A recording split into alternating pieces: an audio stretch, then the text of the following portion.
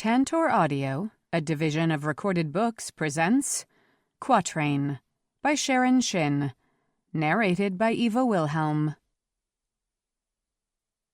Flight 1. Finally, the rain stopped. We had gone 3 full weeks without seeing the sun, and in fact the past 2 months had been damp and dreary almost without interruption. The oldest hands on the farm had wearied the rest of us with endless stories about past summers in which rain had flooded the land or drought had seared it. But within the last few days even they had seemed so sick of storms that they had given up talking about the weather. There was great rejoicing all through the compound when the clouds parted and a sickly, apologetic sun made its first appearance. The children went running through the sodden gardens, kicking up sticky sprays of mud. The men hurried out to check the crops and see if there was anything to salvage. In the kitchen, the women talked together as they churned the butter and kneaded the bread, beginning the long preparations for dinner with more animation than they had shown in weeks. It would have to be a particularly sumptuous meal, everyone agreed, not only to celebrate the return of the sun, but also to honor the guests who had arrived that morning specifically to chase away the rain. Angels, 3 of them, all from Windy Point, the angel hold a good 3 days' ride away. Thaddeus had left the compound nearly a week ago to beg for a weather intercession, but I had not really expected to see any angels materialize in answer to his pleas. I'm not sure why. Everyone knows that one of the things angels do best is fly high above Samaria and lift their gorgeous voices to Jehovah, praying for sun or storm or medicines or grain. Everyone knows that the God listens to them. Everyone knows that angels exist to mediate between mortals and the divine. I suppose it was just that I had hoped I would never in my life see an angel again. "The archangel is so handsome," Neri was saying to Ruth as they sat together at the table chopping vegetables. "I never would have expected that because he's so old, but he smiled at me and I almost fainted." Standing at the stove stirring a pot of gravy, I smiled to myself. Raphael would hate knowing that a 20-year-old girl thought him an old man. He was in his mid-50s and still a spectacularly beautiful creature. Tall and muscled, with flowing gold hair, tawny eyes, and those magnificent gilded wings. In the nearly 18 years that he had been Archangel of Samaria, he had not lost an ounce of his charisma either. He still had a smile that could melt your bones or charm you into his bed, where so many women had spent so much time. If Neri showed him the least hint that she found him attractive, she could sleep with him tonight and perhaps be the lucky mother of an angel baby 9 months from now. I hoped she would not be so stupid. "Oh, yes, Raphael is simply gorgeous," Ruth replied, "but I thought the other one seemed more approachable. What was his name?" "Saul?" Neri replied. "I thought he seemed a little intense, actually, although I like that in a man sometimes."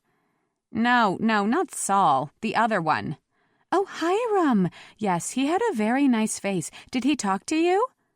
"No, but I'm sure I saw him look my way this morning when I was serving breakfast." "I wonder how long they will stay after dinner," Neri said. "I wonder if they will spend the night. I wonder where they will spend the night." "Neri," Ruth hissed. Then the 2 of them dissolved into giggles. I was fairly certain that Thaddeus and Eve expected the angels to be their overnight guests. Rooms had been prepared for them at any rate, and it would only make sense for the angels to stay. Neighbors from all the nearby farms had been invited to join the 50 or so souls who lived on Thaddeus's property, and the planned celebration would no doubt go on long into the night. I supposed it must be a 4 or 5 hour flight to Windy Point from here. Rather a distance to cover if the angelic visitors got a late start or consumed too much wine. Or found other inducements to stay. "What do you think? Shall I wear my red dress?" Neri was asking. "Or is it too fine for a simple summer dinner?" "Oh, it's too fine. What about your green dress, the one with the flowers? I think I'll wear the blue dress that matches my eyes." lend you my sapphire earrings." I didn't waste any time wondering what I might wear to the banquet, since I didn't plan to attend. Thaddeus was quite egalitarian in his approach to management. He expected every employee to call him by his first name, sit with him at the table, and work wholeheartedly to keep the farm profitable, while the family, Thaddeus, Eve, and their 3 children, sometimes dined in a more elegant state when they were entertaining company. For the most part, Thaddeus didn't recognize much division between classes, and he surely knew that every man, woman, and child in the compound was dying to get a closer look at these most fabulous and exotic visitors. But I had seen angels before. All my curiosity had been satisfied long ago. I had even seen 2 of these particular angels, though it had been nearly 2 decades, and it seemed unlikely that Saul would recognize me after all this time. I had gained a little weight, and I wore my dark hair in a much shorter style. And anyway, I had never done anything particularly memorable when Saul was around. Raphael, of course, would know me the instant he saw my face. Neri and Ruth continued their chattering, joined from time to time by other girls who passed through the kitchens, their arms full of cheese or bread or freshly picked vegetables. Some of the older women joined in the speculation about what might please the angels, and a few of them touched their hands to their hair or their hips, as if contemplating what they might do to draw the attention of the visitors. But no one asked me which angel I found more attractive. No one asked me what I planned to wear to dinner. The other workers liked me well enough, but they didn't consider me a frivolous woman. In fact, these days, I was about as far from frivolous as it was possible to be. During all the talk and all the work, I kept half my attention on the door, waiting for the sound of wagon wheels. My niece Sheba had been sent to the nearest ranch to barter for a pig that we could serve with the evening meal. Not a very glamorous commission, and the other girls her age had begged to stay home, where they might manage to throw themselves into an angel's path. But Sheba had laughed and flipped back her thick dark hair and told Thaddeus she didn't mind picking out pigs and sharing a cart with livestock. I supposed that one of the reasons she was so willing to go was that David was driving the wagon, and David was madly in love with her. Sheba was too much of a flirt to let David know how much she liked him. Her primary purpose in life appeared to be to keep the young man in a state of hopeful agony, but she certainly wouldn't mind spending a few hours basking in his worshipful adoration as they traveled through a countryside made newly agreeable by the cessation of rain. As soon as I heard the creak of the wagon and the clop of the horses' hooves, I made an excuse to leave the stove and move to the back door so I could watch their arrival. David pulled the cart up close to the door so that Sheba wouldn't have to dirty her shoes in the mud that covered every inch of the property that wasn't actually sown with crops. I assumed he would then take the luckless pig down to the slaughterhouse where it would be readied for the meal. I saw it snorting and nosing about in the back of the wagon. It was big and mottled and fat, and I was sure it would be tasty. David drew the wagon to a halt and clearly intended to climb out to help Sheba down, but she was too quick for him. With a smile and a wave, she hopped to the ground, her skirts swinging and her dark hair fluttering around her face. "That was fun," she called carelessly to David. "Will you sit with me at dinner?" he called back. She only laughed and did not answer, just ducked through the door and let it fall shut behind her. Once inside, she glanced around to see who was present and what chores might be left to do. She was the most beautiful girl in the entire compound, but she was also the hardest working. Some of the other young women resented her, but the older ones loved her. I loved her and I resented her. I would have given my life to keep her safe. In fact, I had practically done so. If I had not had her to care for all this time, oh, how different my last 14 years would have been. She loved me and resented me, too, though these days the resentment was winning out more often over the affection. She thought I was too strict, too watchful, too suspicious of her time. She wanted to travel to Lumino or Samaria, the most mysterious and beautiful cities of Samaria. She wanted to wear tight-fitting dresses with low necklines and highlight her eyes with liner and shadow. She wanted to be a desirable girl. Well, I knew all about what happened to desirable girls, particularly when they were barely 17. It didn't help that she resembled me so closely, as if I, and not my sister Anne, had been her mother. Like I once did, she wore her thick, dark brown hair past her shoulders. Its lustrous waves provided the ideal frame for her flawless olive skin and brought attention to her huge hazel eyes. She affected simple styles, which just played up her perfect features and full figure. David was not the only man at the compound who couldn't keep his eyes off her. She looked luscious and unspoiled, yet rich with promise. Pretty much exactly the way I had looked when I was 17. "How was your trip to Benjamin's farm?" I asked her. "Were the roads bad?" She pushed her hair behind her ears. "Covered in mud. We didn't have any trouble on the way out, but we got stuck twice on the way back. David said it was because the pig was so heavy." I glanced down at the hem of her dress, which showed only the faintest smears of dirt. "It doesn't look like you had to get out and push the wheels free." She smiled, a wicked look. "David didn't want me to get muddy. I guided the horses while he pushed." "And how were Benjamin and his family?" I asked. "Very excited about coming over tonight for dinner, and very happy to see the sunshine. He says he's lost everything in the southern field because it lies so low the water would never drain." That was the sort of detail it would never occur to Ruth or Neri to ask about, or to retain if it was offered to them. That was what made Sheba so exceptional. She was not just beautiful. She understood what was important, or at least what mattered to other people. She had probably inquired after Benjamin's crops, her lovely face serious, her attention wholly focused on his replies.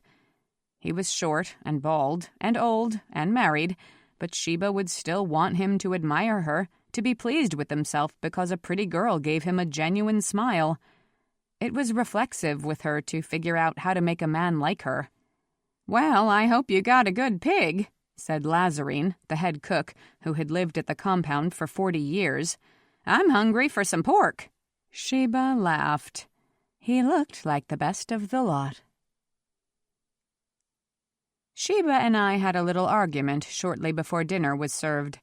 The kitchen staff had gone upstairs in shifts to change their clothes and style their hair and otherwise prepare themselves for the grand meal. Sheba and I no longer shared a room. 2 years ago, she and a girl named Hara had taken quarters together, while I inherited Lazarine as a roommate. I understood that this was a necessary step for Sheba's independence, and it was a relief to move in with someone as quiet and reasonable as Lazarine, but I couldn't help fretting. Hara was a particularly silly 16, a pink-cheeked blonde with an annoying giggle. She wouldn't be the one to hold Sheba in check if my niece ever decided to be wayward. I was not above rising in the middle of the night and stalking the corridors, checking to see if any of the girls were out of their beds and engaged in illicit activities. Although I knew well enough that if Sheba wanted to misbehave, no amount of vigilance on my part would stop her. We headed to our rooms separately, and I went through the motions of improving my appearance, just so no one would wonder why I was not dressing up for the angels. I even threaded a ribbon through my hair, still as dark as Sheba's, and put on a gold necklace to brighten my dull blue gown. I paused for a moment to study my reflection.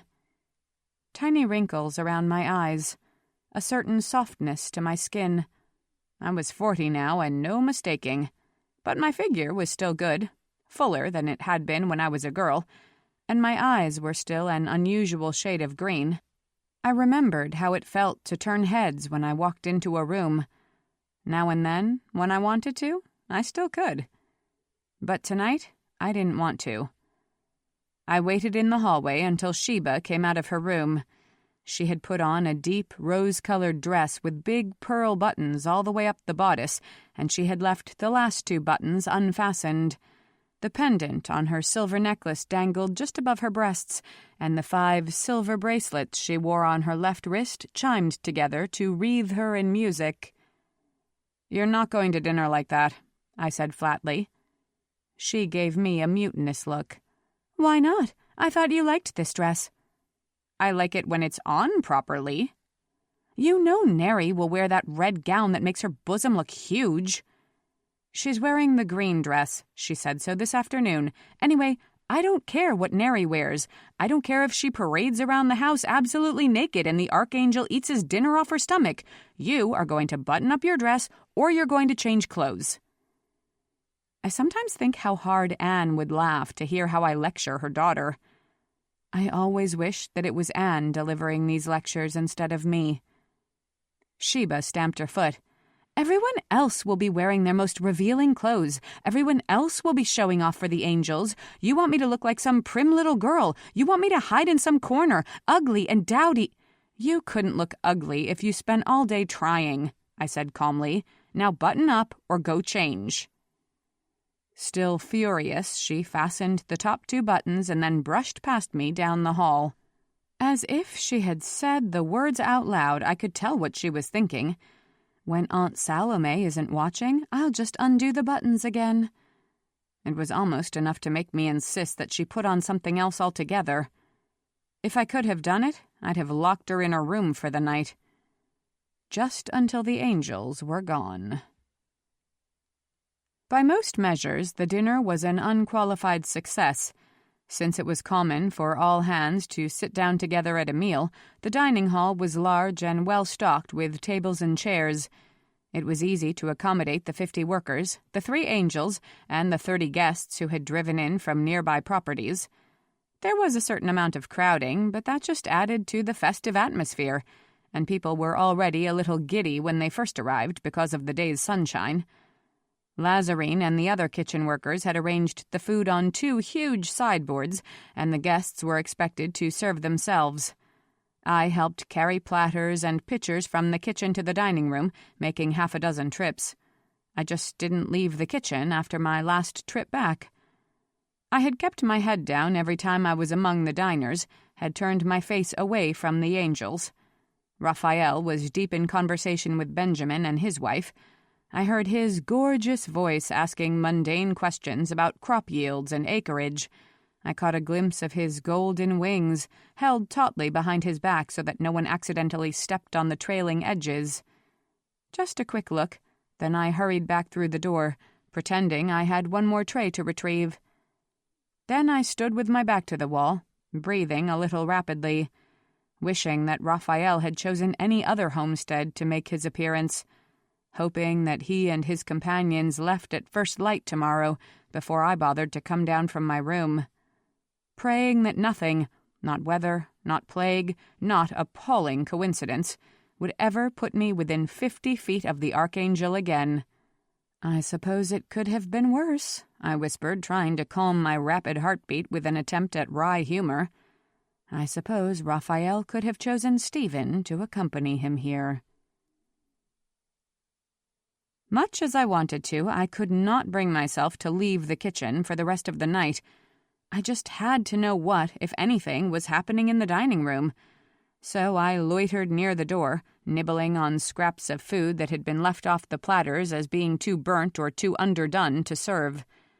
I couldn't distinguish much of the conversation, but I heard bursts of talk, frequent laughter, and now and then some distinct sentence in Raphael's mellifluous voice. When I peeked inside, I saw Neri sitting as close to Saul as she could draw her chair, while Ruth had managed to get herself placed across from Hiram. I gave Ruth credit for finding Hiram more likable than Saul, not because I had any reason to think Hiram was a particularly admirable man, but because Saul had a dark soul and a brittle heart. He was a well-built, attractive man with coloring almost as fair as the archangel's.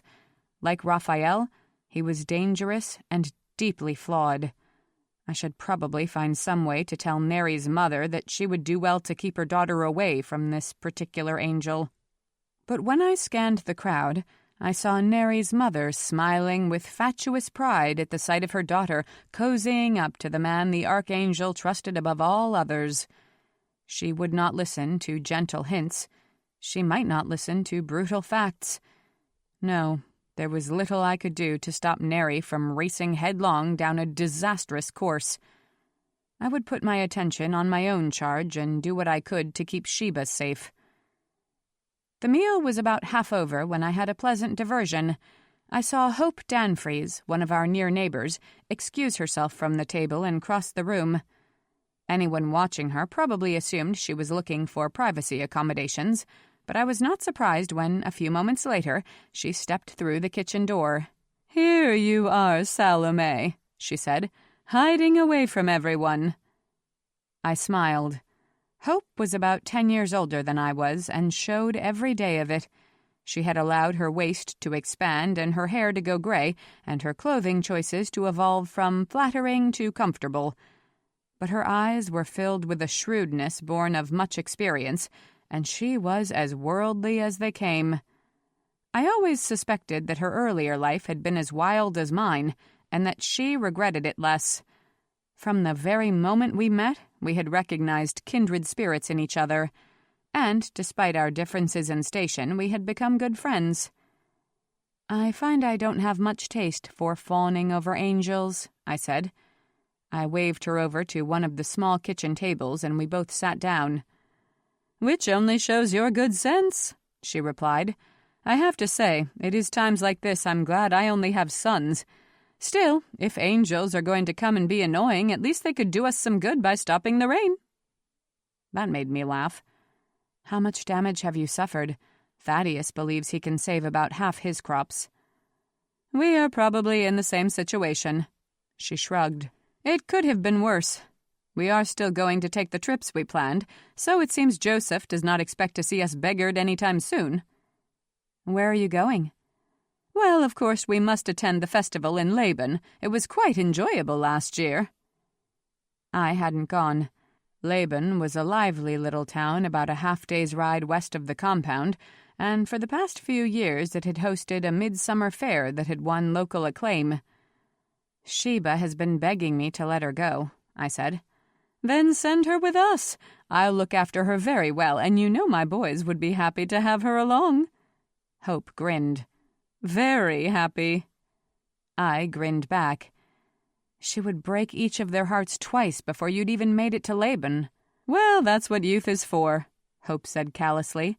"Learning how to mend your heart." "I wouldn't want to burden you with the responsibility of looking after Sheba," I said. "But maybe we could both go with you? I might enjoy the festival as well." "Oh, yes, please do. I would be delighted to have your company. But you must write away instantly to reserve a room. All the inns will be full to overflowing. I can give you the address of the place we're staying." The more I thought about this plan, the better I liked it. And if I take her to Laban, perhaps Sheba will think I am a loving and indulgent aunt instead of a cruel and hateful one. Hope laughed. "No, she won't realize how good you are for at least another 10 years. Young girls are stupid, but mature women are wise." I tried not to sigh at that. "So, besides Laban, where do you plan to travel?" She looked excited. "We're going to Valora." "Really? I envy you. But why?" "Joseph wants to introduce himself to Gabriel before he becomes Archangel," she said, laughing a little and shaking her head as if to say, "Men, what odd notions they have." "Can you believe that? But he says every Samarian landowner of any significance should make himself known to the Archangel, and he thought he should go see Gabriel now before he becomes too busy with other concerns. Apparently he introduced himself to Raphael 20 years ago, as his father introduced himself to Raphael and to Michael and his grandfather to the archangels before him." I just looked at her, my expression neutral. "How very enterprising." She burst out laughing. "How very self-important. But I don't mind, as I get a trip to Valora out of it. Have you ever been there?" Indeed I had. For a couple of years I had actually lived in Valora, the charming, prosperous little town situated at the foot of the Velo Mountains. It had sprung up some time ago to service the Eyrie, the angel hold in the Bethel province. It was not as sophisticated as Samora or as beautiful as Lumino, but it was a lovely town where you could buy almost anything your heart desired. If your heart desired commodities that could actually be purchased. Yes, but it's been years, I said. I'm sure it has changed a great deal. I admit I am curious to meet Gabriel, Hope went on. They say he is much colder and more stern than Raphael, passionate about justice but not particularly likable. I gave her a straight look. It might not be a bad thing to have an archangel who is a little reserved, I said. She grinned. Oh, but the angel seekers don't agree with you. They lament the fact that once Gabriel takes over, they will not be so welcome at the Three Holds to sleep with any angel who is willing. I find it hard to believe that Gabriel's icy attitude will keep the rest of the angels from taking a tumble with any girl who shows an interest, I said. No, and we need new angel babies after all, so there is no use moralizing about it, Hope said. She stood up and shook out the ample skirts of her lavender gown. You and Sheba are welcome to go with us to Alora if you like, she added. We are going straight there from Laban, in fact. I came to my feet and shook my head. I don't think Thaddeus would like us to be gone so long, I said. And you have no taste for fawning over angels, she repeated. I smiled. Exactly so. Alora holds no allure for me anymore. She tilted her head and surveyed me. The world might have changed since the last time you were there. I said, not that much. 2. It was at least another hour before the meal drew to a close. From my vantage point at the doorway, I could see diners folding their napkins and settling back in their chairs, expressing satisfaction with the food. A moment later, Thaddeus leaned across the table to address Raphael. "Would it be rude for me to ask if you or your companions would be willing to sing for us?" he asked. "So many in this room have never heard an angel's voice lifted in song, but you might be tired from your long hours lifting your voices to Jehovah." "Never too tired to sing," Raphael said instantly. The other two nodded. "In fact, it would be an insult if you did not ask us," Saul said. Thaddeus gestured. "This is the only room we have large enough to accommodate us all.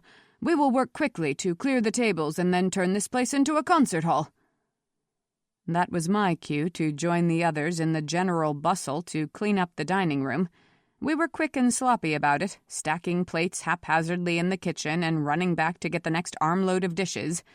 Within 15 minutes, the tables had been wiped down and everyone was redistributed around the room. Raphael and the other angels stood before the head table, their unfolded wings overlapping behind them in an undulating, feathered wall. They waited until the room was completely silent. Then they began to sing.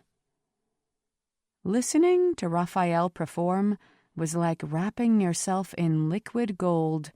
His voice was that rich, that mellow, that seductive. It promised all sorts of delicious intimacies. Saul and Hiram added high and low harmonies, each note so perfectly pitched that the knobs of my spine tingled with pleasure. They were not singing sacred music tonight. Oh, no. This was a romantic song by some modern composer, designed to set girls' hearts fluttering and make young men look around for a conquest. Even I, hovering at the doorway, suspicious and hostile, felt moved and wistful and full of longing as the trio of angels sang about love. The song came to an abrupt end in an utterly silent room. Before anyone in the audience had time to applaud or even breathe, the angels launched into a new piece. It was entirely different. This was a marching song, or a drinking song, with a strong beat and a rousing chorus. Within 10 measures, half the listeners were clapping along. A second energetic song followed the first, and then the angels offered another ballad. This time Hiram took the melody while the other two offered supporting harmonies. Their final selection was softer, sweeter, almost a lullaby, clearly a signal that the evening, or at least the entertainment portion of it, was drawing to an end. When they concluded the last song with a final, sustained major chord, The audience roared out its approbation. Everyone surged to their feet and applauded madly, some of the boys shouting and whistling. A few people pounded on the tables or stamped their feet. Raphael smiled most graciously and tilted his head forward in what was almost a bow. Hiram waved back at the crowd.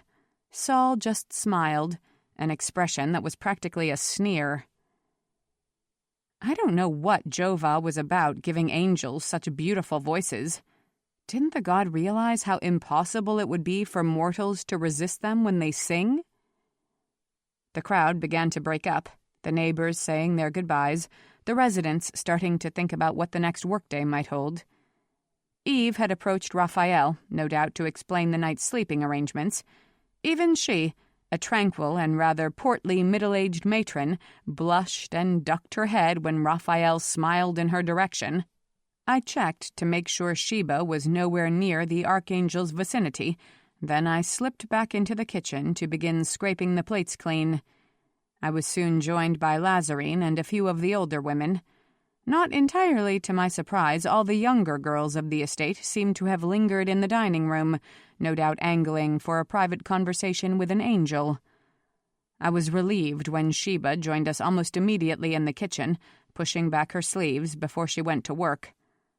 But the small, satisfied smile on her face gave me pause. Had she found an opportunity to talk to one of the angels? And which one? Had they made an assignation or merely indulged in an exchange of compliments? I wondered if I should spend the night sleeping on the floor outside of Sheba's room.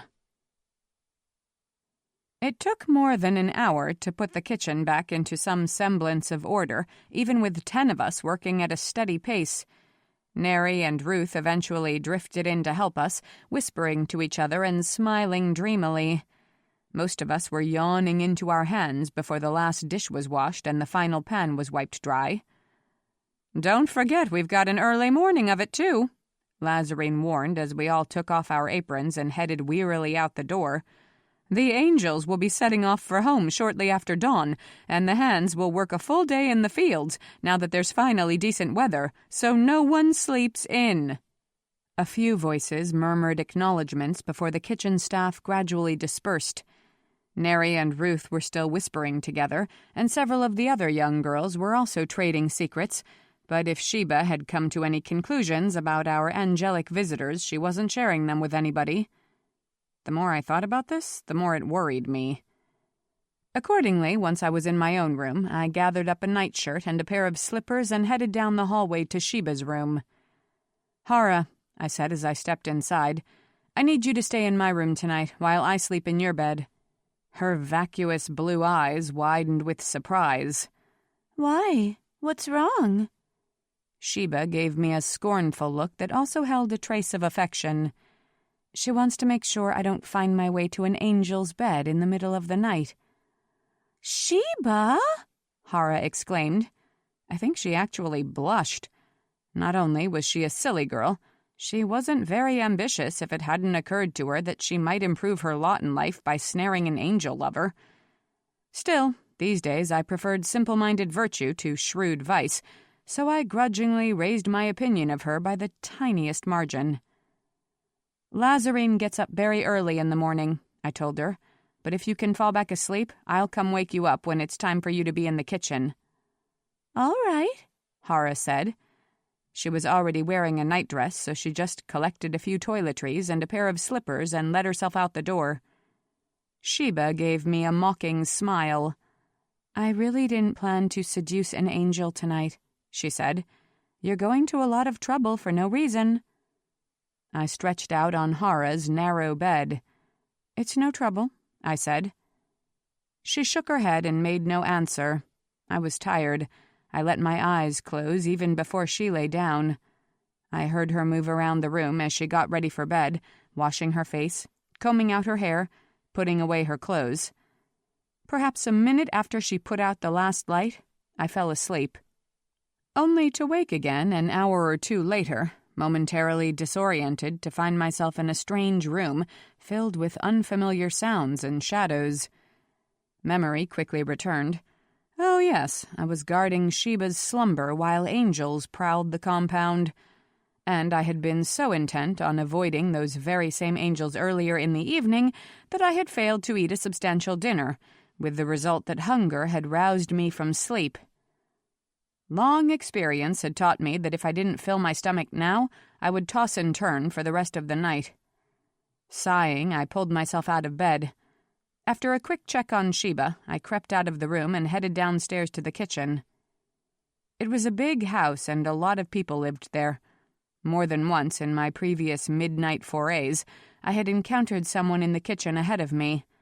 Thaddeus was the one I came across most often, and we had shared some companionable late-night conversations over cold meat and warm milk.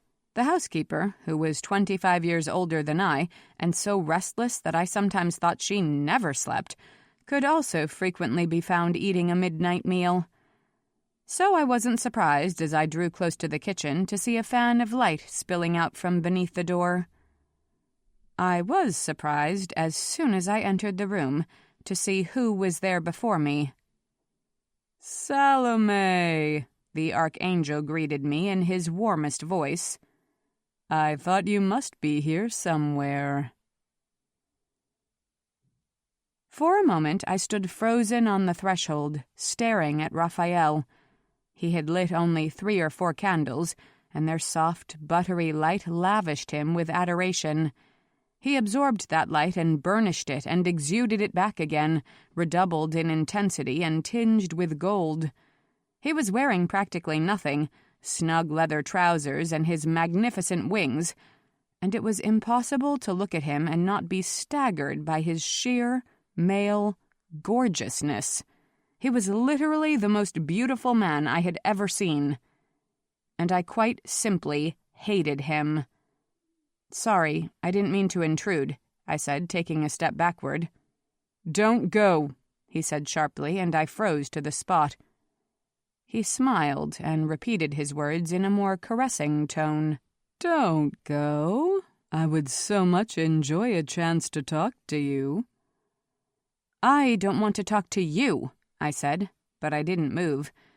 It was hard to do anything else when Raphael issued a direct order. So I stayed. He glanced around the kitchen as if assessing the worth of the whole compound from this one room. "So, this is where you went to ground," he said. "Have you been in Jordana all this time? At this very farm? What a very bucolic lifestyle for such a cosmopolitan girl." "I've been here the past 10 years, I said. "And before that?" I shrugged. "Different places." "I would have expected to find you in Lumino," the archangel went on. "Indeed, I did expect to find you there. I looked for you every time I was in the Blue City, but I always came up empty. But a farm? You never struck me as the agricultural sort." "Maybe you never knew me as well as you thought," I answered. He laughed at that, a low, indulgent sound. "Oh, I think I knew you very well indeed," he replied. "And the instant I saw that girl's face tonight, what's her name, by the way?" "Sheba," I said, my throat suddenly tight. Of course he had recognized Sheba. I should have thought of that before now. "The instant I saw Sheba's face, I knew you must be nearby," he continued. "Never did a girl look so much like her mother." I took a short, swift breath. "She is my sister's child, not mine," I replied. He looked unconvinced. "How old is she?" 17. "Yes, and 17 years ago, I remember quite distinctly, you were pregnant with an angel's child." "It was 18 years ago, and my baby died," I said flatly. "Don't you remember? A stillborn angel boy. I gave birth to him at Windy Point." He tilted his head to one side. "Of course I remember, but I thought you managed to get pregnant a second time." "No," I said, my voice barely audible. "Right after that, I gave up on angels altogether." He responded with a light laugh. "And what a loss that was to all 3 angel holds." I'm sure you could find plenty of other angel seekers to take my place." "Oh, dozens of them, hundreds of them," he agreed negligently. "But there was always something about you, Salome. A brilliance, a hard shine. I always thought you would have made a spectacular angel if the god had thought to give you wings." "From what I know of angels," I replied in a polite voice, "I am pleased that he chose to make me mortal instead." Raphael laughed again. "So this Sheba, this niece as you call her, she was your sister's child? Was I acquainted with your sister?" "Sheba is not your daughter, if that's what you're asking," I said. He looked amused. "Well, it would be helpful to know that in advance," he said, "in case, for instance, certain circumstances ever arose." "If you ever try to take Sheba to your bed, I swear I will make you regret it." Now he laughed even harder. "I don't think it's very wise of you to threaten the archangel," he said. "Sheba is going to stay clear of angels forever. She's not going to make the mistakes that I made." "And that her mother made? Am I right in guessing that her father was an angel, even if that angel was not me?" I was silent. "So it's true," he said. "And your sister, what was her name? I simply cannot place her. Does she look like you?" "She's dead." "Very well, then. Did she look like you?" "Somewhat. Anne was more fair in coloring, a little shorter. Her eyes were brown." "And was fair Anne an angel seeker as well?" I was silent for a long moment, but he waited with unshakable patience, obviously determined to learn the answer. "Anne wasn't an angel seeker, haunting the holds to find a lover," I said at last. "As far as I know, she took only one angel to her bed. Sheba was his child." "And the name of Anne's angelic paramour?" I had to whisper. "Stephen." Raphael threw his head back and laughed. The sound was so loud that I expected half the household to wake and come running to the kitchen. Little though I wanted to be caught having a private meeting with the archangel, I thought I would relish the interruption. I wanted out of this conversation now. "Oh, but that's rich," the archangel exclaimed. "Your sister stole Stephen right from under your nose and bore his daughter. If Sheba had been an angel child, your humiliation must surely have been complete." "Trust me, Raphael," I said grimly. "It was complete nonetheless." "We miss Stephen at Windy Point," Raphael said. I tried not to let my sudden sharp interest show on my face. I had had no news of Stephen for 18 years. It had not occurred to me he might have relocated to some other hold. But I knew Raphael would withhold details if he thought I wanted them, so I pretended that I was not eager for every scrap of information he might let fall. Raphael continued, "He left for Monteverde, 12 or 15 years ago. Practically an insult, Saul says.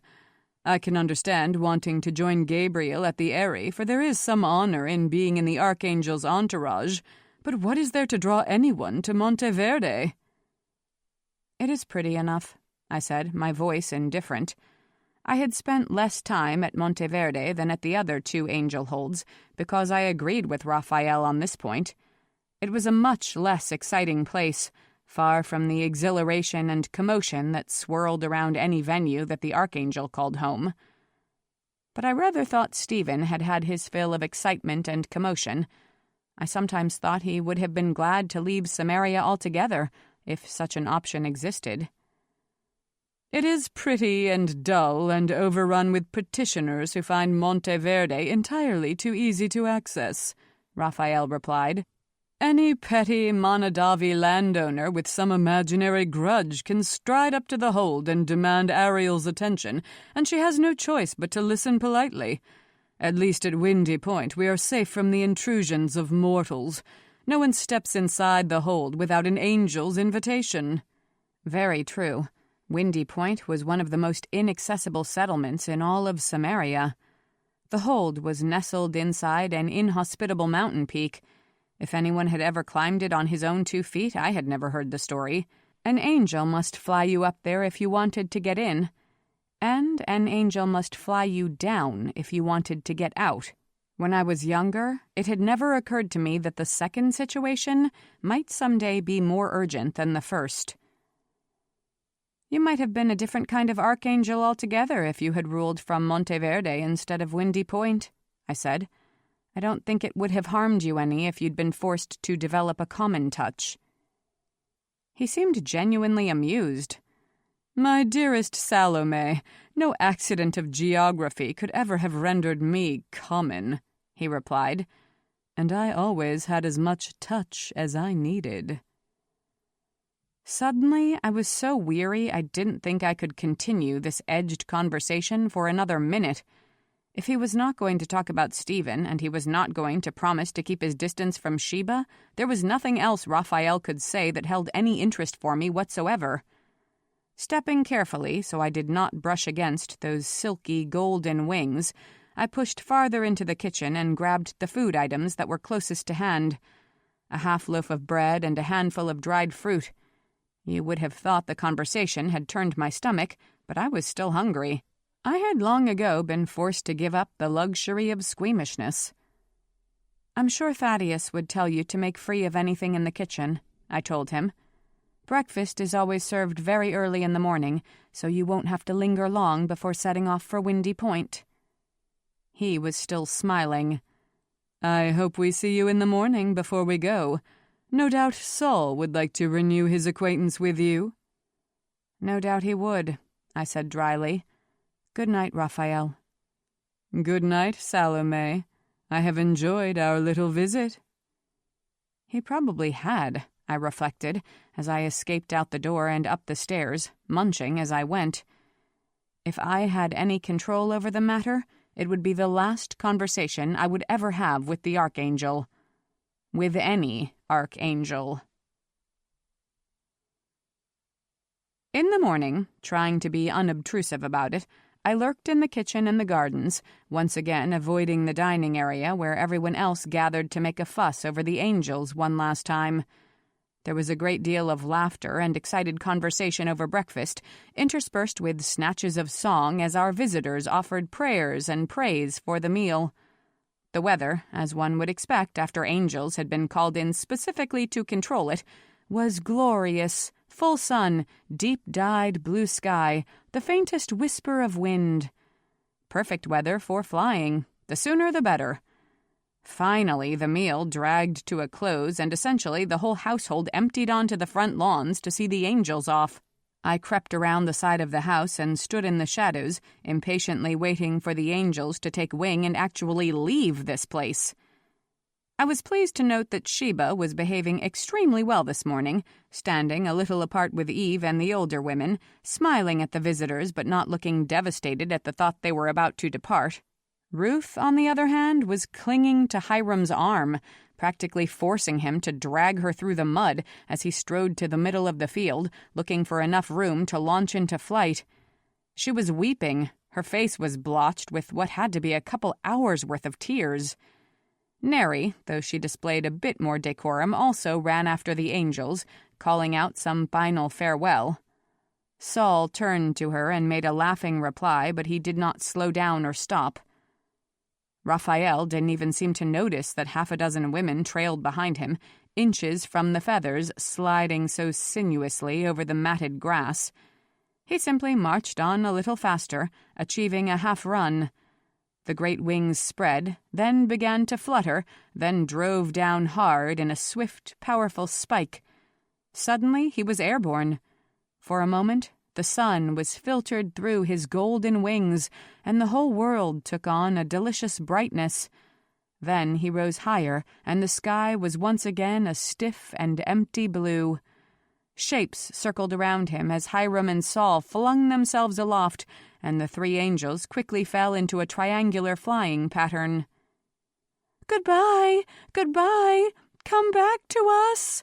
the girls cried out, waving even more furiously and wiping tears from their cheeks. The angels flew higher, then performed a showy maneuver, sweeping around in formation and diving toward the ground again, merely to bedazzle the mortals watching.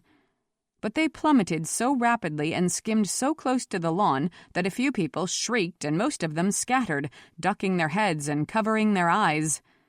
I heard the windy, ruffled sound of their wings beating in perfect time. When they lifted themselves skyward again, one of them had acquired a burden. Saul had snatched Neri up in his arms and was carrying her with him, back to Windy Point. 3. The weather continued exceptionally fine for the next 2 weeks.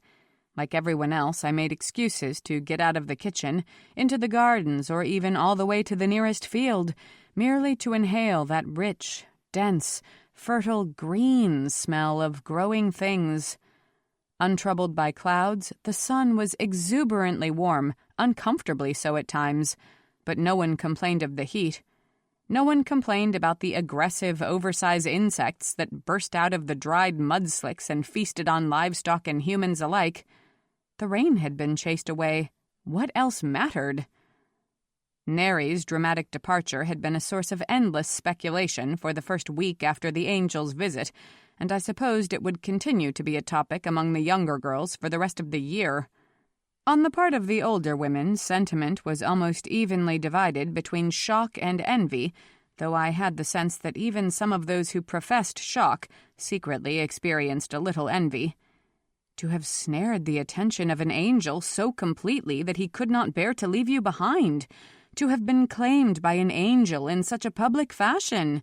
Surely Saul was infatuated with our Neri. Surely he would shower her with all sorts of gifts and lavish upon her an intense and poetic affection.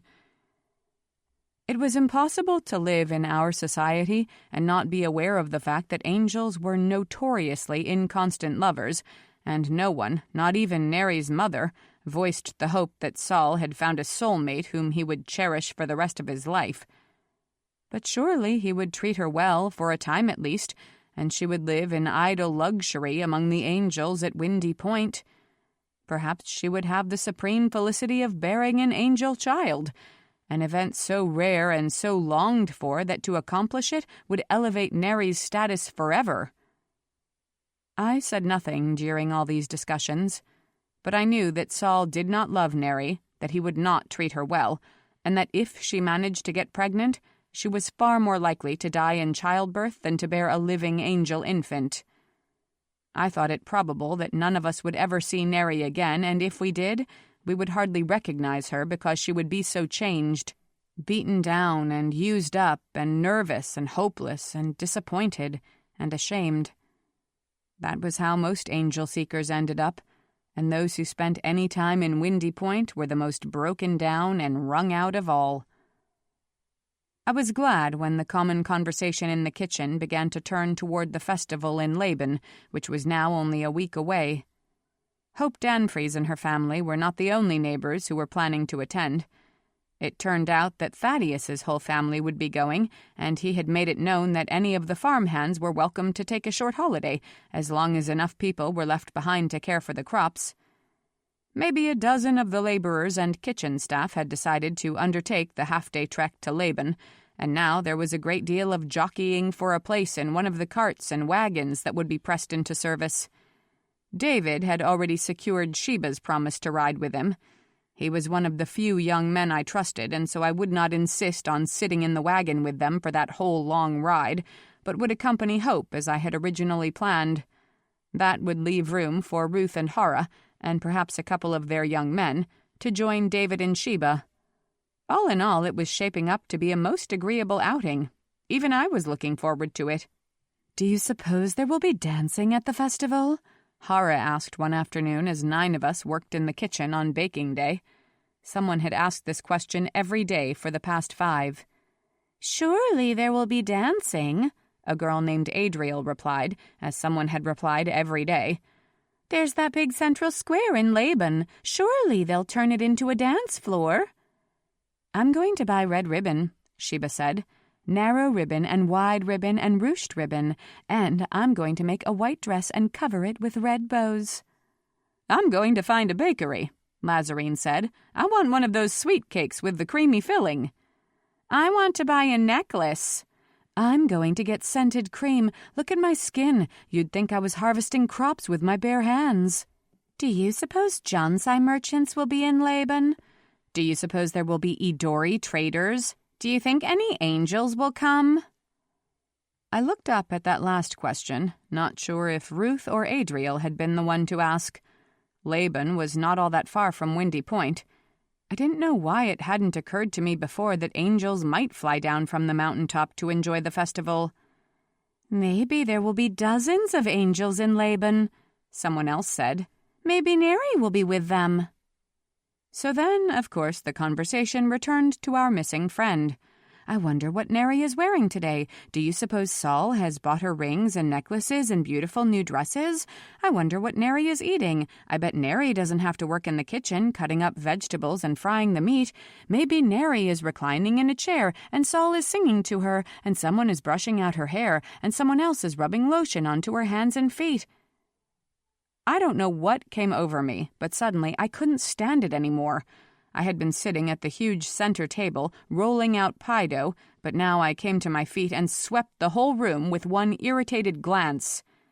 "You think it is so romantic to take an angel as your lover," I said. "You imagine being caught up in an angel's arms and carried all the way to Windy Point. Have you ever been at the Angel Hold? Have you ever been picked up and flown halfway across the province? Do you know what it's like? No?" I stepped up to Adriel and, grabbing a handful of her long brown hair, I whipped it around her eyes and face. "When you fly with an angel, he clutches you tightly against his chest because he would not want you to fall several thousand feet to your death. He's holding you so close that it's hard to breathe, but you're afraid to protest because you don't want him to let you go. He flies so high above the land that you're utterly freezing. You can't feel your toes, and your face is streaked with tears, and you can't wipe your nose because you can't get a hand free, and you know you have never looked so ugly in your life. But you don't care because you're so terrified you can scarcely think. You can't look down or you would start screaming. The world is so far away and the wings holding you aloft are so fragile, you cannot imagine that you will survive the flight." I moved away from Adriel and came to a halt in front of Ruth. "But you do. You land at Windy Point and you collect your thoughts and you look around. This is an angel hold. It must be a place of wealth and luxury and comfort and ease. But no one comes to greet you or show you to a room. No one tells you where the kitchens are or when the meals might be served. You're an angel seeker and everyone here despises you." I smoothed Ruth's cheeks as if I was applying rouge. I straightened her shirt as if helping her dress. "You must fend for yourself. You must try to find a protector among the angels or a friend among the mortals. You must try to please the cooks so they will be willing to feed you and work in the laundry so that you have a way to clean your clothes. You must learn how to live among these people." I spun around to point at Hara. "But you're thinking, I'm a pretty young girl. There will be plenty of angels who like me, who want to take me to their beds." And maybe that will be true. I bent over to murmur in Hara's ear, though I spoke loudly enough for everyone else to hear. She sat frozen in her pink and blonde state, clearly unnerved by my performance. "But perhaps you've never slept with a man before, and you're not sure how it goes," I said, my mouth so close to her hair I was practically kissing it. "Perhaps your angel lover might ask you to perform an act that you find degrading, or painful, or frightening. Can you refuse him? Are you strong enough to push him away if he insists? Will anybody help you if you free yourself from his arms and go running out into the hold in the middle of the night?" I straightened up and glanced around the room again. All the women were staring at me with varying degrees of horror, depending on how good their own imaginations were, or how comprehensive their memories. "Don't think the Angelica will give you aid," I said. "They say that Raphael's wife is rarely seen in the halls of Windy Point these days. Long ago she withdrew to her own suites, as far from the archangel as she could manage. Was she revolted by the acts he asked her to commit? Did she feel betrayed when he began importing angel seekers the very week that he married her and brought her home? Does she hate him? Fear him? Love him still? No one knows. Leah never comes out. I spread my hands. But you are thinking, I do not need the Angelica's help. I will give any angel my body any way he wants to take it. I can be happy at Windy Point. And maybe you can, if you can learn to endure the wind. Now I flung my hands in the air.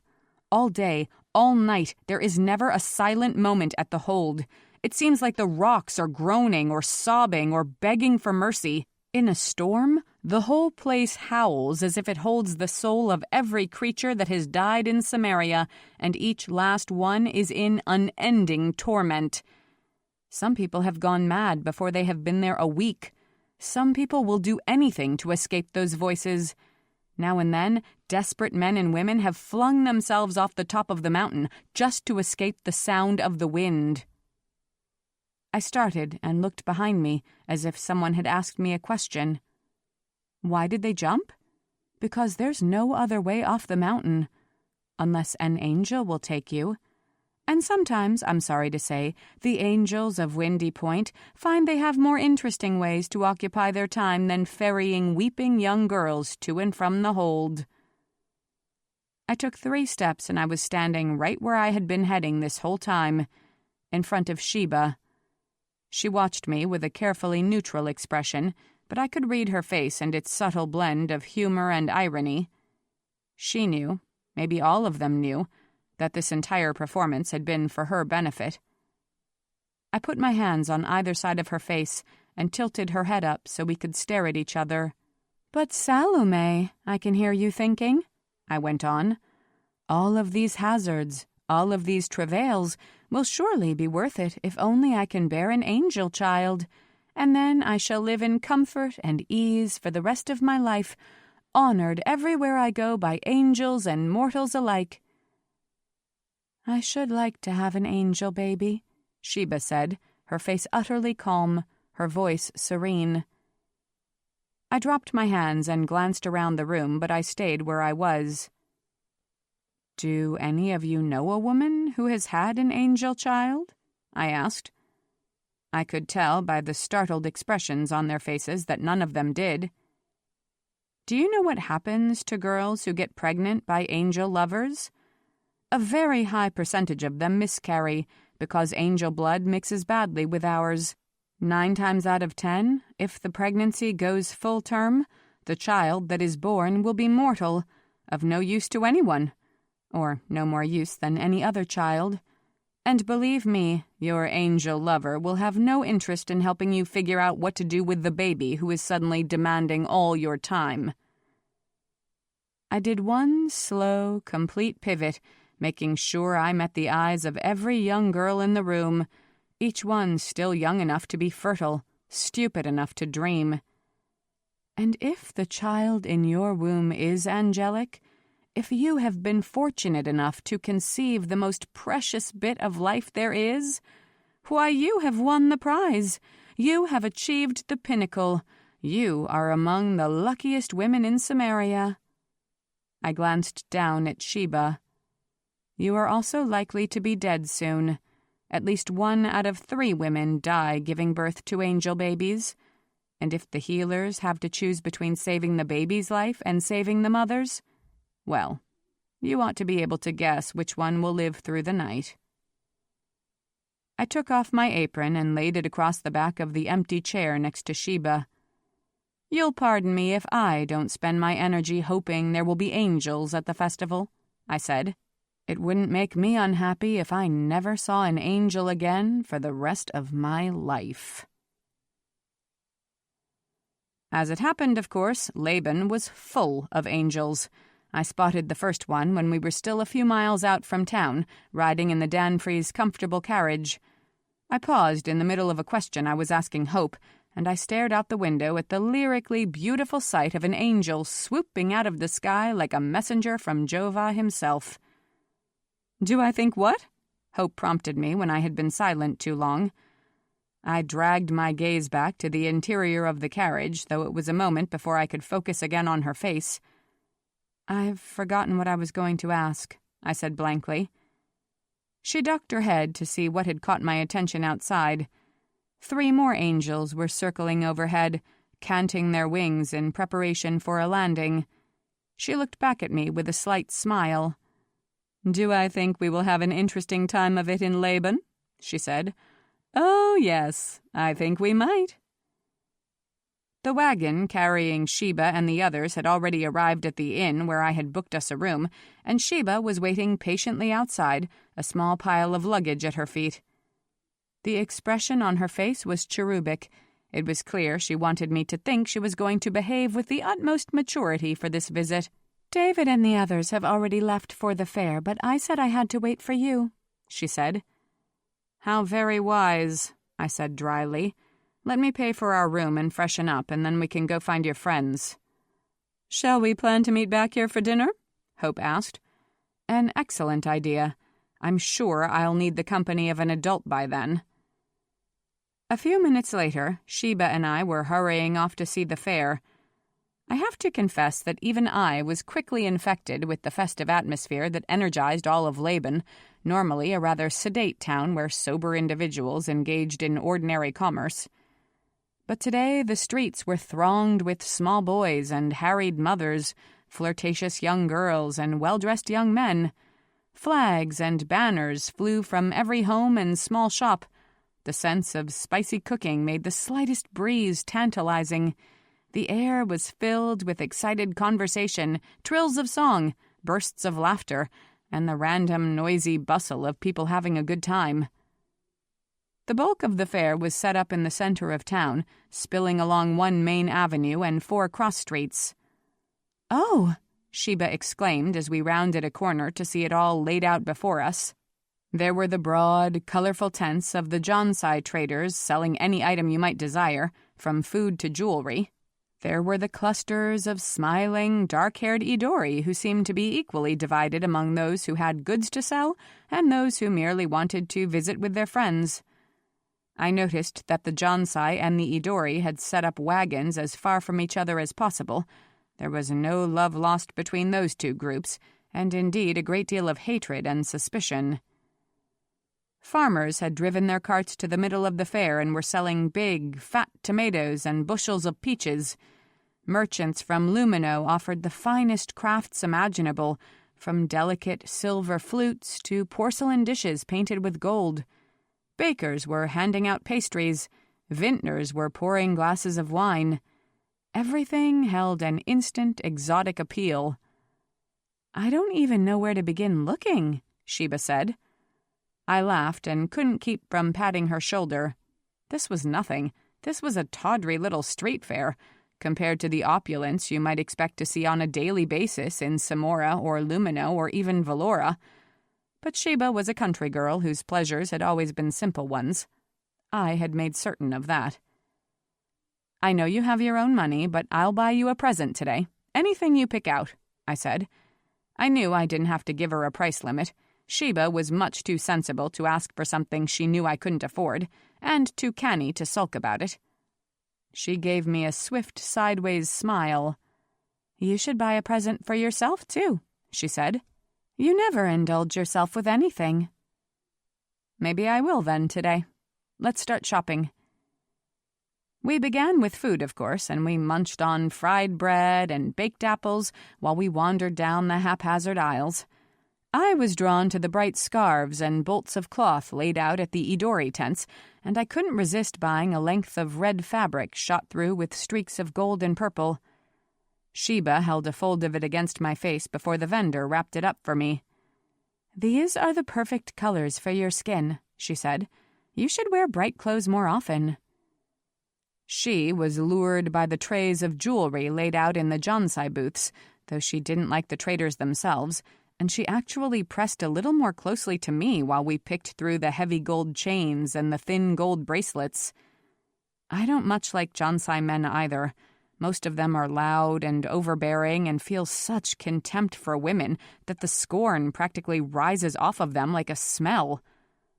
Their own women cower unseen in tents and wagons, though sometimes you can glimpse their veiled faces peering out as if they long to take in more of the world. "I want a bracelet, but I don't want to buy it from him," Sheba whispered, after we had considered and rejected a number of baubles. "Then let's go see what the Samoran merchants have to offer," I said. The wares tended to be more expensive when they came from Samaria, but the buying experience was much more enjoyable, and she ended up with a lovely gold bracelet hung with clattering charms. Ruth and Hara were at a booth nearby, and I did not object when Sheba wanted to run over and show them her new acquisition, and I did not refuse when she turned back and asked if she could spend the next few hours wandering the fair with them. She had been so good, and goodness is so often not rewarded. I waved and let her go. And then I was alone at the fair. I glanced at the sun. It was mid-afternoon, and I had plenty of time before I was to meet Hope for dinner. I found I was hungry again. Something about roaming through the open air of the festival stirred up my appetite, or maybe it was just the sheer luxury of being able to eat a meal that I had not had to prepare with my own hands. I stopped at every booth selling any kind of food and took samples of everything, from meat to bread to sweets. It was all delicious. I was near the northern edge of the fair, at the last cross street that held any booths, when I heard the singing. My hands resting on a pile of apples that I had been sorting through, I turned my head to listen to the effortless harmonies drifting down the alley. "Angels," said the woman running the fruit stand. "They've been singing all day. I feel drunk with the music, and I'm not one who's ever cared much for singing. I guess I never heard angels before." "I've heard them," I murmured, "but it's a fresh shock every time." "Do you want that apple?" she asked. I shook my head and put my empty hands in my pockets. "Maybe later," I said. "I'm going to listen to the singing." It was easy to guess which building held the performers, since a crowd of people had spilled out of the door and into the street, listening raptly to the heavenly sounds. As gently as I could, I pushed my way through the mob till I was almost at the door, close enough to hear every note, not close enough to see inside. And then I stood there, jammed hip to shoulder with complete strangers, and let myself be claimed by music. Right now, 2 women were offering a complicated duet, not holy music, not something that would be presented at the annual Gloria, but something serious and sublime nonetheless. The soprano line arched and ached over the dark, melancholy alto like lightning over a lowering sky.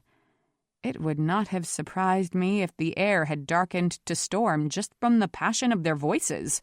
But after a frenzied, twining arpeggio of minor harmonies, their voices suddenly resolved into a triumphant major third, and everyone in the crowd around me gasped. I opened my eyes, it seemed I had shut them, fully expecting to see the street around me washed with brilliant sunshine. It took a moment for me to reorient myself to an ordinary sky and my place in the middle of a crowd. It was some comfort to see similar looks of confusion on the faces of the people around me. The audience inside burst into deafening applause. Those of us out in the street merely shifted our feet and tried to find more comfortable positions. No one made any move to leave. I imagined the 2 women making their way off of a temporary stage and new performers climbing a shaky set of steps. Inside the building, the quiet grew intense, and those of us outside fell silent as well, filled with greedy anticipation. I noticed that my face and shoulders strained toward the doorway and that my whole body was clenched with readiness. Everyone around me had much the same pose. When the new voice rose in song, I gasped so hard you would have thought someone had punched me in the stomach. That was Stephen singing. His voice was a rich baritone, silky smooth. He held each note as if it could be weighed in carats. The first piece I had ever heard him sing was a requiem at the funeral of a woman I had not met, and I had sobbed through the entire number as if I had lost all hope of the god. For a long time, I had not wanted to hear him sing again because I didn't think I could bear the sadness. But then I heard him deliver a love song. I realized that his voice was meant to express deep emotion, any emotion, as long as it was passionate and heartfelt. In all the time I knew him, I never heard him sing a playful melody or a tavern ditty. But when he performed a sacred mass, you would fall to the ground praying, and your soul would make a trembling obeisance. This afternoon, he offered a song of thanksgiving, a gorgeous expression of contentment and well-being. I could see the people around me nodding their heads and smiling at each other. I could tell his voice was infusing them with a sense of serenity and hope, a belief that the world was wondrous and all dreams were within reach. Even I, who believed neither of these things as a general rule, felt my spirits lift and my burdens lighten. Laban was a very good place, and I was having a very good day. Nothing impossible awaited me. Life was a treasure trove of joys. When his voice reached its dramatic conclusion and abruptly ceased, I felt as if I'd been slapped. My head snapped back and my bright mood vanished. Once again, I saw my own emotions mirrored in the expressions of the people around me. But I doubted any of them felt a sense of letdown and betrayal as keen as my own. I had to see Stephen's face. Apologizing in an under-voice, but moving with a great deal of determination, I started elbowing through the throng, pushing my way into the crowded building. A few people elbowed back and some refused to give way, but I managed to inch up the stairs and through the dense cluster of people packed into the back of the room. "Excuse me, please let me through. I'm sorry, please let me get by," I murmured. I had made it a few feet into the interior of the building, and I was deep in a knot of unyielding strangers when Stephen began singing again. This time his deep, steady voice anchored a quartet of performers. I heard the pale oak tenor, the black satin alto, and the crystalline soprano lay their individual architectures over his flawlessly planed foundation. I found myself smiling again. Suddenly good-natured, the people around me agreeably made room when I pressed forward, trying to get closer. I pushed through one more tangle of people and found myself standing behind the back row of chairs, with a clear, unobstructed view of the stage. My eyes went instantly to Stephen. His tall, slender body was so familiar. Those narrow, white wings made a compact silhouette behind his body, as if they had been folded down to the smallest possible shape. There had always been such intensity to Stephen. It had always seemed as though his muscles were corded, his hands were clenched, his wings were quivering with readiness. He had always appeared to be on the verge of something: speech, flight, anger, laughter, declaration, renunciation. Whenever I was with him, I always found myself leaning forward just a little, just as everyone in this crowd leaned forward, listening to the angels sing. My first thought was that he looked no different than he had when I'd met him 20 years ago. But as I stood there, hungrily staring, I gradually realized that that wasn't true. His curly brown hair still fell almost to his shoulders, but it was a little thinner, a little darker. He was still slim, but he had filled out more. His body had a man's weight now, not a boy's. His expression was more set, more severe. If I were closer, I was sure I would see a few permanent lines carved down his cheeks or edging his eyes. He was my age, of course, or close to it, a year my junior, which I had never let him forget. I was the sophisticated young woman who could estimate the worth of a jewel merely by cupping it in her hand. I had bedded my first angel when I was 16. His father had sent him from Monteverde to Windy Point so he could gain a little sophistication of his own by serving with the archangel-elect. He wasn't a virgin when he arrived, but he might as well have been. He understood so little about the games between men and women. He learned them all rapidly and very well. I wondered how many women he had loved in the years since I had seen him last. I wondered how quickly he had lost his soulfulness, his sweetness, his sincerity. Was he by now as jaded as Raphael, as insensitive as Saul? Would I recognize his heart as instantly as I had recognized his face? I studied him as he sang. He stood a little apart from the other performers, all of whom looked to be Sheba's age or even younger. He seemed to be watching them, as if they were children climbing the branches of a tree, and he was afraid they would fall. As if he was standing directly beneath them, his hands already half lifted to catch them when they tumbled down. Perhaps this was their first public performance, and he was guiding them through it. Perhaps one of them was a son or a daughter, and what he was showing was not concern, but love. I put a hand to my throat, as if to hold back the sound of weeping. It was impossible that such a small movement across such a large room, filled with so many people, could have caught his attention. And yet something turned his gaze my way. I saw him recognize me and then freeze, immobile. His eyes bored into mine. He actually missed a note of the music. The soprano sent him one quick, expressive glance of astonishment, while the tenor faltered and then manfully caught up. The alto, wrapped in her own luscious melody line, didn't seem to notice. It was only half a measure, and then Stephen's voice steadied, underpinning the whole complex composition again. The soprano gained the courage to fling her voice up half an octave, and the song finished up on a wildly exuberant flare of eighth notes. The audience erupted into applause, and most of those lucky enough to have chairs surged to their feet, whistling and cheering. The whole time, Stephen did not take his eyes from mine. There were calls for an encore, and the younger angels seemed willing, but it was clear Stephen wanted to get off the stage immediately. Still watching me, he motioned to someone out of my sightline, and a heavy-set young man climbed the stairs to take his place.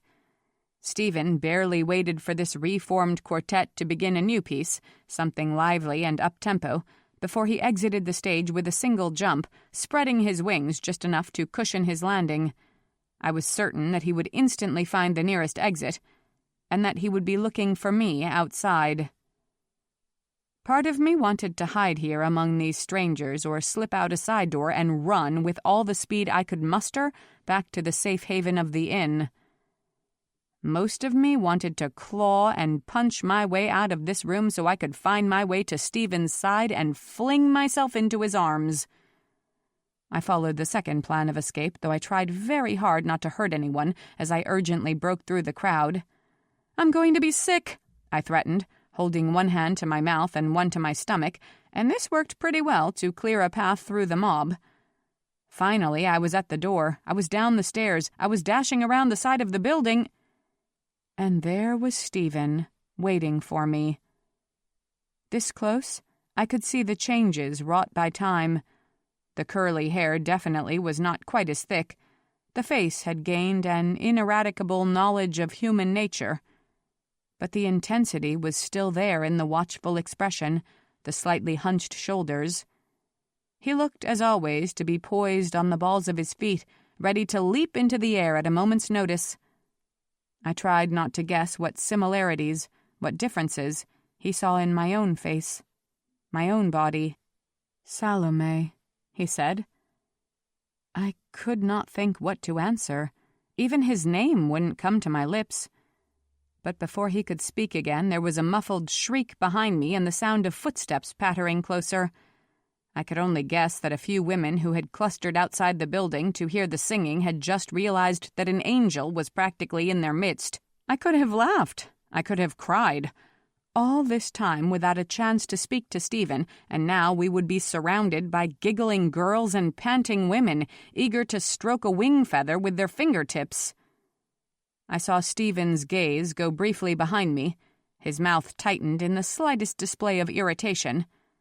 Then he took 3 running steps in my direction, scooped me into his arms, and flung himself into the brilliant summer sky.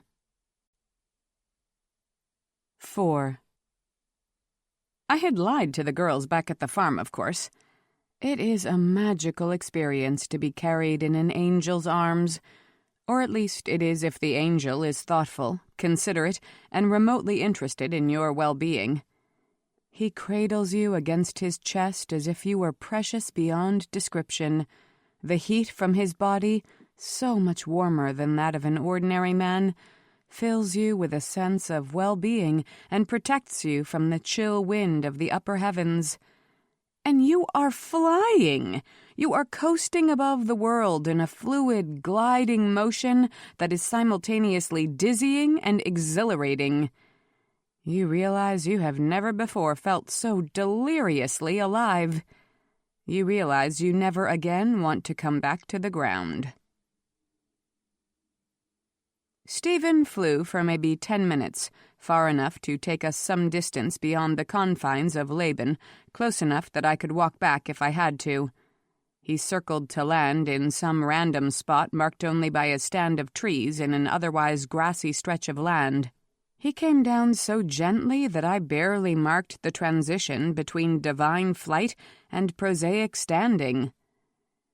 The minute he was on the ground, he set me on my feet, released me, and stepped back as if he suddenly remembered that he did not want to touch me. We stood there a few moments, merely staring at each other. I realized that I had not profitably employed my time during the flight, formulating anything I could say to him. I tried his name. Stephen. But that just led to another long moment of silence. Finally, he spoke. I had given up on the idea that I would ever see you again. Did you want to see me again? I asked before I bothered to wonder if I would like his answer. He nodded, very slowly, as if not certain the answer was yes. I had questions I wanted to ask. I almost laughed. No doubt he did. Well, ask them, I said. 18 years ago I might not have answered, but now?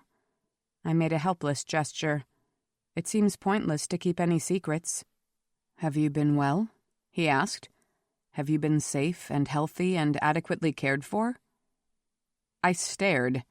Those questions were not even on the list of queries I would have expected him to prepare.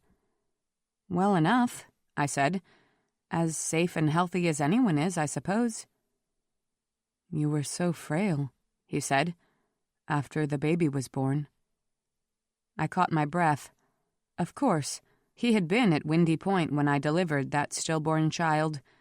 He had not come to see me, but any number of people could have given him hourly reports on my condition. Within a month, I was well enough to travel, I said.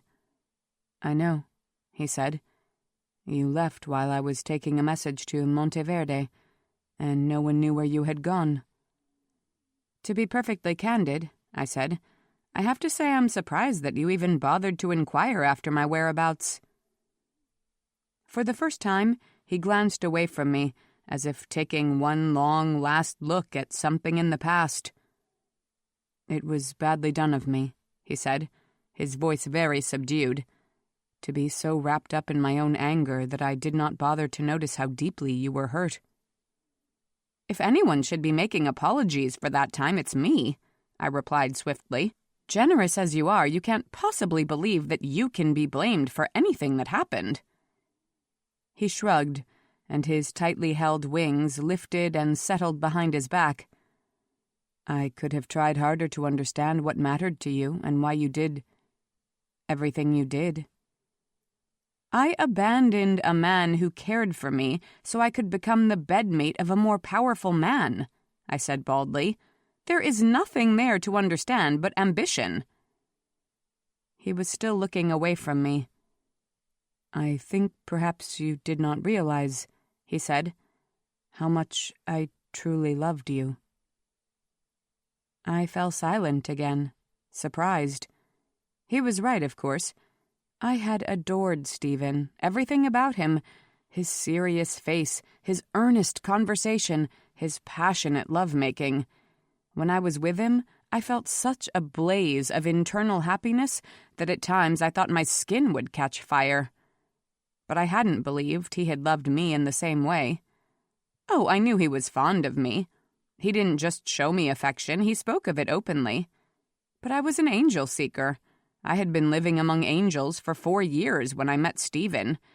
I knew very well what kinds of relationships were possible between angel men and mortal girls. Few angels bother to marry, and those who do are seldom faithful. It is so important that they produce new angel offspring, and it is so rare that they do, that the very culture of Samaria encourages them to be promiscuous. No girl who cannot bring a live angel infant to term expects to have any emotional hold on one of those magnificent creatures. I understood that rule. I was willing to abide by it. I had not had any reason to believe that in Stephen's case it did not hold true. Now he looked at me again, his dark eyes darker with an old pain. "That is what I blame myself for," he said, "not making sure you understood my feelings." I made a small, fatalistic gesture with one hand. "Well, you should lay down that burden of guilt," I said. "The girl I was back then did not deserve any man's love. I was so flattered by Raphael's attention that I'm not sure anything you could have said would have kept me away from him. I wanted to bear an angel baby, and I wanted it to be the archangel's child. I was so blinded by thoughts of my glorious future that it was hard for me to see any other riches that might have been laid out, waiting for me to sweep them up." "I was so sorry to learn that your child was stillborn," Stephen said. "I knew how hopeful you were that this time—" Now he was the one to make a gesture that served to complete his sentence. I nodded.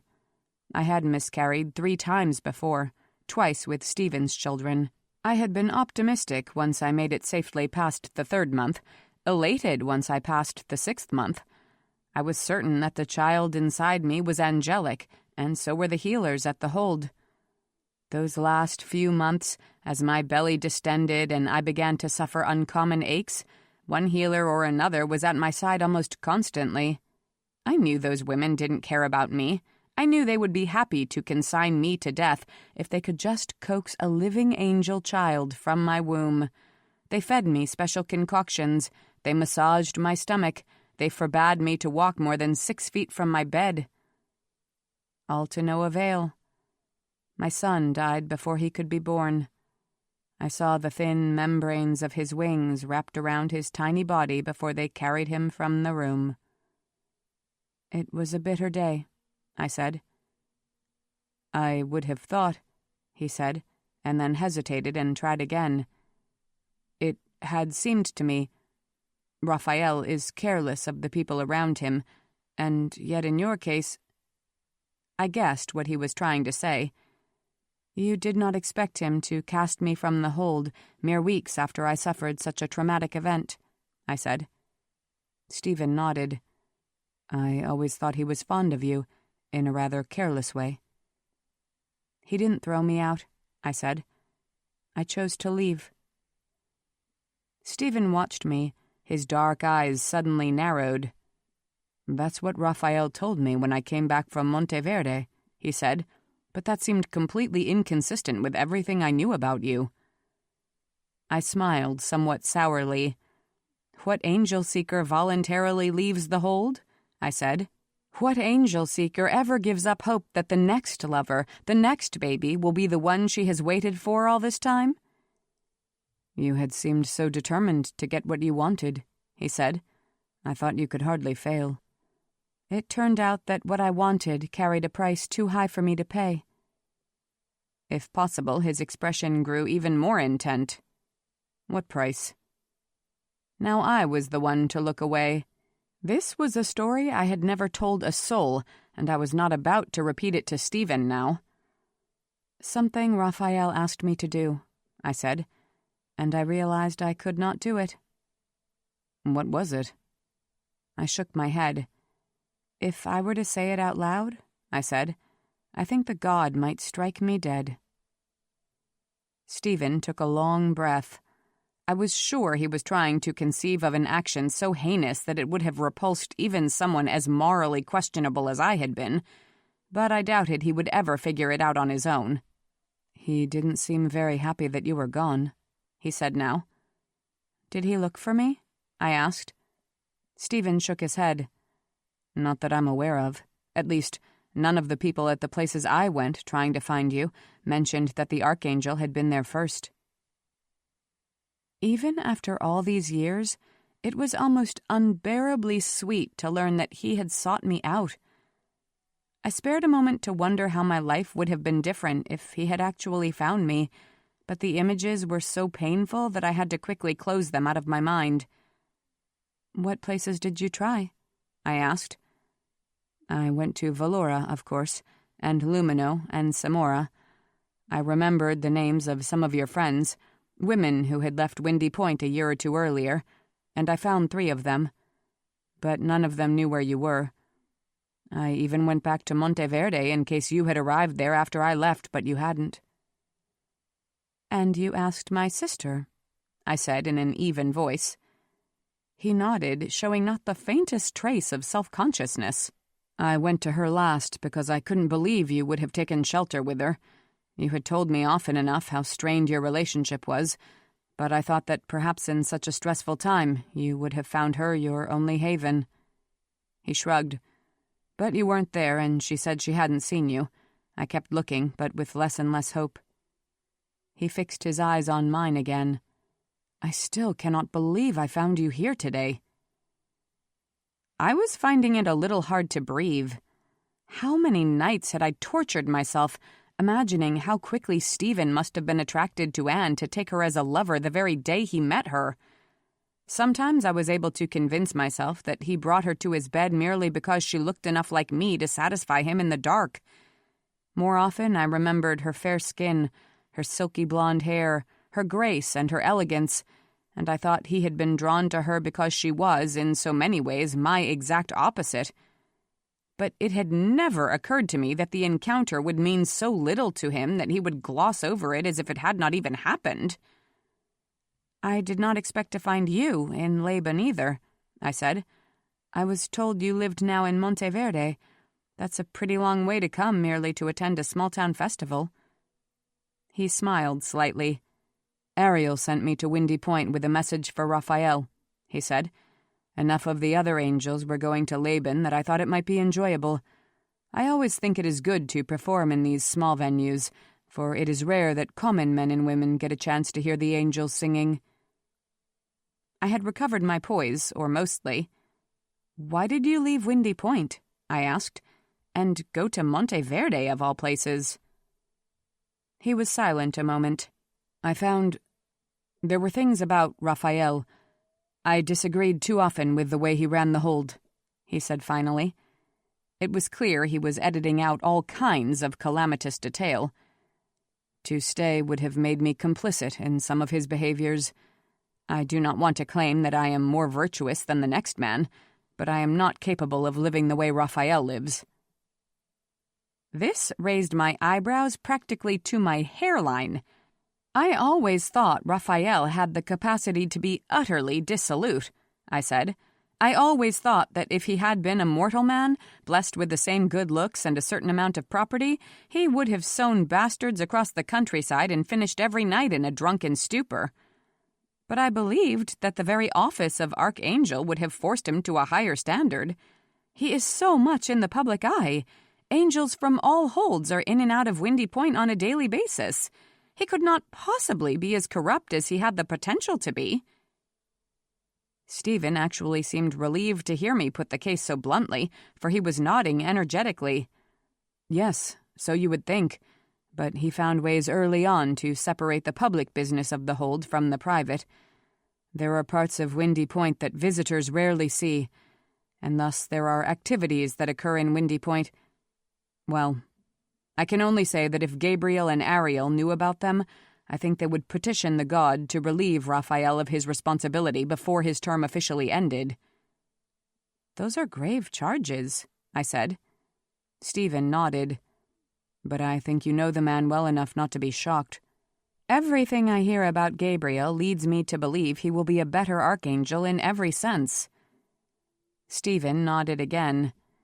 "He is young, but he has a great deal of presence and self-assurance. I know that Ariel admires him greatly. Some angels will tell you that he is arrogant, and others will complain that his standards of behavior are so high no one can be expected to meet them. I say, after Raphael, no archangel could be too righteous or too demanding. I plan to be at the Gloria and sing with all my heart the year that Gabriel is installed in that office." "That will be an event worth celebrating," I agreed. Suddenly, Stephen fixed me with his intense gaze again. It was as if, while we discussed Raphael's flaws, he had forgotten that more personal matters lay between us, but now he had remembered. "And will you go to the Gloria on that day?" he asked. "I doubt it. I haven't been to one in years." "You haven't told me yet. Where are you living? What have you been doing? Why are you in Laban?" "I came to Laban for the festival," I said. He almost smiled. "Why are you in this part of Samaria?" he said, speaking deliberately. "And under what conditions do you live?" "I'm living at a large farm about 40 miles from here, a big complex run by a wealthy landowner. About 50 people live there, and every one of us is needed to keep the place running. I mostly work in the kitchen, but at harvest sometimes all of us are in the fields." "I can't say this is a setting I would ever have expected to find you in." Now I smiled. "No, nor the kind of place I would have expected to come to rest," I said. "But I find I like the work. I like the rhythms of the seasons. I like the thought that my labor contributes to something tangible and meaningful, something that sustains life." It sounded embarrassingly naive and melodramatic, but Stephen was only nodding. "Yes, I can understand that it is easier sometimes to get through the days if you are convinced they have a purpose. How long have you been there?" 10 years. "And how long do you propose to stay?" I had long ago perfected the art of watching someone very closely without seeming to be paying much attention at all. "As long as Sheba needs me to provide a home for her." "Who's Sheba?" "My niece. Anne's daughter. She's 17. His brows dipped in a slight frown. "Why are you raising her?" "Anne died 14 years ago of a lung infection, and there was no one else to take Sheba." "I'm sorry to hear that," he said, but the response was one of those automatic expressions of sympathy. He didn't seem remotely moved. "Did you reconcile with your sister before she died?" I gave a short laugh. "No. In fact, I would say our relationship deteriorated after Sheba was born." "Was there a reason?" "Well," I said, my voice almost breezy, "she told me that the man who had fathered her child was you." He simply stared at me. I elaborated. "She said that when you came looking for me, you were satisfied to find her instead. She said you stayed with her a week, promising when you left to return often, but you never kept that promise. She said she wrote to tell you of the baby's birth, but you never replied." "None of that is true," he said, finally finding his voice. "Not a word of it." I could feel my spirits soaring for what seemed the first time in 17 years. I had never known Stephen to lie, whereas Anne had lied all the time. But I had believed her about Stephen. He had left behind a bracelet, patterned with the Windy Point jewels, an item that I had seen on his wrist 100 times. He had obviously been to her house. Why wouldn't he have slept with her? "I told her that angels never cared about their mortal offspring," I went on. "I told her that she now knew what it was like to live an angel seeker's life, and that she should be glad she learned her lesson in a few months instead of years." "I never went to bed with her," he said, his voice insistent. "I was in her house perhaps 2 hours before I left again. I never came back because I had no reason to believe that you would ever be at that house again." "I thought she was telling the truth," I said simply. He came a step nearer, though he was already quite close. "And all this time, that's what you have thought of me?" he demanded. "That I would betray you with your sister, a woman I knew that you despised?" "I had betrayed you with the man you have come to hate," I said. "I suppose it seemed like justice." "I have never believed in a justice so severe," he said, sounding almost angry. "You did not understand me at all if that is what you believed." I bowed my head. "I left Windy Point thinking I did not understand anyone," I said. "I had been wrong about so many things. I so easily could have been wrong about you." He lifted his hands to lay them on my shoulders. I felt the heat of his skin through my thin shirt. I felt the tension of his body in the convulsive grip of his fingers. "I was angry when you went to Raphael's bed," he admitted. "I was devastated when you disappeared. I have spent the last 18 years trying to convince myself it would be better if I never saw you again. But nothing has ever made me so sad as learning that all this time you have believed me capable of being so cruel." I lifted my own hands to place them on either side of his face. Along his jaws, I felt the faintest edge of roughness from his whiskers, though his cheeks were smooth as a baby's. "I deserve your anger," I said, "but don't waste your time being sad for me. I don't deserve your compassion." "I can't help it," he said, stubborn and sincere as always. His arms drew me slowly against his body. "I have never been able to bear the idea that you might be unhappy. I can't bear the idea that anything I might have done could have given you a moment's pain." "You never loved my sister," I said. Just hearing those words washes all the pain away.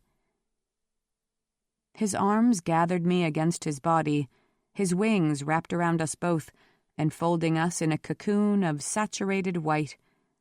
I rested my head against his chest and heard the thunderous hammering of his heart. My arms went around his back, my palms flat against his warm skin, and I felt feathers brush my hands with a whispering touch. Sweet Jova singing, if I could stand just like this for the rest of my life, I would be unutterably happy.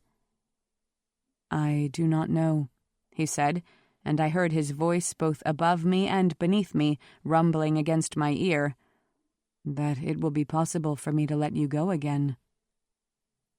I laughed shakily and clung more tightly.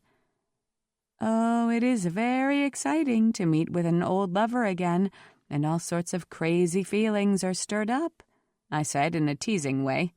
"But then you start to remember her annoying habits, the way she gobbles her food, or how she snorts when she laughs, and it turns out you didn't really miss her all that much. In fact, you start wishing she would go away again very soon." He pulled back just enough to frown down at me. "What I remember now is that you would never let me be serious." I stretched up enough to give him a quick kiss on the mouth, just to get it over with. That first kiss after a long estrangement, which can otherwise be so important and so disappointing. "What I remember is that you were always much too serious for your own good." "But I mean what I say," he said. "I do not want to fly out of Laban and fly out of your life." There was a time I would have said, "Then take me with you to Monteverde," and blissfully cut every other tie I had formed. I wouldn't have minded if I harmed anyone I left behind. I wouldn't have cared if my headlong action resulted in me being left alone and adrift when my angel protector grew tired of me. I never used to think about consequences or other people's feelings. Back then, I scarcely thought at all. "I have never been able to imagine a time that you would be back in my life, even temporarily," I said quietly. "You have no idea how thrilled and hopeful I am that such a thing might occur. But I must behave rationally, and I must think of others besides myself. I cannot abandon Sheba, and I do not want to abandon the farm. And so much time has passed. We may find that the emotions we feel this hour cannot be sustained for another year, or even another day. Can we proceed slowly to figure out what we should do next?" Now he was the one to plant a swift kiss on my mouth. "Cautious? It is not a word I ever expected to pair with Salome," he said. "I do not believe that what I am feeling now will quickly fade. But I admit that we face obstacles, and I am willing to work around them with a certain amount of care." "You will create a frenzy if you come to visit me at the farm," I said. "Just a few weeks ago, angels arrived at the hold to perform a weather intercession, and all our young girls went mad with desire. One of them even left with the angels when they departed. I assume she is still at Windy Point." I shook my head. If she was not, Then Neri's fate was probably even more disastrous than I had described. I felt Stephen grow tense. "Angels were visiting the place where you live?" he asked stiffly. "Which ones?" "Hiram, Saul, and the Archangel," I said steadily. His arms turned to iron, but he did not fling me aside. "And did you have conversation with Raphael?" "I tried to avoid it," I said. "But yes, he seemed amused to find me in a menial situation, earning my living with such mundane work. He's the one who told me you had left Windy Point." He did not answer, but he looked so wretched that I had to try to reassure him. "Stephen, I hate Raphael. If I knew that I would never have to see him again, I would thank Jehovah without ceasing. I know it is my own fault if you don't believe me, but I never loved him. He dazzled me, and I wanted the glory I thought I could have if he kept me near. But long before I left Windy Point 18 years ago, I had come to despise him. The only emotions I felt when I saw him at the farm were contempt and revulsion, and a certain amount of fear." He looked down, a little shamefaced. "You think I'm a jealous fool?" I lifted my hand to pat his cheek again. "I think it is astonishing that you could care enough to be jealous over me." "Raphael took what I wanted most," he said quietly, "and threw it away." "Then let us make sure he never has a chance to destroy anything else we value." "I still love you, Salome." "Oh, Stephen," I whispered, "I love you so much that it hurts my heart." We spent the next 2 hours on that lonely, uninhabited, ordinary stretch of ground, building ourselves a small square of paradise. The sun was hot enough to be uncomfortable, so we moved under the shade of one of the trees. Arms wrapped around each other and wings sheltering us from the slightest wind, we talked, we kissed, we confessed, we forgave. You would think both of us were a little too old for flinging aside inhibitions in a relatively public place, but we even stripped off our clothes and made love there in that blessed and almost holy spot. I could not believe how completely the bitterness of 18 years dissipated to be replaced by incandescent happiness. I was like a tarnished silver goblet polished to a new shine. There were no marks on me. You would not have believed I had ever been dull and neglected. From the things he said, Stephen was going through much the same transformation. Certainly, just by looking at him, I could see the way delight reshaped his solemn face. It was dizzying to think I was the one who had such power to change him. "In a week, then, I will come to the farm to see you," he said once we had resumed our clothes and were sitting up, closely and comfortably embraced. "More likely 10 days," I said. He was being completely unrealistic about how long it would take to fly to Monteverde, where he owed Ariel a message, and back to this corner of the world. "You had better prepare Sheba and all those other silly girls for my arrival. Let them know that I am coming to see you." "Sheba won't be so surprised. She knows there is something interesting in my past. But everyone else will be astonished. They think I am so straight-laced and a little prim." "Perhaps Sheba would like to come live at Monteverde," he suggested. "Perhaps she would, but I am not bringing her anywhere near an angel hold," I retorted. "I need to see her married to a dull, respectable man who will worship her and keep her in comfort. She doesn't realize it yet, but that is the best life any woman could hope for." "She might want to make her own decision about that." "She can make whatever decision she wants as long as it doesn't include angels." He didn't answer that, but I could feel the skepticism in his silence. He didn't know Sheba, but I suppose he remembered me at a youthful age, and he knew full well that I had not cared about anyone's opinion but my own. "I look forward to meeting her," he said. "In a week." I laughed. "Or 10 days." He sighed and rose to his feet, pulling me up beside him. "If I am to return so quickly, I must be on my way now," he said. "I hate to leave you so soon after having found you again, and yet—" "I am not afraid that you will not come back for me," I said. "That makes it easier for me to see you go." Still, it was hard. We lingered another 10 minutes in that tiny grove, another 20. When he finally caught me up in his arms and took wing, I could tell that he dawdled on the flight, and we circled Laban more than once while we spoke another set of goodbyes.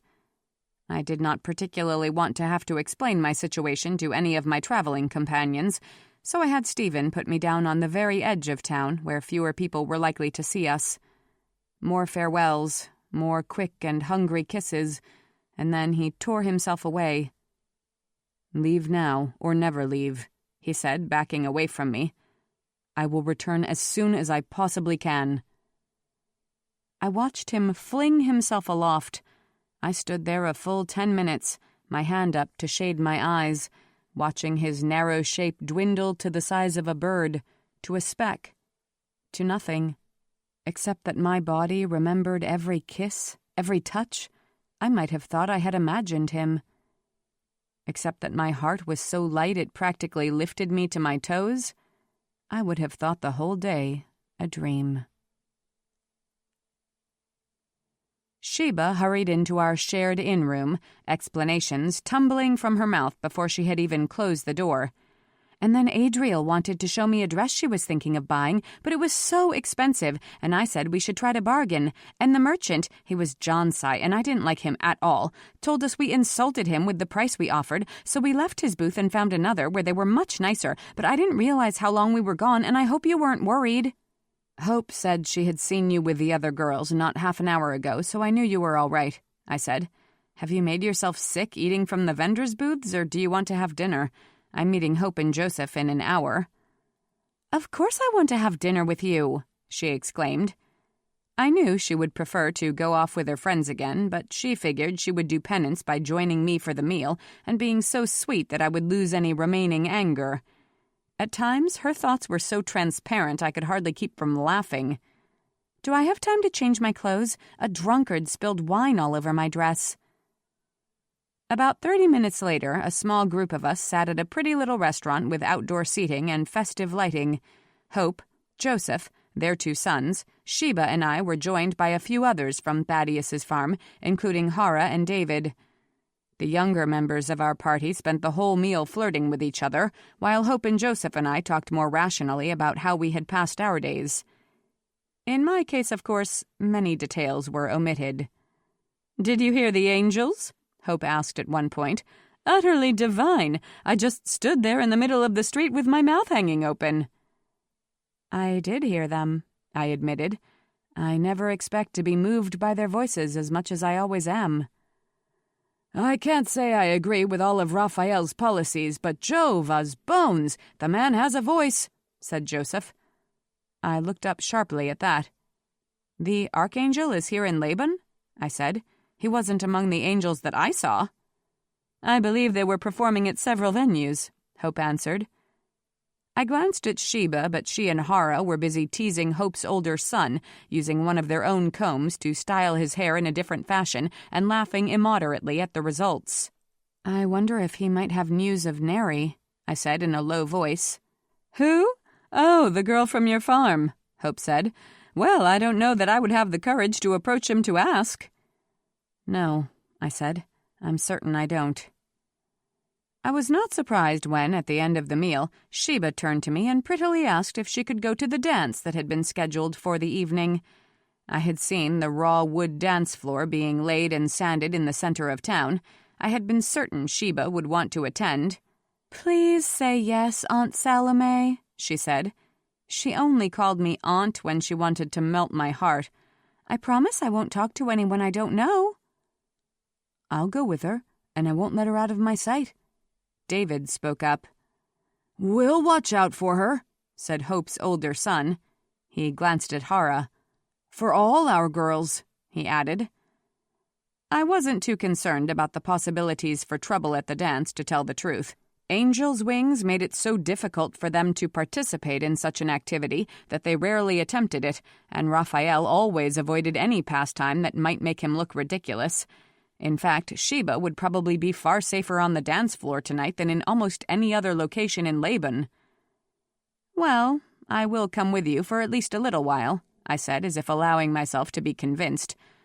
I will see how respectable this crowd is, but you must come back to the inn with me if I don't like how people are behaving." "I will." "And in any case, you must be back in our room by midnight." "I will be, I promise." Hope's husband was already pulling out his money. "Then let's pay our bill and go," he said. As I expected, the energy level at the makeshift outdoor dance arena was very high, and the average age of the couples on the floor was about 19. The music, provided by a quartet of fiddlers and flautists so good they had to be from Lumino, was exuberant, and the mood was infectiously happy. "Even I would be tempted to go out there, if someone would be willing to have such an old bag as a partner," Hope murmured to me. David instantly offered his arm. "You could dance with me," he said. Hope laughed, charmed and delighted. I smiled. It was for just such easy courtesies that I found David so likable. "Then let's dance," Hope said. Hara and Sheba quickly paired up with the Danfries boys, and I was left standing beside Joseph.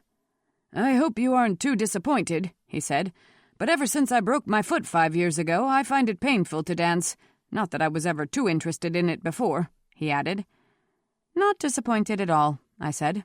"I'd rather watch." I stayed about an hour, long enough to see Sheba rotate through 4 partners, all of them young men that I knew. Even the many strangers on the floor did not alarm me, for they all looked like hard-working farm boys happy to be away from the fields for a night and eager to make a good impression on local girls. I saw a few Idori in the crowd, as brightly dressed and light-hearted as any of the farmhands, but I had no objection to Idori either.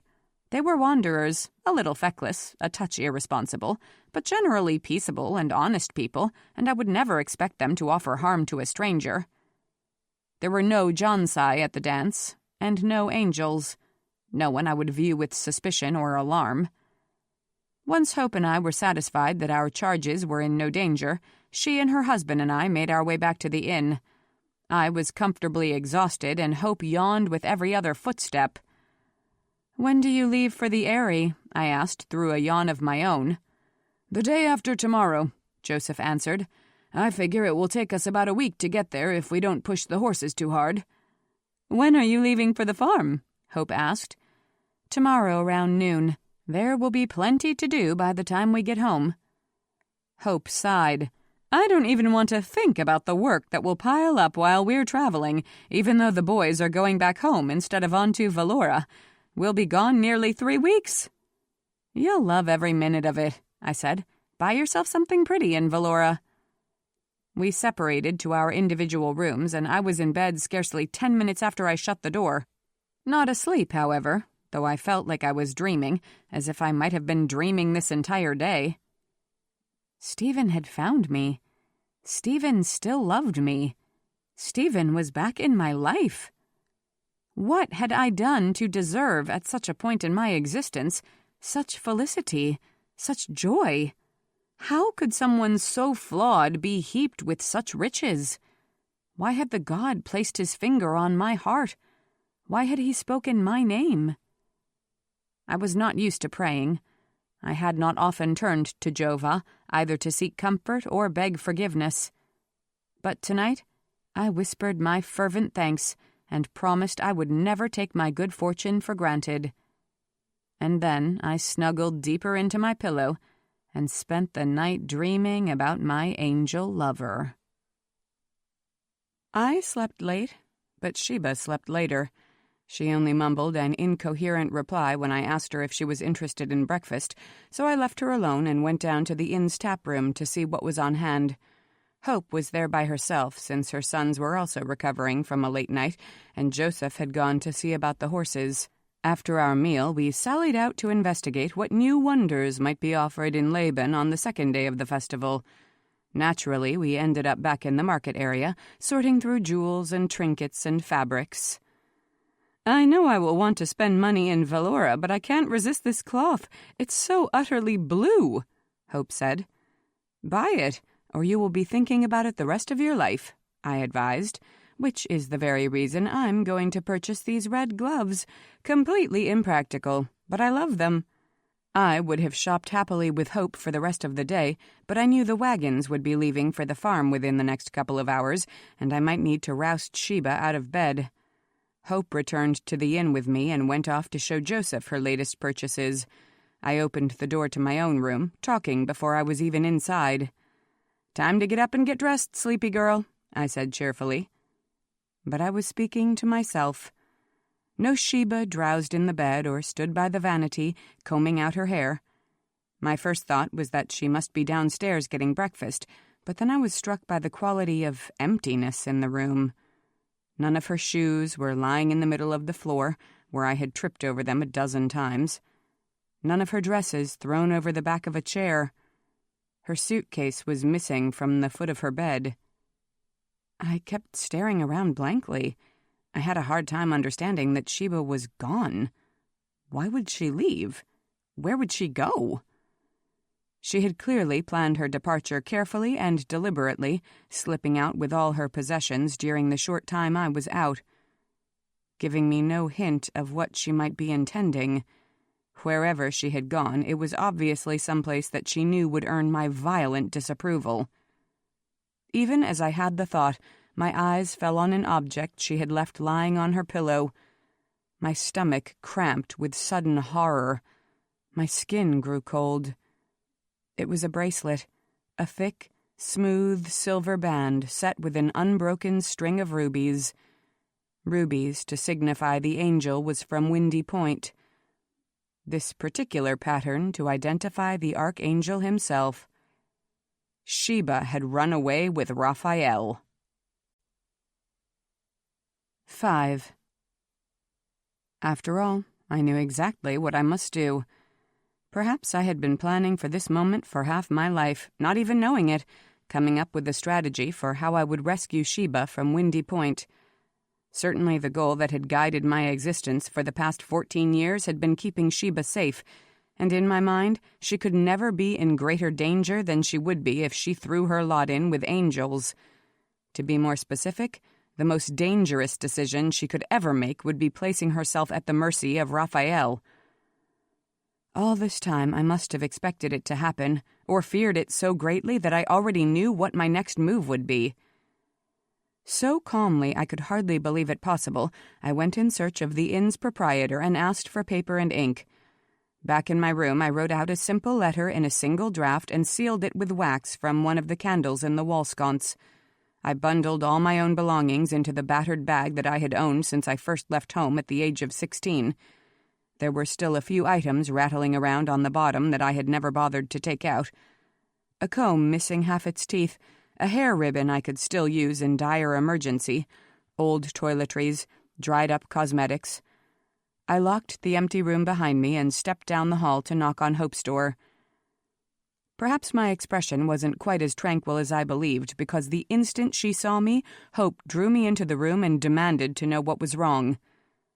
"Sheba has left with Raphael," I said. "No, Salome, that's dreadful news. Are you certain? Did anyone see them go?" Joseph, who had been standing across the room, strode over. "Do you want me to make inquiries?" I shook my head. "It's not necessary. She left me a message." "What are you going to do?" Hope asked. "Is there anything to do?" Joseph said more practically. "Assuming she went willingly." "I believe she did." Sheba was a very smart girl. If she had been taken from the room by force, she would have found a way to let me know.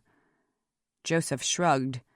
"Then she has made her choice, and neither she nor Raphael will welcome your interference." If she had left with any other angel, I might sit back. I might say, let her decide how she will spend or waste her life. But not Raphael. I cannot let him have her. Hope gave me a sharp look. "That's a strange thing to say.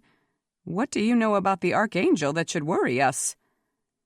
I shook my head and proffered my sealed note. "I know you are going to the Eyrie to speak with Gabriel," I said. "Unless I show up in Valora when you do and take back my letter, can you give this to him?" Hope took it from me willingly enough, but her face showed even more astonishment and curiosity. "Of course, but Salome, where are you going? What are you planning?" "What's in the letter?" Joseph wanted to know. I shook my head again. a small, despairing smile shaping my lips. News that I think the next archangel should have, maybe, and maybe not. I am going to Windy Point to ask Raphael to release my niece. If he does, I will have him fly me to Alora, and I will take my letter from your hand. If he doesn't, then I will stay at Windy Point, and Gabriel will know what I have written. It will be up to Raphael. "We'll be staying at my brother's house. His name is Adam Danfries," Joseph said. "I'll write down the address for you," Hope said, hurrying across the room. "Then I will head straight to Adam's house when I arrive," I said. "If I arrive."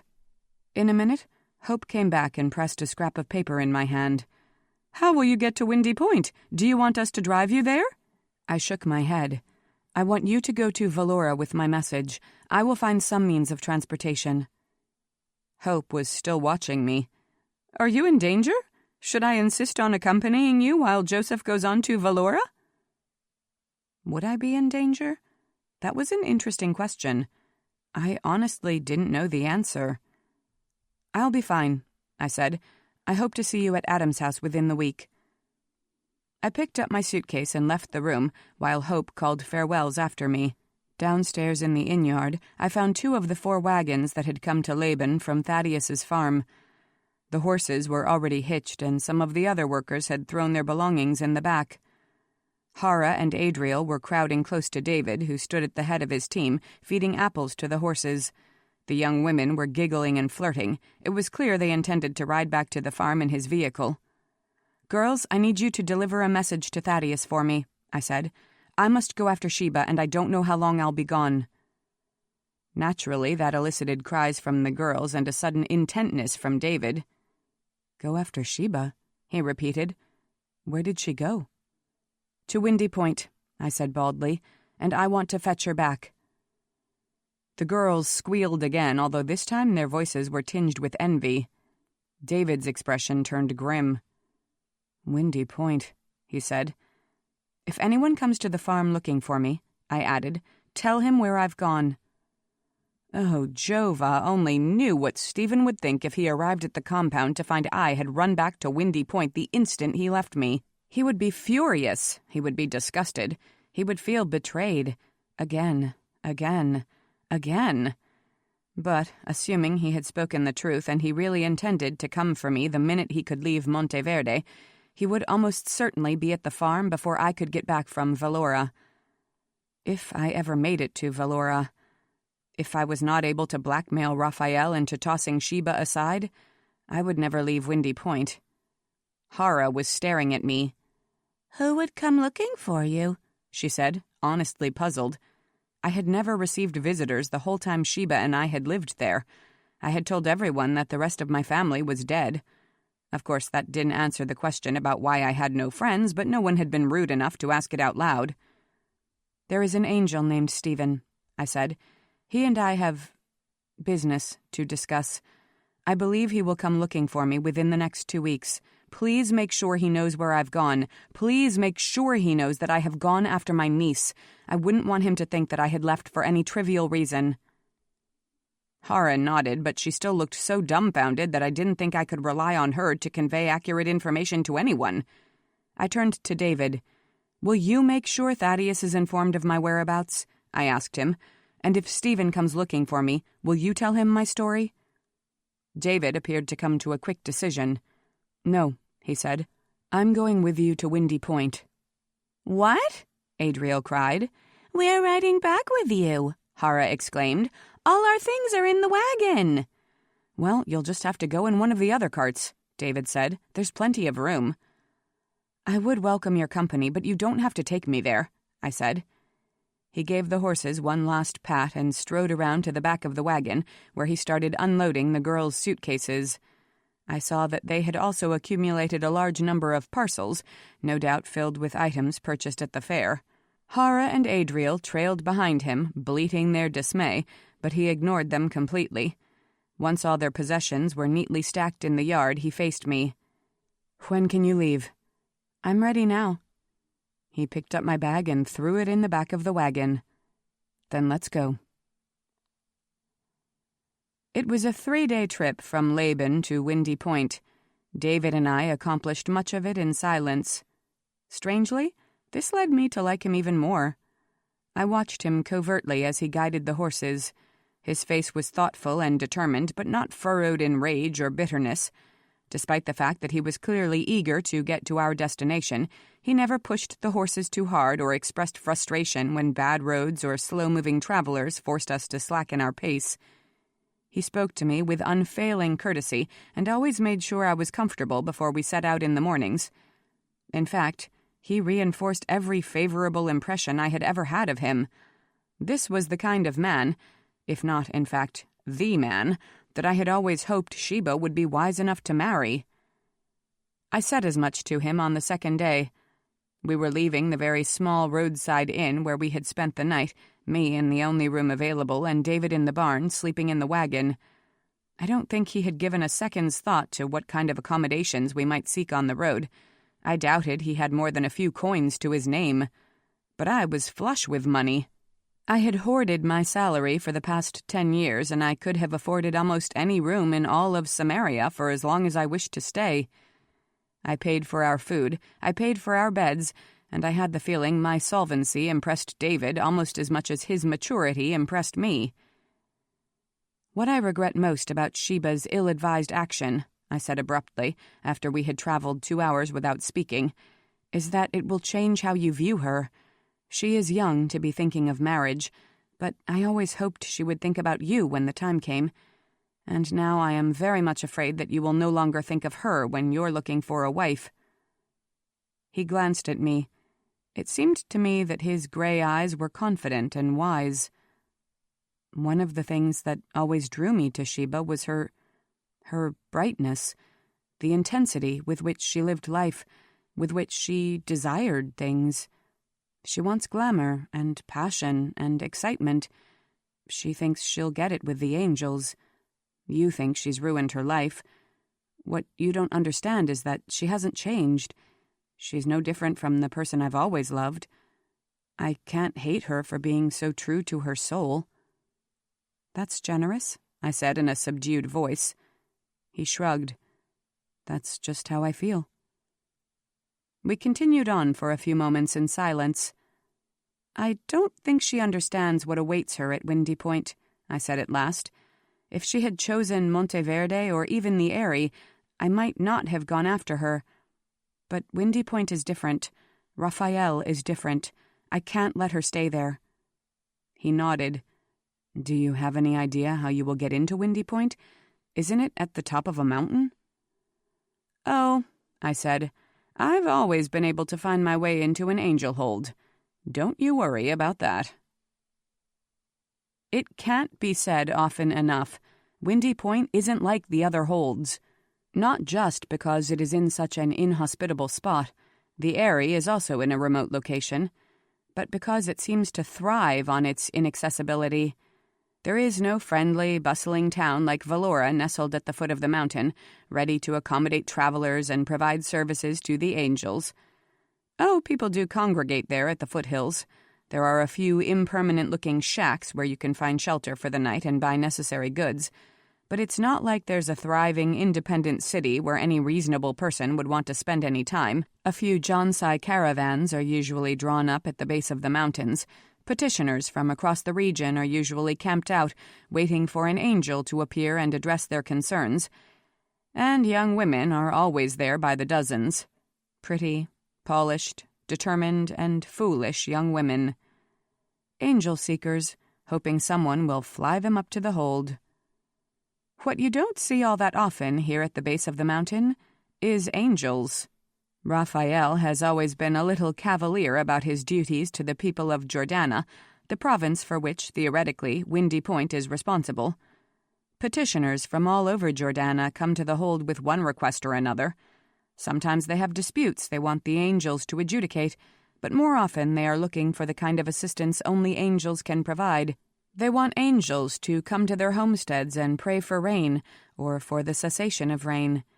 They want angels to pray for seeds or medicines which, when the appropriate song is performed, come pelting to the ground with the force of hail. In other words, they want the angels to intercede with the god on their behalf. The angels from Monteverde and the Eyrie constantly fly out to ask the god for weather or drugs or grain. On any given day, those holds might be half empty. And at the Eyrie, or so I have been told, Gabriel encourages his angels to routinely fly over the open land, peering down from above, looking out for signs of trouble, both subtle and overt. Is there flooding? Is there fire? Have residents of some small farming community raised a plague flag, which is the sign that the mortals below are in dire need of assistance? I would guess Ariel sends the Monteverde angels out quite often in such a manner as well.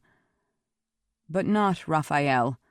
The god alone knows how he spends his time, since he gives so little of it to his people. "We need to find a place to stay or a place to camp," I said to David as we arrived at the windswept and barren excuse for a town. "We might be here a few days before I am able to get to the hold."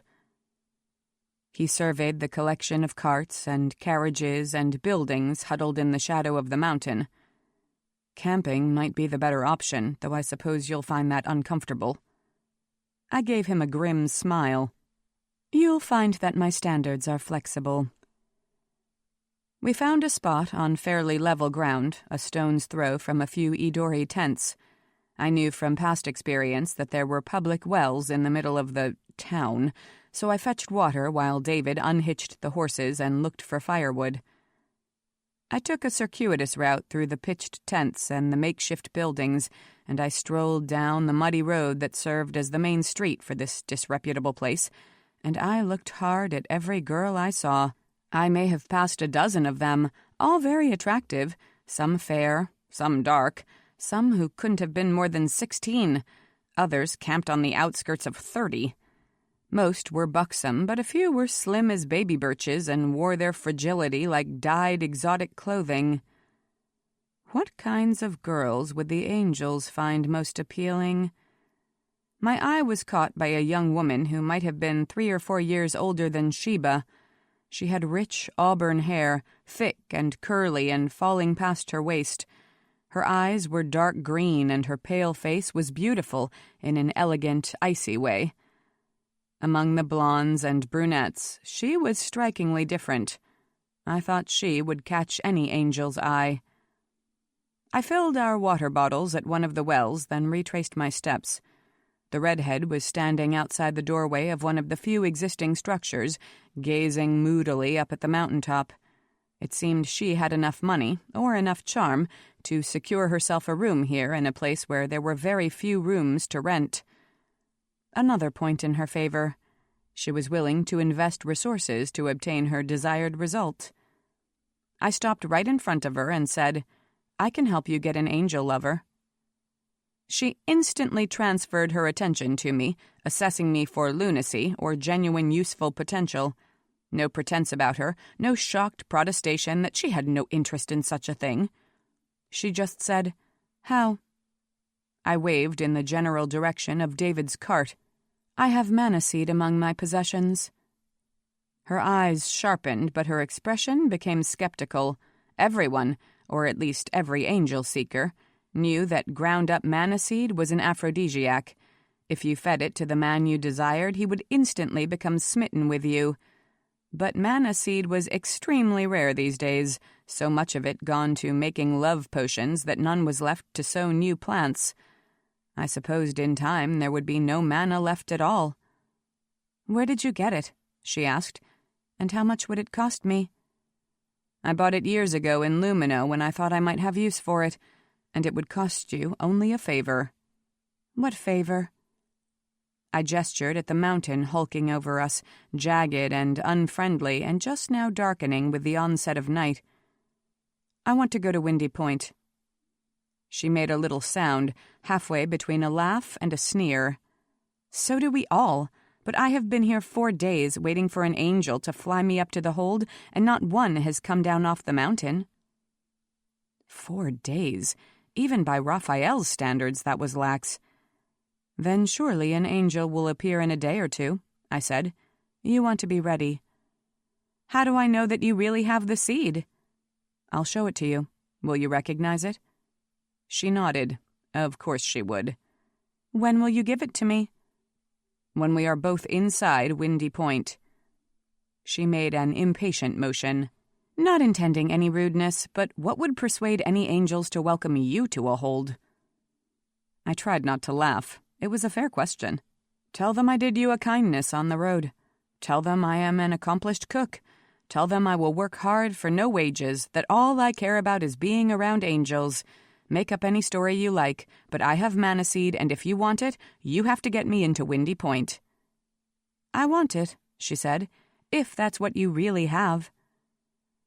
She accompanied me back to our campsite, where David eyed her with silent disapproval.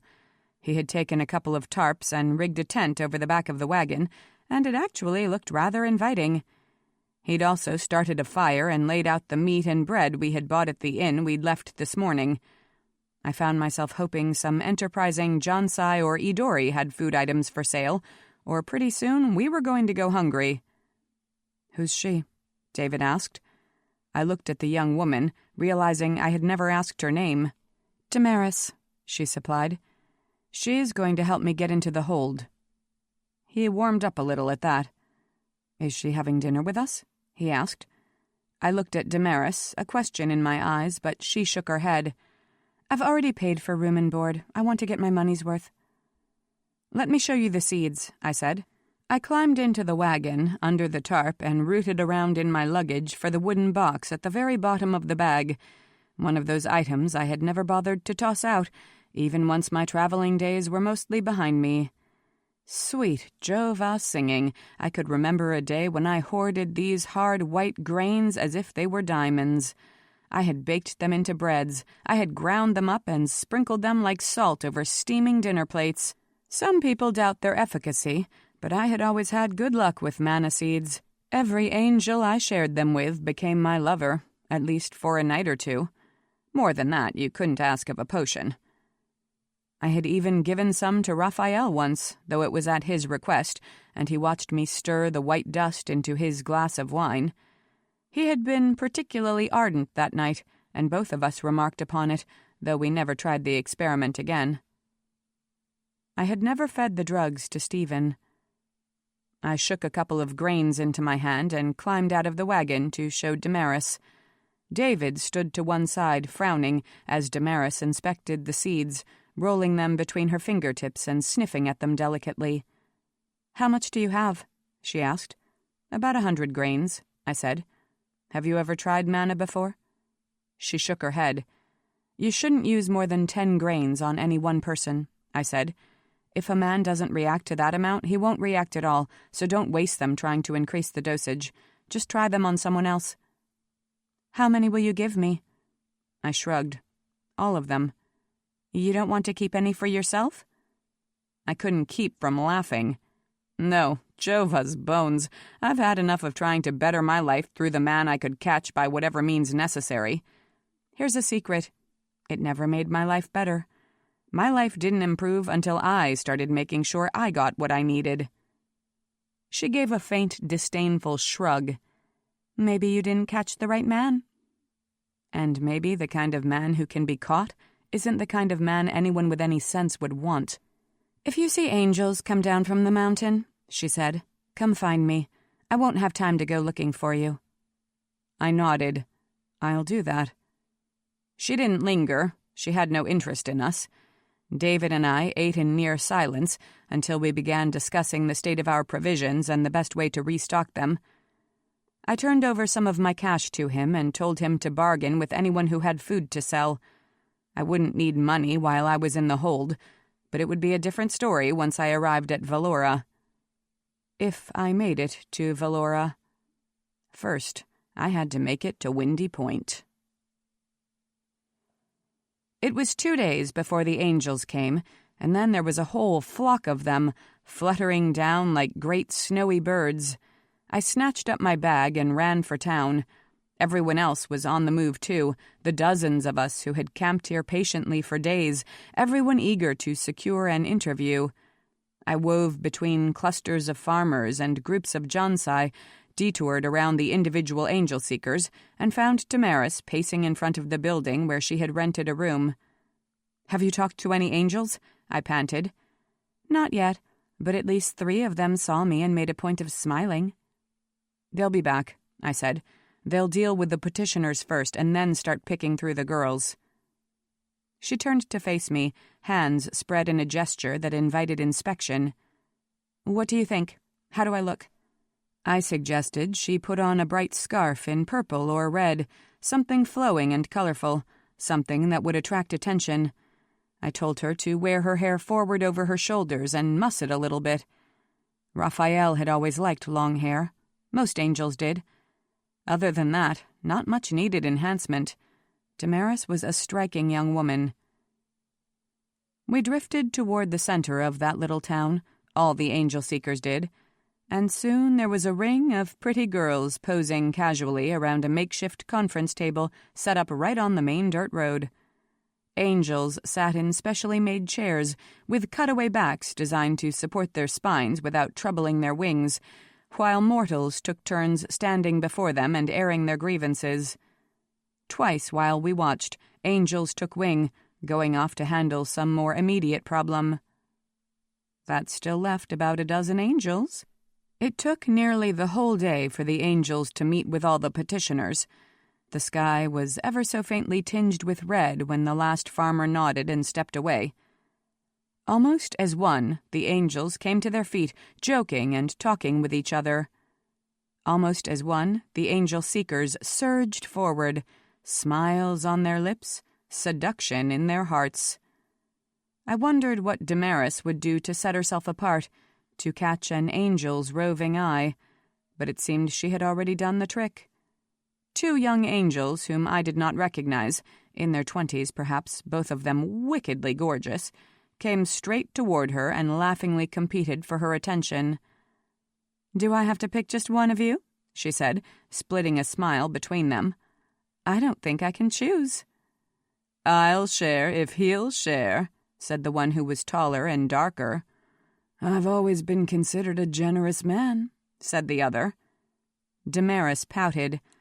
"But I have to ask a favor. I have a friend who wants nothing so much as to see an angel hold. She said she would work, she would clean, she would do anything if only she could get inside Windy Point."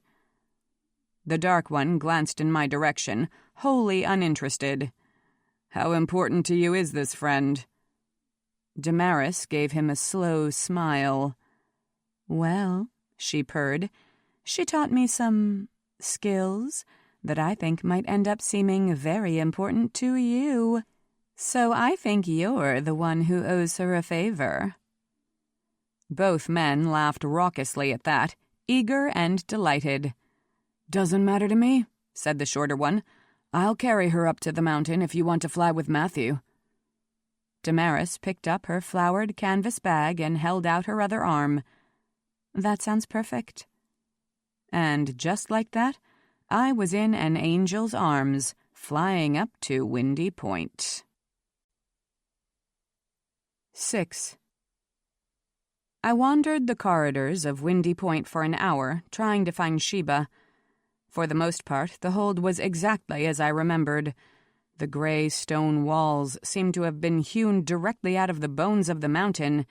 Here and there you could imagine you still saw the original fault lines carved by axe or chisel. The corridors, which were gloomy and dark, snaked and twisted around in no easily comprehensible plan. Newcomers invariably got lost, and there were stories of people who had starved to death trying to find their way back to a familiar room, though I had always suspected those tales were apocryphal. And the wind. Jova defend me, the wind! It moaned up from the floors, hissed down from the ceilings. Even the big interior rooms of the hold seemed linked to narrow passageways that rattled and whined and screeched with wind. The sounds were inescapable, night or day. Some people claimed that, after they had lived at the hold long enough, they grew used to the wind, or stopped noticing it, or began to like its mistuned music. I always assumed those people were lying. Nonetheless, 18 years ago, I had been familiar enough with these groaning passages to find my way easily from one part of the hold to another. I knew where the kitchens were located, where the laundry rooms could be found. I knew the hidden passageways that led to Raphael's private chambers and the back stairwells that climbed to the small rooms where servants and angel-seekers slept. Every time I came to a key turning, I would pause, consider, and make a choice. So far, I had been right every time, but I still hadn't found Sheba. I first tried the kitchen, where harassed cooks and sullen girls worked to clean away remnants of the evening meal. I snatched up some bread and cheese, which earned me a burning glance from the woman I took to be the head cook, and crammed it in my mouth while I looked around. But Sheba wasn't there. She wasn't in the laundry area, the huge, steaming vat of a room where workers were busy around the clock washing clothes and linens for the residents of the hold. I made my way with some stealth to the common rooms, particularly the huge dining hall with its high chandeliers and endless array of tables. Dinner was long past, but at least 20 people remained, drinking wine, laughing immoderately, and nuzzling whatever partner they had picked out for the night. I stayed well back, clinging to the shadows along the walls, trying to determine if Sheba was one of the girls wrapped in the arms of a drunken angel. She wasn't, and I was unutterably relieved. I moved on. Not until I reached the cramped upper corridors did I actually speak to anyone. I passed the open door of one of those tiny rooms and heard 2 women inside bitterly arguing about someone called Jacob. "Excuse me," I said, peering in at their startled faces. "I'm looking for a girl named Sheba, dark-haired, about my height. Is she here?" "What do you want with her?" one of the girls asked. "I have a message for her. It's very important." The other girl shrugged. "She sleeps in the room down the hall, the door with a big bare spot in the paint." I felt my heart beat a little faster. "Is she there now?" A hunch of the shoulders. "I don't know." "Thank you." But she wasn't in the room, which was so small it might originally have been designed for storage. A quick look through the possessions strewn around, and I knew I was in the right place, for I recognized Sheba's shoes and jewelry. But if she was not here, and she was not in any of the common areas, she was no doubt in bed with some angel. Even I did not have the courage to stalk through these hallways and burst into angels' bedrooms at night, when most of them were probably engaged in some kind of sexual activity. With a sigh, I made room for my own suitcase on the floor next to Sheba's, and I lay down on the bed. Not expecting to be able to close my eyes, I fell asleep within minutes. Even the wind could not keep me awake for long. When I opened my eyes, Sheba was standing against the wall, staring at me. I made a little sound and scrambled to my feet, pushing my tangled hair back behind my ears. I wasn't sure what time it was. There were no windows in this room. But by the heavy, exhausted way I felt, I guessed it to be an hour or 2 past midnight. "Sheba," I said. I don't know what I expected her to say when she first laid eyes on me. I had been so focused on getting here, on finding her, on wresting her out of Raphael's cruel hands, that I had not bothered to wonder whether or not Sheba wanted to be rescued. Certainly, if any of my fond relatives had come to Windy Point 20 years ago to try to convince me to leave, I would have laughed in their faces. But Sheba was not laughing. Her face was so set that I could not read it, but she did not look horrified or contemptuous or angry or amused. She watched me a moment in utter silence, and then she said, "I knew you would come for me." "I know you think the life of an angel seeker is glamorous and exciting," I said, wishing I had given more thought to what I would say in this particular speech. "But it's not. It's degrading and ugly and powerless and short. I want you to come home with me." "I want to come home," she said, still in that careful, neutral voice. "But Raphael won't let me." I felt a clutch of fear. "You asked him already? You told him you wanted to leave?" She nodded. "After my very first night with him, he was—" She paused, shook her head, and went on. "I wasn't a virgin, of course. I'm sure you knew that. But I found that I did not enjoy his company." She shrugged, conveying a wealth of information, from a deep sense of revulsion to a lack of self-pity. That did not seem to trouble him. Raphael is a very depraved man. So I told him I wanted to go home, and he laughed, and he said someday an angel might have time to carry me down from the hold, but it wouldn't be any day soon. "We'll leave tomorrow," I promised. She went on as if I hadn't spoken. "And I knew you would come for me, but I also knew it wouldn't do any good. Raphael likes having people in his power. He will like having you in his power as well." "I can deal with Raphael," I said. "Get some sleep now and pack your things in the morning. We'll leave as soon as I've had a chance to talk to him." Now, some of her unnatural calm began to crack. I saw her eyes shine with tears and her hands clench together, though she tried to hold on to her composed expression. "I wish that was true," she said, her voice hardly above a whisper. "But—" In a single step, I was close enough to gather her into an embrace. She rested her head against my shoulder and began sobbing in my arms, something she had not done since she was 11 or 12 years old. "Don't worry, baby. Don't worry," I murmured into her ear. "Aunt Salome will save you from the angels." It was important to look good, to scrub off the grime of travel and wash my hair and put on the one clean dress that I had managed to save all during the trip from Laban. I didn't want to be attractive for Raphael, that wasn't it, but I did not want to seem strained and desperate. I needed the advantage of self-confidence, and I had always secured that by appearing my best. I found I remembered precisely how to get to Raphael's private quarters.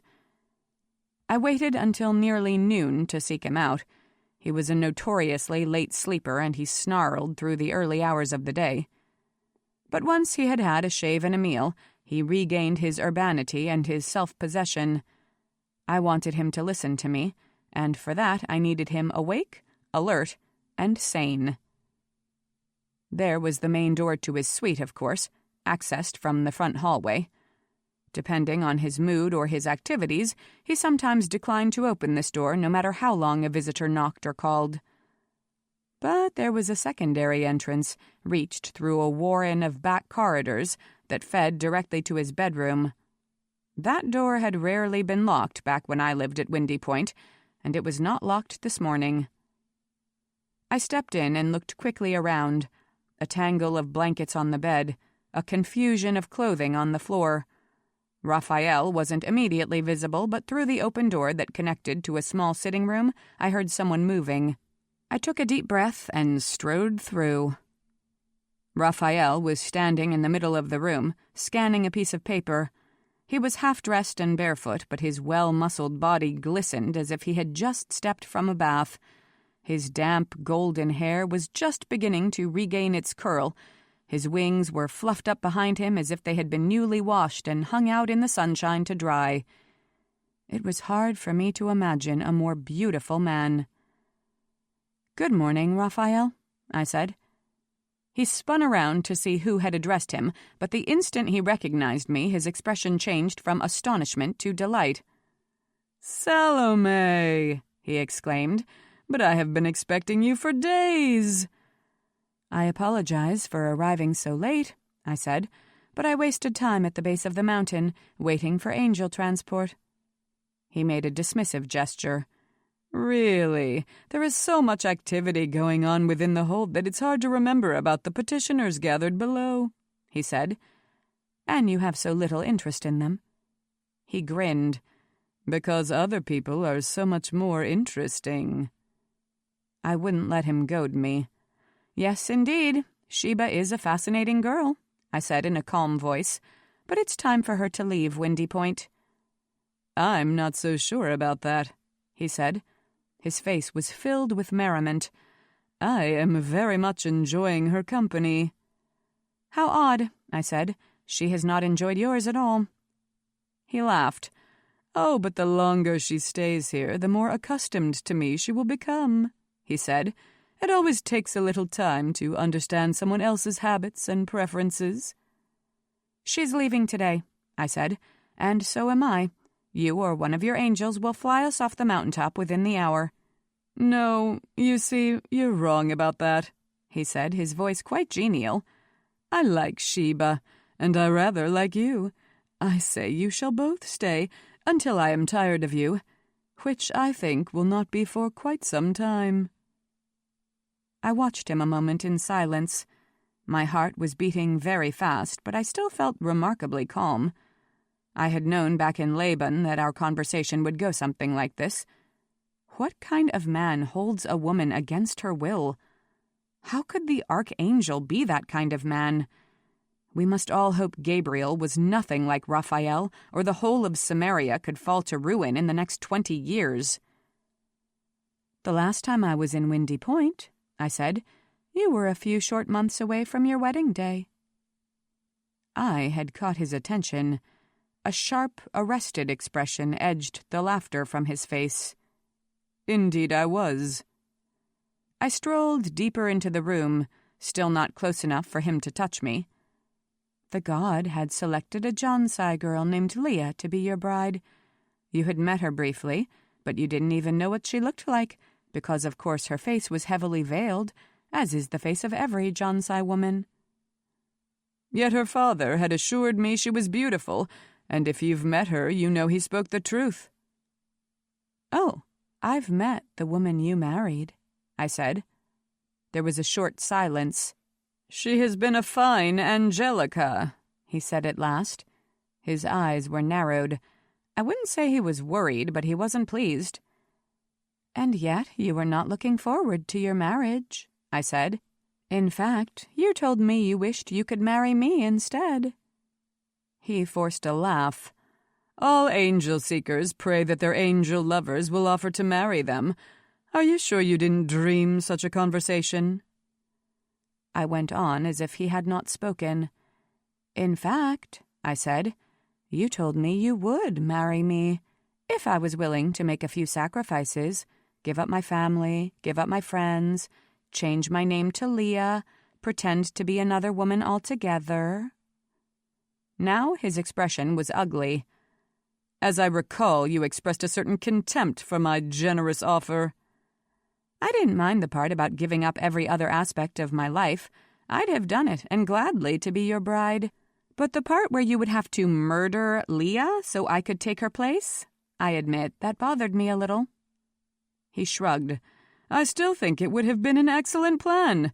No one but a few of her sisters had ever seen her face. Who would know the difference?" He shrugged again. "But you refused and fled the hold, so I married my Jalcie bride after all." "That's the thing," I said. "You didn't. That woman who calls herself Leah and pretends to be your wife? Her name was Sarah. She was an angel seeker in Alora when I met her 20 years ago. Greatly changed by now after a lifetime suffering at your side, but I know her. You killed that Jalcie girl after all." "She was strong-willed and uncooperative and imagined she could tame me," Raphael said. "I knew I could not endure a month of her company, let alone 20 years. Putting her aside was the best decision I ever made." "I think Gabriel would be very interested in knowing that the archangel is a murderer." Now his tawny eyes narrowed with menace. He came nearer, and his golden wings began a nervous sweeping back and forth, coming close enough to brush my toes before folding back. "I think you will never be the one to tell Gabriel such a story," he said in a dulcet voice. "Silly Salome, don't you realize you have just given me another reason to never set you free of Windy Point?"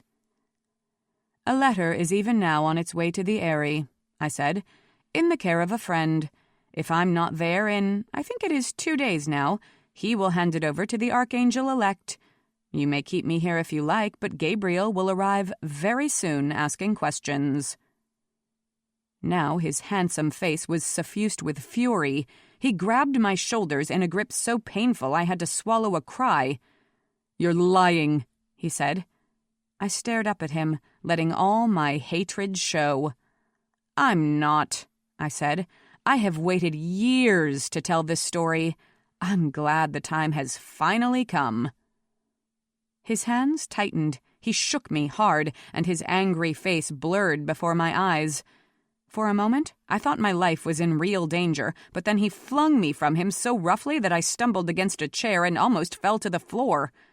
I grabbed the back of the chair and steadied myself, taking a long breath. He had his back to me now, but his wings quivered with indignation. "If I let you and your pathetic niece leave the hold," he said in a cold voice, "will you keep your silence?" "Yes," I said. He glanced at me over his shoulder. "I have no reason to trust you." "I have kept silence so far," I said. "And I have always wondered why." "Perhaps I didn't think people would believe me." "Somehow I doubt that was your reason." I shrugged. I thought such knowledge would do more harm than good if it was loose in the world. The Archangel is a murderer. The man the god has raised up to the highest post is the man to be despised above all others. I thought it would cause such turmoil and chaos that Samaria might never recover. He sneered. "And yet when it serves your purposes you are willing to expose me." "Oh, yes," I said. "To protect Sheba, I would beg the god for thunderbolts. I would bring the mountains down. I would destroy you, or anyone who tried to harm her." "Too bad your own child died," he said. "What a mother you would have been." "Thank the sweet God that my own son was born dead," I replied in a steady voice, "so that I don't have to live with the knowledge that I brought a child of yours into the world." Maybe I had gone too far. He whipped around and took a hasty step toward me, as if he wanted to seize me again and this time do real damage, but there was a sudden urgent pounding at the door. "Raphael!" a man called furiously. "Raphael, let me in!" We both recognized the newcomer's voice at the same time. I gasped. Raphael looked first angry and then amused. "And how did you ensnare Stephen in your net a second time?" he demanded. I didn't answer. It now sounded like Stephen was kicking at the door in an attempt to break it down, and he continued to call Raphael's name. The Archangel crossed the room in 3 strides and threw the door open. Stephen practically tumbled inside. "Enough!" Raphael thundered. "She is here. She is unharmed, and you will please me greatly if you remove her from my sight with all speed." Stephen caught his balance and whirled around to locate me. "Are you all right? Has he hurt you?" "How did you get here so quickly?" I demanded, running across the room to fling my arms around him. His skin was warm and slick with sweat. He must have flown at a blistering pace, mad with fear the whole time. His arms squeezed me close, and his wings ruffled around me, betraying his agitation. "I didn't have to go all the way to Monteverde. I stopped for the night at Samaria, and Ariel was there. I arrived at the farm this morning, but you weren't there. And they told you I had come to Windy Point, and you thought the very worst of me." He lifted his head to glare at Raphael.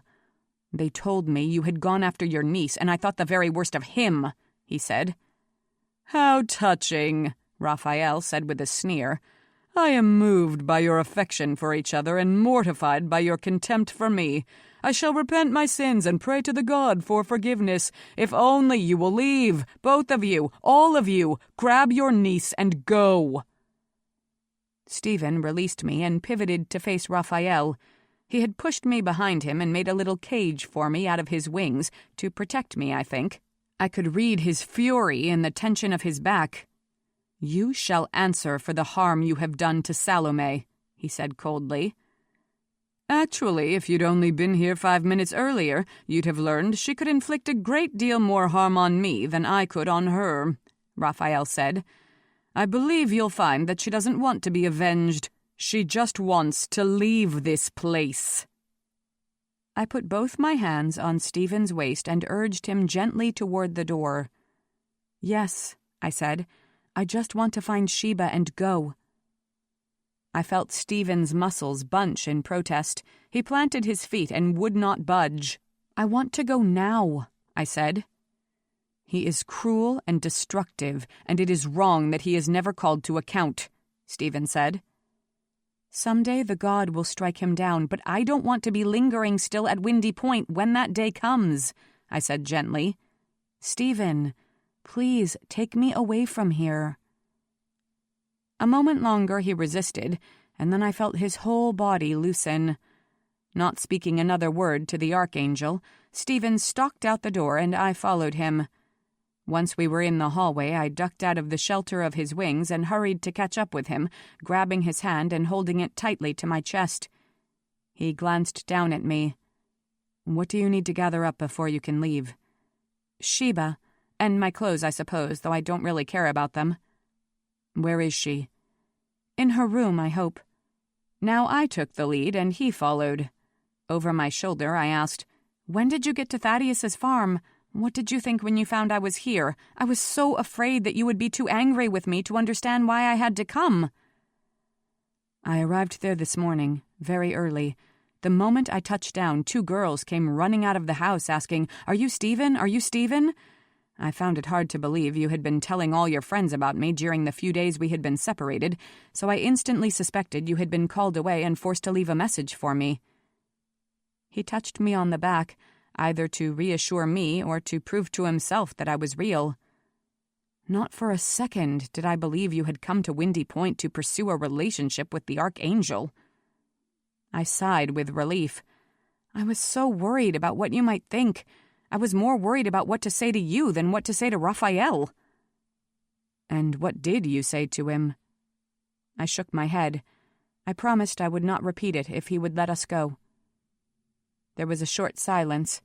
We continued winding through the hallways as fast as I could remember the turns. "Then I will not ask again," Stephen said at last.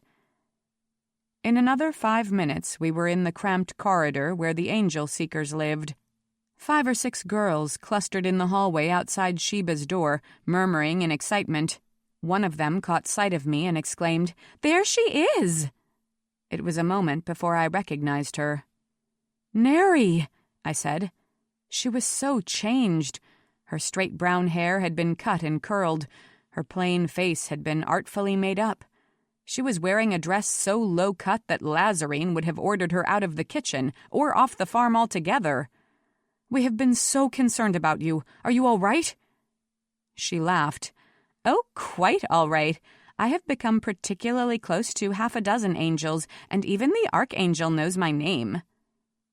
Sheba stepped out of her room, all our luggage in her hands. Her eyes went from me to Stephen. "Can we go? Who's this? He's not a Windy Point angel." "I used to be. My name is Stephen," he introduced himself. Neri took a step closer to him. "Hello, Stephen," she cooed. All the other girls smiled or waved or batted their eyes at him. He did not even appear to notice. "He's a friend of mine from quite some time ago," I said. "He's going to take us off the mountain." "Now?" Sheba demanded. "If you're ready." "Let's go." I turned to follow her down the hall, hesitated, and looked back at Neri. "You can come with us if you like," I said. "Stephen will return for you. You don't have to stay." She laughed. "I want to stay, Salome, I assure you. Even more so once Sheba is gone. The Archangel will have time for other girls now." I tried to hide my shudder. Glancing around at the other women in the hall, I said, "Any of you? Stephen will be happy to come back for everyone who wants to leave." He hadn't actually said so, of course, but I knew he would. Any angel seeker torn from Raphael's arms would be a slap in the Archangel's face, and Stephen really wanted to administer a blow or two. But the other girls all shook their heads. 1 or 2 looked wistful, I thought, as if thinking about the lives they used to lead before they came to Windy Point. The others looked determined, even eager. Like Neri, they saw Sheba's departure as a fresh opportunity for themselves. "None of them will want to leave," Sheba said. "Come on, let's go." She started moving forward again, but glanced back once at Stephen, who was behind me. His height and his wingspan made it a little tricky for him to pass through the narrow hallway, but he wasn't letting this slow him down any. Sheba asked him, "Can you carry both of us all the way back to the farm?" "Yes," he said. "But he doesn't have to," I said. "David is on the ground below with the wagon waiting for you." Sheba came to a dead stop, and both Stephen and I nearly crashed into her. David? Oh, no, no, I can't bear to face him, she said. She looked like she was about to start crying again. He must think the worst of me. I deserve to have him think the worst of me. This reminded me so much of what I had said to Stephen a few short days ago. In a quiet voice, I said, "He deserves to hear your apologies. He deserves your thanks. He brought me here. He made it possible for me to rescue you. You owe him a chance to tell you how he feels." "But Aunt Salome—" "And anyway, I'm not going back to the farm, not just yet," I added. "I have to be in Valora as soon as possible, and I want Stephen to take me there." "Valora, but I need you," Sheba wailed. "And I will be back with you as soon as I can," I said. "But I made a promise, and I have to keep it, and it must be kept in Valora." I glanced back at Stephen. "At least, will you take me there, today?" He nodded, the faintest trace of amusement on his serious face. "Although it is not a trip that is easily accomplished in a day." "If I am there by tomorrow evening, all should be well." "That I think I can manage," he said. I gave Sheba a little push. "Then let's go." It took us another 15 minutes to navigate the twisted corridors of the hold. Gusts of wind greeted us at every step, and the trapped breezes hooted and soughed through the passageways like demonic spirits. We also encountered mortals and angels along every turn. A few of them nodded or spoke to Sheba. A couple of the angels seemed startled to encounter Stephen and stared at him or said his name. Neither Sheba nor Stephen bothered to reply, and we were finally at the outer chamber with the wide gate that opened onto empty sky. The place where angels landed and took off when coming to or going from Windy Point. "This young man David is waiting at the base?" Stephen asked, putting one arm around my waist and one around Sheba's. "Yes," I said. "Just carry us down." He tightened his hold and flung himself off the mountain. For a moment we plummeted through the sunny air, and I heard Sheba's smothered cry of fear. But in a moment, his beating wings slowed our descent. We landed smoothly. Sheba and I instantly found our feet. She was still looking around unbelievingly, as if dazed to find herself free of Windy Point, when we heard someone shout her name and saw David racing toward us. I saw her face crumple with tears, and then she was running toward him with her arms outflung. "I think you need not worry about whether they will be able to forgive each other," Stephen remarked. "Although forgiving is not easy, and forgetting is often impossible," I said. "What's important is to be willing to try," he replied. I nodded, still watching Sheba. David had gathered her in a tight embrace, and she was weeping into his shoulder. I knew she was capable of sophisticated pretense, but I believed that, at this moment, the emotions she showed were real. After all, Sheba was not as much like me as I had feared. She had learned so much more quickly than I had what things in life had value, and what things were so worthless they should be thrown aside. If she still wasn't quite sure what dreams to pursue, she saw clearly what dreams were false and bitter. I had such hopes for her. The rest of her life could be so bright. "Tell her goodbye, then let's take off for Valora," Stephen said. "I want to get you there by your deadline." I smiled up at him and twined my arms around his neck. "Thank you for taking such good care of me," I said. "Thank you for not asking questions." He smiled and kissed the top of my head. His arms went around my waist, and his wings draped themselves over my shoulders. I nestled against him, sheltered and content. "I want to be done with this part," he said. "I want to get you to Valora so I can bring you home from Valora. And then, I think we can begin again." "You can take me where you like," I said, murmuring the words against his chest. "But I'm already home." Blood. 1. Finally, the train stopped. Kerk stared out the window as he had for the last 4 days, but there was less to see here in the underground city terminal than there had been along their entire route through Geldricht. People waved and shouted, men pushed carts, women urged their children out of harm's way, and all the purposeful chaos took place under high artificial lights insufficient to illuminate the cavernous interior of the station. He kept staring anyway. So many of those people were blueskins, more than he had ever seen together in one place in his entire life. He had been told the whole city was full of the indigo, far more blueskins than gulden like himself, but he had had a hard time making his mind form the images. He wondered how long it would be before he could stop staring at them. "Kerk," said a deep voice.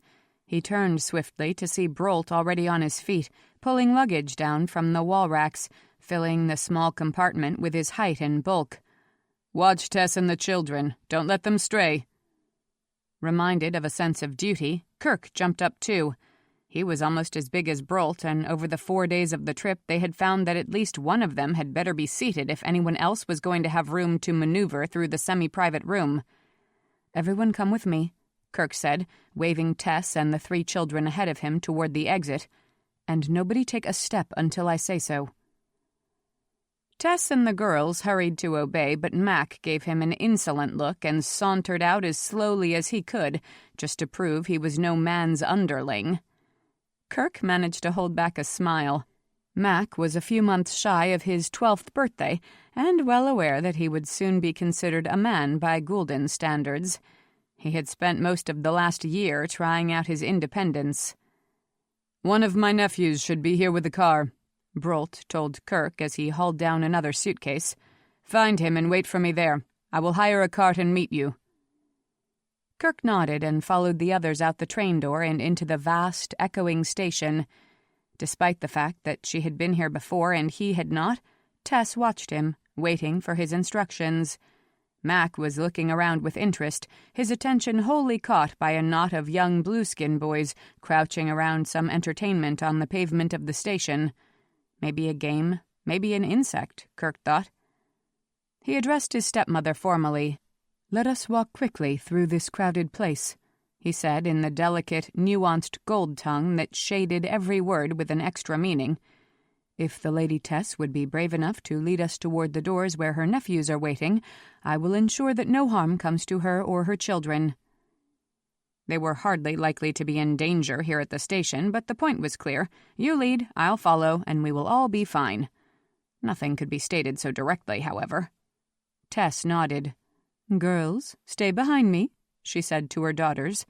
She gazed a moment at her son, who was still fascinated by the strangers. "Mac," Kerk said sharply, and the boy's head whipped around. "Walk beside your mother and guide us out. Do your duty." Max scowled, but obediently fell in step beside Tess, and they were finally moving away from the great mounded silhouette of the train. Soon enough they were in a warmer, better-lit space, bustling with commerce. Kerk saw food stalls and book vendors and news monitors and ticket sellers and great arched doorways that seemed to lead out to the street. And people. Mobs of people. Indigo with their deep blue skin, golden-hued gulden, the occasional white-skinned albino. Even Mac was a little intimidated by the sheer numbers. On the pretense of helping his mother keep her balance on the slick stone floor, he edged closer to her and took her arm. Kerk laid one hand on each of the girls before him. They were 7 and 9, easily distracted, easily lost, and no moment's inattention on his part would allow them to slip away. Finally, they were out one of the great doors, and yes, there was a long, sleek car awaiting them, with one of Brolt's nephews leaning against the fender. "Hax!" Mac exclaimed and hurried over to greet his cousin. Hax mimed a punch to the boy's chin, then grabbed him by both shoulders and made him stand still. "Look at you, getting some of your height at last," he said. "You'll be a man soon, I think." "And then I'll be able to beat you in a fight," Mac boasted. Hax laughed and let him go. "I don't think so," he said. Hax turned more respectfully to greet Tess and made a great show of helping her and the girls into the car. Naturally, he situated them on the backward-facing seats. The rows that faced forward would be reserved for the men. Mac continued chatting carefully, though Hax clearly was paying little attention. Hax had done more than glance and nod at Kerk. Not disrespectful, not antagonistic, but not warm either. Kerk was not a blood relation, after all. None of Brolt's family owed him anything but civility. It was 10 minutes before Brolt arrived, followed by a luggage cart being pushed by a young gulden man. Another 10 minutes before Hax had greeted his uncle, the suitcases had been stowed away, and the men had climbed inside the car. Hax sat in front to drive, and Mac clamored to sit beside him, and with a nod, Brolt gave his permission. Once they were settled in, Brolt leaned forward to take Tess's hands, and she smiled at him. "Here we are, my husband," she said. "Soon we will be living in a new home in a new city. Our life is filled with such impossible joys." "Any new opportunity is made sweeter when it is shared with someone loved and respected," Brolt replied. The car moved away from the station and into traffic. Kerk resumed his staring out the window. The city was nothing like the towns that sparkled across Geldricht, full of color and beauty. Here the buildings were more varied and surprising, some quite tall, some short, most of them severely constructed of formal stone in blacks and whites and grays. Where were the flags and fountains and flower pots? Where were the bright roof tiles, the gaily decorated walls? Who could live in a place so dismal? "You wanted to come to the city," Kerk reminded himself. "Brolt told you he would make provision for you back on Gold Mountain, but you wanted to come." He watched the tall buildings flatten out, the neighborhoods change. Now they were in an even stranger landscape of low red brick houses and narrow lawns planted with unfamiliar grasses. He remembered now. Brolt had explained that the 3 different races worked together more or less harmoniously in the commercial districts of the city, but that they tended to live apart from each other in enclaves that reflected their cultural preferences. The few individuals Kerk saw on the street here had pale skin and odd white hair. This must be an albino district. They passed through more neighborhoods, the skyline gradually changing again. Brolt was pointing out sights and explaining traffic routes to Tess and the girls, who kept demanding to know when they were going to be home, at their own house. Kerk found himself getting more and more discouraged as the length of the journey made it clear to him how big the city really was, how complex. How would he ever locate one person amid the thousands who lived here? How would he ever find his mother? The city house was not nearly as large as the home that Brolt maintained in Geldricht, but it was spacious and pleasing nonetheless. Kerk knew that Tess's visits here during the past year had been largely to furnish the city house, and her taste was evident everywhere in the bright colors, comfortable sofas, chiming fountains, and subtle scents. While Hax and Brolt wrestled the luggage in from the car, Tess led the rest of them on a tour through the 15 rooms spread over 3 stories. Kerk was not surprised to learn that Hax and his brother lived here in their own suites. A man would naturally offer accommodations to any of his brother's sons who did not have households of their own. He was pleased to see that his own rooms were just as good as the nephew's, with thick blue carpeting and a gaily patterned coverlet that Tess herself had certainly picked out. The only rooms they did not inspect were the kitchen, which Tess reserved as her own domain, and Brolt's Hochter, a small private study that no one was allowed to enter without an invitation. "What do you think, my son?" Tess asked Mac as they ended up in a large common room filled with overstuffed chairs and couches. "Can you be happy in the home your father and I have made for you away from the city of your birth?" Mac opened his mouth to make one of the sarcastic comments that he was so fond of these days, but then he caught Kerk's warning look. He visibly changed his mind and spoke respectfully instead. "My lady mother has gone to a great deal of effort to create a place of comfort and beauty," he said formally. "I believe we shall all be quite happy here." The next few weeks were full of adjustments. Because the house was smaller than the sprawling home on Gold Mountain, they were always tripping over each other. The food markets were missing many essential gulden ingredients, so Tess constantly had to exercise creativity as she planned her menus. The 7-year-old fell ill with some virus and cried for 3 days, while the 9-year-old missed her cousins and cried for other reasons. Mac did not like his new school and came home twice bearing the marks of fights with other boys. "You must win your battles," was all Brolt told him. Kerk spent a couple hours working out with Mac in a small, unfinished room in the basement next to the heating and water filtration systems. Kerk knew all about being the boy who was picked on because he was new or because his father was dead. He had turned into quite a brawler, particularly once he started bulking up. A man must fight honorably or be forever branded unworthy. But still, there were some tricks that could be used fairly that helped ensure the encounter would go your way. The third time Mac came home bruised and bloodied, he was smiling. He never lost another fight, and he began to like school a little better. Kerk sometimes felt he was in a different kind of battle altogether, being pummeled on a daily basis by new sights, new thoughts, new experiences. He wouldn't cry like the girls, but he wasn't sure he should fight back like Mac. He just tried to keep his balance as the city landed one blow after another. They were not killing blows, he thought. They were more like the slap of irritated affection that a man might land on a brother's face. "Why aren't you paying attention? See what you have been missing?" Almost at once, he loved the city, despite its tall, formal buildings and its lack of color. He loved its energy, the constant pulse of excitement that ran through it like an overstimulated heartbeat. He loved the centrifuge, a huge circular traffic tunnel that connected all the major districts. He loved the staggering variety of food, the restaurants that were open to any patron of whatever race, the news channels that broadcast from street-side monitors at every hour of the day.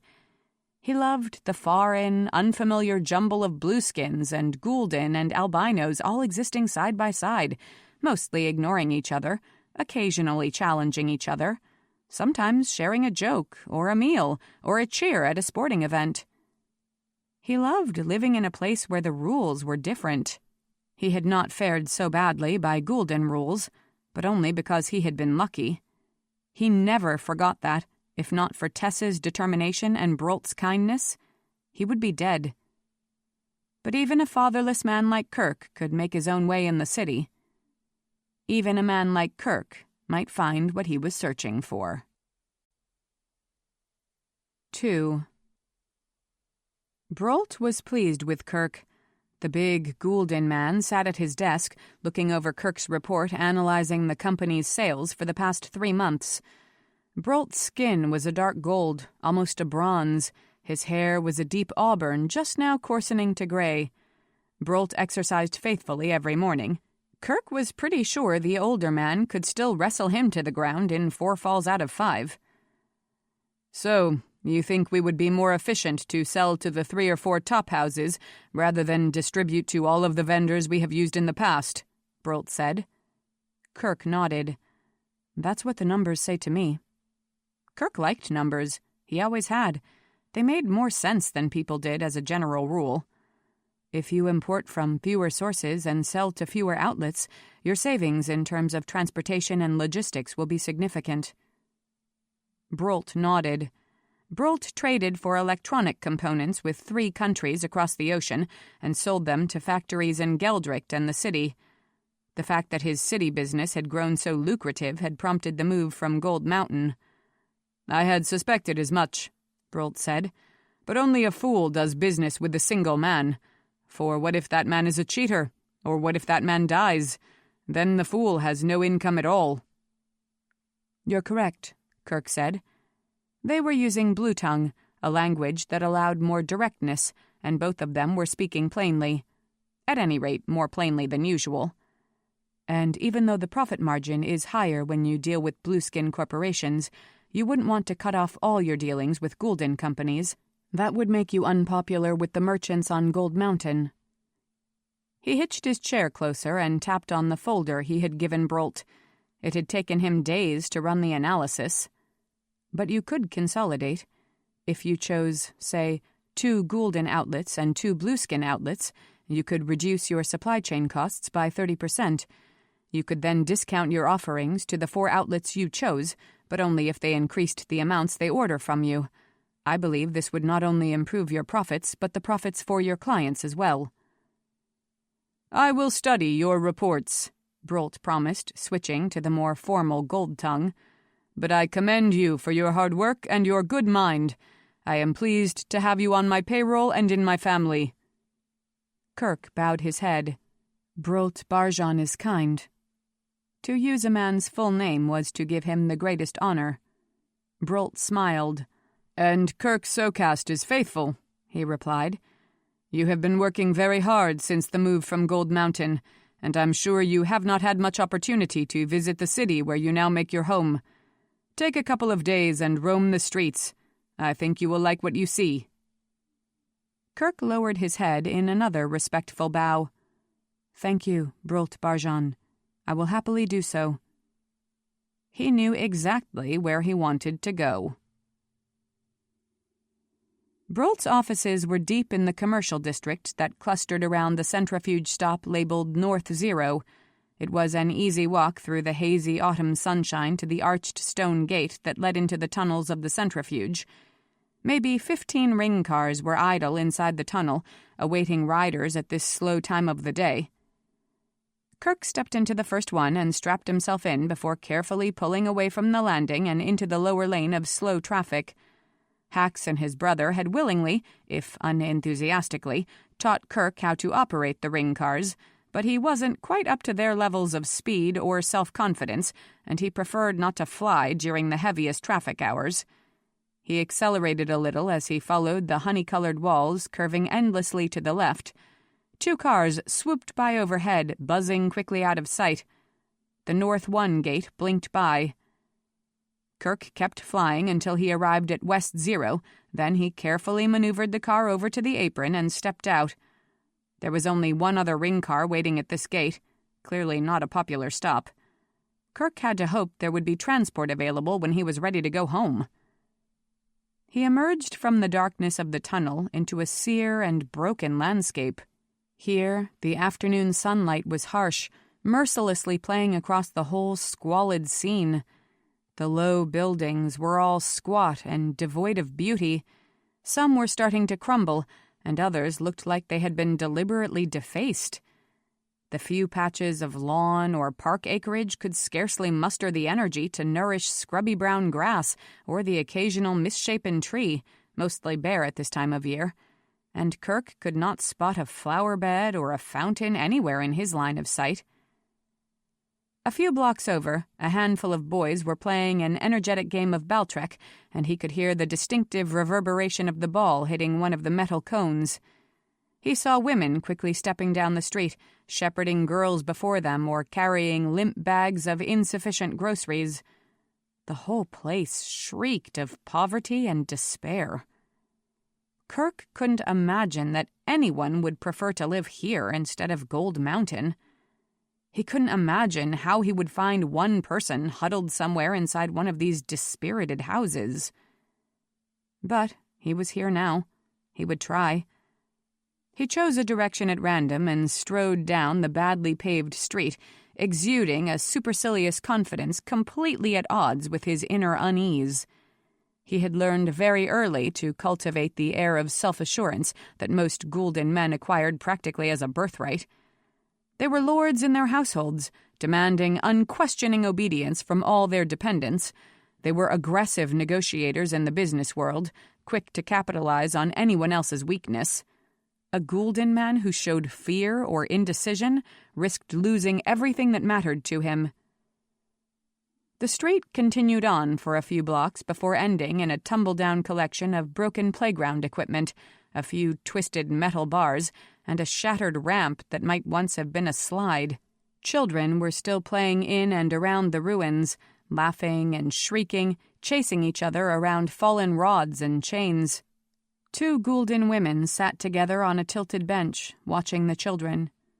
Or, no, watching Kerk, their eyes wide and alarmed, wondering, no doubt, who he was, why he had come to this part of town, what trouble he might bring. He gazed at each of them coolly, too proud to show that their worried scrutiny made him want to crawl back down the street. One of them looked to be close to his own age, mid-20s, while the other one was older, 45 or so. She had golden brown skin and soft brown hair pulled back in an unflattering bun. Her skin was lined with too much grief, seen too early. The right age to be his mother, the right hair color, the right expression, but the wrong face, the wrong shape. It was not the woman he wanted. A moment longer he kept his eyes on them, just so they would not think they had routed him. Then he turned smartly and strode back the way he had come. In front of the centrifuge gate, he hesitated, then turned to look in first one direction and then the other. Where should he go next? How could he possibly find the person he sought? A voice behind him asked almost the same question in the coldest possible voice. "What are you looking for here in the Lost City?" He spun around to see that a blueskin woman had emerged from the centrifuge gate and was staring at him with every bit as much cool arrogance as he had mustered for the gulden women. He had never been this close to a blueskin woman before, and he couldn't help staring. Her skin was a deep cobalt, a color so rich it was almost tactile. Her glossy black hair was shoulder-length and simply styled, though the clip holding it back on one side was surely pure gold.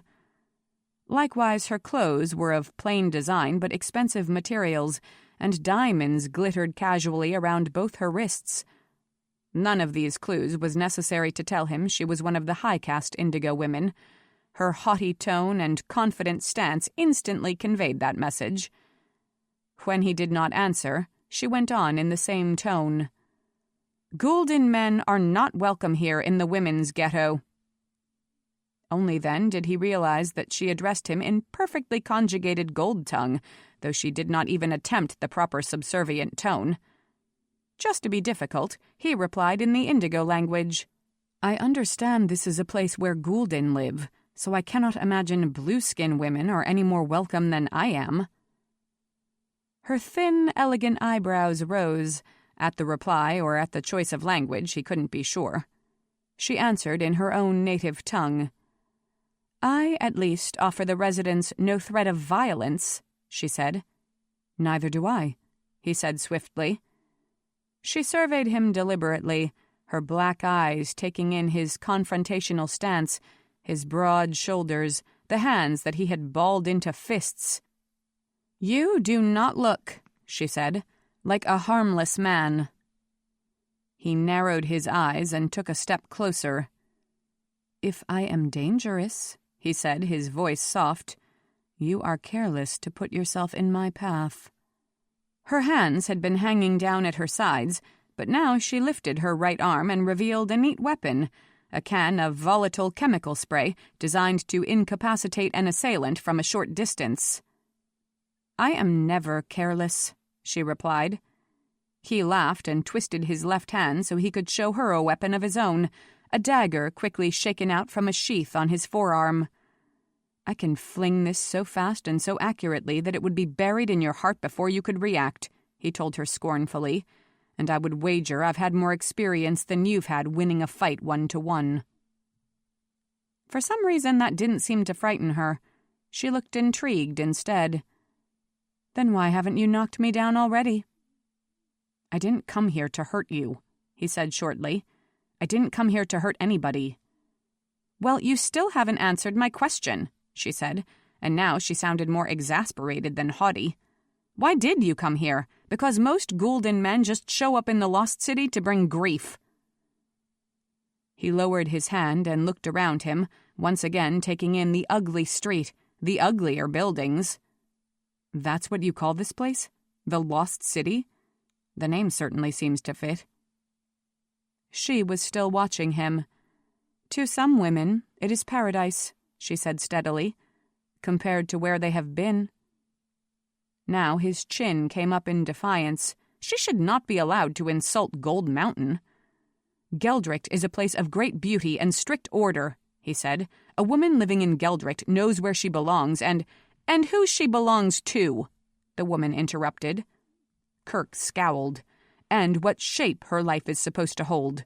A woman who comes to the city and finds herself on this misbegotten street. He swept his arm to indicate the whole sad neighborhood crouched apprehensively before them. Has traded beauty for ugliness, certainty for insecurity, plenty for what looks like starvation. Slavery for freedom, the woman returned calmly. That's why women run away from Gold Mountain. To be free, to choose their own lives, to escape cruel husbands and fathers. There may be very little here in the ghetto, but there are no daily beatings, no forced conjugal relations that are scarcely better than rape. He was so shocked he almost gaped at her.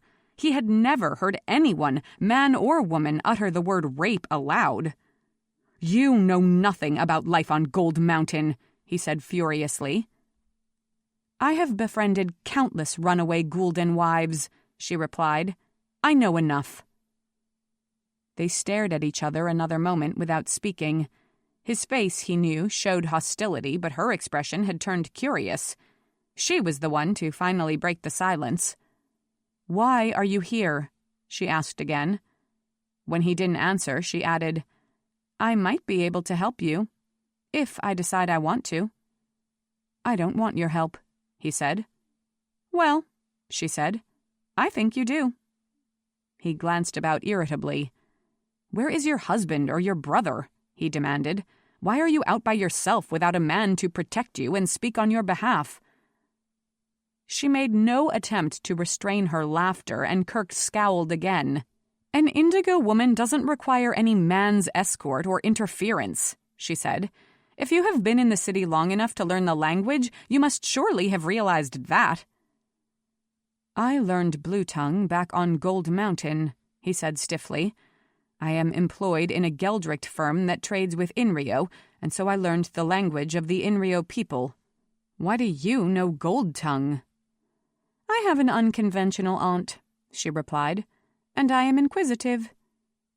"And why are you here?" She glanced around as if to remind herself exactly where she was standing. "I have an unconventional aunt," she repeated, "and I am a little unconventional myself. I liked the idea of aiding impoverished women with whatever resources I could command, which," she added, although he had not been planning to ask, "include a certain amount of wealth, a passion for justice, and a stubbornness that makes my mother despair." "Aid them how?" he demanded. "Train them, help them find jobs, help them find places to live, help them educate their children so the next generation of gulden will be completely free of any debt to Gold Mountain." No gulden will ever be completely free of debt to Gold Mountain, Kerk thought. "That seems like a great deal for one woman to accomplish," he said, his voice edged with sarcasm. She actually grinned. "I didn't say I was doing it by myself." Then he began to realize the magnitude of what she had just said. He fixed her with an unwavering stare. "So then," he said, "if a gulden woman has come to this lost ghetto, lost city," she murmured, "you might know where she is now?" Her answering stare was just as unblinking. "I might," she said. "Who are you looking for? A runaway wife?" As if any ambitious gulden would be willing to marry his daughter off to a fatherless man like Kerk. He shook his head. "My mother." 3. They sat in the window seat of a small cafe just off the North 3 gate and talked for an hour. This was the restaurant closest to the Lost City, the woman explained to him, a quiet and rather run-down place where people just one step above real poverty could come for a meal or a drink. The other patrons were a mix of all three races, though gulden predominated. Not the kind of gulden Kerk was familiar with from Gold Mountain. These were tired men and fierce women who by turns ignored each other and watched each other and did not follow any of the complicated protocols that governed relations between the sexes back in Geldricht. How did a man know how to treat a woman if he did not follow the rules that everybody understood? Although clearly this blueskin woman didn't know any of the rules and wouldn't have abided by them if she did. She had insisted on being the one to drive the ring car almost all the way around the centrifuge to North 3, the gate right before West 0. During the flight, she had asked for his name and given him her own. Jalciana, but a lot of people call me Jalcie. Even the diminutive was much more flamboyant than the meek names bestowed on gulden women, and Kerk repeated it to himself several times just because it was so new. He had to admit she was excellent at piloting the small craft through the curving tunnels, though she drove much faster than he had dared thus far, and with much less caution. He could not imagine Tess even attempting to take the controls in one of these vehicles, or approaching a strange man on the street and demanding to know his business, or taking refreshments with a strange man in a public place and paying for her own beverage, or turning to her companion and demanding, "Tell me your story." Kerk sipped at his drink, which was hot and aromatic and like nothing he'd ever had on Gold Mountain. "My mother left my father 17 years ago and came to the city with my baby sister. There has been no word of her since. I thought, since I was here, I would seek her out."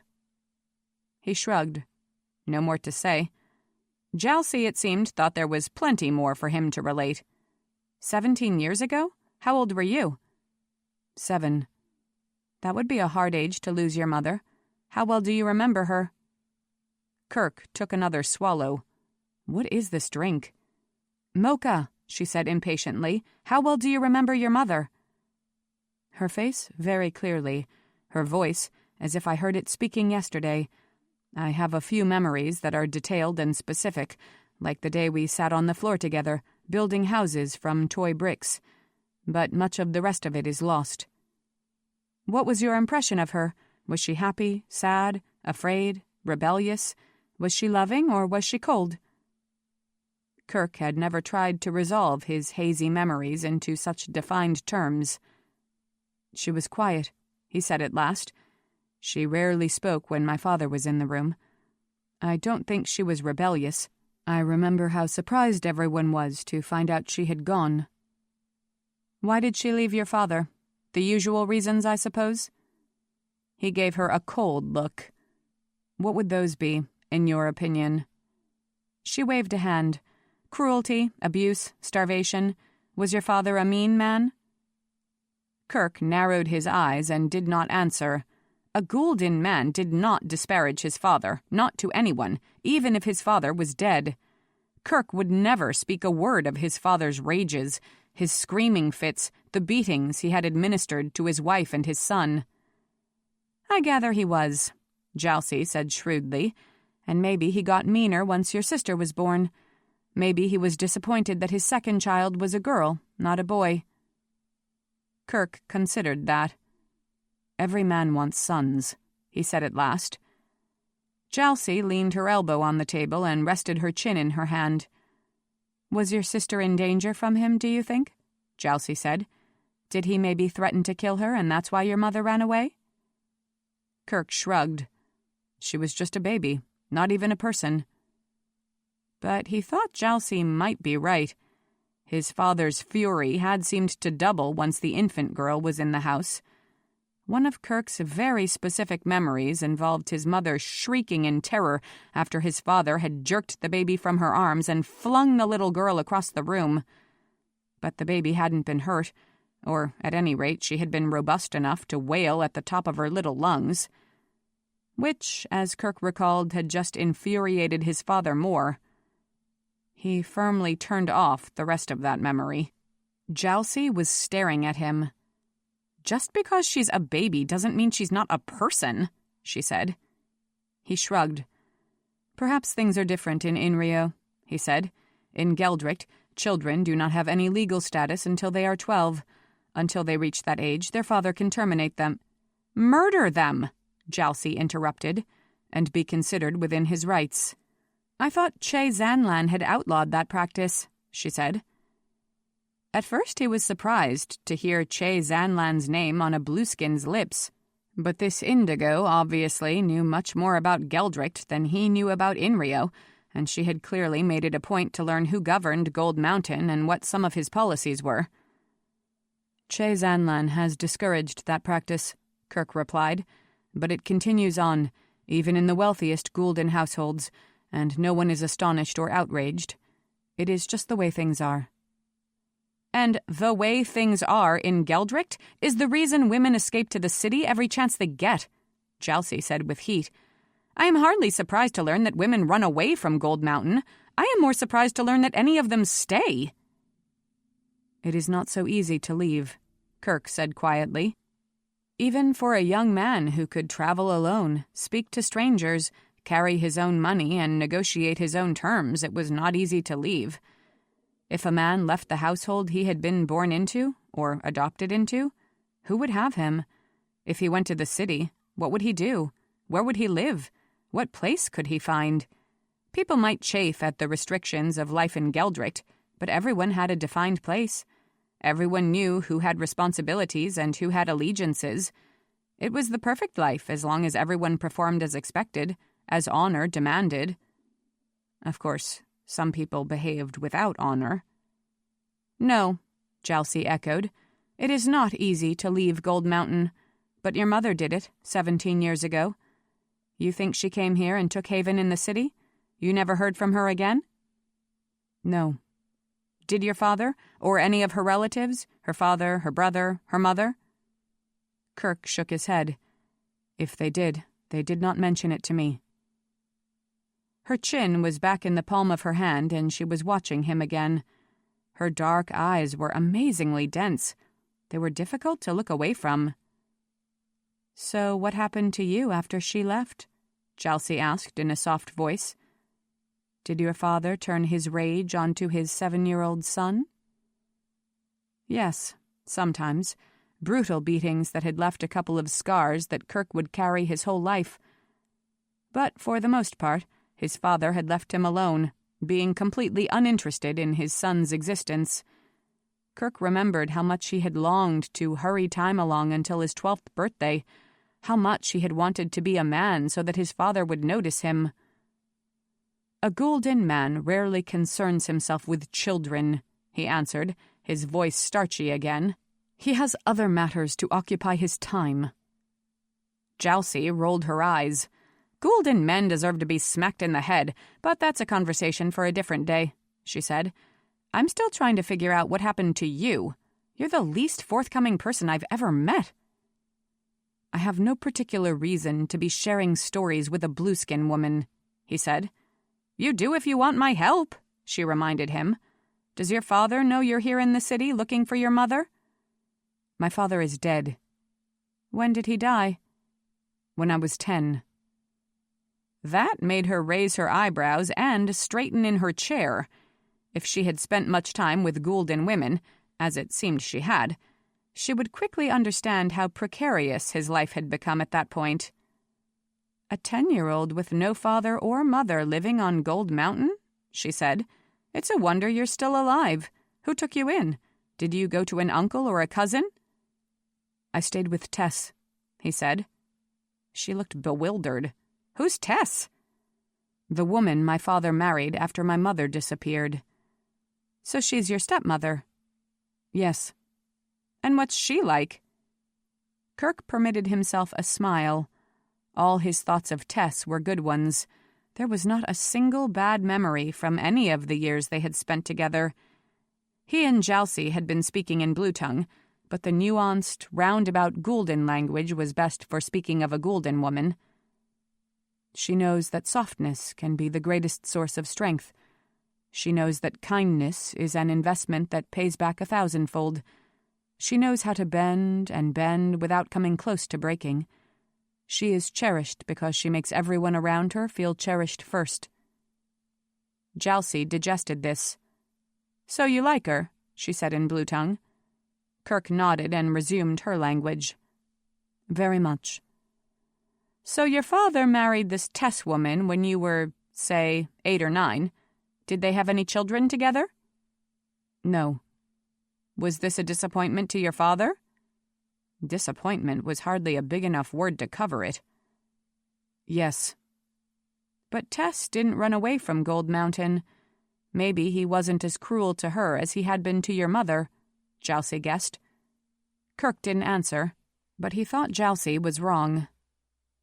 "So then your father died, and how did he die?" "A fever. Everyone in the household was very ill, but the rest of us recovered." "And there you were, a 10-year-old non-person, and your stepmother. If I understand things correctly, even widows aren't allowed any independence in Geldricht. Some male from her family would have to assume responsibility for her, yes? So where did she end up, and why was she allowed to bring you with her?" "She returned to her father's house. She was allowed to bring me with her because her father is very wealthy and he already housed a dozen cousins and nephews. He never spoke to me that I recall, but he did not mind that I was there." "That must have been an interesting time for you," Jalcie said. "I've seen young gulden boys fight for pride and position. You must have been taunted and picked on a lot." "I was able to defend myself," Kerk said modestly. In truth, he had acquired formidable fighting skills in Tess's father's household. From his father he had learned how to endure pain without whimpering, and those jeering young boys had not been able to inflict nearly the level of punishment his father had meted out on his most casual day. And while any boy who defied his father risked literal death, it was expected that he would respond aggressively when his opponents were his own age, or close to it. Kerk had learned to fight back and fight back hard. Pretty soon, the sons and nephews and cousins decided to leave him alone. Jalcie was openly appraising him, noting the breadth of his shoulders and the muscles of his arms. "I'll just bet you did defend yourself," she muttered. "So then what happened? Do you still live with Tess's father?" Tess remarried, a man named Brolt Barjan. He had been trying to limit his answers to strictly accurate responses to her questions, but at this point he couldn't help adding, "A good man, the best Gold Mountain has to offer." "Well, I'm glad to hear that finally," Jalcie exclaimed. "So far your life has sounded very grim indeed. And Brolt didn't mind that Tess brought this 10-year-old non-person along with her into the marriage?" Kerk couldn't hold back the tiniest of smiles. Tess's father pressured her for some time to marry, but she kept finding excuses to delay, he said. Her father presented 2, perhaps it was 3, potential grooms to her, but none of them suited her. "Tess's father sounds more patient than the average gulden man," Jalcie observed. "Tess's father loves his daughter," Kerk said. "By the time he found a husband who was agreeable to Tess, I had turned 12. Jalcie practically bounced in her chair and clapped her hands together. "Oh, clever Tess!" she exclaimed. "And she did that on purpose?" "We did not discuss her marriage prospects," Kerk said coldly. Jalcie rolled her eyes again. "I'm sure you didn't. But I am going to assume that wise, kind, strong Tess knew exactly what she was doing when she didn't take a husband until after her stepson was considered a grown man. I think I like her very much." "I'm sure that would please her," Kerk said sardonically. Jalcie grinned. "So this Brolt married Tess, you came along, no one was mean to you anymore, and then what? You were raised in the household like a son?" "Not exactly," Kerk said. "I have been treated with great fairness, and I have been given a position in the family firm, and Brolt Barjan respects my contributions. It is possible that I might retain this position the rest of my life." She was listening closely, so she heard the unspoken half of that sentence. "And it's possible that you might not," she said. "Do Tess and Brolt have children?" 3, a son and 2 daughters. "How old is the son?" 11 years and 8 months. Jalcie raised those fine eyebrows again. "So, in 4 months, when this son is officially a man, what happens to you?" Kerk had wondered that every day since Mac had been born. "My life becomes very interesting." Jalcie flung her hands out. "But here you are in the city," she said, her dark eyes snapping with excitement. "In the city, a gulden man can take a job that does not depend on his father's position or his uncle's goodwill. An indigo woman can flout her grandmother and refuse to marry the very nice but very boring man her mother has picked out for her. In the city, people can be responsible for themselves. They can make their own mistakes and figure out their own rules." "It sounds like a lonely existence," Kerk said. Jalcie laughed, somewhat taken aback. "You have not been so lucky in your family that I would think you would want to cling to it." He was surprised to hear himself speak the words. "Family is the only thing I have ever wanted," he said. "I didn't hope to leave it behind in the city. I hoped to find it." Jalcie had dropped her chin in her hand again, but now she seemed to be considering her own life. "I've spent much of my time trying to get free of family," she said. "Much is expected of an indigo heiress, you know. All the land that will fall to her once her grandmother passes it on, all the responsibilities that come with it, all the social connections she is expected to maintain, the duties she must perform. My grandmother can spend a solid week with me and never stop lecturing me about proper behavior, essential land management, the bloodlines of the higher hundred, and how instantly she wants me to produce a daughter. She never once will ask what I'm thinking or feeling or what I desire from my life. And my mother's just as bad, except a little more subtle about it. There are days I feel like I will start shrieking and never be able to stop." Frankly, Kerk didn't think it sounded like a bad life at all. Frankly, he was not that interested. But she might be able to help him, and so he tried to be polite. "And what do you desire from your life?" "I haven't entirely figured that out," she admitted. "But I know I want it to mean something. I know I want to do work that matters, that puts good into the world in some fashion." "Maintaining property and watching over a family is meaningful work," he said. "I want to do something more immediate," she said. "That's one of the reasons I started volunteering at the Lost City. I thought I could be of some use." "How did you get interested in the Lost City in the first place?" "Through Aunt Quatrain." Jalcie waved a hand. "Well, technically she's not my aunt, but it's too hard to try to explain the relationship. She's this incredible activist who has volunteered at the Lost City for years. She's the one who taught me how to speak Gold Tongue. She's my idol." Kerk had no idea what to say in response to that. "She sounds most inspiring." Jalcie laughed. "And you don't care at all," she said. "You just want to find your mother." He looked at her. "Yes." Jalcie got to her feet. "Then let's go looking." 4. A very short trip on the centrifuge took them back to West Zero. Jalcie strode confidently down one of the tumble-down streets, and Kerk fell in step beside her. She pointed to a few of the buildings as they passed. One had been purchased outright by a donor Jalcie had courted. Newcomers to the Lost City could live there free of charge for up to a year. Another housed a women's cooperative where residents could exchange food and other goods. "Nothing ever goes to waste," Jalcie said proudly, "and lots of restaurants and clothing stores in the city donate their leftovers and unused items to the co-op, so there's always fresh merchandise." It looked like a horrible way to live, Kerk thought. He said nothing. They eventually arrived at a sort of compound, a few moderately well-maintained buildings that appeared to be an office building, a school, and maybe a warehouse.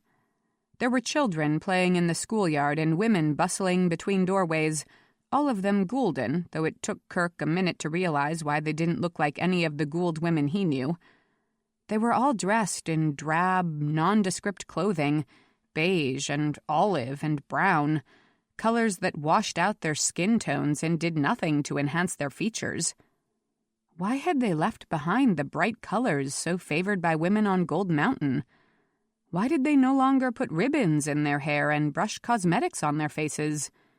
Were they trying to turn invisible here in the city, to completely escape the attention of the Gulden men? Or were they just trying to reject every outward symbol of their former lives? "When I was a Gulden chattel, I dressed in red to please my husband, but now I am a free woman, and I will dress in the colors of the earth to please myself." Kerk shook his head. His goal had always been to be more Gulden, to steep himself in the culture, not to strip it away. He could understand leaving Geldrick behind physically, but not emotionally. He had always wanted to get closer, not farther away. "I warn you," Jalcie said as she pulled open the main door in the building that looked like administrative offices. Dell isn't very friendly. In fact, everyone they encountered in the hallways looked downright hostile. Kerk tried to keep his arms down, his muscles lax. He tried to make his expression tranquil, but it was difficult when everyone who saw him gasped or glared or turned away as if afraid he would go berserk and smash all of them against the walls. Dell turned out to be a small woman bent into an even smaller shape by the pressures of age. Her skin was paler than that of the average gulden, and her hair was pure white. She gave the impression of having been left outside so long she had been bleached to a husk by the unforgiving sun. But she mustered enough energy to jump to her feet when Kerk followed Jalcie into her office. "Jalciani Kandachi!" she exclaimed. "How dare you bring a gulden man into a place of safety for gulden women? How could you be so careless and so cruel? We have trusted you, and you have betrayed us all." She was speaking blue tongue, obviously believing that Kerk would not understand her words. He stepped forward and answered her in the same language, trying to keep his voice soft and non-threatening. "She has done me a great kindness by bringing me here, and I will not dishonor her by offering any threat or incivility," he said. "Please do me the courtesy of listening to my story, and do Jalciana Kandachi the courtesy of believing she would never bring harm to her friends." Dell's head had snapped up at his first words, and she listened to him in cold silence. But at least she had stopped scolding. "Who are you?" she asked when he had finished speaking. "What do you want?" She had continued employing blue tongue, which was the language for plain speaking, so he answered in the same language. "My mother left Gold Mountain 17 years ago, and I was hoping to find her here." Dell was unimpressed. "So you can beat her into a grave to avenge the insult to your father?" "My father is dead," Kerk replied. "Dead fathers sometimes require the hardest vengeance." "I will speak no word against my father, but no part of my quest relates to him," Kerk said. "An abandoned son might very well seek vengeance on his own behalf." Kerk held on to his temper. This difficult, defiant old woman held too much power in her hands, and Kerk knew better than to offend any individual with power. He switched to Gold Tongue. "A 7-year-old boy knows little of the world beyond the doors of his own household," he said in that careful, indirect sing-song. "He knows little beyond what his mother says to him at night, what his father teaches him by day. What is he to understand once his mother is no longer there to tell him stories? What should he try to glean from his father's silences? Whispers tell him what the true story might be. His own mind puts the puzzle pieces together when he is old enough to understand the ways of the world. A woman might leave her husband for many reasons. These would not concern a boy. All a boy knows is that he loved his mother and that she is gone. All the man knows is that she is somewhere still, and perhaps he can find her. Does that tale offer any threat to you? Does that tale offer any threat to her?" "Gulden men have lied before this," Dell said flatly in blue tongue. Kerk watched her steadily, but still without menace. "And do Gulden women only speak the truth?" he said softly. "Are they without flaws and errors?" Dell snorted. "I have no reason to trust you," she said. But for the first time she seemed to relax. At any rate, she seated herself behind her spindly desk again, and Jalcie and Kerk took chairs facing her. "Most Gulden men who find their way to the Lost City trail violence behind them like a brightly woven flag." "What can I do to prove to you that my intentions are peaceful?" he asked. "Nothing," Dell said. "I will never tell you your mother's whereabouts." "Dell!" Jalcie exclaimed just as Kerk jumped to his feet. "Then I will take no more of your time," he growled, spinning toward the door. Dell's voice stopped him. "But I might help you," she said. Kerk turned around more slowly to face her. It was becoming harder and harder to hold his temper in check, particularly since he was not used to placating women. Dell was being deliberately obstructive, Perhaps she was trying to provoke him into a rage, trying to prove her very point about the untrustworthiness of gulden men. He kept his voice even. "I would welcome any aid you would be willing to give me," he said. "I will see if I can find your mother for you," she said, "and I will ask her if she is willing to be reunited with you. If she is, I will set up a meeting. If she is not, I will not speak another word to you." "That's fair," Jalcie said before Kerk could answer. "That's perfect. Thank you, Del." Kerk inclined his head ever so slightly. "The Lady Del is most generous to a stranger," he said formally in gold tongue. "I will strive to prove to her that her faith in me is not misplaced." "I hope you are able to perform such a feat," she answered in the same language. "I would like to meet a gulden man who was worthy of my respect." Kerk inclined his head again and did not reply. Del spoke in blue tongue again, a little more briskly. "But I'm not certain I'll be able to help you, even with the best will in the world," she said. 17 years ago, this charity did not exist. There might be no records and no memories that go back far enough to contain your mother's arrival." "Then how will you find her?" Jalcie asked. Del permitted herself a small smile. "Someone will know someone who knows this woman's story," she said. "There cannot be a Gould woman in the entire city I cannot find." She addressed Kerk. "What is her name?" "Bree Socast," he said. Del tilted her head to one side, seeming to test the name against an internal databank, but coming up without a match. "And her father's name, in case she no longer wanted to be known by her husband's. And her mother's?" "Velder and Cabrist," Kerk replied.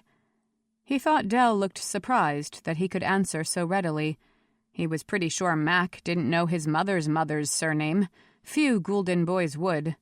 But Kerk had tried to immerse himself in family history. He could have offered names from many more generations back if Del had asked for them. Del shook her head. "None of these sound familiar, but someone will recognize one of these names. In fact, Rhea might." "Oh, yes, Rhea knows everyone," Jalcie said, on her feet at once. "Is she here today? Let's go ask her." They made a strange procession out of the office and down the hallways again. The small, stooped old Gould woman led the way and was greeted with universal respect by the younger women they passed. Jalcie, following after Del, elicited a mix of friendly, curious, and measuring stares. In this setting, her cobalt skin and night-black hair marked her as utterly alien. Kerk, bringing up the rear, towered over all of them and came in for most of the attention. As before, it was largely hostile, but the fact that Del was tolerating him made some of the women eye him more with speculation than hatred. He supposed that was an improvement. Leaving the building, they headed toward a sprawling, one-story structure that looked like it might have been hastily assembled by a dozen crews, all working from different sets of architectural plans. Probably built piecemeal by volunteers, Kerk guessed, and lucky to still be standing. "It's a community center," Jalcie informed him, though he had not asked. "We hold some adult education classes here for the women, but mostly it's used for activities for the gulden boys." She shook her head. "It's really not enough to keep them occupied, especially the teenagers. They don't like living in the Lost City, but most of them are afraid to go back to Gold Mountain, and they aren't old enough to find jobs in the city. We arrange sports tournaments and all kinds of classes, but even so, not that many of the boys spend their time here." As soon as Kerk stepped inside, he could see why. The place seemed smaller on the inside than the outside, with cramped corridors and low ceilings and the sweaty smell common to gymnasiums. Down a hallway to his left, he could hear the shouts and echoes of a Baltrek game in progress. From his right came the sounds of women's voices raised in high-pitched laughter. "Rhea is no doubt with the women in the cooking class," Del said. "Wait for me here." "I'll go look in on the game," Kerk said, and started toward the gym. No surprise, Jalcie followed close on his heels. "I've watched them play plenty of times, but I confess I have no idea how they keep score," she said. He grunted in amusement. "That's what Tess says." He pulled open a swinging door, and they stepped inside the gym, which was a little more welcoming than the outer corridors. The ceiling was high and graced with skylights, The walls were covered in bright oranges, yellows, and reds. The space was a little too small to be a regulation Baltrek field, but the correct lines and zones had been painted in place, and the metal scoring cones looked to be properly positioned. About 20 young gulden men, all between the ages of 12 and 18, were scrambling around on the polished floor, battling each other for possession of 3 rubberized balls. 2 youthful referees stood on opposite sides of the playing field, shouting just as much as the players. A few spectators lounged against the walls, calling out encouragement or derision. 2 of the balls simultaneously landed in scoring cones on opposite sides of the floor, and the noise for a moment was deafening. Half the players cheered, and the other half shouted that a penalty had been overlooked. "I mean, what is even happening here?" Jalcie demanded. Kerk grinned. "There are 4 teams on the floor at the same time. Each team is trying to get possession of all 3 balls. If you have 2 or more balls, you can score by throwing them into the cones, but of course the other teams are defending the cones. If you only get 1 ball in, you don't get any points. If one of the other teams takes away one of the balls and has the 3rd ball in its possession, it can try to make a quick score before the other defenders realize that they have now become the offensive team. If—" She flung up a hand. "Stop, I'm already lost." "Well, it's not that hard," he said, "but it moves fast." "And it's stupid," she said. He merely shrugged and watched the action. Unlike school-based and pro leagues in Geldricht, these players didn't have matching uniforms, so it took him a while to sort them into teams. Apparently, they were divided by who was wearing any item of clothing that could be considered to fall in the same color category. One team consisted of a boy with a dark red shirt, a boy with a crimson headband, a young man who had tied a woman's red scarf around his stomach, and 2 players who had split a pair of red socks between them. The level of talent varied wildly, as was to be expected, and clearly no one had bothered to spend much time honing defensive skills, so the scoring was pretty high. So was the level of energy. A couple of fights broke out in just the few minutes Kerk and Jalcie stood there watching, but they involved nothing more than a couple of shoves and a few insults before play resumed again. "It seems like a very violent game," Jalcie observed. "Even more so at the professional level," Kerk replied. "Fun, though." "Do you play?" He nodded but did not answer. One player, who looked to be about 15, was far superior to all the rest. He was thin and slightly built, a little shorter than average, but unbelievably fast and uncannily able to read the action on the floor. Any time his team had possession of the 3rd ball, he instantly tried to strip one of the other 2 game balls from the opposing teams, and managed it 3 times while Kerk watched. And his ball went straight into the metal cone each time, even when his teammates weren't able to capitalize on the steal. "That boy is really good," Kerk said. "Which one? They're all moving so fast I can't tell them apart." "The boy with the red hair, wearing the yellow shirt." "The short one?" "Yes. Keep your eyes on him. He's going to take the ball from the big player with the blue headband. There. And then he'll score. There. Did you see that?" "How did you know what he was going to do?" Kerk shook his head. "It's just how the game is played." "I bet you're really good at this, aren't you?" she asked. He shrugged. A few of the players had noticed them as they came in, and the longer they stood there watching, the more attention they drew. At first he thought the players were all looking at Jalcie, the blueskin who did not belong, but then he realized that he was the draw. He was the unfamiliar sight. A grown gulden man in top physical condition, in a place ruled by women. Slowly, the action on the field began to shift. More and more plays were executed around the cones nearest to Kerk. A few of the younger boys were practically staring at him. A few of the older ones made elaborate acrobatic passes and scoring throws, almost as if they were showing off. He and Jalcie had been watching for 15 minutes before a referee called a timeout, and a few of the players at Kerk's end of the playing floor clustered together just inside the painted boundaries, their eyes on him, waiting for him to speak, wondering if he would be willing to acknowledge them, fatherless boys who had no claims on anyone. He gave a decisive nod. "Good game," he said. "Looks like the yellow team is going to win." That was enough of an invitation for the younger boys, though most of the older ones hung back. Within seconds, Kerk was surrounded by about 12 of the players, all vying for his attention. "Yellow always wins," one of them said, "at least when Quint's playing."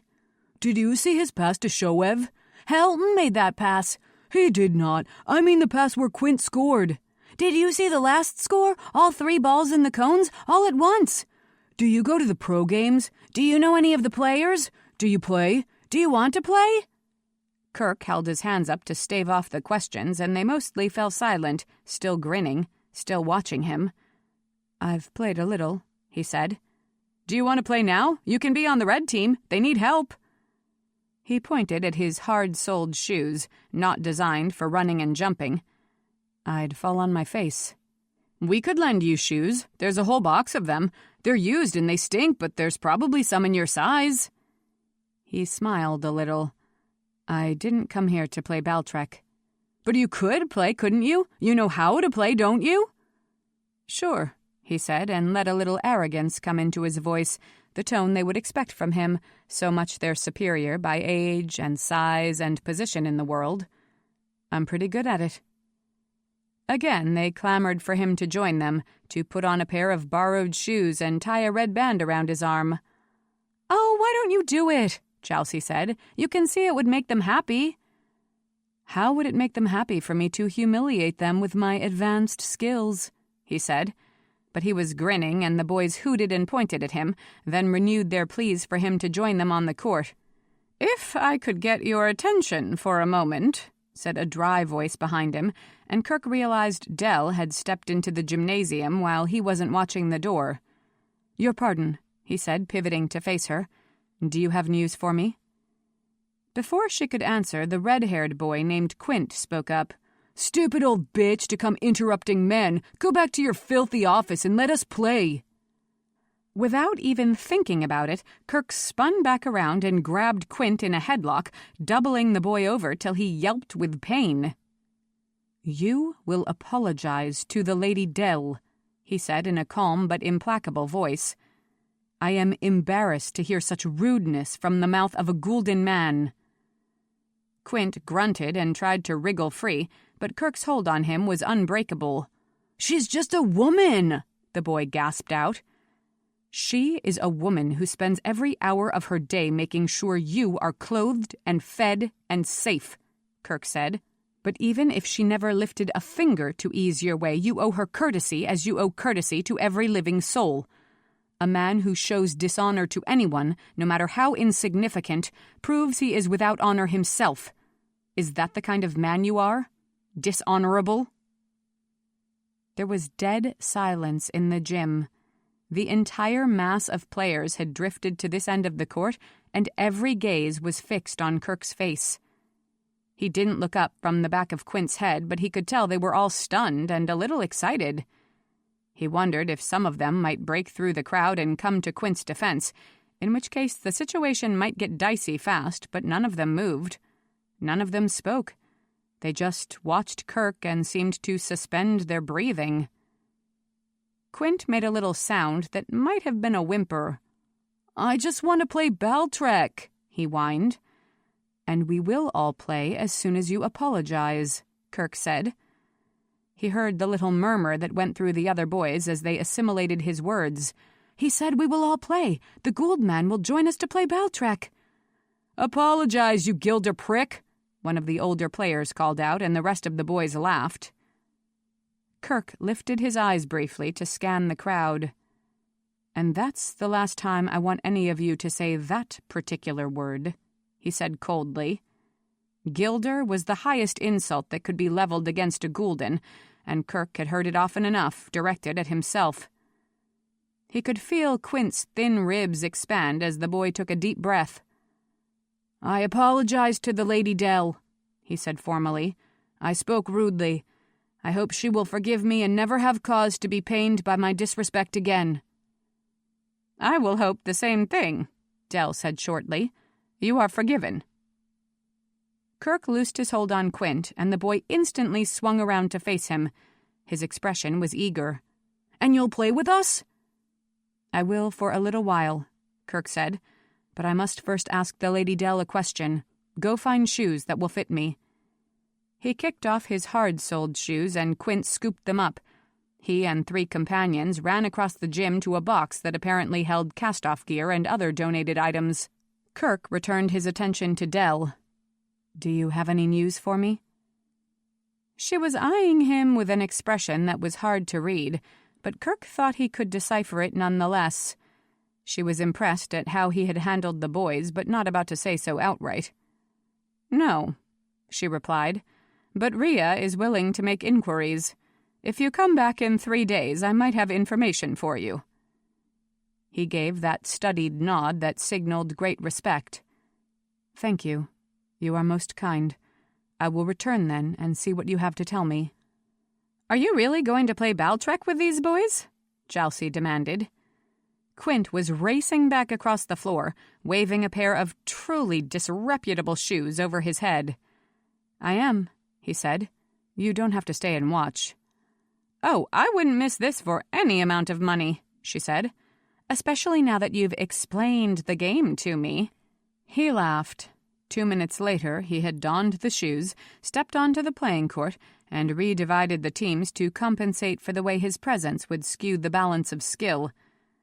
One of the referees shouted, "Go!" and the game was on.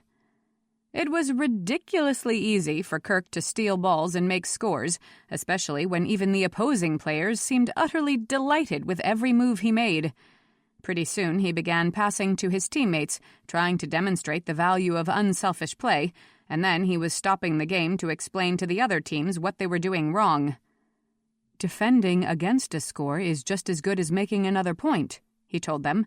"Quint, you try to knock in a ball while I guard against you. Everybody else watch."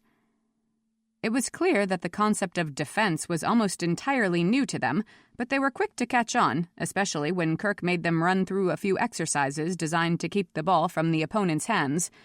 In fact, they were a little too enthusiastic. When the third fight broke out, Kerk called a halt to the whole demonstration. "Enough for today," he said, untying his borrowed shoes and slipping his own back on. "Practice what I've taught you, and you'll see how much you all improve." They clustered around him again, scrawny, smelly, excited boys so socially impoverished they thought Kerk was someone to idolize. He could hardly sort out their words as they all questioned him at once. "Will you come back? Hey, did you see me make that final shot? When are you coming here again? Is it a foul if I shove someone in the shoulder? Can you come back? What happens if 2 balls go out of bounds at once? Are you coming back?" "I'll be here again in 3 days," he said at last. "Will you play with us again?" Virtually every boy asked some version of that question all at the same time.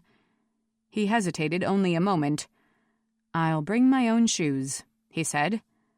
One of them loosed a victory yell, and then they all dashed back onto the playing floor. The game had resumed with even more ferocity when Kerk finally stepped out the gym door into the hallway. Jalcie was right beside him as they headed outside. The air had cooled considerably as the sun started to sink. Kerk felt an actual chill as the sweat evaporated from his body. He set a pretty good pace just to stay warm, but Jalcie kept up easily. He thought he had a fair measure of her personality by now, so he was surprised when she didn't immediately begin pestering him with questions and observations. They had walked about 5 minutes without speaking before he glanced down to see a pensive look on her face. "Jalciana Kondachi does not seem like the kind of woman who spends even such a short stretch of time in silence," he finally said in formal gold tongue. "I'm afraid to say anything," she exclaimed in the indigo language, "or you'll try to strangle me, like you did poor Quint." He laughed. He deserved it, and he did not resent it. A boy like Quint needs discipline. The less he gets, the worse he'll be. I must say, all those boys seemed infinitely improved by even short contact with a grown gulden man for whom they could feel respect. This time his laugh was a little bitter. If they knew more of the world, they might view me in a different light. "Will you really play with them when you come back?" He nodded. I said I would. "Would you come back again after that? And play with them again?" "If Del has no answer for me in 3 days, I will return again. And again." "Would you come back even if you had already learned everything Del had to share?" He hesitated. Jalcie pressed on. You saw how much those boys loved having you among them. You could coach them in Baltrek. Just by being around them, you could show them how a gulden man behaves. I don't think any one of them has ever before been lectured about honor by a guld man. They don't know how they're supposed to behave, but if you—" "I am an ordinary man with a lower place than most," he interrupted. "I have no father of my own, and little enough I could offer anyone else." "And they have nothing," she said. "They have no one except mothers they are beginning to despise, and a community they are dying to leave behind. They don't know how to behave in the gulden world. You could show them." "It feels like it would be lying," he said, "to hold myself up as a model for anyone." "It feels like it would be generous," she said, "to share yourself even if you have very little." That shut him up. That was a very good argument to use with the guld man. They walked another block in silence. The arched gate to the centrifuge was taking shape ahead of them in the gathering dark. "I will come back in 3 days," he said at last. "After that, I will decide." "I'll come back in 3 days, too," she said instantly. He had to admit he was not surprised. He had already pictured her there in the gymnasium, watching and cheering and wondering about him. Or maybe he was the one wondering about her. There was only a single ring car waiting at the gate. "I suppose you're going to West 1?" she said. "We can share the car. I'll drop you off." They said nothing during the short ride until Jalcie pulled over to the landing to let Kerk out. When he reached for the door, she put a hand on his arm to hold him in place. Her touch was so warm he thought he could feel the blue of her fingers against his paler skin. "How can I get in touch with you if I need to?" she said. She must have read the question on his face, for she quickly added, "In case Dell finds out something about your mother right away. I'd want to let you know as soon as I can." "I work in Brolt Barjan's firm near the North Zero Gate," he answered. "You can send a note there." She nodded, but she did not drop her hand. Her dark eyes were scanning him, trying to look inside him. He thought he must seem as foreign to her as she did to him, although after this long day she was a little less alien, almost comprehensible. "I'm glad I found you when you came to the Lost City today," she said softly in gold tongue. "You have given me a great deal to think about, Kerk Socast.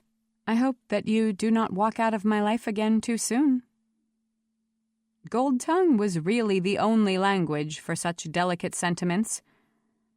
"For whatever period of time you walk through my life, Jalciana Kandachi, I am certain the days will be made colorful and full of music," he said carefully.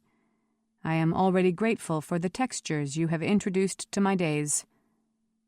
Smiling, she released him. "See you soon," she said in blue tongue. He had scarcely made it safely out of the car before she took off from the landing, again at a reckless speed. He stood on the stone apron and watched her ring car until it was out of sight. That night, after dinner was over and Tess had put the girls to bed, Kerk made his way to his stepmother's room. Brolt was still in his hoogter and Mac was finishing up schoolwork. This was always the best time of day to seek out Tess for a private conversation. She smiled at Kerk when he knocked at her open door and gestured for him to sit beside her on the purple sofa that she had imported from Gold Mountain. It had always been her favorite piece of furniture, and she had been unwilling to leave it behind. "Come tell me about your day," she said as he settled next to her. "My husband tells me you earned a holiday from work. How did you spend it?" She was relaxed, but he was not. He sat stiffly beside her and folded his hands tightly together. "I might have a tale to tell the Lady Tess that I am not yet ready to tell anyone else in the household," he said. She nodded, her face instantly sobering to the narrow, thoughtful expression that meant she would give his every word her utmost attention. "Now and then we all have something on our minds that we are not ready to share with the world," she said. "I can be your confidant." So, she was willing to keep a secret from Brolt. Well, it wouldn't be the first time. "The Lady Tess has been closer to me than a mother," he said, staring at his hands. "And yet, somewhere in this city, is the woman who bore me 24 years ago. I find that my heart is not content to know she is so close and still outside my reach." Tess was silent so long that he glanced up at her face, afraid he had hurt or offended her. But what he saw in her expression was compassion and a certain amount of worry. For him. "A woman who leaves a son behind is not always eager to have him find her," she said softly.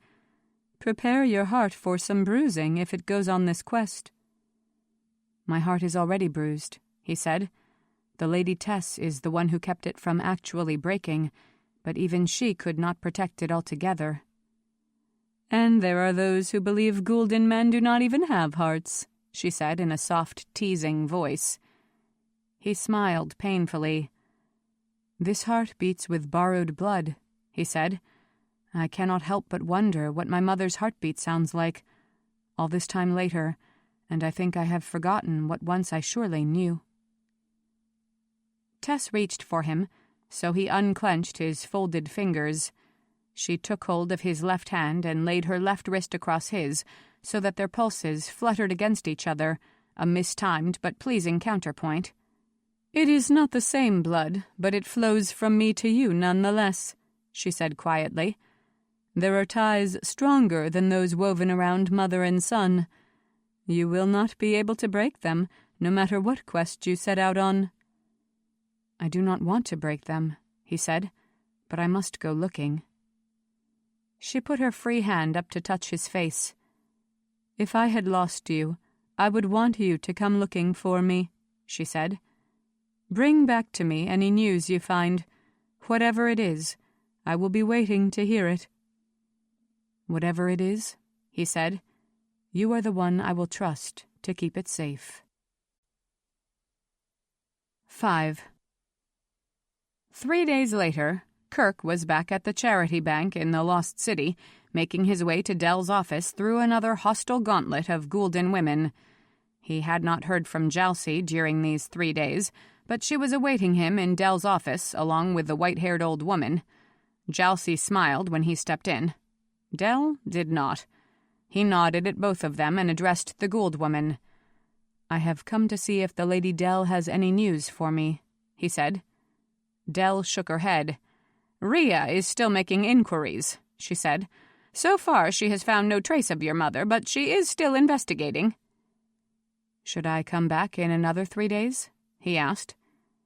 Dell watched him a moment and then waved him to the empty seat beside Jalcie. "You may come back as often as you like, as long as you cause no trouble," she said, abruptly switching to Blue Tongue.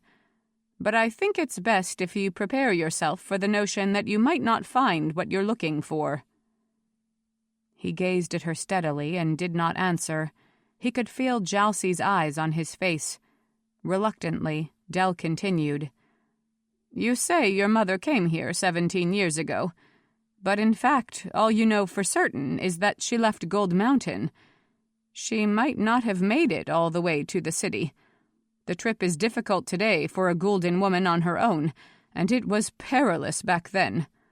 More than one woman died on the journey." When he still did not answer, she offered an even more unwelcome possibility. "And even if she made it safely to the city, she might not have survived very long. It is rare now, but gulden men still arrive from Geldricht to seek out their missing wives. Whole families have been slaughtered by angry husbands and fathers. Was your father capable of such violence?" Unquestionably, yes, and Kerk's father had often left Geldricht for weeks at a time, pursuing business interests in the city and overseas. If he had killed his errant wife and infant daughter, he had not bothered mentioning it to his son, or his second wife. Kerk was certain Tess would have given him this news if she'd had it. But it might not be true. There was no proof. Just because Bree Socast had not been found yet did not mean she was dead. "I have no wish to speculate about my father's possible actions," Kerk said, his voice cold to cover his pain. "It would please me if you and your friends would continue to search for my mother. I am not yet ready to concede that she is lost." Dell nodded slowly. "Then we will keep looking." Kerk heard Jalcie inhale a deep gust of air, almost as if she had been holding her breath ever since he stepped in the room. "Well, since we don't have any definitive news, let's go play Baltrek," she said brightly. He looked at her, allowing himself to be distracted, allowing himself to be amused. "Yes, let us go play," he said. "I'm sure you have mastered the sport in the short time since I saw you last." She laughed. "Well, I watched the game for hours on the monitors over the last 2 nights," she said. "And I'm a passable athlete, you know. I probably could play as well as some of these ghetto kids, if I could figure out the rules." "They would not welcome you on the court," he said. She made a face at him. "I know that's stupid. I just want to watch. Del, you want to come?" "I have plenty to occupy me here," the old woman said dryly. "But I hope you both enjoy yourselves." 2 hours later, Kerk had to say that he, at least, had obeyed Del's injunction.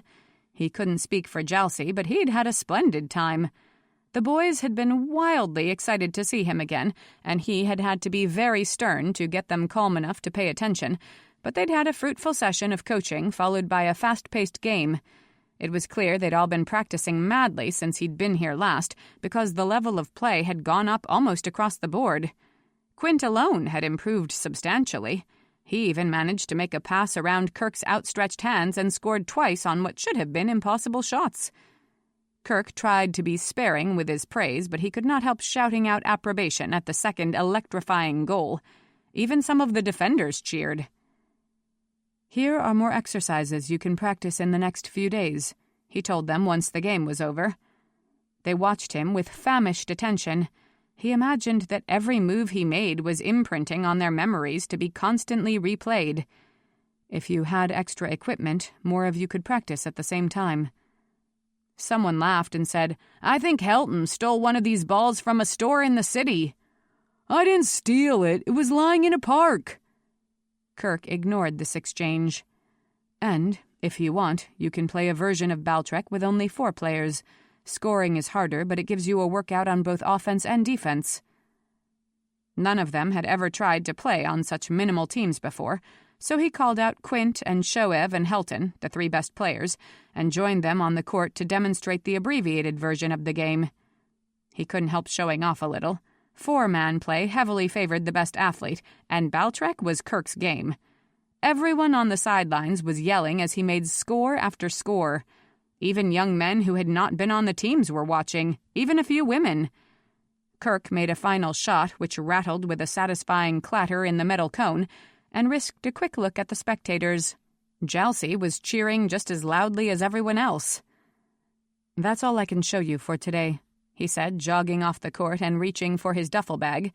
He had come prepared this afternoon, bringing gym clothes as well as appropriate shoes. As expected, the boys wailed loudly when they realized he was leaving, but they quieted soon enough when he promised he would return. 3 days from now, he said, though Del had not specified such an interval this time.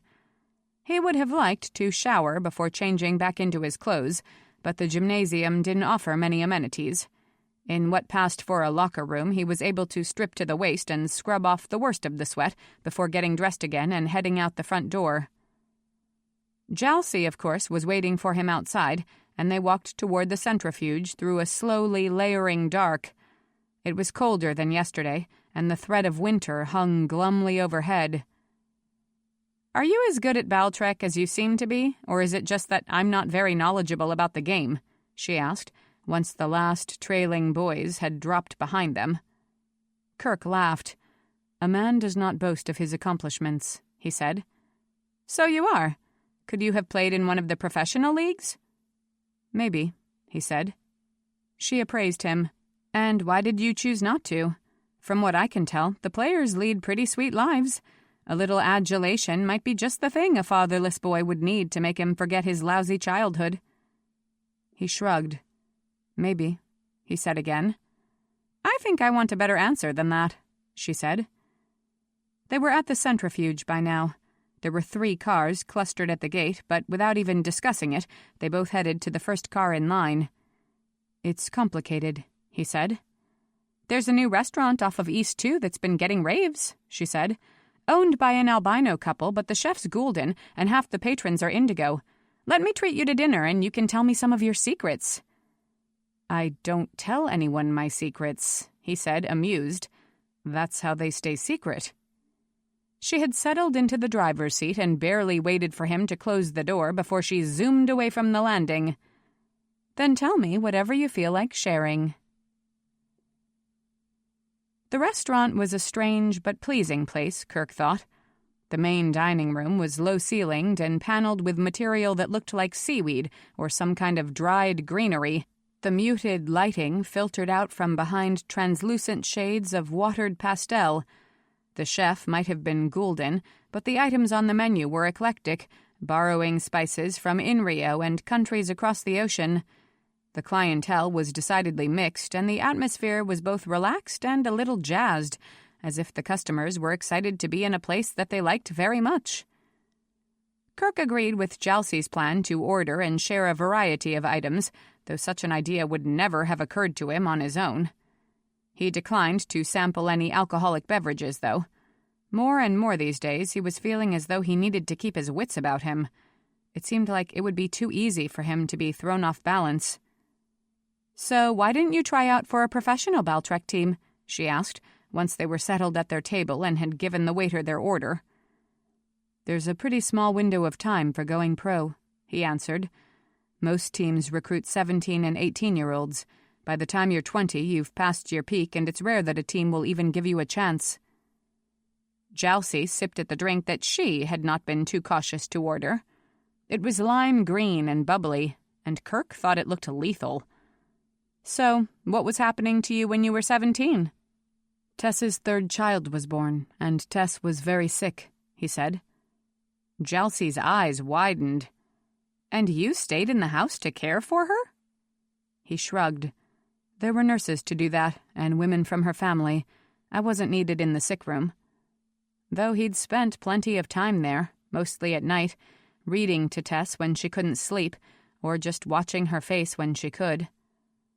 I was of more use to Brolt Barjan, for I had been working in the company for 5 years already, and there were tasks I could do for him that eased his way. "Well, I hope they appreciated your sacrifice," she exclaimed. Kerk wasn't sure Brolt had ever known of his dreams to be a professional player. Kerk had never been the confiding type, until he met Jalcie anyway. "It was not a sacrifice," he said quietly. "It is what any son of the house would have done. I was glad to be able to repay, in some small way, the generosity they had always shown me." "But how long was she sick?" Jalcie asked. "I mean, it couldn't have been for years, could it? Surely there would have been time for you to go pro after she recovered." "By then I had lost the inclination." "By then you were thinking that you didn't want anyone you loved to die while you were someplace else," Jalcie said shrewdly. "So you didn't want to leave." Kerk shrugged again. "Maybe."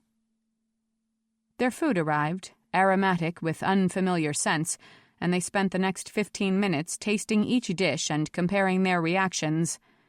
Kerk had formed the opinion that most blueskins had delicate palates and unimaginative preferences in food, but Jalcie tried everything and liked everything, even the extraordinarily spicy meat dish that Kerk could barely tolerate.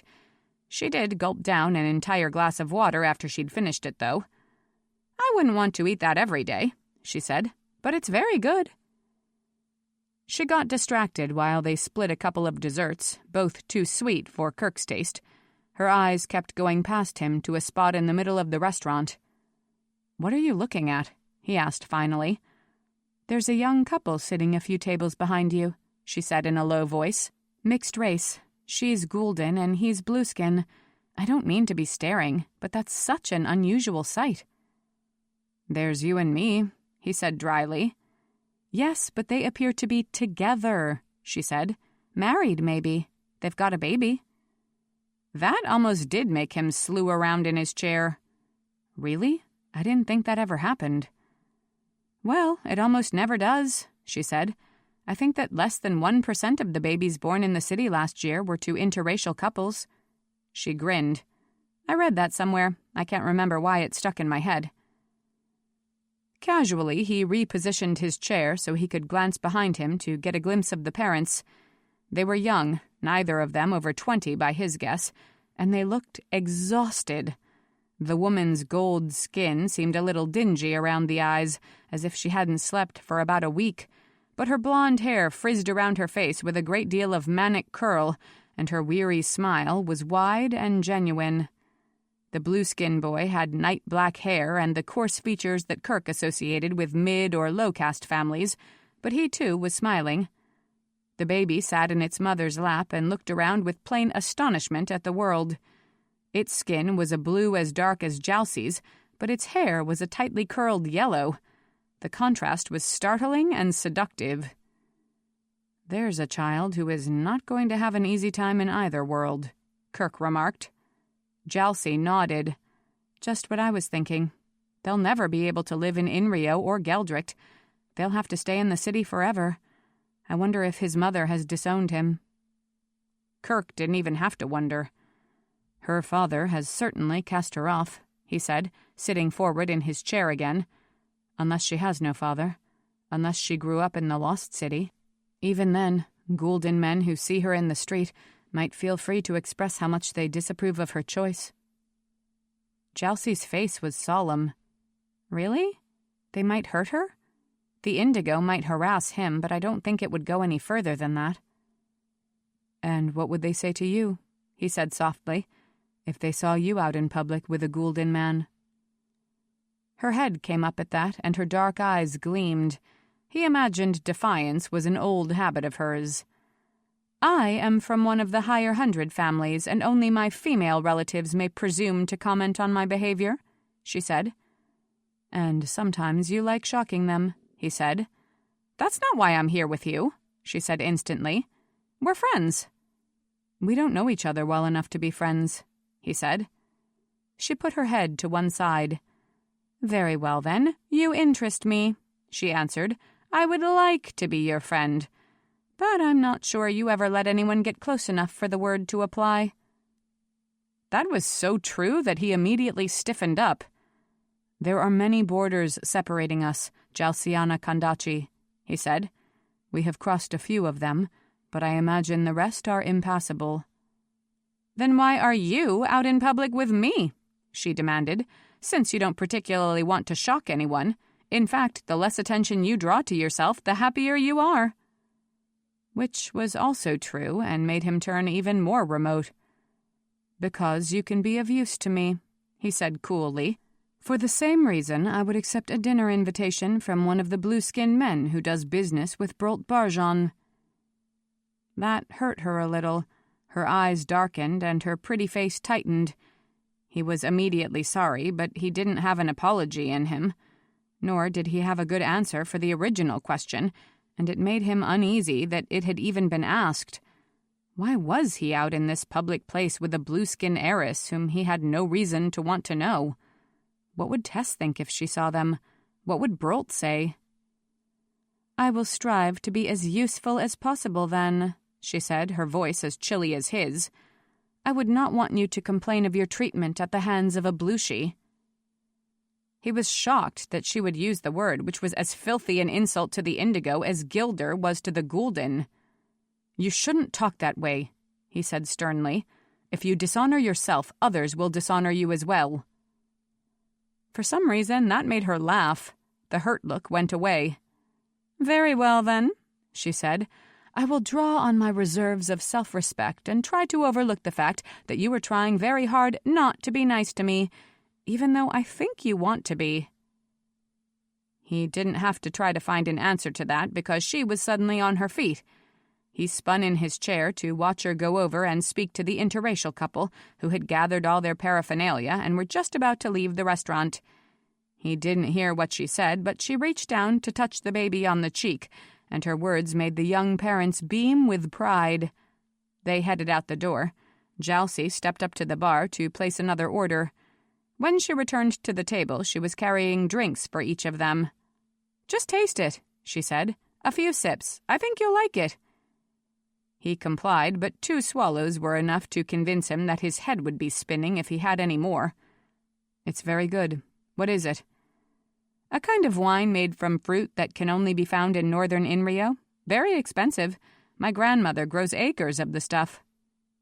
He couldn't resist one more swallow. The wine tasted like wild berries and black soil and fermented exultation and money. "What did you say to those people before they left?" he asked. "I told them I thought their baby was adorable." The surprise on his face must have been hilarious, or the wine had gone instantly to her head, because she threw her head back and laughed. "It was something to say," she added. "It gave me a chance to approach them and let them know I approved of them. You can hardly walk up to complete strangers and say, 'Good for you! You've risked banishment and brutality and ostracism just to be together, and I applaud your choice. You're in the vanguard of social change, and even though it's hard on you, the generations that come after you will have an easier time of it because you were brave enough to fall in love.' So instead I told them I liked their baby. It means the same thing, but it's more socially acceptable." He took a much longer pull on the wine this time. He felt a flutter at his elbows and knees and knew that it wouldn't take much more for him to get drunk. A certain recklessness overtook him, or maybe he was drunk already, inebriated on something other than a high-proof indigo vintage. He finished off the wine and set the glass down with a snap. "You intrigue me, Jalcie Kondachi," he said, "even though I wish you didn't." She laughed at him again. "I know I do, Kerk Socast," she replied, "and I'm going to make sure it stays that way for a long time." 6. Over the next 3 weeks, Kerk visited the Lost City 7 times. Each time he first stopped in Dell's office to inquire after news of his mother. Each time she told him she had no answers for him. On his 5th trip, he asked her if she was lying. Not as bluntly as that, of course. Speaking in gold tongue, he said, "I like to think the Lady Dell believes that my visits to the Lost City have been beneficial to its residents." "Indeed, Kerk Socast, the time you have invested in the young men of this neighborhood has paid back more handsomely than I could have imagined. I freely admit I was not pleased with you the day you first arrived, but now I am glad every time I see your face at my door." "It has become my plan," he said, "to return to the Lost City at intervals for the foreseeable future, to continue teaching the Baltrek teams until I have no more to teach them." "That is welcome news," Dell said. This was the tricky part. He spoke slowly. "You need not fear that any news you have to give me about my mother would change my mind. Even if I learn my mother is dead, I will return to the Lost City as I have promised." There was a good deal of comprehension on her face, but she, too, replied in the most roundabout fashion. "I like to think I would not stoop to abusing a man's trust in such a way," she said. "I like to think I would not withhold information simply because it was advantageous to me to know something that someone else did not." He stood up. "Then I will come again in a few days, and perhaps you will have an answer for me, and perhaps you will not. And whatever you tell me, I will return again a few days after that." "Then I will see you again at that time," she said. Most days, when Kerk coached the boys, Jalcie was in the gymnasium watching. In the middle of that 3rd week, she had a surprise for him. Dozens of shirts of all different sizes in 4 different colors. "Not quite team uniforms," she said cheerfully, "but better than socks and headbands." "Where did you get these?" he asked as the boys ripped open packaging and argued over who would wear what colors. She waved a hand. "One of my donors runs a clothing store. I talked about the value of sports and teaching teamwork and pride.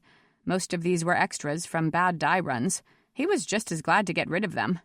Kerk was watching the boys parade around the gym floor, seeming to stand taller and shoot more accurately once they were properly attired. "This was a great kindness, Jalcie Kondachi." "I've been thinking," she said. He glanced down at her, smiling faintly. "I have come to feel a certain disquiet whenever you open a conversation with those words," he said. She gave him a look of utter innocence. "I can't imagine why you would say that." "What have you been thinking about?" "Most of the schools within the city have Baltrek teams," she said. Gulden and Indigo schools. They play championship games in the spring. It might be possible to have your boys play one of the school teams. I could help arrange that." He just looked at her, keeping his face blank. What had startled him most in that sentence was the phrase, "your boys." These lost children were not by any measure his. He was not responsible for them. He had no hand in their destiny. He did not even want to be considered their surrogate father, not in the smallest, remotest fashion. That was not the part of her comment he addressed. "There's no team here," he said. "Just people playing." "Aren't there 8 men on a Baltrek team?" she persisted. So she had been investing some time in getting to know the game. Plus 3 alternates? You have at least 5 players who are actually gifted. With a few months of coaching, they would still not be good enough to make a decent showing of themselves against skilled players from an organized team, Kerk said. And they would not want to play if they would be humiliated. She was listening carefully.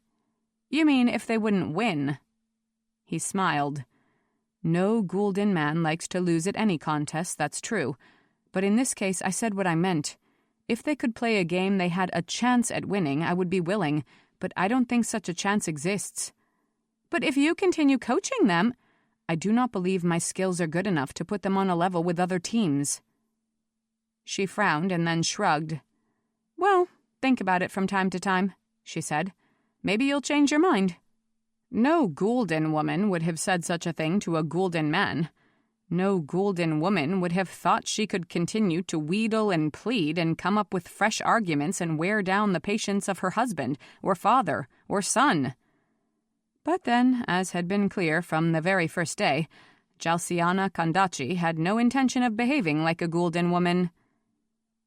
"Maybe," Kerk said, and slipped onto the polished floor to resume his coaching.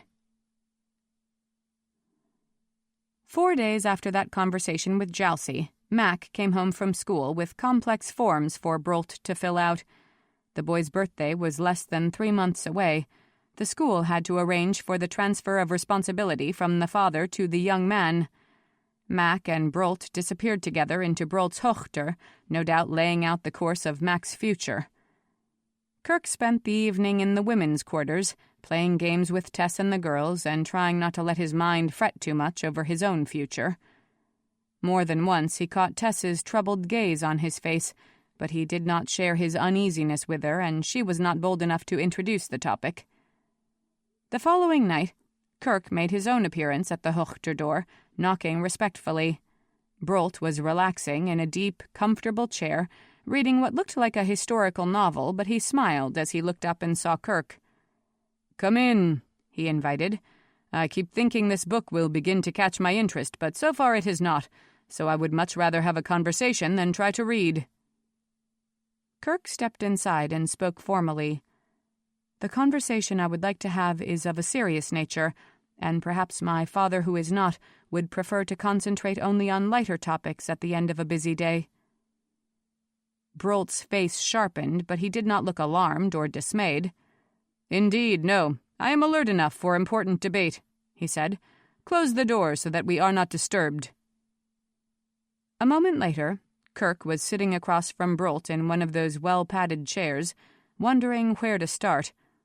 Gold Tongue had never seemed so abstract, but circumlocution had never seemed more necessary. "It is hard to believe," he said at last, "that in 11 weeks, Mac will become a man. I remember when he was a baby, sleeping in his mother's arms.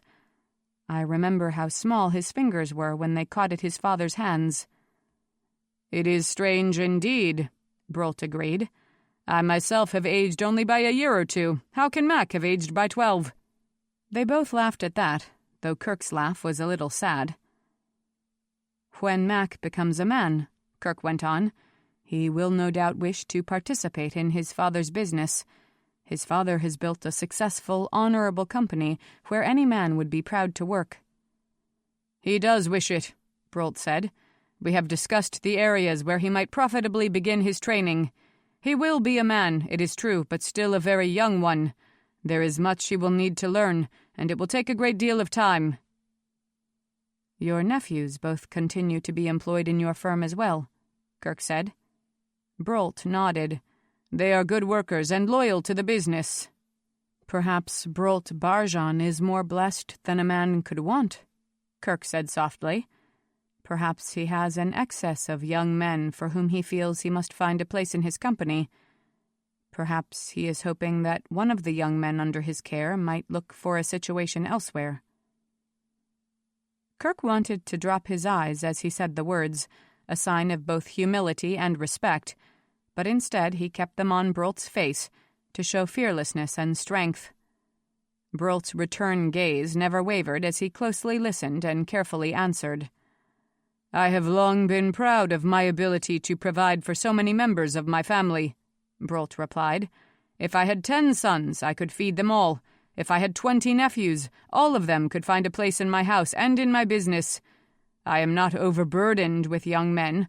I have places for them all, and am happy to be able to provide for them. Kerk felt a rush of relief so powerful it almost made him sway in his chair, but he still did not drop his eyes. Brolt Barjan is a generous man. No wonder his household is vigorous and full, he said. And Mac Barjan will be a generous one as well, Brolt said.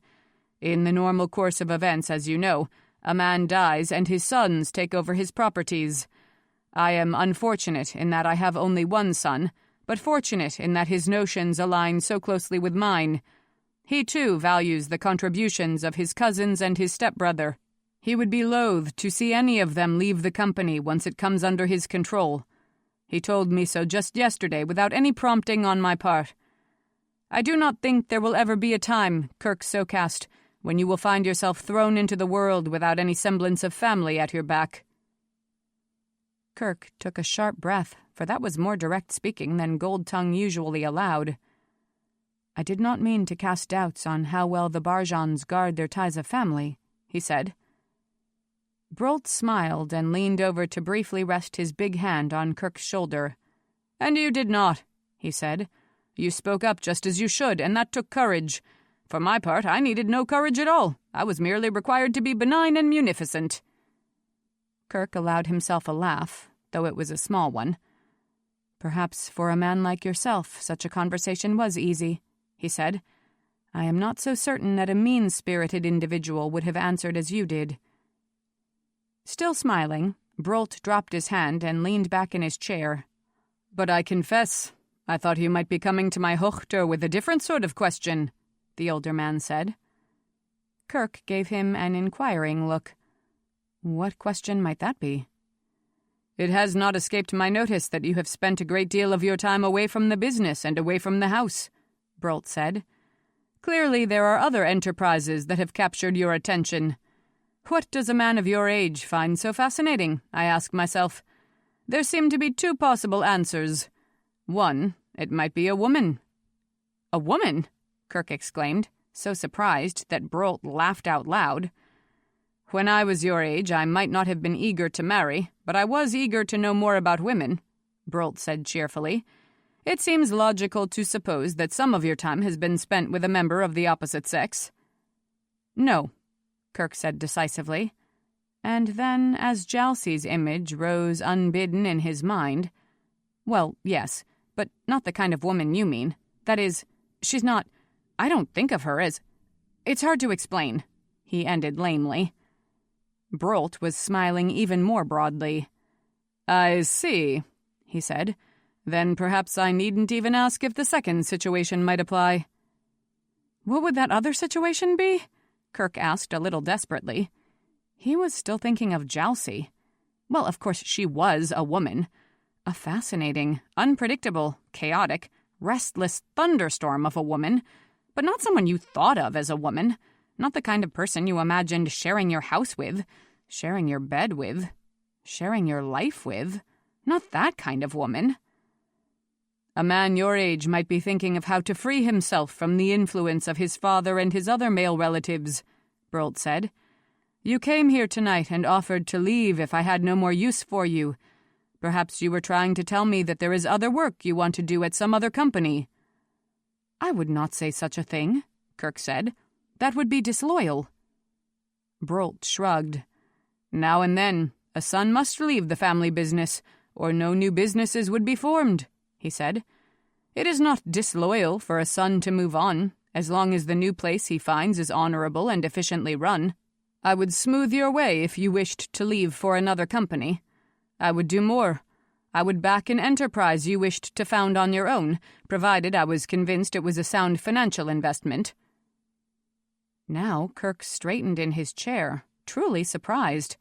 This was a mark of favor that he had never expected. "Brolt Barjan is open-handed indeed," he said.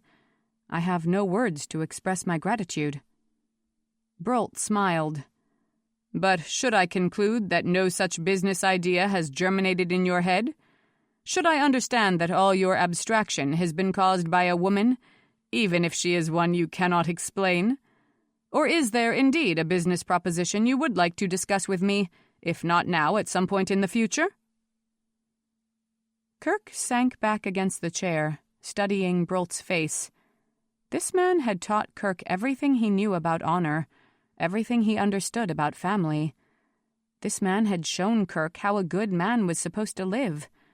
And yet this man had the unconscious sense of entitlement common to any privileged gulden man who had lived in a society constructed to adore him. Brolt did not know from experience what it meant to live as an outsider, a dependent, or a cast-off. Honorable as he was, Brolt might not understand what Kerk had to say next. "I have spent my recent days in an activity that I am not sure you will approve of," Kerk said finally, speaking slowly and as plainly as he could in gold tongue. "I wish you would hear my entire story before you judge." Once again, Brolt's face grew serious and composed. "I will," he said. "There is a place in the city where gulden women go," Kerk said, "when they have left the protection of their husbands and fathers in Geldricht. Let us not discuss their reasons for leaving or how despicable their actions might be. When they come to the city, sometimes they come alone. Sometimes they come accompanied by their children. Some of those children are boys." Kerk paused a moment before proceeding. "Young gulden men who grow up in the city apart from their father's influence are young gulden men who are completely lost. They understand nothing about honor. They do not know how to show respect. They do not know how a family works, how a man protects those who are under his roof, how a woman cares for the hearts of those who are within her circle. And yet they live, and they grow, and they will soon go out in the world, where I think they will do nothing but wreak havoc." "I would think the same," Brolt murmured. "I had occasion to visit this ghetto in the city where women live and young men grow up fatherless," Kerk said. "Some of those young men have had so little direction that they looked to me for guidance. Since that first visit, I have spent many days in the ghetto, teaching those men what I know. I do not lecture them, you understand, for what young man will sit still to be told how to behave? Instead, I have chosen to coach them in Baltrek, and in that way to model the behavior that is expected of a gulden man. I don't know that they have learned as much as I would have wished, but they have learned more than they knew before." Now he looked up at Brolt, whose face was solemn but closed, giving away none of his thoughts. "Part of me wishes there is more I could do for them, and part of me wants to leave them behind and never return. Am I not endorsing their runaway mothers if I stay to teach them? Am I not, in some sense, betraying Gold Mountain if I stay?" He spread his hands. "I do not know any of the answers. Brolt Barjan is wise. Perhaps he can explain to me what I should do next." It was a long moment before Brolt replied, and Kerk felt his stomach twist with anxiety. He had just been offered a lifelong place in the Barjan firm. He had just been offered funding for his dreams, if he happened to have any. Would both those offers now be rescinded? "I think you should not ask if you are betraying Gold Mountain, but ask instead if Gold Mountain has betrayed these boys," Brolt answered finally. "The way of Geldricht is precisely defined and beautifully functional until it fails completely. I love to look at my family and see generations of strong men and beloved women, all connected by pride and honor. But I do not have to look far to see cruel men and abused women, both of them shaped by and trapped within an unforgiving society. I wish no woman had ever felt the need to run away from Gold Mountain. But I think it is the fault of Gold Mountain that they did." Kerk caught his breath. This was more philosophical than Brolt's typical conversation, and a little harder for Kerk to follow. But Brolt was not angry with him, that much was clear, and Kerk could begin to relax. Brolt went on. "Should you continue to model the proper behavior for these boys? Indeed you should. Is there more you can do? Perhaps there might be. Are they capable of working? Can they be trusted with responsibility? There are jobs available in the city for willing hands. I am not looking for more sons, but I could use more workers." Kerk just stared at him. At no time when he imagined this conversation had he expected Brolt to speak those words. "There are one or two who show remarkable discipline and a will to improve," he said. "Investing in them would be a risk, even so." "I know how to minimize risks," Brolt said. "I had not even thought of trying to find employment for them," Kerk said. "My greatest ambition has been to see them play together as a team. Jalcie even thinks they could take the court against school Baltrek leagues, but I am not so sure they will ever be skilled enough for that." He had not meant to say the name, and of course Brolt instantly caught it. "Jalcie?" he said, smiling broadly. "Does she serve on your coaching staff? Is she the reason you are so often gone from home? Is she one of the runaway wives now living in the ghetto?" "She's a blueskin heiress who volunteers in the Lost City," Kerk said baldly. "Hardly the sort of woman you would be proud to see me befriend." That silenced Brolt completely. For the first time during this conversation, the older man seemed wholly at a loss. "And now you know the worst of it," Kerk said. "But despite the color of her skin, I believe she is an honorable woman. What she wants is to put more good into the world than existed before she was present.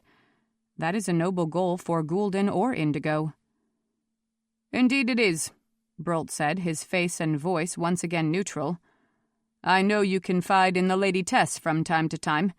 Is she aware of this most unlikely friendship you have managed to strike up?" Kerk imagined the rest of the sentence. And why hasn't she informed me of this disastrous turn of events? "No," Kerk said. "She knows I have been to the Lost City. She does not know how often, nor how I spend my time when I am there." "I myself have done business with blueskins, and found them, at times, reasonable and intelligent and not without honor," Brolt said. "I suppose your new friend might fall within that same category. But anything other than friendship, I know, would be scandalous in the extreme." "I know." "And very difficult to tolerate." "I realize that. It is strange to me that I even consider her a friend. I have not viewed her in any other light."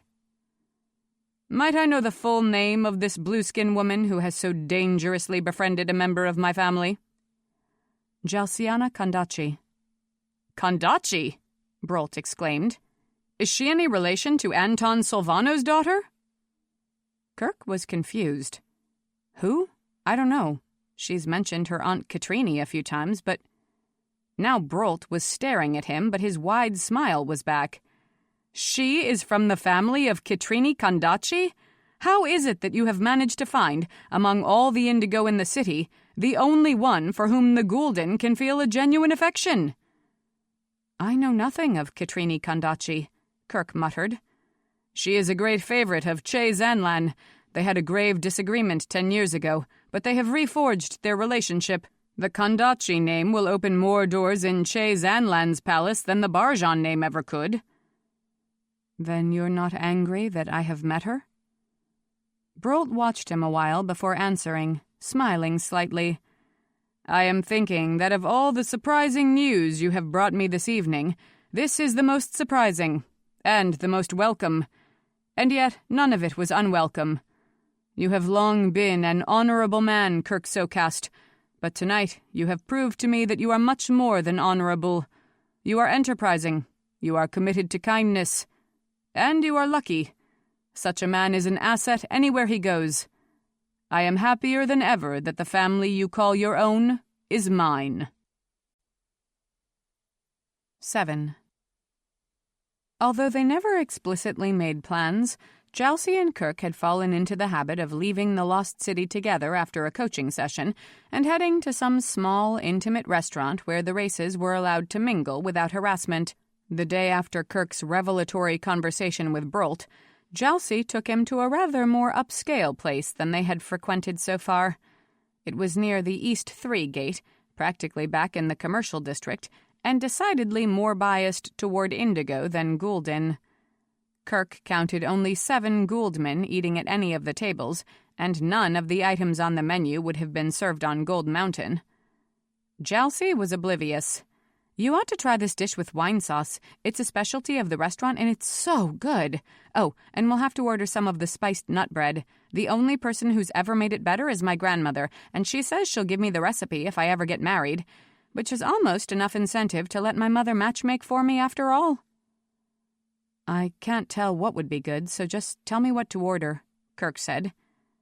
He realized he would never ask a gulden woman to direct his choices that way. In fact, if he were here with Tess, he'd be picking the items she should eat. But, as always, life with Jalcie didn't conform to what he considered ordinary rules. Well, let me figure out what I want first, and then we'll get something completely different and share. Once the waiter had taken their orders and brought them a plate of spiced nut bread, which was even better than Jalcie had led him to expect, Kerk said, "So, tell me more about your Aunt Quatrain." Jalcie widened her dark eyes. "What made you think of her?" "I had a conversation with my stepfather last night. He asked where I have been spending my time lately. I told him." "Oh, I hope he wasn't angry with you," Jalcie exclaimed. "He surprised me by seeming to approve of what I have been doing." She eyed him. "And if he had been displeased, what would you have done then?" "It would have been more difficult," he said quietly, "but I would have continued to come to the Lost City.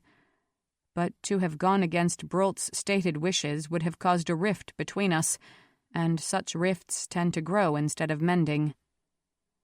"So, you told him about coaching the team, and—" She tilted her head to one side. "And you must have told him about me." He smiled very slightly just to tease her. "I barely mentioned your name, but he recognized it right away, and he asked me if you were related to Quatrain Kondachi." "I'm hardly surprised he knew her name. He might even have met her if he's ever gone to the palace to see Che Zanlan, because Quatrain practically grew up there," she replied. "Quatrain's always said that Che Zanlan was like a second father to her." Jalcie thought it over for a moment and added, "Kit and Che had a terrible falling out a few years ago, but they've patched things up. When Che Zanlan comes to the city, he often stays with Quatrain and Uncle Nolan. She's probably the reason relations between the races are as good as they are today. There are indigo politicians who hate her, and they despise Uncle Nolan, but that's a whole different story. But she's on every board and committee that has anything to do with indigo gulden collaborations." How did a blueskin woman become so close to Che Zanlan? Her father and grandfather were sociologists who lived in Geldricht for years. They were activists who fought for gulden rights in the city, very unpopular in their day, but now all the school children learn about the Sylvanos, who laid the groundwork for peace between races. She cut a piece of bread, took a small bite, and let her face show a brief look of ecstasy. "Have you tried this yet? It's like eating autumn. I can't believe your stepfather didn't ask you any more questions about me." The quick change of topic would have taken him off guard, except he had been waiting for it. He did, but I said very little. The conversation would not have been awkward at all, except he had just asked me if I was leaving the house so often to seek the company of a woman. "And you said, 'Jalcie's not a woman,'" Jalcie said. "Don't deny it, I know you did." His slight smile was back. "Indigo females do not conform to the mold that gulden consider womanly," he said. She was indignant. "Oh, so just the fact that I'm indigo would have reassured your stepfather? No gulden man could find a blueskin woman attractive, therefore I don't need to worry about how much time Kerk spends with this Kondachi woman." I think he might have been slightly more alarmed than that, Kerk said, but not much. Humph, she said, and tossed her hair. He couldn't tell if she was actually miffed or merely pretending. I cannot imagine you have said much more about me to your mother, he said. She laughed out loud. Oh, I've been much more forthcoming, although I have to admit my motives weren't pure. My mother has been needling me to have dinner with this relentlessly boring man who has been living in the city for 2 months. I have known him my whole life and never managed to have a conversation with him that did not revolve around his dietary restrictions. So I told her I was not going to marry Stuver, I wasn't even going to have dinner with him, and that if she didn't leave me alone, I would make a disastrous runaway marriage with my current flame, whom she would consider appallingly inadequate. Even so, she was excited by the idea that I might be dating someone until I told her you were a gulden man.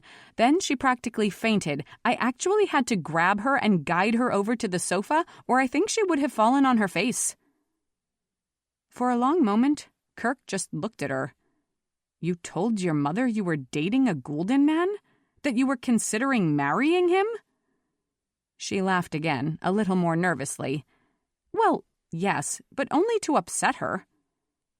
But just to speak the words, even for a disreputable reason, meant Jalcie had considered the idea at some point. That she had looked at Kerk and seen him, if only in the most speculative fashion, as a potential mate, and not just some random individual collection of bones and body parts. It was almost beyond his ability to fathom.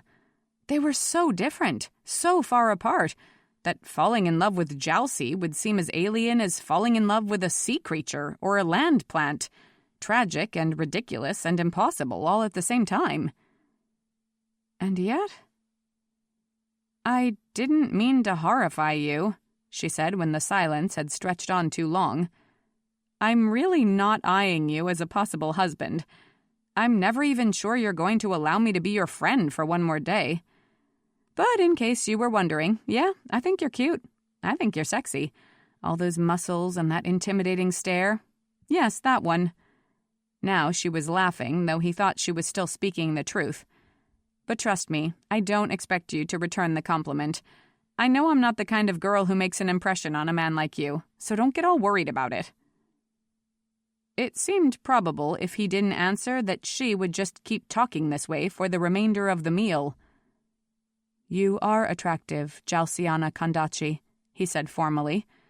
I imagine your mother has no difficulty at all finding men who would be overjoyed at the chance to marry you.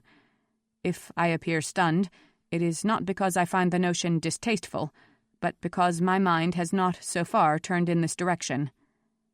Yeah, well, once you think of it, it becomes difficult to think of anything else, she said, flashing him a brilliant smile. She actually seemed much less uncomfortable than Kerk felt, though he had to admit that part of his discomfort was actually excitement. How strange to think of an indigo girl admiring him. How alluring to think of this indigo girl attracted to him. I believe I will be able to school my thoughts, he said. She burst out laughing again. Oh, you probably will. Look, what excellent timing. Here's our food. Now we can talk about something else. He would have expected the rest of the conversation to be strained and halting, but in fact they were both in high spirits, laughing at comments that were not particularly funny, sharing observations about their fellow diners, sharing food. She insisted he taste her wine, and so he drank from her glass. She touched his hand more than once to catch his attention. He called her by name more times than he could count. They were pleased with each other and amused by each other and drawn to each other, though Kerk at least would not examine that last thought too closely. It was, in many ways, the best 2 hours they'd spent together since they had met more than a month ago. "Damn, it's so late!" she exclaimed after one quick, unwary look at her watch. "Your stepfather will really begin wondering about how you spend your time if you don't get home fast." "I might need to begin inventing excuses," he replied. They had already paid their bill, some time ago, and so they just shrugged on their coats and headed out. She paused with one hand on the door. He was so close behind her that his arm brushed against her shoulder. "You'd do that? Lie to Brolt? About me?" He smiled down at her. "I am not in the habit of lying," he said, "but I have sometimes found it useful to fail to provide all the truth." "I'll keep that in mind," she said with a laugh, pushing the door open, "because I hate it when people withhold information from me." "I've noticed that," he said, following her out into the chilly dark.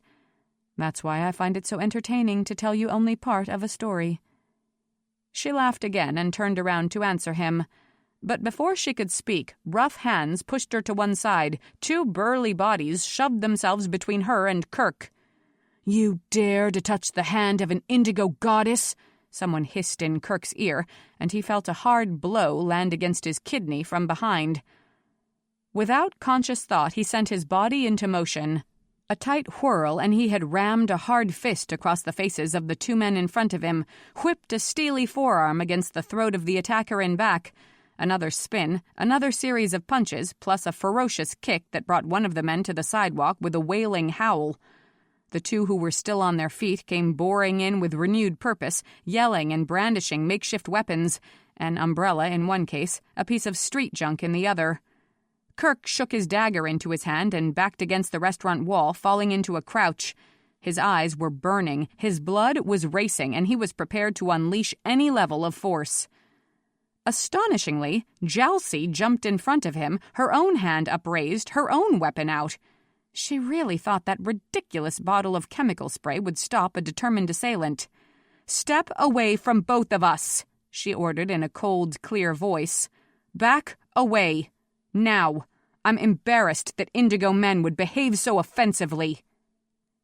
The man on the ground was still sniveling in pain, but the other two shifted position, uncertain and still angry. "Gilder trash," one of them snarled.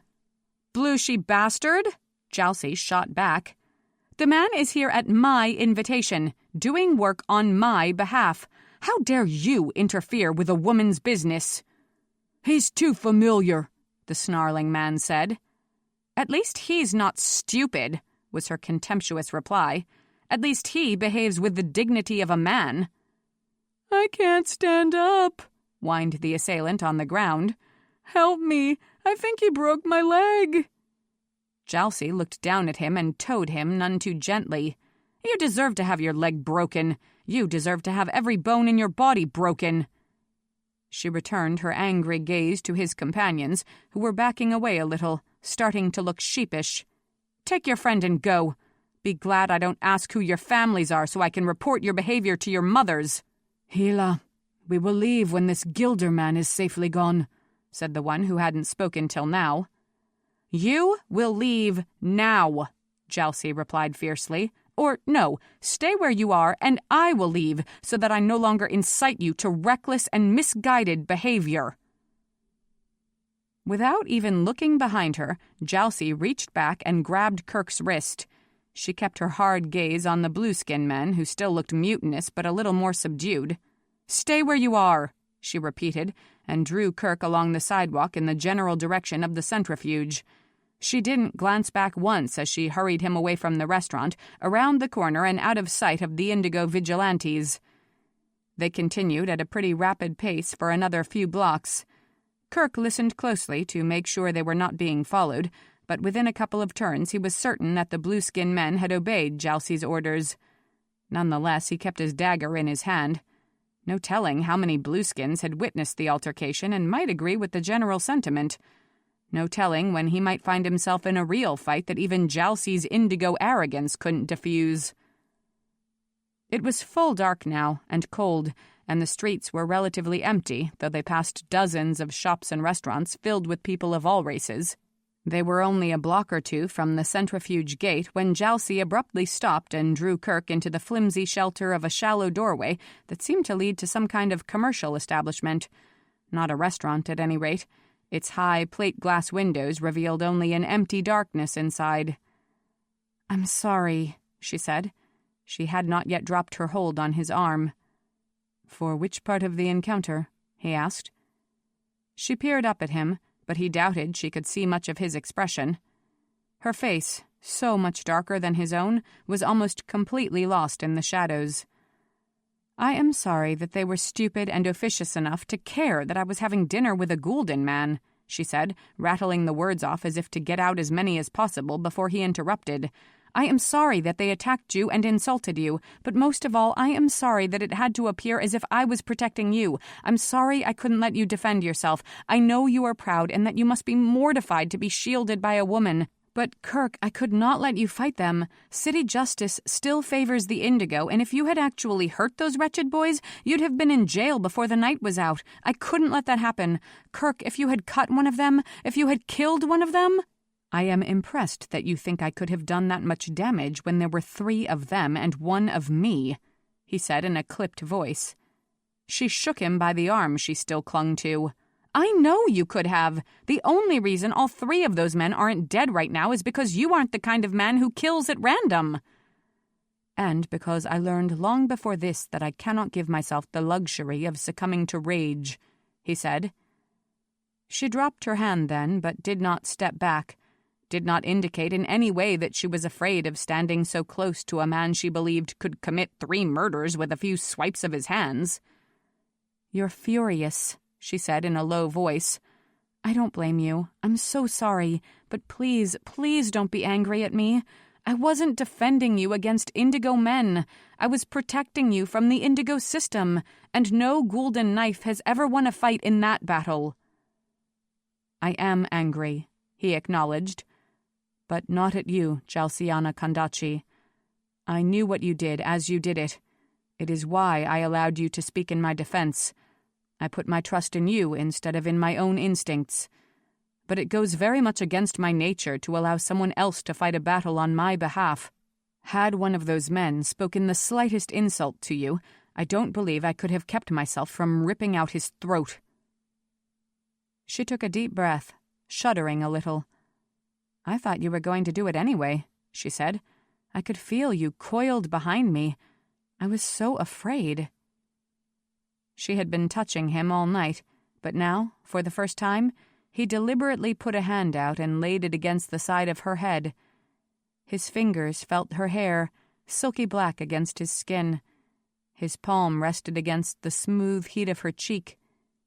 "You showed no fear, Jalcie Kondachi," he said. "You showed courage and quick wits and wise judgment. I am proud to be defended by such a noble companion."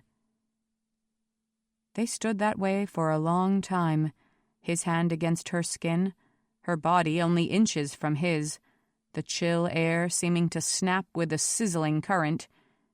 She didn't move, and yet he could sense her battling an intense inward pressure that bent her in his direction, as if she would collapse against him and mold herself to his chest. As for himself, he held his body utterly rigid, utterly still, neither leaning forward nor pulling away, unwilling to back off from the emotions swirling through him, unwilling to give in. Jalcie spoke after what seemed a flayed hour of nerves and resistance. "If you're not going to kiss me," she said in a voice barely above a whisper, "I suppose we'd better go home." "Then we'd better go home," he said. But he still did not drop his hand. She reached up then, tentatively, touching those ink-dark fingertips to his cheek, his chin. "I can't get over your face," she said in a marveling voice. "Your color. I always thought gulden men were pasty and sort of unfinished-looking. But I love the textures of your skin. I love the way it seems as if it's lit from underneath. I keep thinking that if I touch you, it will be like I'm holding a candle under my hand. My bones and veins will light up and grow transparent. The color of your skin seems to register on me with an actual heat," he replied. "So perhaps you are the candle after all, and I am the thing that is going to burn up." She laid her palm gently across his mouth, brushing it infinitesimally back and forth, as if to test the grain of a particularly delicate satin. "You are too cool to burn," she murmured. "From the very beginning, you have been indifferent to my particular brand of fire." "I am gratified that that has appeared to be the case," he said. Footsteps on the nearby sidewalk sounded shockingly loud, A woman's laugh floated toward them in the still air. Kerk and Jalcie leapt apart as if an axe had sliced down between them, but they were still staring at each other as a cluster of blue-skin women clattered by, hurrying toward the centrifuge.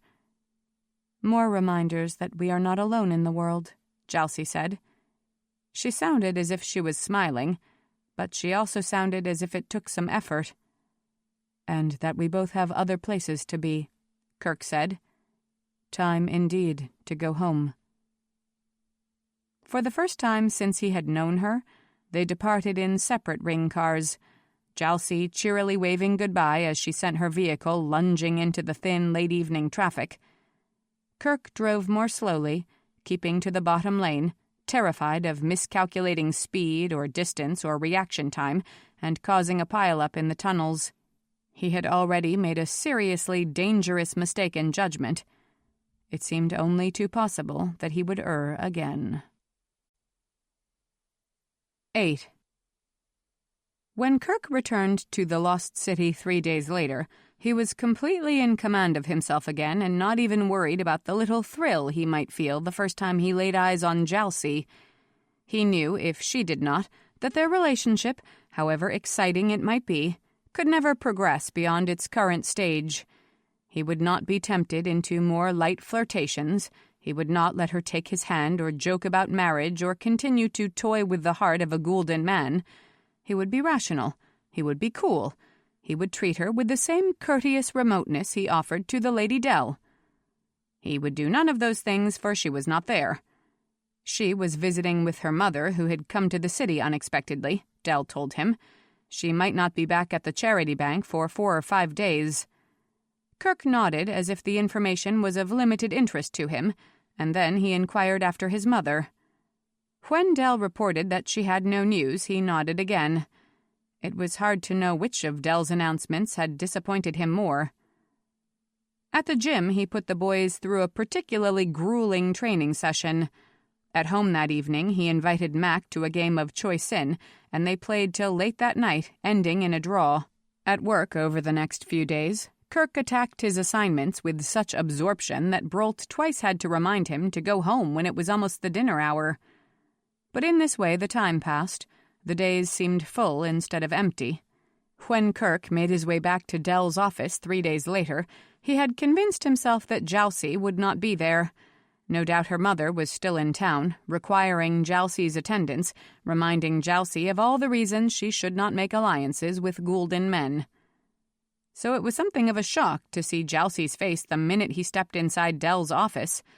He thought he was successful at hiding his leap of happiness, which was powerful enough to skew his balance for a moment. He was pretty sure he kept his voice cool as he said, "Dell told me your mother was in town. Has she found a husband for you yet?" She laughed, but he thought the sound was forced. "No, but not for lack of trying. She went home this morning, discouraged by her lack of success." "No doubt she'll be back soon with the same agenda." "No doubt." After this exchange of pleasantries, Kerk turned and gave Dell a brief nod. "Good afternoon, Lady Dell. Do you have news of my mother for me?" "I do," she said. The unadorned, unexpected reply froze him where he stood, but he managed to keep the neutral expression on his face. "I am glad to hear it," he replied. "Can you give me details? Is she alive? Will she see me?" "She will see you, and she is here," Dell replied. "She is waiting for you in the park out back." The park was a square of badly tended grass and a few haphazard trees, interspersed with crumbling stone benches. Though recent nights had been freezing, the autumn afternoon was invitingly warm, perfect for sitting outside for an hour. "I will go to her then," he said. "Kerk," Jalcie said, her voice laced with concern. "Wait." He glanced at her, still letting nothing show in his expression. Not hope, not joy, not wild excitement, not fear. "I have already waited," he said. "Can I come with you?" She was trying to warn him without speaking a word. He kept his eyes on hers but shook his head. "I am prepared," he said to reassure her. "I do not need assistance to take this meeting." Del pointed vaguely behind her. "Out back," she repeated. He nodded and left the room, almost blindly blundering down hallways to the creaking door that led to the park. The stunted trees were almost completely bare, the grass was ragged and brown, and 3 of the 4 benches were empty. On the 4th one sat a gulden woman, facing the door, watching for him. She didn't move when he stepped through the door, didn't leap to her feet, didn't cover her mouth with her hands to press back almost uncontainable joy. He stood still for a moment, allowing her to study him, studying her in turn. The shape of her face was as he remembered, though softened by time. The thick brown hair was shorter. She was dressed in plain, unremarkable clothes instead of the deep blues and rich reds she had worn on Gold Mountain, and her hands were folded tightly in her lap. He would have picked her out from 100 gulden women, from 1,000. If he closed his eyes when she began to speak, he would sway toward her voice like a child toward safety. But he would not close his eyes. Slowly, he crossed the final 20 yards to her side, reminding himself to breathe. He came to a halt in front of her and inclined his head in the most respectful of bows. "I believe you are the Lady Bree," he said, and he was proud to hear that his voice did not tremble. "I am your son." "Kerk," she said. "Take a seat beside me, and we will talk." He perched next to her on the bench, and for a moment they merely stared at each other. On her face he read rough work and harsh disappointments, minor triumphs, fierce dignity, and a hard-won peace. He had no idea what she read on his. "The Lady Del tells me you have been looking for me over the past several weeks," she said. "In my heart I have been looking for you for 17 years, he replied. "I have not been eager to be found," she said. "Perhaps the Lady Del has assured you that I am a good man who will offer you no harm. Perhaps she has said that, but it is not an assurance that can be offered about any gulden man." "I believe it can," he said quietly, "though perhaps not about any of the men you have known." "Does your father know you have been looking for me?" "My father is dead," he said. He was certain Del had shared this information, along with the news that Kerk could be trusted or Bree would not be sitting here right now. Still, the words needed to be said. No doubt she could not hear them often enough to be satisfied. "I am glad to hear it," she replied. There was a moment of silence. "So tell me what you will of your life in the city," he said. "It could not have been easy for you to come here with no family to help you." "With every hand turned against me and a baby at my breast," she interrupted. "No, it was not easy. There were days neither of us had food. Nights we slept on benches like this one because there was no other bed. There were weeks I had nothing but rage in my stomach and despair in my heart. But I never once wished myself back on Gold Mountain, living the life I had left behind." He gestured. "You look as if you have found your place here. You look fed and cared for, and out of danger." "I have found work and a place to live, and a gradual measure of safety," she said. "I cling to these things like a miser clings to his money." "No one is asking you to give them up." "Your very presence here asks something of me." "I already have what I have wanted for so long. My mother beside me, her face before me, her voice in my ear." The expression on her face, which had been briefly roused to belligerence, smoothed again to blankness. "What of your own life once I was gone?" she asked. "My father married a woman named Tess Duché," he said. His mother frowned. "I think I knew her," she said. "A pleasant woman, younger than me. Did she treat you with kindness?" "Unfailingly." "And when your father died?" "Tess went to Brolt Barjan as his bride, and I was raised in their household alongside their children. I am not his son, but Brolt Barjan has told me I will always be treated as if I am his by blood." "So you have found your place as well," she said. He nodded. "And now that place appears to be in the city. My stepfather has moved his family from Geldricht, and I believe this is where he intends us all to stay." The look she gave him bolted him to the bench. Her dark green eyes had always been brimming with emotions she was afraid to express, but now she looked ready to speak. "Do not think," she said, "that you and I will meet fondly and often now that we have both found homes in the city." She was using the most precise language the circuitous gold tongue would allow. It was clear she did not want him to misunderstand her. "I have formed no expectations at all," he said quietly. "But I did hope, having found you once, that I would not lose you again." "I was married to your father for 10 years, she said, as if he had asked her a question and this was the answer. "Out of those 10 years, there might have been a dozen weeks when he did not bother to strike my face or beat my back or abuse my body in whatever fashion pleased him. My mother did not understand why I complained to her. This was how she had been treated for the entire time of her marriage. When I begged my father for assistance, he carried me back to my husband's house and took his turn beside your father, raining blows upon my head. I had no happiness at all in those 10 years except what I took from being with my children. When my son was first laid in my arms, I thought I understood why I had been forced to suffer so much. I thought that every joy must have a price, and my price was so steep because my joy was without bounds." He was too moved to know how to answer, but she gave him no time to construct a reply. "When my daughter was laid in my arms," she continued, "I thought my heart would shatter into pieces. So much love I had for her, and at the same time so much fear. She was so tiny and so delicate. How could I raise her to be strong enough to endure what I had endured? How could I be cruel enough to prepare her for a world that offered her no hope of anything except violence and pain? How could I love her and feed her and comb her yellow hair and someday turn her over to a gulden man?" "You left because my father hurt her," Kerk said. Her voice was hammered steel. "I left because you hurt her," she said. He felt his entire body chill with shock. "You came to the nursery where she lay," she continued in an implacable voice.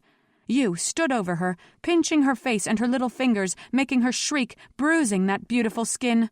I came running into the room to see what was making her scream, and I found you torturing your baby sister. Who knows what you would have done to her if I had not heard her crying? I left Gold Mountain because of you." Kerk could not speak. Horror had paralyzed him. Revulsion had stopped his heart. "I left a week later, knowing both of us could die upon the journey," she said, "but that risk seemed smaller than raising my child in a house full of gulden men." "I'm sorry," he whispered. He could barely get the words past his strangled throat.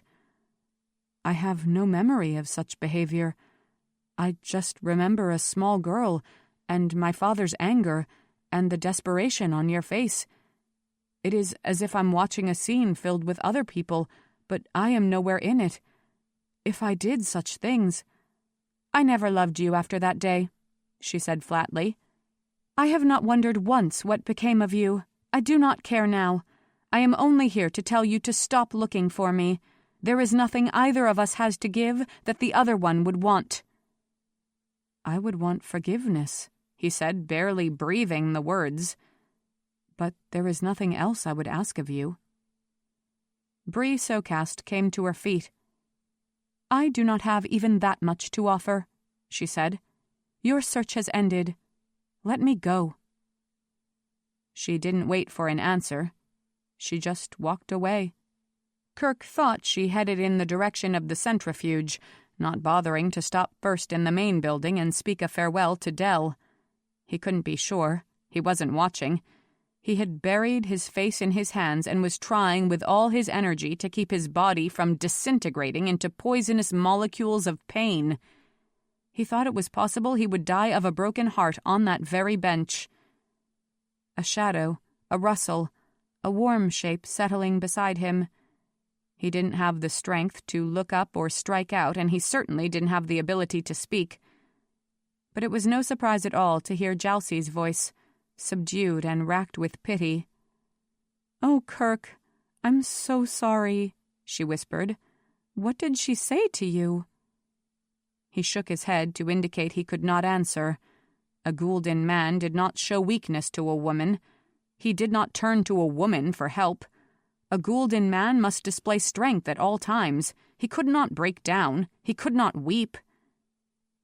Kerk kept his face nestled in his hands and let the tears wash through his fingers. His breath was ragged and insufficient. He was showing weakness before an indigo woman, and he couldn't stop himself, and he didn't care. She shifted beside him on the bench and put her arms around him, rocking him against her and brushing her lips against his exposed cheek. "She was so strange when she spoke to us in Dell's office," Jalcie whispered in blue tongue. "So cold. I knew she was not interested in a reunion with you, but she must have done something worse than simply reject you. Kerk, what did she say? Tell me. You know I won't stop asking until you tell me everything." She said that she found me hurting my baby sister," he gasped out. "That she left Gold Mountain because of me." "That Gilder bitch!" Jalcie exclaimed.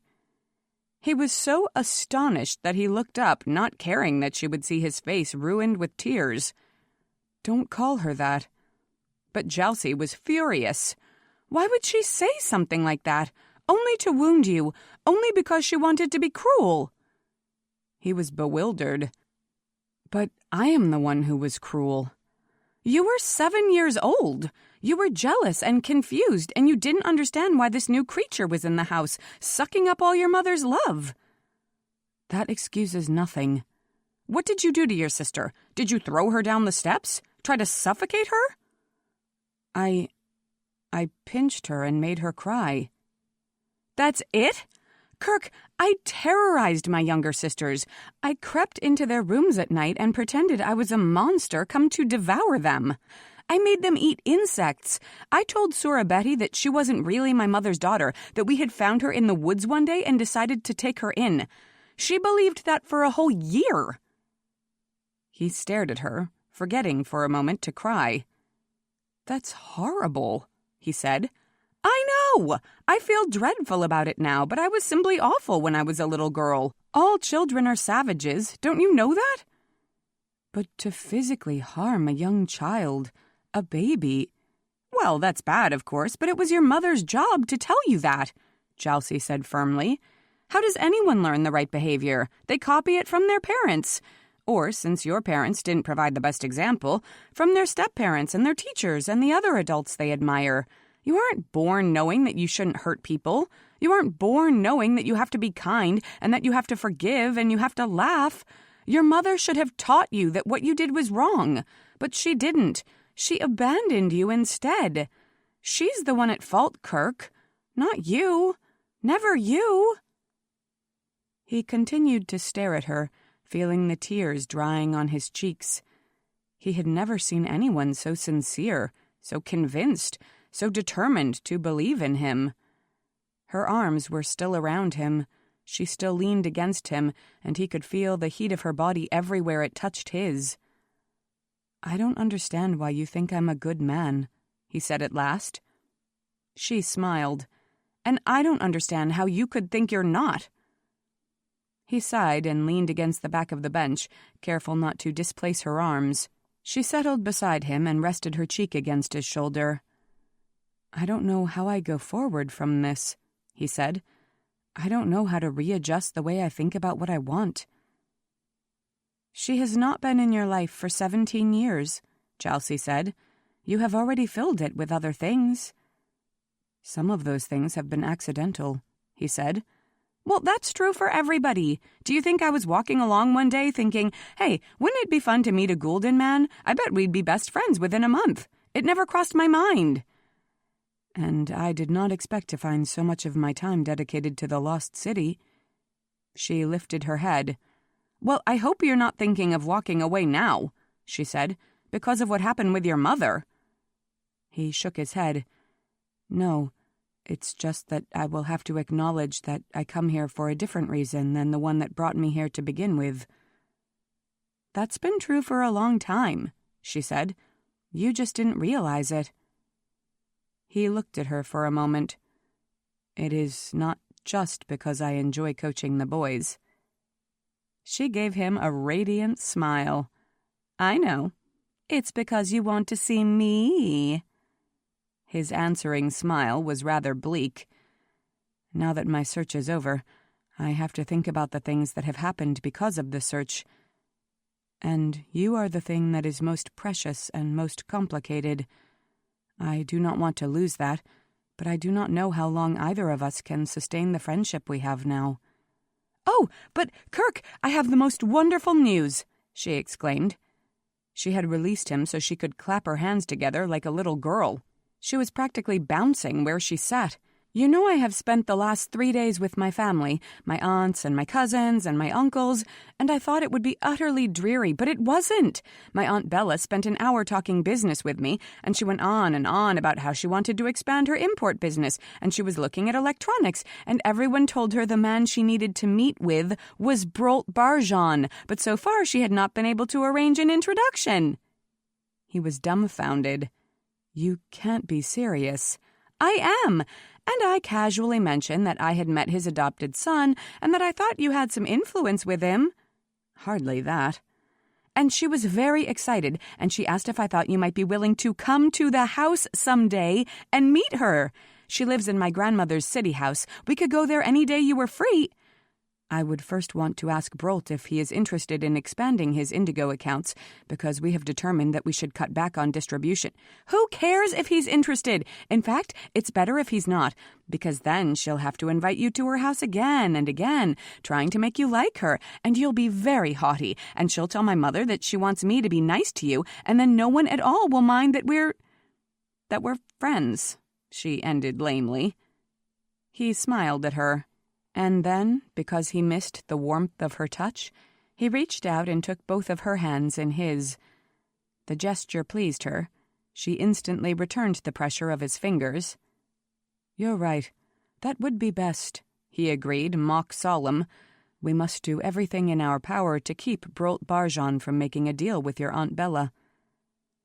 She brought his hands up and lightly kissed his knuckles, then nursed their folded hands against her chest. Her dark eyes searched his face. "So, I have made you smile," she said. "Does that mean you will be all right? Does that mean you have already let the healing start?" "I don't know the answer to either of those questions," he said honestly. "I'm not sure I have the strength to go to the gymnasium today. I would make a poor coach this afternoon, and the players would sense it. Maybe I'll come back tomorrow. One way or the other, I will come back. You may tell the Lady Dell that, if she is worried. You may tell the boys." "Because you realize how important it is that they see how a gulden man is supposed to behave," she said. "Because you can teach them what your parents failed to teach you." "Yes," he said, and then he smiled. "And because I enjoy the game." She laughed and let him go and accompanied him halfway to the centrifuge before waving a cheery goodbye and turning back to the charity bank. He knew she was worried about him, though she pretended not to be, and he appreciated both the worry and the pretense. His brief lift of spirits had faded before he had settled into the ring car, and his heart was heavy as he made the short drive home. It was not yet dark, which seemed strange. He thought midnight must have fallen on the whole world while his mother spoke of the blackness in his soul. Brolt's house hummed with activity as Mac and the girls argued in the common room, and Tess busied herself in the kitchen making dinner. Brolt and his nephews were still at work and might not be home for another hour or more.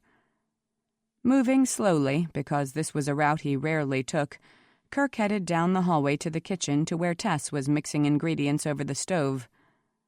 "Kerk, you surprised me," she exclaimed when he spoke her name. Then she looked at him more closely. "Kerk," she repeated in a quiet voice. She didn't ask what was wrong. She merely turned off the stove, laid down her spoon, and dried her hands on a towel as she crossed the room. When she put her arms around him, he started crying again, weeping into her hair.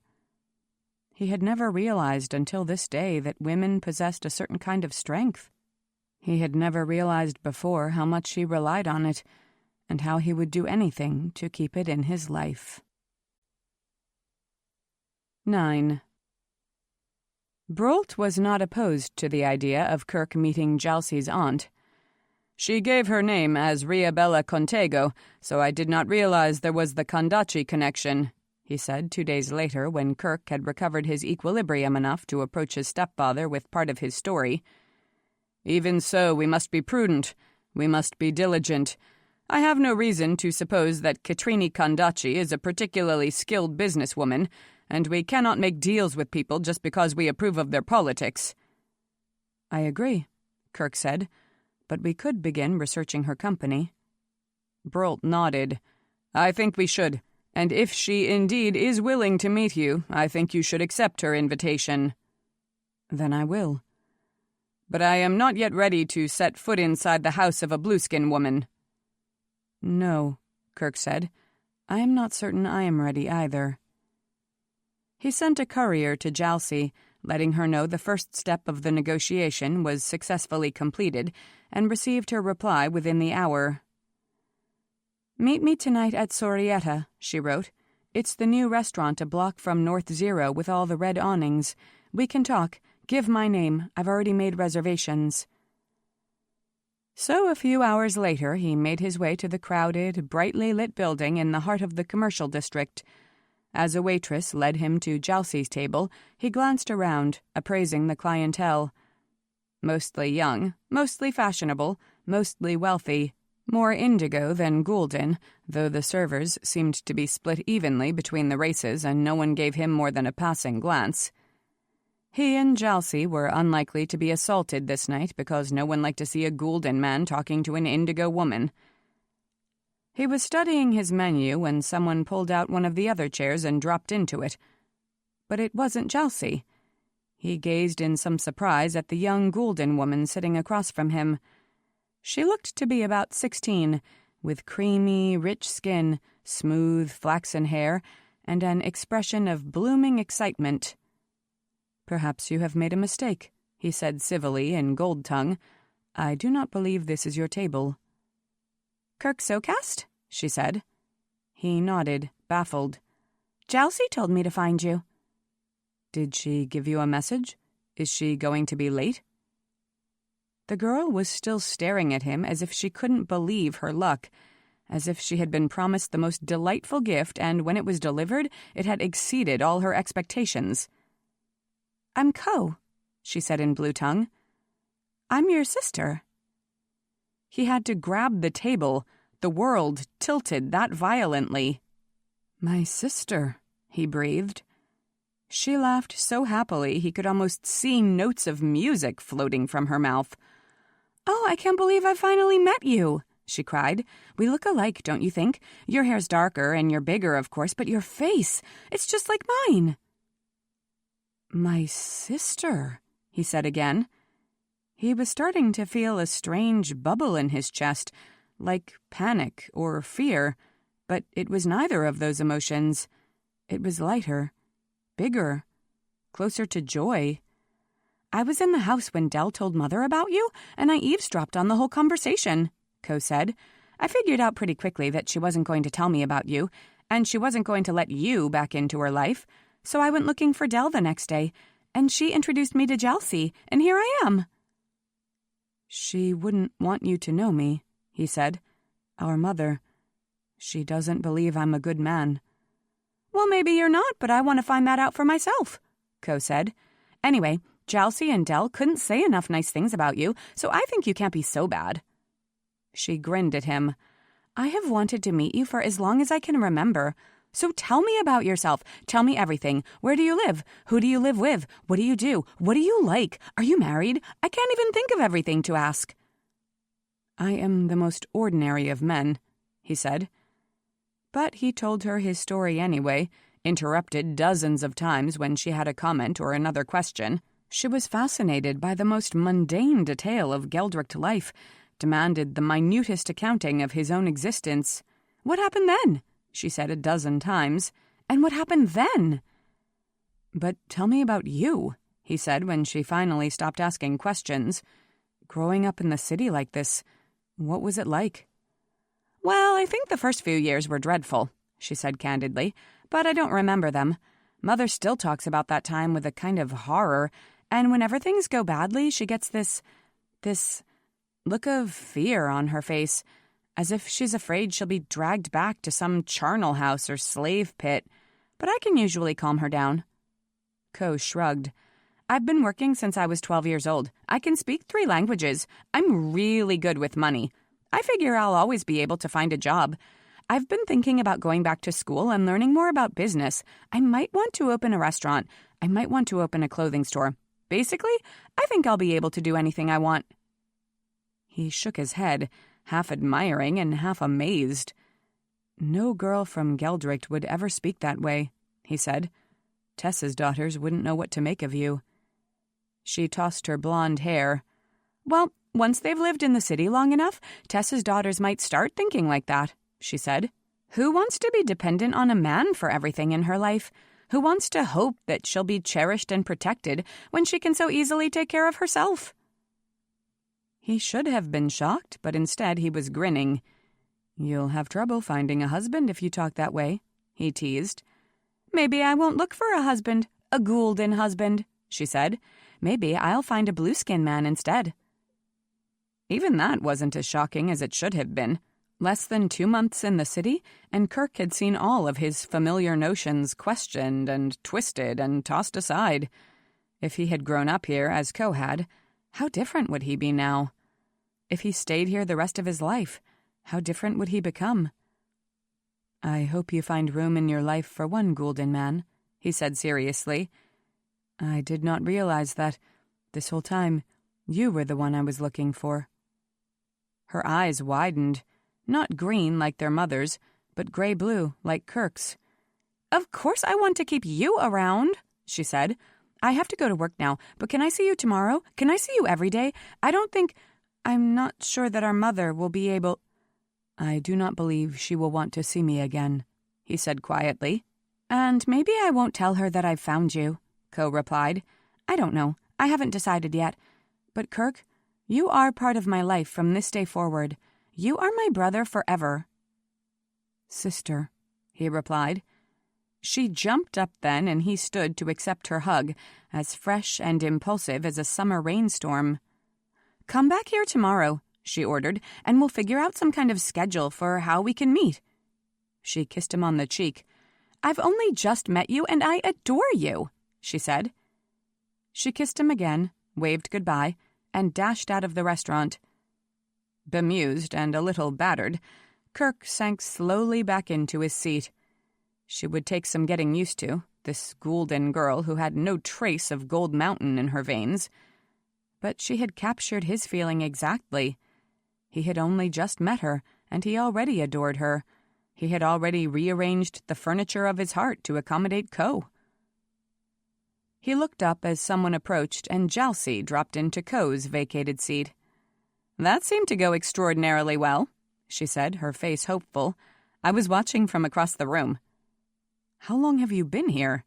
"I saw you walk in." "Why didn't you come over and say hello?" She smiled at him warmly. "Maybe next time," she said, "but I wanted you to meet her this first time by yourself. Did you like her?" He shook his head. "She's so happy. She's so beautiful. It's hard to believe she's a part of me. And yet I had this sense, when she was sitting here, that we belonged to each other in a way that I cannot explain." "That's how it's supposed to be with family," Jalcie said. "So many times it's not. But when it is, well, you understand what people mean when they talk about blood ties." "That's what you have with your family," he said. She nodded. "That's why I'm a wealthy girl." "This is one more thing I have to thank you for," he said. "Finding my sister." She laughed and leaned back in her chair. "Good," she said. "I guess you'll be in my debt forever." He laughed back at her. "Perhaps there is some way I can begin to repay." "For starters, you can join me next week," she said. "Aunt Bella wants to have a very small dinner party, maybe 20 people. She'd like you to attend. Aunt Bella is very progressive. You wouldn't be the only gulden there. No one will talk trade, of course, but everyone present will be in business of some kind. You could make a lot of contacts on Brolt Barjan's behalf." Kerk nodded serenely.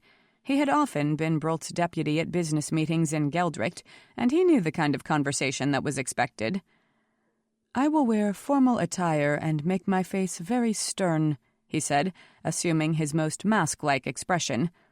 "I will listen and nod and offer very few observations, but I will be extremely polite.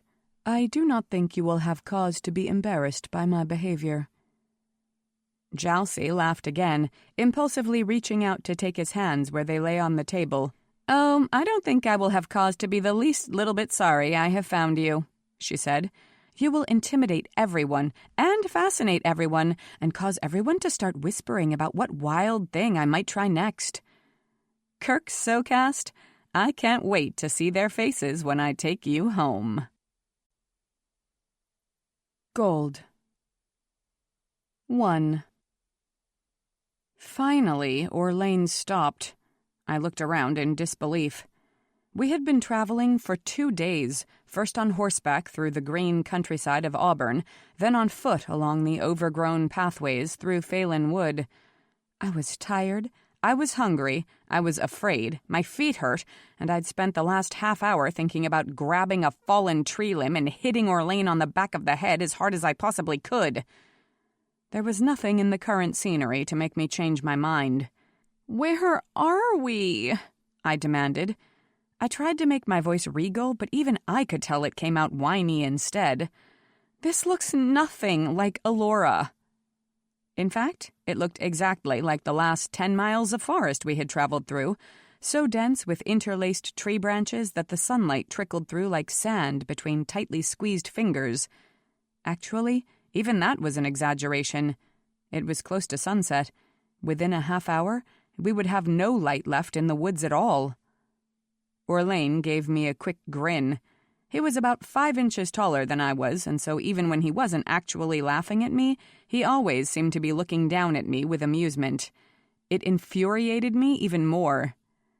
"You've never been to Alora," he replied. "You have no idea what it looks like." "Well, it doesn't look like this," I said instantly.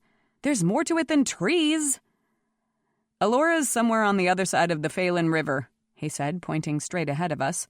"But we won't make the river by nightfall, and even if we could, the Phelan River's a spooky place to camp. I want to cross in the morning when we can see what's around us." "But I thought we'd get to Alora tonight," I said, my voice rising. "I thought I'd stay at Uncle Jackson's house tonight and sleep on a real bed and eat real food. You promised you'd get me there in 2 days." "I didn't," he answered. "I said I'd try." "I hate you," I said, and burst into tears. "So you've told me before," he replied, not a trace of sympathy in his voice. "I'll gather some wood. You just sit here and cry."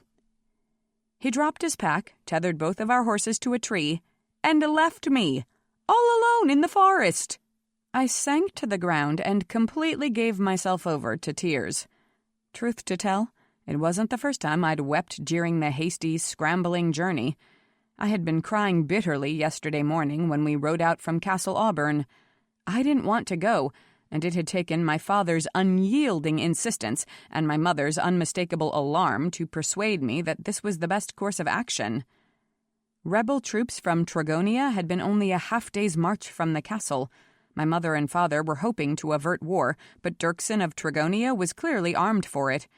Just as clearly, Dirksen hoped to secure one of 3 things in his assault on the king's court: the keys to the castle, my younger brother, or me. Kiesen had been bundled up and shipped off to Cotteswold, where my mother still had family, and which was so far from Tragonia that it seemed unlikely Dirksen could ever track him down. I had been sent in the opposite direction, toward another destination that Dirksen would be unlikely to find: the hidden, magical kingdom of Alora. In its own way, Alora would be more dangerous to me than Dirksen of Tragonia, but at least I would be unlikely to die there, even if I never returned. I could hear Orlain's footsteps crunching through the undergrowth as he came back, and I made some effort to pull myself together, Not because I cared what he thought of me, of course, but I was disappointed in myself. I usually didn't act like a petulant little girl who hadn't gotten her own way. Even around Orlain, who tended to bring out the worst in me for some unfathomable reason, I usually did not behave so badly. I sniffled and made myself stop crying. Orlain dumped an armload of branches right beside me on the ground. "Remember how to make a fire?" he asked. He had shown me last night. "No," I said, trying not to sound sullen. "Then I'll start the fire while you unpack the gear. If you unsaddle the horses, you can spread one of the blankets on the ground and sit on that." See, this was one of the things I simply hated about Orlain. It didn't seem to occur to him that a crown princess should not have to unsaddle the horses, or gather up the cooking implements, or fetch the water, or bury the trash. Mind you, I was willing to do my share of these camp chores, though I flatly refused to dig the privy. But the fact that he expected me to galled me no end. All of the other men at court considered me a delicate flower, delightful, gammon, precious. I knew I was competent, capable, and inclined to take charge, but I loved to be considered waifish and adorable. Any other man from Castle Auburn would have spent this whole journey fussing over me, helping me on and off the horse, inquiring about my comfort, praising my bravery. Orlain wanted me to cook. The fact that I could cook, and fairly well, did not make his attitude even marginally more acceptable. On the other hand, I probably wouldn't have trusted any other man from the castle to take me so far away from home, down such chancy roads, and deliver me safely to my destination, where I would not, in fact, be safe. Scrubbing my fingers across my cheeks to clear away the last of the tears, I stood up and approached the horses. I was wearing some of my brother's clothes, not just because they were eminently more practical for desperate flight than my usual elaborate dresses, but because Dirksen would be watching for a fleeing woman, and I found them very comfortable indeed. A little baggy in back, not entirely flattering. Not that Orlain cared in the slightest how I looked. I unsaddled the horses with some efficiency. My Uncle Roderick had taught me that skill, and paused to pat their noses and give each of them a treat. Then I lugged the heavy packs to the circle that Orlain had already trampled out under the live canopy of the oaks. Blankets down, metal pans laid out, fruit and dried meat pulled from the side pouches. I nibbled on an apple while Orlain coaxed the fire to light. I had seen him give the same cajoling attention to a starving feral dog terrified of coming close enough to take a bite of food from his hands. He'd tamed the dog, kept him too. No surprise the fire gained confidence under his hands and started frisking around the kindling. Orlain sat back on his heels and gazed at me across the fire. "Hungry?" he said. I nodded. "But there's not much food left. 1 loaf of bread and a couple of strips of dried meat. Some fruit. I can probably catch fish tomorrow in the river." "I don't like fish," I said. He burst out laughing. "No, I don't suppose you do. You can have the rest of our provisions then, and I'll just forage for myself." I frowned. "But you'll have to have food to make the trip back," I pointed out. "We can't eat all of it on the way." He grinned. Firelight picked out the blonde streaks in his otherwise unremarkable brown hair. He had a broad face, wide features, and an invariably cheerful expression. More than once I had wished he wouldn't go out of his way to make me want to kill him. More than once I had wished that he actually liked me. But because he didn't, I often put some effort into making sure he really didn't like me. "Is the princess worried that the guard might starve upon the road?" he inquired. "I hadn't expected such solicitude. I thought she was only concerned for her own needs and comforts." "Normally that would be the case," I shot back, "but I want you to survive so you can get back to Castle Auburn and help my parents defend the throne." "Well then," he said, "I shall eat as heartily as I can." He gestured in my direction. "Hand me the bread. Throw that meat in the pan and add a little water. We can make a somewhat tastier meal than we managed last night." We ate very fast in almost total silence. When the last drop of sauce had been wiped up with the last crust of bread, Orlain handed me his plate and utensils. I suppose you'd prefer clean-up duty? He asked politely. The other choice, I had learned last night, was digging, for various reasons. Yes, I said with a modicum of dignity. Try not to use all the water, he advised. We'll be at the Phelan River in the morning, but we don't want to be completely dry till then.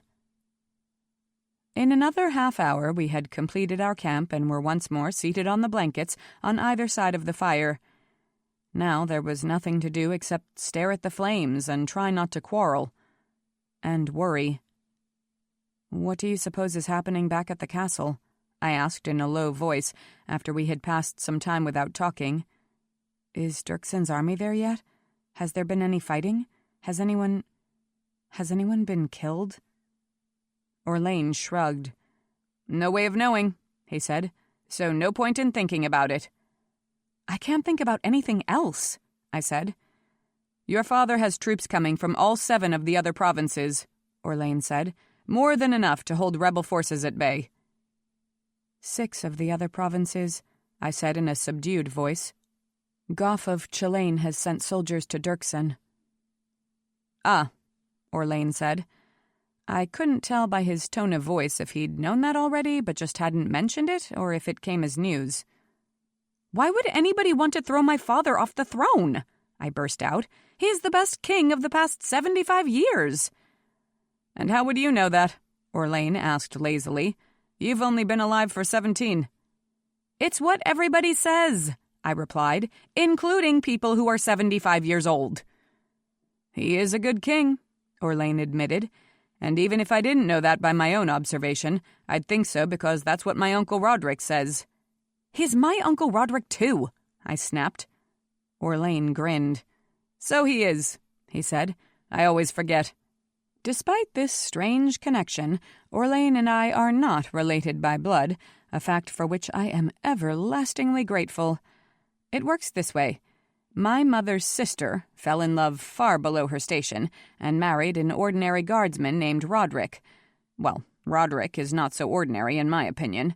He's thoughtful and smart and loyal and good-looking for someone who's so old, and I never mind it when he teases me because it's always clear that he likes me anyway. Orlain is Roderick's brother's son. So, Roderick's brothers own farms and work the land. His in-laws sit on the throne. He straddles the divide with more grace than most men would show, I think, but he doesn't have to do it often. He and my aunt rarely come to Castle Auburn, preferring to spend their time on the estates that she inherited from my great-uncle Jackson when she married.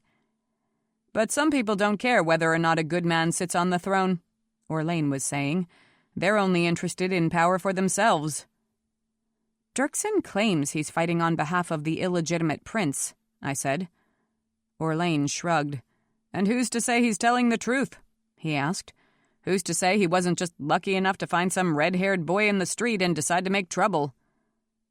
"My father has met him," I answered.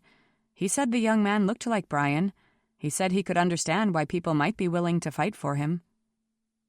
A chill passed over me, and I hitched myself closer to the fire.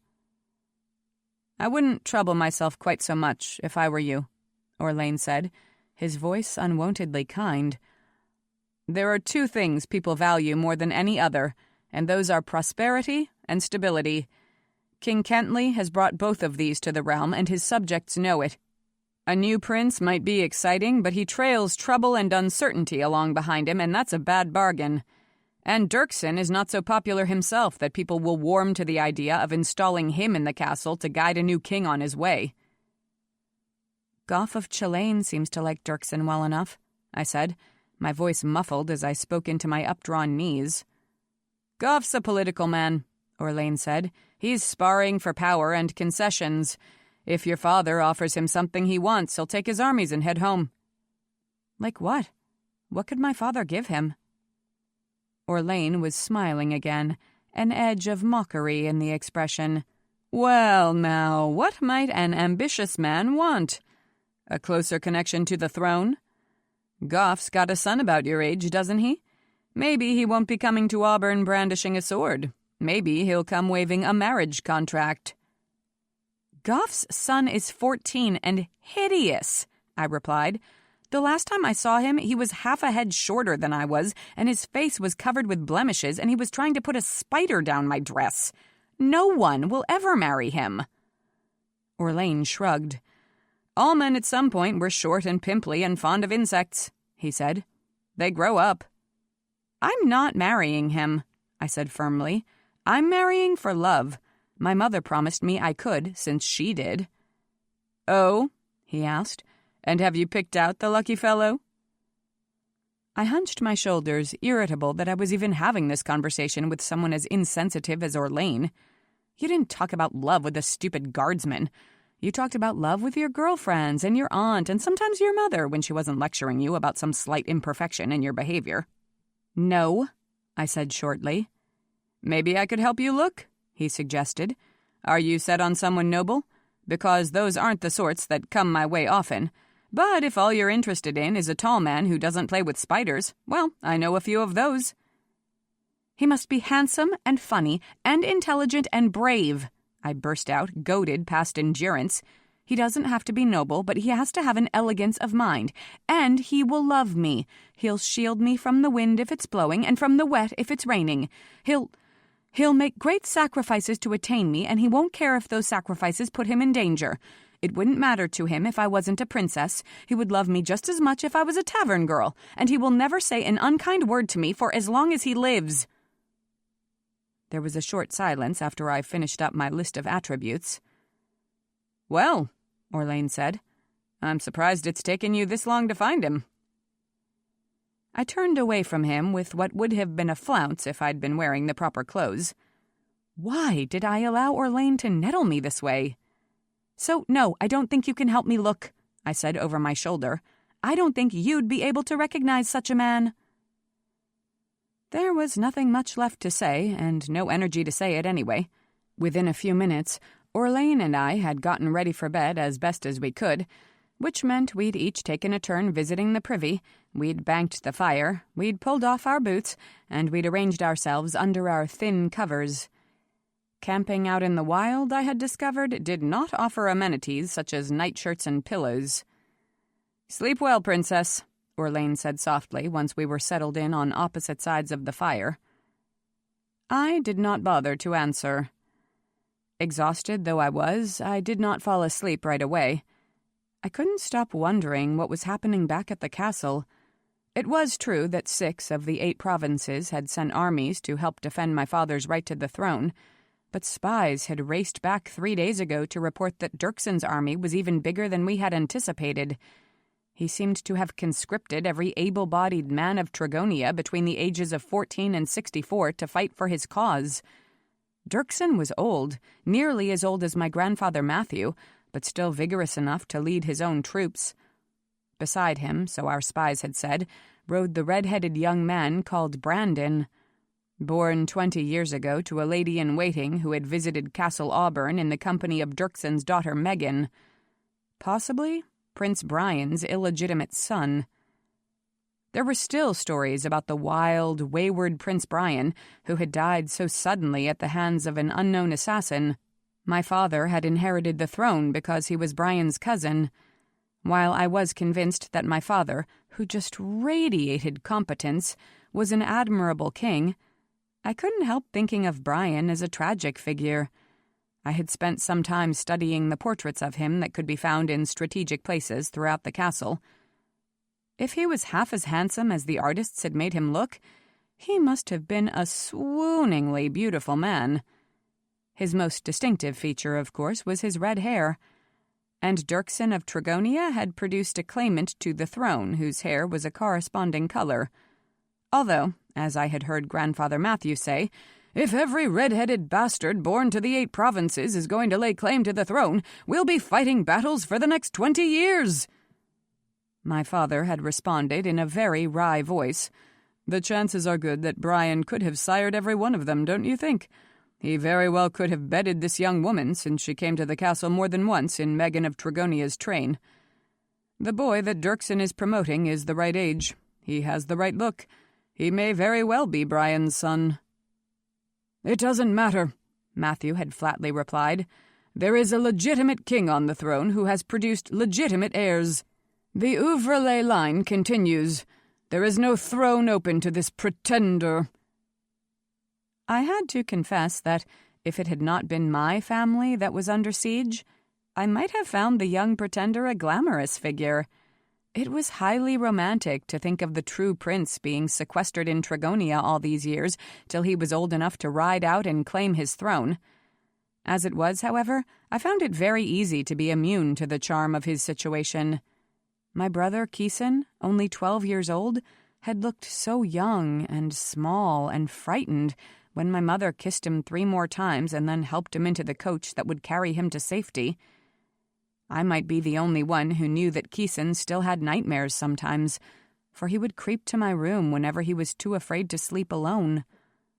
I might be the only one who knew that he was not always the energetic, laughing, rambunctious boy who raced through the castle and upended platters in the kitchen and tore through the gardens, trailing havoc behind him. I had seen him cry as recently as a month ago, when one of the dogs had to be put down. I could not imagine how he would manage so far from home with no one he loved nearby. I could not imagine how he would get through the scary dreams if I was not nearby. I couldn't believe my mother and father separated us. "But he's so young," I had said to my mother over and over. "Who will watch out for him?" "We will send a whole troop with him," she said.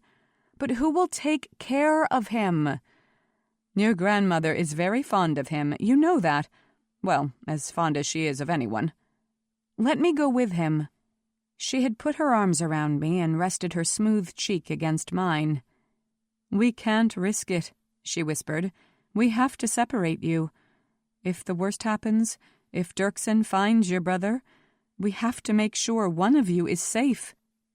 "Then let him come with me to Alora," I begged. She was silent for a moment. Then, "We can't risk it," she repeated on a sigh. "I am almost as afraid of sending you to Alora as I am of sending Keeson to Cotteswold. And yet I am certain that, whatever else happens to you there, you will at least survive." "I won't fall under the spell of the Alora," I promised her. She kissed my cheek and pulled away. "Oh, yes, you will," she said. "Everybody does. You have no idea how seductive the Alora are. And yet I think Jackson and Rowena will keep you safe. I think they both understand how important it is that you come back to us." The only Alora I had ever met was Jackson's wife Rowena, and I had to admit that there was something mesmerizing about her. She looked human, almost, although thinner and somehow more ethereal. I would not have been surprised to learn her bones were made of cattails or sea glass, her skin from pressed rose petals. She did not seem to walk through the world so much as float through it. I had yet to see a footprint that her shoe had left behind. When she was nearby, it was impossible to be interested in anyone else's conversation. If all the Alora were like Aunt Rowena, Alora would truly be an enticing place. Years and years ago, hunters caught and enslaved the Alora, selling them to aristocratic households for vast sums, but that practice had been stopped before I was born. Stories still persisted, however, that the Alora lured humans to Alora and never let them go home. The humans never wanted to go home. That's what the stories said. Alora was a place of such richness, warmth, and enchantment that once a man crossed its hidden boundaries, he was ensorcelled. He was content. He was never seen again. Jackson was the only man who seemed to possess the knack of moving between worlds, and even he rarely emerged from that magical place. My mother and my aunt had devised a system of communicating with him by leaving messages in a cairn on one side of the Phelan River. Now and then these messages would say, "Come visit us," and he would make his way to Castle Auburn or his old estates, where my aunt now lived. He never stayed for long. It was clear that the desire to return to Alora was like a gnawing hunger inside him, an urgent imperative that would not let him settle comfortably anywhere else. He was less restless when he was accompanied by Rowena, but only a little. No one else who had ever entered Alora had crossed the Phelan River again. "Oh, So there were talismans you could use to try to keep yourself safe from the fascination of the Alora, and my mother had loaded me down with all of them. First and foremost, of course, was the application of a little gold. Metal of all kinds was anathema to the Alora, but gold was the worst. It burned their skin. It had actually been known to leave scars behind, as evidenced by 2 small marks on Aunt Rowena's cheeks. If you wore gold on your person, an Alora would be afraid to touch you. So naturally, I was practically dripping in gold.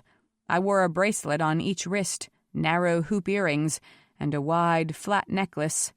The necklace had been soldered on, at great risk to the skin on the back of my neck, may I say, because my mother had insisted.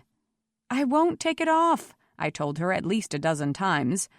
"You think you won't," she said, "but I can guarantee you that you won't be in Alora longer than a day before someone encourages you to remove your jewelry. I just want to make sure you can't take all of it off." She had also made up dozens of potions for me and poured them in tiny glass bottles stoppered with cork. "Drink one every day," she told me, "even when you don't want to. Promise me, Zara." I had held up one of the little vials and shook it till the amber liquid inside frothed to bubbles. My mother had trained as a wise woman when she was my age, and she still knew more about drugs and herbs than the castle apothecary. She didn't flaunt this knowledge much, because people weren't always comfortable thinking of the Queen as some kind of roadside witch, but her skill had come in handy more than once when Keeson and I were ill. "What's in it?" I asked, because she had taught me what medicines went into some of the very simplest potions. "Domestic spices mostly," she said. "Cinnamon, clove, and a touch of ginger. Things to make you remember what you love about home." I eyed the little bottle, where the bubbles had already disappeared. "There's more in here than spices," I said. She smiled. "Well, I might have added 1 or 2 other herbs. Nothing to trouble you, but drink one every day."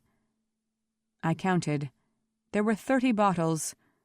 "What if I have drunk them all and I am still in Alora?" I asked. She looked very sober. "I will mix up another batch and send them to you. We will send news as often as we can." "What if there is terrible news?" I whispered. She hugged me very tightly. "Then you must be very strong." Is it any wonder I wept as we rode from Castle Auburn? Is it any wonder I cried myself to sleep?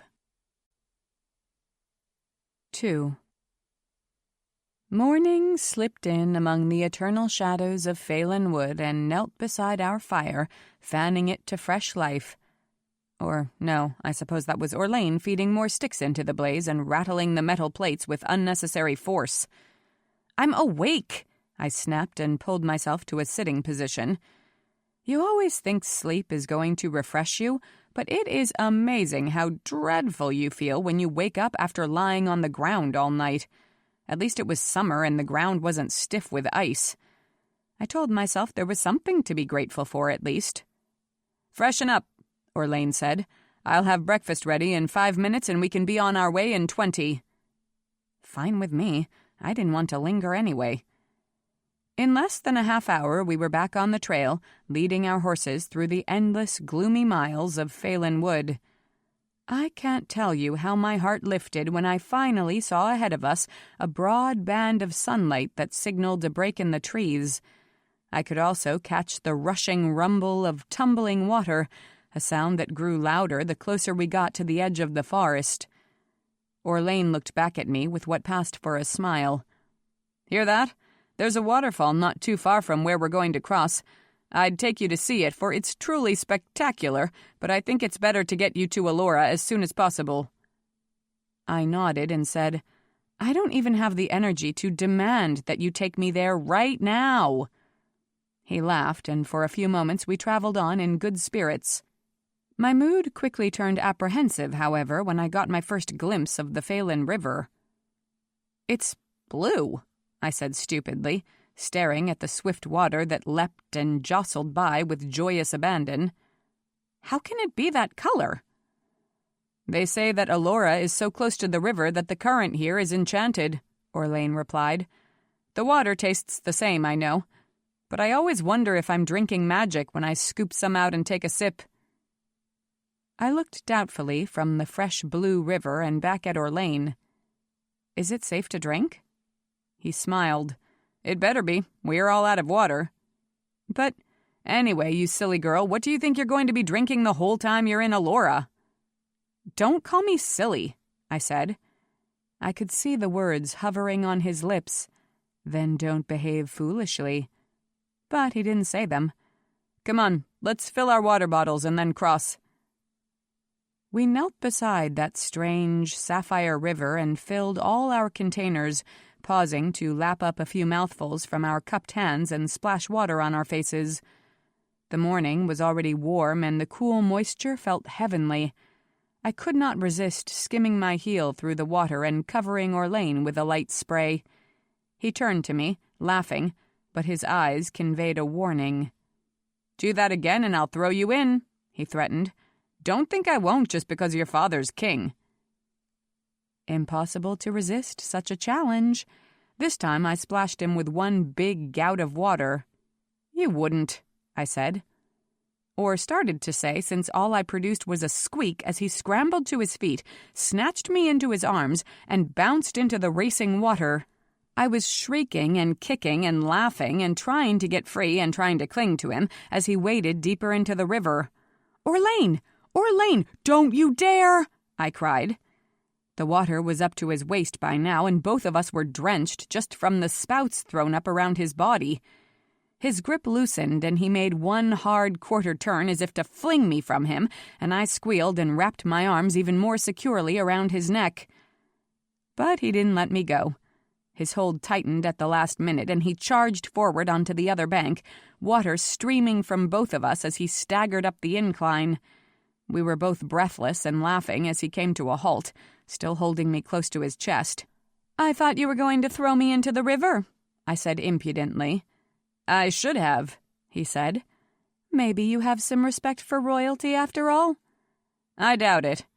"Maybe you have some respect for me." I expected that to elicit the same reply. I doubt it. But he just gazed down at me a moment without speaking. The laughter still illuminated his wide face, leaving it warm and open, but his smile had disappeared. For a moment, I was struck by the thought that he was much handsomer than our Uncle Roderick. "I wish you were staying in Alora, too," I said in a low voice. "I'm a little afraid to be going by myself." "I would," he said, "but every sword is needed at the castle. You'll be safe here." I took a deep breath. "My mother is worried," I said. "What if I fall under the spell of the Alora? What if I never want to come home?" "You'll come home anyway," he said. "I'll come get you." "What if they won't let you into Alora?" "I'll find my way." "What if I tell you I won't go back with you?" Now his smile returned, smaller, sweeter. "I'll grab you and throw you over my shoulder and haul you out of the forest no matter how much you scream and kick." "You said you'd throw me into the river, but you didn't do that," I pointed out. "That time I only threatened. This time I promise." "And a promise is better than a threat?" "Always," he said. "Then I believe you," I said. I don't know if he would have answered. I don't know if he would have kissed me. I thought he might. He looked like he wanted to, and I was trying to make my expression as soulful as possible so that he would realize a kiss would be welcome. But suddenly there was a shout from a distance and the sound of boots striding through the undergrowth. "Zara!" someone called out. Orlain dropped my feet none too gently to the ground. "Uncle Jackson!" I cried as I spun around to see him. He was barreling out of the forest, a big man with wild, dark hair and a full beard. His arms were already outstretched to hug me, so I ran toward him to be enfolded in a welcome embrace. Jackson was a burly man. His hugs always had a lot of heft to them, and he was not above lifting a girl off her feet and squeezing her so tightly she couldn't breathe.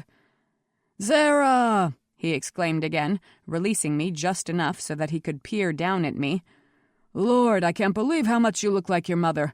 Those dark eyes and those dark curls and that expression, nothing but mischief in that girl from sunup till sundown." I giggled because mischief wasn't something I associated with my mother. At least, it wasn't ever something she encouraged in me. Maybe she was strict with me because she remembered what she had been like at 17. "How did you know I was going to be here today?" I asked. "Your father has sent messages over the past couple of weeks," Jackson replied, pointing. I half-turned to see the small stone cairn on this side of the river. "We weren't sure when you'd arrive, but we've been watching for you." "I'm to stay in Alora until it's safe for me to come home," I said. He nodded. "What's the news back at the castle?" "Dirkson's army was half a day away when we left 2 days ago," I said, my flush of happiness quickly dying. "I don't know what's happened since." "Well, I don't have much interest in the affairs of men these days, but I remember Dirkson of Trigonia well enough to hope he does not succeed in this venture," Jackson replied, "and I would be loath to see any son of Brian's on the throne if the boy was half as stupid and willful as his father." "Jackson?" I exclaimed. My great-uncle shook his head. "He was a bad man," he shrugged. "Dead now and no reason to mourn." He smiled again and patted me on the shoulder. "So, are you ready to come to Alora to live? Rowena has your room already." Orlain spoke for the first time. "Ready to come to Alora to visit," he corrected. Jackson laughed and turned his appraising look on my escort. "That's what I meant," he assured him. "You're Roderick's nephew, aren't you? I think I've encountered you at Halsing Manor when I was visiting my niece." "I am. You have." Jackson shook his hand and seemed far more pleased with Orlain than Orlain seemed with him. "Thank you for taking such good care of Zara on the trip here. We will watch out for her from now on." It was clearly a dismissal, but Orlain held his ground. "Her mother has asked that I serve as her envoy from time to time, bringing news to the princess," he said. "Excellent," Jackson said heartily. "You can leave messages in the cairn. Someone checks it every couple of days."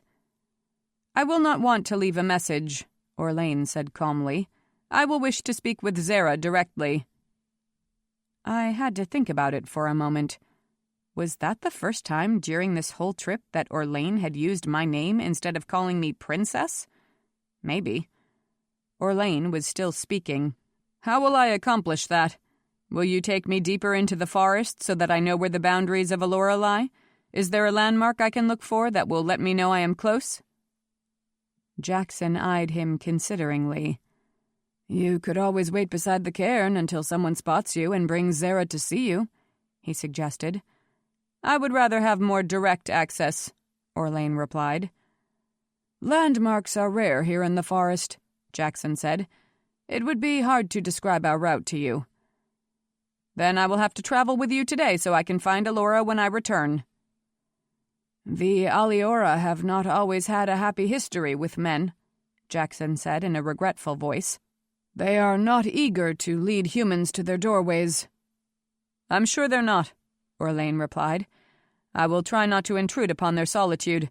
I am not interested in Alora or its residents. All I care about is Zara and her well-being." Jackson burst out laughing. "If you spent half a day with the Alora, you would be interested in them," he said. "Come with us, then, just to the edge of the kingdom. I am afraid I cannot invite you any nearer than that." Orlain nodded. "Let me check on the horses and get the princess's bundles." He paused to give me a brief, very serious look. "Wait for me while I cross the river and come back." I nodded dumbly. I had stood mute during this whole exchange, amazed at the animosity bubbling beneath their civil words.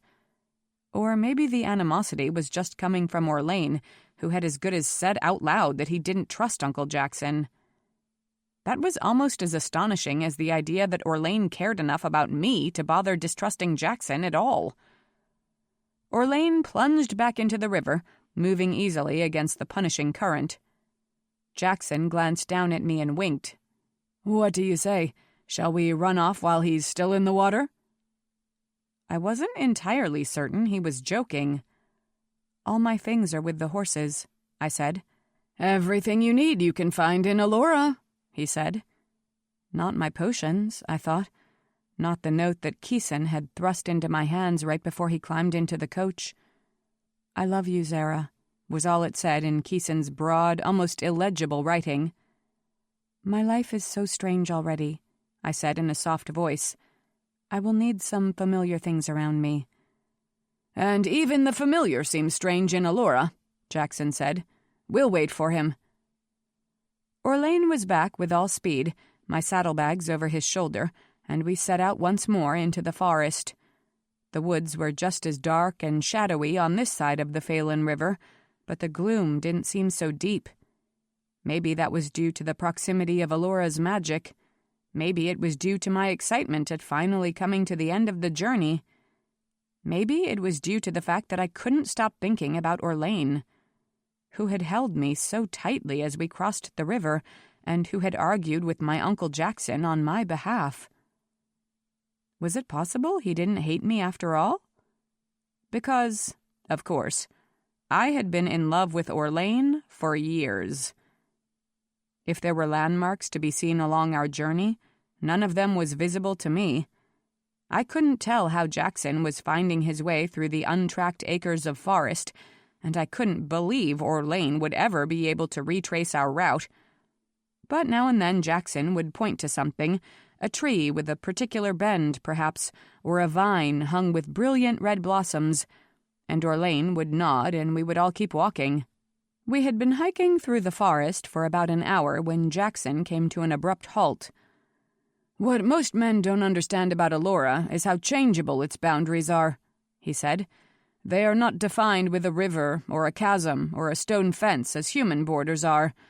You cannot measure them precisely with the surveyor's tools or find them with a compass. They shift. At some point you are within them, and at some point without. But here is where that moving line begins." Orlain looked around, as if impressing on his memory the precise placement of the trees, the peculiar slant of the sun at this very spot. "Then this is where I will come when I have news to share with Zara," he said. He handed my saddlebags to Jackson, who slung them over his left shoulder. I risked a quick look at Orlain. I felt suddenly shy with him, which infuriated me and made me awkward at the same time. "When will you be back?" I asked. "I will try to come 10 days from now," he said. "You'll lose a couple of days each way just on travel," Jackson observed. Orlain nodded. "I know. Otherwise I would come back once a week. If I am here every 10 days, I will be able to spend a week at the castle before I set out again." "I'll look for you then," I said. I resumed my soulful expression and held out my hand to him, a sweet, brave princess bestowing her favor on a faithful knight. "Thank you so much for your care in bringing me here to Alora." He took my hand in one of his. He made a fist with his other hand and touched it gently to his forehead, a mark of great respect. "Don't cause your uncle any trouble," he said with a grin. "Don't make him sorry he took you in." I was so annoyed I jerked my hand away. "Don't get lost on your way back home," I huffed. Orlain nodded a farewell at Jackson, then turned on his heel and strode back through the forest toward the river. I only watched him from the corner of my eye, but I saw that he did not once look back. "Interesting young man," Jackson commented. I hunched a shoulder. "Do you think so? I find him very ordinary." Jackson laughed. "Well, there are a few young men in Alora who might help you forget him." "I don't need help forgetting him," I said. I was tired of talking about Orlain. "So where's Alora? How do we get in?" Jackson resettled the strap over his shoulder and took my hand. "We step this way. We wait for a strange shiver across our skin. No? Then we take a few steps in this direction and wait a moment. Nothing. Then we walk forward with our eyes half shut, as if waiting to feel spiderwebs brush across our cheeks." He moved slowly but determinedly in each direction as he spoke, tugging me behind him. I had to admit my whole body was tingling with anticipation, But apparently it wasn't quite the sensation I would feel when we finally did cross into Alora. Then you look around to see if the air seems to hold a sparkle. Look, see? That patch of sunlight sifting down. It's brighter than it should be, don't you think? Indeed, it was almost incandescent. Jackson increased his pace as he pulled me toward the eerily glowing shaft of sun. I approached with a touch of trepidation. It was so vivid, so alive with color, I thought it might sear my skin. But Jackson and I stepped together through the dazzle, and I suffered no ill effect except a sudden wash of warmth across my bare cheeks. "And now we are in Alora," he said. Impossible to describe Alora. It was not a town or a village the way I knew them, yet there were clusters of buildings marking either side of what could have been a road. But these were not houses or castles or other familiar structures, not like the buildings of men. There was a room, perhaps set out under a wide, fanning branch of some exotic tree.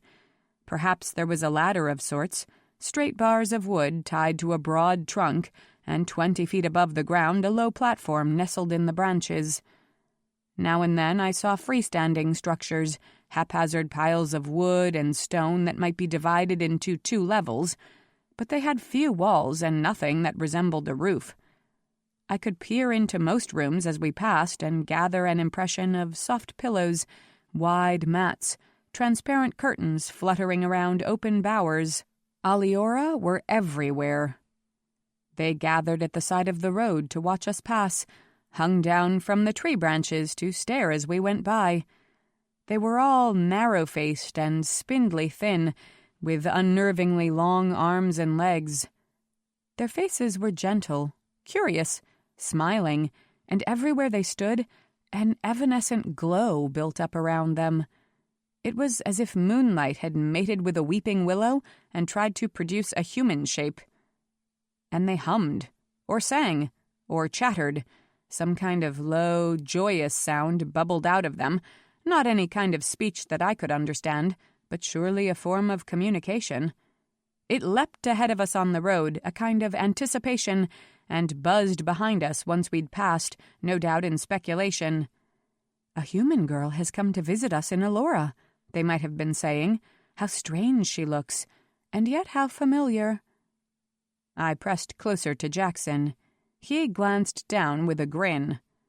"Nothing quite like it, hey?" he said. "I've been to all 8 provinces and traveled some distance across the ocean, and never come across any place that filled me with the shivers the way Alora does." "Everybody's staring at me," I said in a low voice. "It's not often they've seen a human woman. All of the hunters who have stumbled across Alora have been men." "So I'm the only girl who's ever been here?" "I wouldn't say that," Jackson replied a little vaguely. I remembered the stories of human babies stolen by the Alora and raised here among their fey brethren. If the tales were true, might I encounter some of those kidnapped children? Would they even look human to me after years of captivity? I wanted to take Jackson's hand again, but I didn't. "My mother says they might invite me to stay with them," I said. "Forever." His laugh boomed out. "No doubt they will. The Alora will be delighted with you." "But they won't make me stay," I added, trying to keep the anxiety out of my voice. He glanced down again. "No Alora ever held a human against his or her will," he said firmly. "Men and women who settle in Alora stay because they want to." "That's all right, then," I said, relieved. He grinned once more. "But after a few days here, you might want to." "No," I said. "I'll be going home, as soon as it's safe." We had been strolling through the unconventional dwellings of Alora for about 30 minutes when Jackson finally pointed. "Rowena's place," he said. It was more like a building than anything we had passed so far, but even so it was less like a house than a gazebo, albeit a very large one. It was round and many-storied, and some portions had walls of stone, and some portions had walls of wood, and some portions had no walls at all. The bottom floor seemed to be one big atrium decorated with living greenery.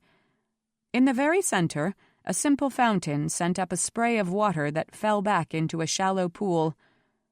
Unlike the great fountain in the courtyard at Castle Auburn, this one did not appear to run through any kind of pumping mechanism, but to feed directly from some underground spring.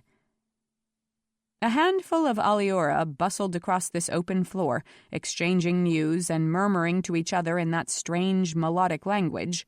A winding stairway gathered strength on the bottom level, then twisted upward toward leafy lofts overhead, growing thinner and less reliable as it rose. I could not tell how many stories were piled above this one. It seemed likely that the roof, if there was one, would be woven of starlight and netting and a few plaited leaves. I hoped my bedroom was not too close to the top. "This doesn't seem like the kind of place people live," I said to Jackson in a low voice. "Not people," he said. "Alora." We had barely stepped inside the house, if you could say you were inside such an open place, when Rowena herself came sweeping up to us. The few times I had seen her outside Alora, I had been struck by her beauty, for she had pearl-white skin and crow-black hair, and such elegance of movement that her smallest gesture seemed choreographed. But here in Alora, she was astonishingly lovely, rich with radiance, bewitching. "Zara," she called, floating toward us with her hands outstretched. "It is so good to see you here." Without thinking about it, I started forward to fling myself into her arms, but Jackson caught me hard and hauled me back. "You cannot touch her," he said gruffly in my ear. "Not while your hands are covered with gold." "Oh," I said. I knew that, of course. It was why I was wearing the bracelets, after all. But such was the welcome on Rowena's face, such was the sudden desire to be enfolded in the embrace of an Alora, that I had forgotten. I stood awkwardly before the queen of the Alora, twisting my hands together. "I'm sorry," I said. "My mother made me promise I would not remove any of my jewelry." Rowena's returning smile was full of warmth and forgiveness. "It was the correct promise for her to require," she assured me. "I love Alora and cannot understand why anyone would choose to live anywhere else, but you have a home and responsibilities elsewhere. You must resist us with all your might." She was laughing when she said this, as if joking, but I rather thought she was speaking the truth. "I wish I could hug you," I said truthfully. Very carefully, making sure no part of her hand made contact with my necklace or my earrings, Rowena reached out and brushed her fingertips across my cheeks. It felt as though raindrops or perhaps honeysuckle nectar made a fresh track along my skin. "I feel as if I am hugging you," she said in a soft voice. "I cannot express how deeply I want to welcome you to my home." "Let's get her settled in," Jackson said practically. "Are you hungry, Zara? It's been a long journey, I know." "Starving," I said, "but then I usually am." "I'll see about lunch," Rowena said. She laid one hand quickly on Jackson's arm as if she couldn't help herself, one quick, possessive touch, and then she turned away. "You take her up to her room." I followed Jackson up those haphazard stairs. They started out as stone, and gradually gave way to wood, and then eventually it seemed as if we were just stepping from one springy tree branch to another, still winding upward. I would guess I was on what corresponded to the third story before Jackson led me down something you could hardly call a hallway. It was more like a rope bridge stretched above the ground, and it swayed when we put our weight on it. I was relieved when the room he showed me to actually seemed to deserve that designation. It had a floor of wooden planking, a couple of real walls, and something that looked enough like a bed to probably be a bed, though it was low to the floor and covered with moss instead of a blanket. Or something very similar to moss, at any rate. "Oh, this is so charming," I exclaimed. "A little different from the castle," he said. "You'll find all the washing up is done down on the ground level in a little area built around a pool. But once you're used to everything, it all makes sense. I hope you'll be comfortable here. It's strange, but it's wonderful." I smiled at him. "That's how it seems so far." "And the longer you're here," he added, "the less strange it will feel, and the more wonderful." Lunch at Rowena's house was more like an outdoor picnic. We sat on logs and boulders in the open air while tree branches seemed to shake down alternating particles of sun and shadow. The food was wholly unfamiliar. Slices of something that might have been bread, except it tasted like ground nuts. Some kind of rough paste that was sweet as straight honey. Chopped fruits that were foreign and utterly delicious. We ate off of plates made of wood and implements carved from bone. There was not a scrap of metal in the whole kingdom, from what I could tell, except for the tiny steel hooks on my trousers and the gold lying flat against my flesh. People came and went while we ate. I couldn't tell if they were friends or servants. I couldn't tell if they were visiting or performing chores. Most of them paused to stare at me and exchange observations with Rowena, but they spoke in that musical, clicking speech that I could not understand. "But I just realized," I exclaimed as our meal came to a close. "If I can't speak their language and they can't speak mine, I won't be able to talk to anyone in Alora except the two of you." "There are 50 or so Alora who know human speech," Rowena said. "You may meet some of them while you're here." "Why did they bother to learn my language?" I asked.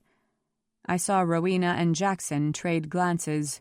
He looked away, but she answered, "Because they lived for a time in the world of men." Now I understood. "Oh," I said, when they were slaves." "A long time ago," Rowena said. "There have been no hunters tracking down Alora since well before you were born." I pulled myself up into my most majestic pose.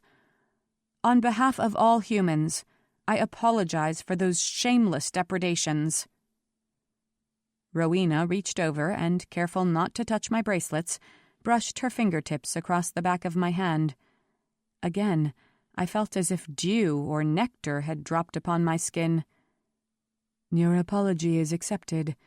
Let us hope there will forever be harmony between our races." Jackson was on his feet. "There's so much more to show her," he said. "Let me give her a tour of Alora."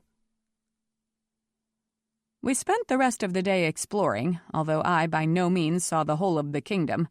Truth to tell, I never got an exact sense of its size and limits, its population, its industries. All that really became clear was that this place where I had come to rest, the village of sorts that had grown up around Rowena's house, was as close to a capital city as the kingdom claimed. I had the impression that Alora itself unrolled for miles through the forest, along tracks even more overgrown than the one we had followed from the border. I would not have been surprised to learn that the Alora who made their homes deep within the woods existed almost like wild animals, burrowing underground or digging into broad tree trunks, clothing themselves, if they dressed at all, in trousers made of bark and skirts made of braided grasses. Rowena and the Alora who lived near her had adopted some of the conventions and mannerisms of men, perhaps because these trappings appealed to them, and perhaps because they had needed some measure of sophistication to understand how to combat the hunters who came calling. But most of the Alora, or so I surmised, were so shy and untamed that Rowena's little village would be as alien to them as it was to me, though for different reasons. "But I don't understand what the Alora do all day," I said to Jackson once we had completed the tour. There had been no shops, no restaurants, no blacksmithing forges, no weavers or millers or soldiers, none of the common occupations I would have considered essential for civilization. He found this amusing. "And what do you do all day, might I ask? You're not spinning wool or baking bread either." I lifted my chin. "I'm a princess, learning to be a queen," I said. "You dress, you talk, you eat, perhaps you sew," he said, counting off the activities on his fingers. "You flirt, you dance. Alora do all those things." "But Explaining trade and interconnected commerce was hardly one of my skills, but I felt certain something crucial was missing. People must be productive in some fashion. I mean, someone has to grow the food and make the clothes and build the houses, or they would go around naked and hungry with no place to sleep. "The necessary work gets done," he said, "but so little is necessary. Alora, unlike humans, are content to exist. They are peaceful and serene, restful and joyous. There is none of that drive to compete, to dominate, to achieve, to improve. Merely they are. It can be a blissful way of life." "It sounds boring," I muttered. "I'll wager you change your mind within a week," he said. "Perhaps within a day." I had not changed my mind by the end of that day. All the walking, combined with the excitement of finding Alora to begin with, combined with the sleeplessness that had marked my previous night, made me tired. I yawned through an early dinner with Rowena and Jackson, then sought my room. The moss-covered bed was sinfully comfortable, and I snuggled into the soft pillows with a sigh of sheer contentment. One wall of my bedroom was completely open to the elements, except for the loose weave of thin branches that formed a green and brown grillwork. I could smell summer drifting in. I could taste starlight. The light breeze was scented with mysterious perfumes. Before I closed my eyes, the last thing I did was pull out one of the vials my mother had given me. Uncorking it, I took a sniff. Just as she had said, cinnamon and clove, and perhaps a touch of orange peel. I tilted the bottle back and downed the concoction in one swallow. It was sweeter than I had thought it would be. So good I almost opened a second bottle just to recapture the taste on my tongue. For a moment, my memory conjured up detailed images of my mother, my father, my brother. I had one sharp, swift impression of the silhouette of Castle Auburn as viewed from the courtyard right at sunset. I remembered my maid's South Country accent, the sleek feel of my horse's withers beneath my hand, the smell of a wax candle in the instant the flame had been snuffed out. I thought of Orlain and the look on his face when he carried me out of the river. I closed my eyes and fell asleep before the moon had even risen. Otherwise, I'm sure I would have seen it peeking into my room through those half-formed walls. 3. In the morning, I bathed myself in water that was scarcely more civilized than a woodland pool, and barely more sheltered either. Rowena assured me that I would have complete privacy if I wanted it, which I did, but nonetheless I washed and dressed as quickly as I could just in case any Alora stumbled through the circular hedge that was meant to shelter me from the sight of strangers. I was not sure how well I would like such an arrangement in the dead of winter. I was far from sure I liked it even in summer. I put on a dress Rowena had given me, since my own wardrobe was limited. Green and sleeveless, it might have been stitched together from broadleaves and gossamer. It felt airy and peculiar against my skin, particularly where the hems swirled around my ankles. But I liked it. I felt like I was clothed in the forest itself. Breakfast consisted of more foods I couldn't identify, except for an exceptionally sweet red fruit called daig. "I love this!" I exclaimed, helping myself to more than my fair portion. "This is my mother's favorite fruit, though it is rare to get it at the castle. We spent a week at Phelan Market once, and I ate it every day." Jackson chuckled. "Well, you asked yesterday how Alora spend their time. A few of them harvest daig and sell it to farmers who live near the forest. Not for money, of course. The Alora have no need for coins. But sometimes they trade for products they cannot make themselves." "Just let me know what kinds of products those might be," I said, cutting up my third piece of fruit. I was careful to pry out all the white seeds inside, for they're a very mild poison that will make you throw up if you eat enough of them. I'll come back to the forest myself and make some of those trades." "We hope you will come back to the forest anyway, whether or not you have something to barter," Rowena said in her musical voice. "We would love to have you visit often." "What shall we do today?" I asked Jackson, a hint of challenge in my voice. He had practically told me that I would fall under Alora's spell so quickly that I would be content to lounge around under the interlaced branches, moonstruck and misty-eyed. But back at the castle, I was used to keeping busy. I didn't think I had it in me to merely sit and dream. "Do you like to sew?" Rowena inquired. "Cressida and some of her girls have finished dyeing a new lot of cloth, and they're about to start making dresses. Would you like to sew one of your own?" I was an adequate seamstress, though usually too restless to sit still long enough to set a dainty stitch. But I was intrigued by the idea of working with that delicate, cobwebby Aloran cloth and making something I could bring back home with me. "Oh, may I? I would love that. Who's Cressida?" I exclaimed in quick succession. Rowena smiled at my enthusiasm. "An Alora who was fond of your mother," she said. "I think she is curious to get to know you." That's never good, to meet someone who knew your mother, because how can you ever compare to a memory? You won't look as pretty or be as charming or offer such witty and insightful comments. I sighed, and Jackson laughed. "Yes, you've quite a legacy to live up to," he said. "Your mother and your aunt, both quite remarkable, each in her own way." He stood up and held his hand out to me. "Come along. I think you'll like Cressida." I did, of course. Cressida was tall and thin, even by Alora standards, and even more ethereal-looking. Her hair was short and untended, and her face, while tranquil, showed evidence of suffering. I wasn't sure how to explain it. She was the first Alora I'd met whom I would describe as familiar with the concept of sadness. "Princess," she greeted me, coming forward with her hands outstretched. The smile routed the sadness, or mostly. "Watch out for her gold," Jackson said sharply, but Cressida didn't pause. She merely showed care as she placed her palms against my cheeks and bent down to kiss the top of my head. I felt a moment's blissful serenity. I was whole and cleansed, at peace, home from long wanderings. She pulled away, and for an instant I was as bereft as an orphaned infant.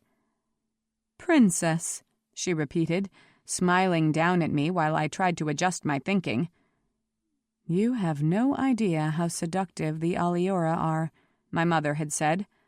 I was beginning to get an inkling. "How delightful to welcome you to Alora."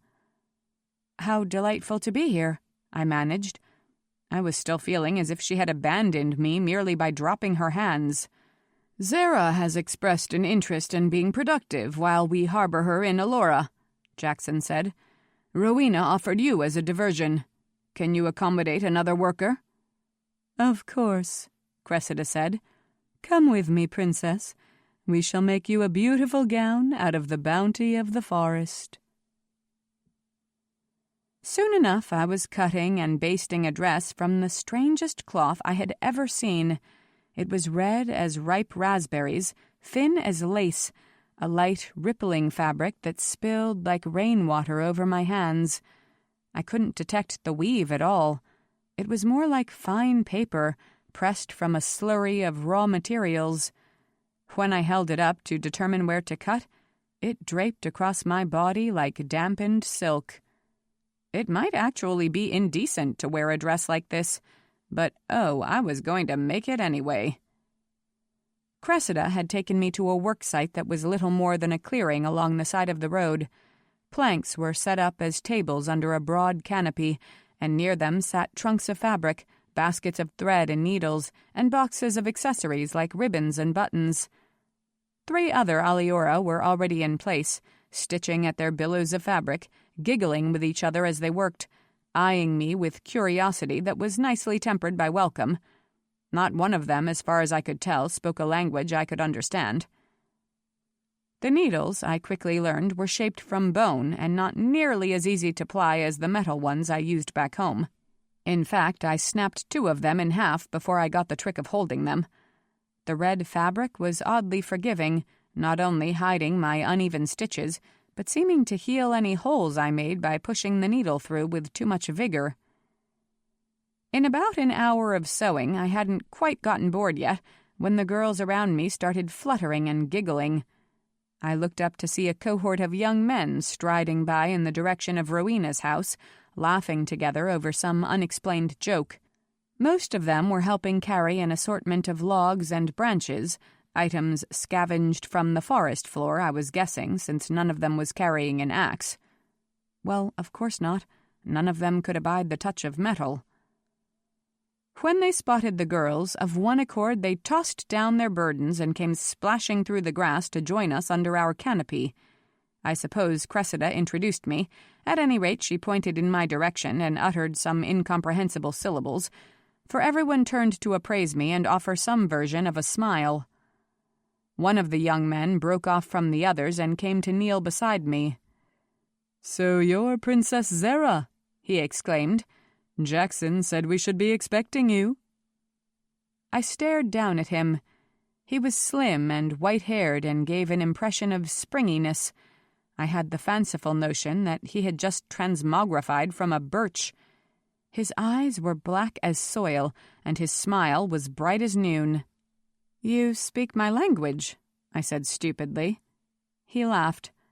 "I do. I learned it from Jackson Helsing and some of the other humans who have come to live among us. I have a great curiosity about the world of men, even though I know the land beyond our borders is dangerous to folk like me."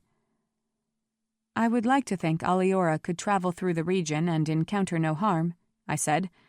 "But it has only been 20 years since they were captured in the forest and sold in Phelan Market. You are better off to stay where you are." "Particularly if the best of the 8 provinces comes here to visit me," he replied. I smiled. "You mean me? I'm not sure I would say I am even the best of Auburn." "Then Auburn and the other 7 provinces must be magnificent indeed," he said, "and I will be tempted to set out and see them all." This was flirting. This was the first thing in Alora that actually seemed familiar to me. I pressed my hand to my heart. "Oh, you mustn't be so rash," I said. "I take back what I said before. I am the very crown jewel that Auburn has to offer. You would never meet another young lady as attractive or as accomplished as I am." He laughed, and shaking back his white blonde hair, he settled more comfortably on his heels. "I am Roiven," he said. "Rowena is my mother." I could feel my eyes grow huge. "And Jackson is your father? Are we cousins?" Or relatives in some complicated fashion that I could not quite determine at the moment. No. My father died before my mother married your uncle." I inspected him more closely. His face was baby smooth. I couldn't remember if Alora ever needed to shave, but this one certainly never had. "I would have guessed you were my age or younger," I said, "but I know they were married before I was born." "Alora age differently from humans," Roiven replied. "I have been alive for 27 years, but I might live to be 200. I am a man, but I am still considered young." 200 years, I exclaimed. "It's rare for a human to live past 75. Roiven raised his eyebrows. They were as pale as his hair, expressive and nicely shaped. "A human who resides in Alora might live twice as long. There are tales of men and women who wandered across the borders and chose to stay, and whose lives extended to 150 years. I couldn't decide if such an idea was abhorrent or attractive. "I wouldn't mind living so long," I said cautiously, "if I was healthy and strong. But if I were as old and bent over and crabby as the apothecary's mother, who is always complaining about her aches and pains, I don't believe I would enjoy those extra years." Roiven smiled again. "Ah, but there is no pain and sickness in Alora, didn't you know? Age comes like a faithful friend and guides you a little farther along a familiar trail. You grow thinner, perhaps. You lose a little strength. You sleep longer in the mornings and nap in the afternoons. Then one day your afternoon nap comes only a few minutes after you rise from your nighttime slumbers, and after that you do not bother to wake again. In Alora, neither death nor old age is a thing to fear."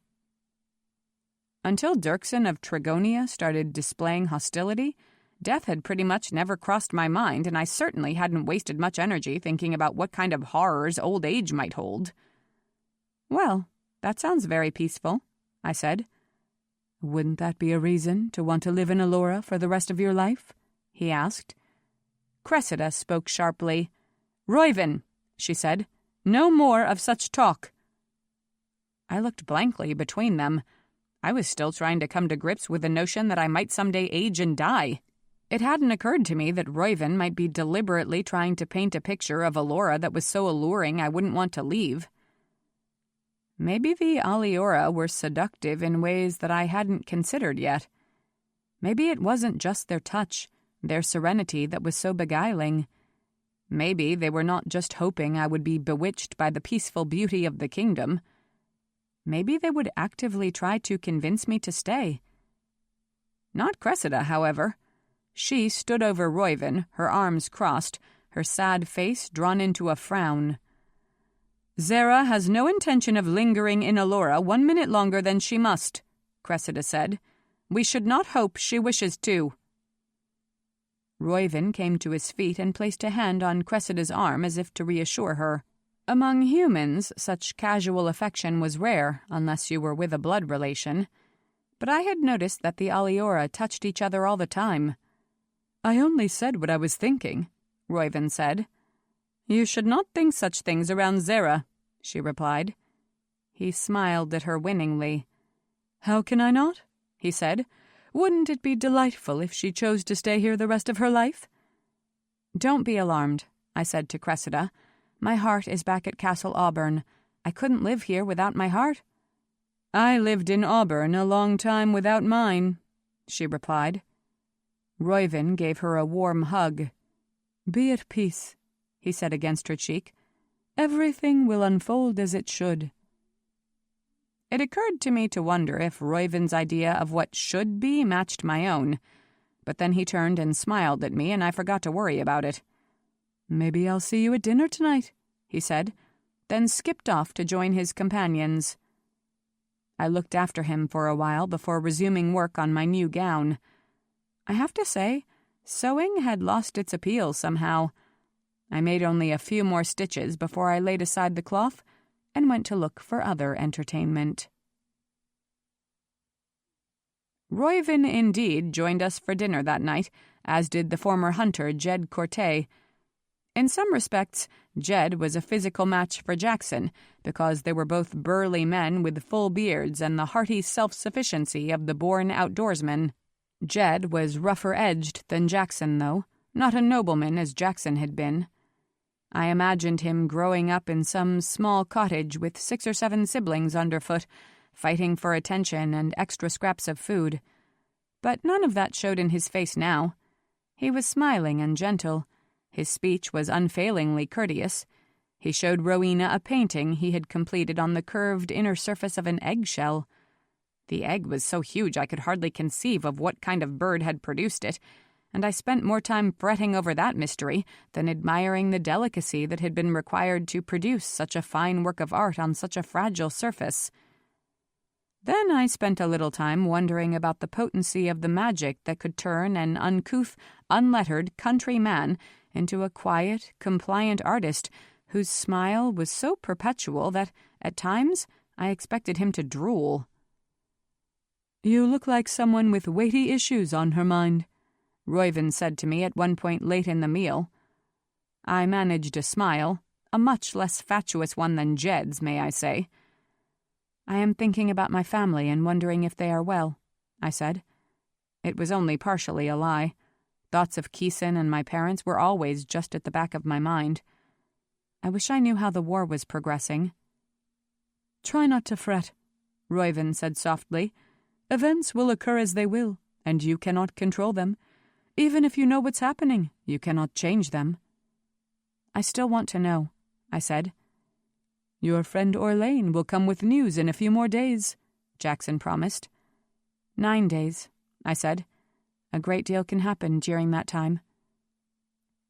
Still, I did not want my edgy mood to taint their own tranquility, so I made an effort to be cheerful for the remainder of the meal. And it was an effort. I was glad when it was time for all of us to scatter to our rooms. As soon as I had seated myself on my bed, I opened the case with the 29 potions remaining and I quickly picked one and downed the contents. The prosaic, familiar scents briefly made me intensely homesick, and for a moment I curled up on my bed and cried. But soon enough the filter had its intended effect. It cheered me up. It drew the happier images to the surface of my mind like some kind of wicking material that acted upon memory. With that taste in my mouth, I could not be sad. Everything I cherished seemed still within reach. But it was starting to be clear to me that I was not immune to the spell of Alora. Indeed, if someone like Jed Cortez could be made over by forest magic, anyone was susceptible. I would have to carefully guard against its pervasive sweetness. I would have to remember that I belonged in the world of men. Orlain would remind me when he returned. I separated out 8 more vials and arranged them on the round, flat stone that served as my nightstand. When I had finished off these 8 bottles, Orlain would be back. It would be easy to lose a sense of time here in Alora, I suspected, but these bottles would help me keep track. My mind would be clear, no matter how long I stayed. Roivan was waiting for me at the breakfast table, or the cleared patch of ground that served as the breakfast table here. His hair was so bright that for a moment I mistook him for a patch of sunlight. "Your uncle says you require entertainment," he said. "Will you let me supervise your activities?" I laughed. "I don't know that entertainment is what I want so much as activity," I said. "I am willing to be useful as long as I am occupied." "We'll go through the forest to gather food," he said. He gestured at my clothing, another of those soft, mossy dresses that Rowena had conjured up for me upon my arrival. "You might want to wear something more practical." So I changed into one of the outfits I had borrowed from Keeson and put on my sturdy walking boots. Roivan, I noticed when I returned downstairs, wore shoes that looked more like slippers, soft as pith or linen. I expected that he would bruise his insoles if we did much clambering over rocks and fallen trees. "Alora is completely sustained by the forest," he told me as we set off into the dappled woods. "It supplies our food, our shelter, the materials we use for clothing. You will often see Alora down by the Phelan River, but that is only because we love the fast current. There is plenty of water to be found inside the woods." "How many Alora are there?" I asked. We were hardly 10 minutes from Rowena's treehouse, and I was already hopelessly lost. Clearly, I could not deviate from the main pathway if I was ever wandering through Alora on my own. "It's hard to be certain," he said. "A few thousand, my mother thinks. There are some who live so deep in the woods that even she has never seen them." "That's not very many," I replied. Is there any fear that someday there won't be any left? Any chance you might all die off? Exactly how did you phrase a question like that? "That's always a fear," he said quietly. "It is one of the reasons my mother was so determined to stop the humans from stealing Alora. There are so few of us already. We could not afford to lose one more." "No," I said. "Well, now that my father is king, it will never again be acceptable for men to enslave Alora." I did not mention the thought that instantly presented itself. What if Brandon becomes king? Might the young upstart prince have a different perspective? I shook my head to chase the thought away. Awful for too many reasons to contemplate what might happen if the pretender took the throne. We had come across a pretty big deadfall in the woods, and there was no easy way around it. "Looks like we'll have to climb over," Roivan said. Nimble as a wild cat, he scaled the first few tumbled logs, then turned around to offer me help up. I had almost laid my palm in his when he suddenly snatched his hand away. "Gold," he said when I looked at him in astonishment. "I could feel its heat." A different kind of heat rose in my cheeks at my thoughtlessness. "I'm so sorry, I forgot." "Can you make it up and across without my help?" "I think so. Let me try." Much less gracefully than Roivan, I crawled and clambered up the mound of fallen branches, then back down the other side. I acquired a few scratches on the way, including one that welled with blood, but nothing to be concerned about. Reuven was pointing. "There's a stand of daeg trees not too far ahead of us. That's what we're aiming for." "Daeg," I repeated. "Then I don't care how many cuts and bruises I get." Still, this deep in the forest, pushing through the undergrowth was like breaking through hip-deep snow. Treacherous, heavy going, laced with hidden hazards. I took an unsteady step and felt a loose branch snap under my foot, and my arms started flailing as I went down. "Zara!" Reuven called and made an instinctive grab. Then he howled and flung my hand away, nursing his arm to his chest while I plopped down straight on my bottom. I leapt up again as soon as I caught my balance. I'm sorry. You shouldn't have reached for me," I cried. "Are you all right? Did you burn your skin?" He had put his hand against his mouth and was licking his scalded fingers. "I'll get a blister, I think. Don't worry about it," he said. "You just have to remember not to touch me," I said in a scolding voice. He smiled. "But what if I want to touch you?" he teased. "Now is not the time to be flirting," I said. "Any time is the time to be flirting," he returned with a laugh. "But seriously, if I see you slipping down, I can't not try to help you. And if you were to break your leg or twist your ankle, I'd have to carry you back, gold or no." "Surely I won't break my leg," I said. I glanced around. "How dangerous is this forest?" "But you might fall again," he said. "If you were to take off your gold, just your bracelets, at least I could hold your hand and help you up." I thought about that for a moment. I wasn't supposed to remove any of my gold for any reason whatsoever, even while I slept or bathed. But it would just be the jewelry on my hands. I wouldn't remove the earrings, of course, and I couldn't take off the necklace. And I could always slip the bracelets back on once we were safely back at Rowena's. "I'll put them in my pockets," I decided. "That way I can at least take your hand if I need to." I unsnapped the bracelets and tucked them in the front pocket of my trousers. Reuven held out his hand again, and I laid mine in his. He made a great show of bowing, just like a human courtier, and kissing my fingers. I almost swooned from the sensation. This was a sharper bliss than the drunken contentment I had felt so far when an Alora touched me. This was more like fever, but a deliriously exciting fever. I laughed shakily as I pulled free of his hold. "Somehow I don't feel like you're rescuing me from the consequences of a fall," I said. He laughed back at me. In the light-spattered forest, with his dark eyes and white hair, he looked like a patch of scenery suddenly gone mobile. "Just expressing my happiness at having you to myself for the day." "Let's go pick some daeg," I said. The tree branches were heavy with the big ripe fruit, red as a persimmon, but shaped more like a pear. Proving he had operated with some foresight after all, Reuven produced a couple of large cloth bags, and we each started tugging pieces off the trees and storing them in the sacks.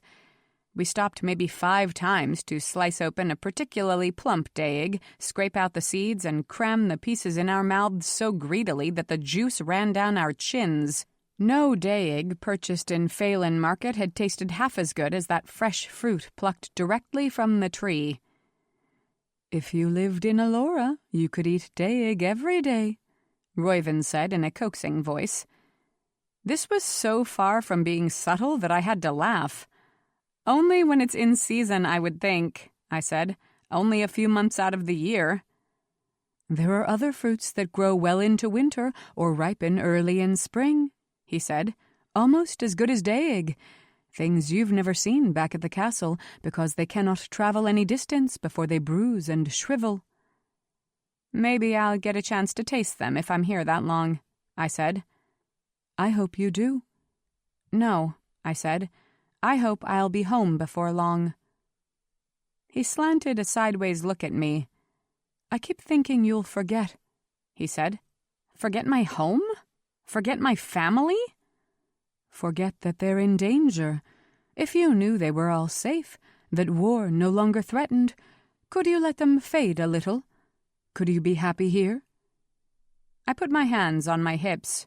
"You're not supposed to ask me that. You're not supposed to try to convince me to stay."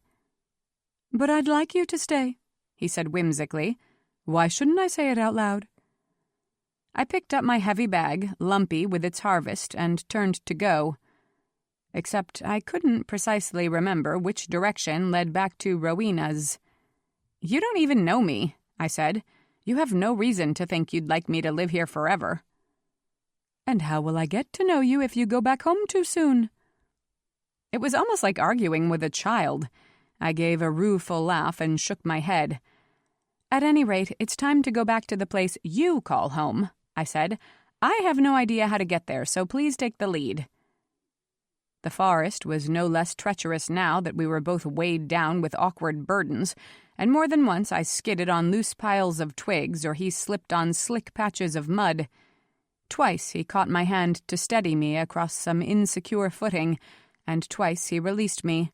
The third time I almost fell, he had to haul me upright with more than a little force. After that, he did not let go of my hand, and we completed the rest of the hike with our fingers interlaced. By the time we returned to Rowena's open cottage, it was hard for me to remember why it might be a good idea to let him go. I was a little hazy during dinner, pleasantly weary from the exertions of the day, still replete with Daeg, fuzzy with happiness. Jackson laughed more loudly every time I yawned, and Rowena promised to forbid Roivan to take me on any more exhausting excursions. "I had a good time," I said through yet another yawn. I was just finishing up a dessert confection that looked like rose petals and tasted like molasses. But I don't think I can stay awake much longer. Good night, everyone. I'll see you in the morning. I practically floated up to my room, no longer disconcerted by the stairway made of tree branches or the corridor constructed of rope. I had changed into my nightshirt and curled up on my bed before I realized I had forgotten to drink my nightly potion. For a moment, my head comfortable against one of those deep pillows, I debated skipping the ritual, just until the morning, but then I grumbled and sat up. I had promised my mother 1 vial every night. I reached for the nearest one and gulped it down.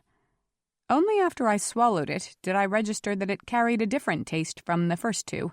In fact, had it not been flavored with cinnamon, it might have carried no taste at all. It was just like my mother to mix up a range of concoctions, all a little different, each one suited for a different purpose, without warning me that she had done so. What would be the effect of this one, I wondered. What were the ingredients, and why had she thought I might need them? I ran my tongue across the roof of my mouth, searching for clues to the tonic's composition in the faint residue left behind. The consistency was familiar. This was something I had sipped once before in my life, but it took me a few moments to place it. And then I was even more confused. She had blended a love potion for me, but not the sort of draught that would make me tumble head over heels. This was the kind of brew that wakened your senses, heightened your awareness, revealed to you someone's true qualities. She had first made me a sample 4 years ago, when I couldn't stand to be in the same room with Keeson, when just the sound of his boisterous laugh made me clench my hands and hunch my shoulders in disgust. "All girls your age hate their younger siblings, but you're the princess and you don't have that luxury," she'd told me calmly as she'd handed me a glass half filled with liquid. We were in the sitting room attached to her bedroom, where she stored all kinds of interesting herbs, most of them securely locked away. "Drink this. You'll see him for the child he is, and not the embarrassment you think he's become." Still fuming, I'd done what she told me. Then I'd folded my arms across my chest and waited to prove to her that the potion didn't work on me because Keenan really was a loathsome child. Moments later, he careened into the room, chasing a frolicking black puppy that I had taken an instant dislike to the day Keeson brought it up from the stables. They skidded across the room and bounced off a low table, knocking 3 books and a brass paperweight to the floor. The dog barked and Keeson pounced on it, laughing uncontrollably. The dog was squirming in his arms, frantically licking his face. It was hard to tell which one had the most energy. Both of them were covered with mud, and their assorted footprints made a smeared track across my mother's freshly washed floor. I watched them, my mouth half open so I could draw in air. My heart was so full of love that for a moment I couldn't speak. "Zara-Bara!" Keeson cried, the nickname he'd had for me since he was a toddler, the name I absolutely abhorred. "Look, I taught him tricks. You want to see?" And I laughed and dropped to my knees right there on the dirty floor, and I said, "Yes, show me what he can do." From that minute on, I adored him. Oh, there were days I wanted to hand him over to the castle guard for a quick and efficient death, but most of the time I loved him. If someone else teased or belittled him, I sprang to his defense. I even argued with my father once when I thought he was too harsh on Keeson, though, of course, arguing with my father was rarely worth the breath. And Keeson had borrowed the royal scepter to use as a bludgeon in a fight with the groom's oldest boy. But if I was nearby, no one else could harm or punish Keeson and get away with it. I dropped the empty vial in a basket by the bed and lay back against the pillows, watching the night sky through the woven wall. Coincidentally, Orlain had been at the castle the day I swallowed that first love potion my mother had mixed for me. He had ridden in a week earlier with a formal letter from Roderick, recommending Orlain be accepted into the royal guard. I had known Orlain practically since I was born, of course, so I had been pleased enough to see him when he arrived, but a little ruffled, too. He never treated me with the excessive flattery I had grown used to from all the other young men at court. In fact, he always seemed to view me as a rather exasperating little sister, much as I had viewed Keeson. In return, I treated him coolly, trying to prove by my remote courtesy that I was indifferent to his existence. For the most part, I had succeeded in persuading myself that that was true. But the day I drank the potion, all that changed. Keeson had dragged me down to the stable to introduce me to his puppy's littermates, and Orlain had been there, talking horseflesh with the head groom. It was as if I had never seen Orlain before. It was as if I had never seen any young man before, and his height and body mass and rumbling voice struck me as almost godlike. I could hardly get my breath. I was so unnerved that I crawled into the empty stall where the puppies made their home and actually tried to avoid drawing Orlain's attention. I had been crushed when he walked out of the stable without even bothering to greet me. I recovered, somewhat, over the following days. At least I could speak in the man's presence again, and eventually I resumed my pose of haughty indifference. But I never quite got over my bedazzlement. In my eyes, a faint glow of glamour still clung to Orlain. But I was never tempted to coo and sigh over him, since he never gave the slightest indication that he felt anything except affectionate derision for me. All in all, I was heartily sorry that I had had the misfortune to lay eyes on him so soon after swallowing my mother's brew. I turned on my side and tucked my hands under my chin. I couldn't believe that my mother intended me to fall in love with Alora or any of its people. She had to know that this hidden kingdom possessed plenty of beguiling magic on its own. But she wanted me to discern some truth, see the reality of some person or some situation. I could only wonder what Alora would look like to me tomorrow, now that my eyes had been opened. 4. In the morning, I rolled out of bed, realized that I had never put my bracelets back on, rectified that omission, and dressed myself in a set of human clothes. I eyed the swaying rope bridge with a mix of annoyance and determination, and climbed down to the ground level wishing that the Alora had bothered to learn the basic carpentry skills that would have resulted in a proper stairway. At breakfast, I skipped the day egg and had a second helping of bread. Reuven eyed me uncertainly. "You're different this morning," he said at last. "Am I?" I said. "I feel very much like myself. What kind of project do you have for me today? I have so much energy, I must do something with it or my head will start steaming." Jackson burst out laughing. "So much for Alora putting its spell on you," he said. "Most humans drowse away their time here, but not Princess Zara." I smiled prettily. "It's a quality I get from my mother," I said. Truer than he knew. "Some of my friends are building a cottage," Roiven said. "Do you feel like helping out with some hard physical labor?" "Your idea of a cottage is half a wall and 1 or 2 weight-bearing beams," I retorted. "I wouldn't think such a construction would be all that taxing." Roiven came to his feet and held out his hand. "Then let's go join them." I stood up without his aid, flashing my palm at him. "Gold again," I said. He looked so startled I had to laugh. I added, "It just felt right to put the pieces back on." Rowena watched us all this time, smiling slightly. Whatever else looked different to me in the clarity provided by the potion, Rowena was unchanged. So beautiful that she was dangerous to look upon. If there were hazards in Alora, they were embodied in its queen. "Indeed, it is clearer every day why your mother felt safe sending you here to us," she said. "Go. Enjoy your day with Roiven." I did enjoy the day, though I hoped I never again had reason to try to complete a construction project with the aid of Alora laborers. What a hopelessly disorganized bunch! No wonder none of the structures in the kingdom had finished walls or tiled floors. It was a wonder any buildings were standing at all. Roiven's friends were the ones who had marched past the day I worked on my dress with Cressida's girls. Apparently that morning they had been gathering the materials they needed to build a house for a young couple who were expecting a baby. In addition to the logs and branches they'd collected, they'd rolled a few stones up from some gully and woven a couple long lengths of hemp and laid out 1/2 an acre of wide, flat leaves to plait into a roof. The young mother-to-be, thin as any other Alora except for her great round belly, had invested some time in procuring materials of her own.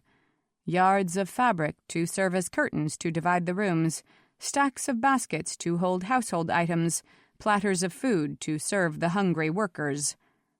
There were, of course, no hammers, no saws, no nails. It was clear from the beginning that whatever resulted from this effort, it would be nothing like an actual house. Even so, everyone fell to work with a will. I was still filled with tremendous energy, and with such an untidy group, my natural tendency to order others about came to the fore. So I consulted the floor plan, divided the workers into teams, and directed the labor for the rest of the day. I don't flatter myself that I'm any kind of carpenter, but I do think this particular cottage went up with more efficiency than most houses in Alora, and it looked more likely to survive a strong wind, too. Once we were done, the soon-to-be parents held hands and darted through the rooms, laughing in delight, ducking around curtains and checking the view from each of the windows, which were really incomplete walls. I couldn't understand what they said, of course, but it was easy enough to interpret.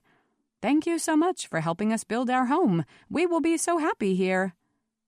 They were in Alora. Of course they would be happy. I was happy too, but today, at least, I saw the place for what it really was.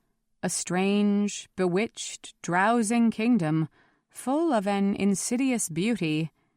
It was a little like quicksand. If you didn't keep moving, it would draw you remorselessly in. Once you abandoned yourself completely to its pull, it would never release you. For some folk, I thought fairly, that would be just fine. I wouldn't blame them for wanting to merely exist, blissful and serene, suspended in a pool of unspoiled gorgeousness. Such a life had its definite attractions. But more was required of a princess of the realm. I did not want to spend the next 50 years smiling beatifically as I contemplated peace. I wanted my life to count for more than that. "Are you going to run all the way back to my mother's house?" Roiven asked, striving to catch up with me as I strode back toward Rowena's. I laughed. "I might." "Just watching you exhausts me sometimes," he said. "Do you suppose you're the first person to ever say that to me?" He sighed. Probably the first person in Alora." I bustled through dinner, took a brisk walk before bedtime, and charged up the idiosyncratic stairs. I even straightened my room before seeking my bed. Once tucked in, I pulled out another one of my mother's vials. The fourth one. 6 more bottles before it was time for Orlain to come back. This one, like the first 2, held clove and nutmeg and distilled memories. I lay back uneasily in bed, worry a needle in my heart. Was my brother safe? Were my parents under siege? Were all the things I loved already broken and scattered, or already sheltered and secure? I wasn't sure I could wait 6 more days to find out. But those 6 days slipped by more indolently than I had expected. There was still work to do for someone determined to keep busy, but there seemed to be less of it, and I felt less urgency to do it. I rejoined Cressida and her young seamstresses for 2 of those days, but unaccountably I didn't quite finish my red dress. There weren't enough bone pins to hold the bottom edge in place, so I never got around to hemming it. I wanted to add a fall of lace at the throat, but none of the pieces in Cressida's basket pleased me, so I started to look for ribbon instead. I thought I might embroider a decorative design around the cuffs. I needed to put the buttons on the back. Someday I would finish these details. Certainly before I left Alora. Similarly, Roiven and I joined another crew of young men putting up a house for a newly married couple, but the work did not go as smoothly as before. The floor plan was more ambitious, so I let someone else step forward to direct operations. I spent a good hour with one of the prospective owners, transplanting forest shrubs along what would be the front walkway, should the walkway ever be laid in place. The whole lot of us spent 3 days laboring to raise the walls and level the floors, but even so, we hardly made any progress at all.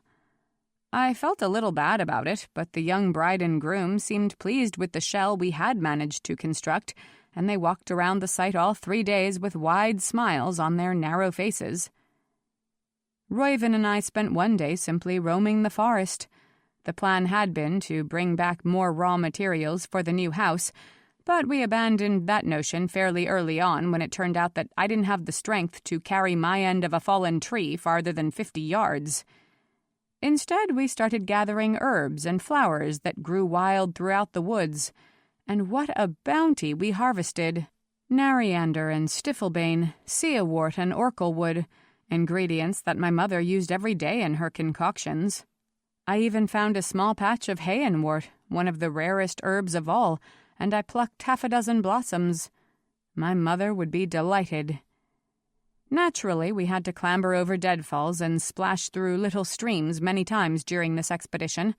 I needed Roiven's help so often to keep my balance that it was just simpler to leave my bracelets in my pockets. "What are you going to do with all these roots and flowers that you have so industriously gathered up?" Roiven asked as we finally wended our way back toward his mother's house. "Will you turn apothecary or midwife? Cure all our illnesses? Minister to our broken hearts?" "I'll give them to my mother," I said. But who knew when I would see her again? And her stores of herbs might be running dangerously low if there had been much bloodshed near the castle. I added, maybe Orlain will take them back home with him. "The inestimable Orlain," Roiven said, for of course I had told him all about the guardsmen. "I'm sure he will." In the morning I headed straight toward the river, following the single road that wound through Alora toward the kingdom of men. I had been obliged to accept Roiven's escort because I knew I would be unable to find the way by myself, and Jackson had claimed to be too busy to take me, although it was hard to guess what pressing business might occupy him. I wasn't quite sure what Orlain would think of Roiven, but somehow I suspected that the 2 men would not like each other. "You may feel strange as we cross the boundary," Roiven warned me. A tingle, I remember from when Jackson brought me here. "Stranger than that," he said. He took my hand. "Are you ready? Straight through that patch of sun and we'll be on the other side of the border." I stepped forward eagerly, already looking for Orlain. But once I passed through the translucent bars of light, I staggered and had to take a moment to regain my balance. Reuven squeezed my hand hard, or I might have fallen to the ground when my knees buckled. It was as if I had dragged myself to land after a long period afloat. I felt heavy, graceless, unmanageable. My head felt as if it had ballooned up behind my eyes, which remained small and slitted. My lungs clamped down, and my open mouth could not take in sufficient air. "The sensations will pass in a moment," Reuven assured me, still gripping my hand tightly. "You'll actually feel better if you keep walking." It seemed like I would feel better if I slumped to the road and let the ground take my weight, but I nodded and forced myself to continue forward. Indeed, within a few paces I had appreciably improved, although my bones were still leaden and heavy, and my eyes continued to burn. "I don't see Orlain," I said, looking around. A rush of disappointment cleared the rest of the clutter from my head. Disappointment or fear. What could have delayed him? Orlain was the most dependable man in the country. He would not break a promise unless the situation was dire. "He's probably waiting for you at the cairn," Reuven said reassuringly. "No, he told Jackson he would come here, to the border." "This place is very difficult to find," Reuven said, still in a soothing voice. "He must have realized he would get lost, and he turned back. We will go to the river, and we'll find him there." "Then let's hurry," I said, tugging on Reuven's hand to make him move faster. I knew we had too far to go to run all the way, but I could hardly restrain myself from trying. We had not proceeded half a mile before we saw, on the path ahead of us, a tall masculine shape striding toward us through the alternating patches of sun and shade. Even when he was completely in shadows, I recognized his silhouette, and then he stepped into a circle of light, and the sun made a brief halo of his hair. "Orlain!" I cried, dropping Reuven's hand. "I'll wait here," the Alora said, but I didn't pay much attention. I was flying down the pathway, my arms outstretched, running toward Orlain. I don't know what I was thinking. That he would take me in a crushing embrace, that he would catch my hands and clasp them to his heart, that he would call out my name and drop to his knees in a feudal bow. Instead, he stood stock still in the road, his arms crossed on his chest, and the first thing he said when I skidded to a halt in front of him was, "Where's your gold?" It took a moment for me to understand what he meant. "What?" "Your bracelets," he said impatiently. "Why aren't you wearing them?" How had he discerned that in the imperfect lighting from a distance of 20 feet? "I've got my necklace on, see?" I said, pulling it out from under my collar. "And my earrings." He jerked his head to indicate the direction from which I'd come. No doubt he could see Reuven lounging on the side of the road waiting for me. "Well, a necklace and a pair of earrings don't seem to inhibit Alora from taking your hand," he bit out. "Don't you think that's a little dangerous? We'll ignore the part where it's a little too familiar. We'll just pretend that it's perfectly acceptable for a Princess of Auburn to bestow her favors on anyone, no matter his rank or station." At that, I burst into tears. "Why is it every time I see you, you're crying?" Orlain demanded. "Maybe it's because you're so mean," I wailed. I turned my back on him, desperately wiping at my cheeks, wishing with a bitterness I could actually taste that it had been anyone but Orlain sent to bring me news. How could I have been so eagerly looking forward to his visit? "I don't intend to be mean," he said stiffly. "But you are very well aware of the attractive dangers that surround you in Alora, and you are equally aware of the measures that have been taken to shield you from them. And the first time I see you, it is obvious that you have cast off your talismans while blithely literally embracing, your foe." "The Alora are not my enemies," I sobbed.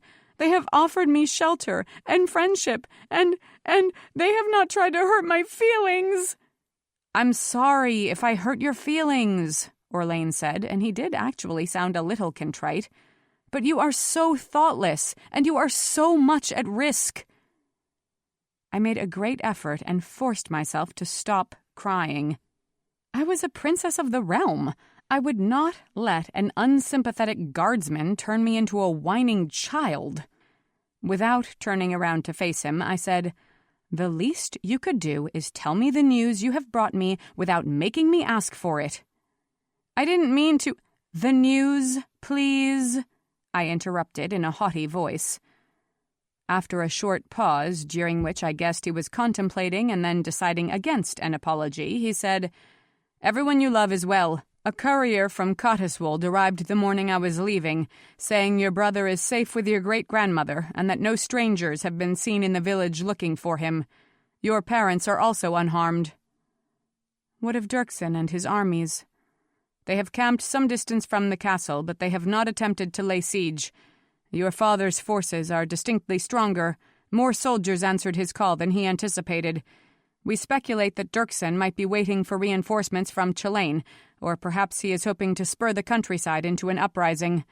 Our spies report that Brandon is very much in evidence, riding a roan horse up and down the army sidelines, showing off his red hair and his father's countenance." "And people are coming to see him?" "In significant numbers," Orlain admitted. "But they might be merely curious. We have not noticed that Dirksen's ranks of fighters have swelled appreciably since Brandon has paraded before the masses." "So what happens now?" I asked. I was still speaking to the trees, since I still had my back to Orlain. My tears had dried, but I didn't want him to see the vulnerability that might remain on my face. "Your father hopes to try diplomacy. He and Dirksen have sent envoys back and forth, negotiating for a time and place to meet. It is a delicate business, for neither one wants to put himself in danger, and yet if they do not talk, this stalemate could continue another week, or even 2. "A stalemate is better than a war," I said. "It is indeed," he agreed. "Many fewer bodies." "But what could they negotiate for? Dirksen wants Brandon on the throne, and my father will not relinquish it. There doesn't appear to be a middle ground." "Your father has an exquisite bargaining chip," Orlain said, his voice neutral. "You." For a moment, I savored being called exquisite, and then I frowned at the forest. "What do you mean?" "He could offer to merge your claims by marrying you to Brandon. It's what I would do if I were him." I spun on one heel and punched Orlain hard in the stomach. I know I heard him because he made a surprised grunting sound and his face went loose with shock. "Stop trying to marry me off in the name of politics," I said fiercely. "I understand that you consider me nothing more than an asset in my father's treasury. I understand that you have no feelings of your own, but it is cruel of you to assume that my father cares so little about my happiness. He loves me for myself, even though you find it hard to believe that anybody would." Orlain said nothing, just stared down at me, his eyes dark with anger or some other powerful emotion. I thought it very likely that he wanted to pick me up and shake me till my head fell off, so I decided to give him the incentive. I hauled back my right arm to hit him again. He grabbed my wrist before I could land another blow, and then caught my left hand when I brought it up swinging. I struggled in his hold, briefly considered kicking him, and settled with merely panting. "Let me go, you wretched man." "Princess, stop. Zara, I apologize, all right?" he said, squeezing my hands and forcing my arms down so that the pressure brought me 2 steps closer. "Your father would never compel you to wed a bastard son of questionable parentage, not even to keep peace in the realm." "No," I said, "you're the only one who seems determined to marry me off to whoever is the first one to show up at the castle gates looking for an alliance. Are you that eager to see me ride away from Auburn? Do I make you that miserable just by my existence?" I didn't expect him to answer. What possible reply was there to such an accusation? But his mouth tightened and he suddenly looked defeated. "No," he said quietly. "Not at all eager for you to go. Just bracing myself for the inevitable day when it comes. Finding ways to remind myself that it will come all too soon." I stopped struggling in his hold and simply gaped at him. The strangest expression crossed his face, almost a smile, almost an admission of guilt. "And there," he said, That's enough ammunition for you to use against me for the rest of your life." "You don't care if I marry anyone else," I said stupidly. "You don't even like me." "There are days I don't," he agreed. I stamped my foot. "Don't say things like that," I cried. "I'm trying to understand—" "There's nothing to understand," he interrupted. "You're the princess. You may well be queen one day. I'm a respectable guardsman without a drop of noble blood in me. Good enough to captain your troops. Not good enough to hope for any other position in your life, and I don't hope for it. But I don't hate you, Zara. No doubt it would be easier if I did." "But let me—" I stammered. He shook his head, released my wrists, and moved back a pace. When I stepped forward, he flung up his hands to keep me in place. "Too many words already," he said. "But you shouldn't wonder at it when I get angry that you don't watch out for yourself. You are too precious to too many people. You must take care." "Don't leave yet," I said. "I must," he said. "Your parents are hungry for news of you." "When will you be back?" "In 10 days, and 10 days after that." "I wish you would stay," I whispered. His face shaped the barest memory of a smile. "Someone must be ready to rescue you from the consequences of Alora," he said.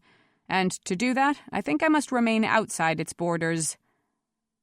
"I will not succumb to Alora's magic," I said. "I hope that's true," he replied. "Promise me you'll put your bracelets back on immediately." "I promise," I said. I gulped down another plea for him to stay and said, in the most regal voice I could summon, "And you swear to return in 10 days?" "Princess, I swear." He briefly touched his fist to his forehead. "May the news be better by then." I tried to think of something else to say. I tried to think of something else to ask that would make him admit he cared for me. None of the words would come. He waited for a moment, as if hoping I could frame the right question. Then he nodded and smartly turned around. He went striding back through the forest, away from Alora, away from me.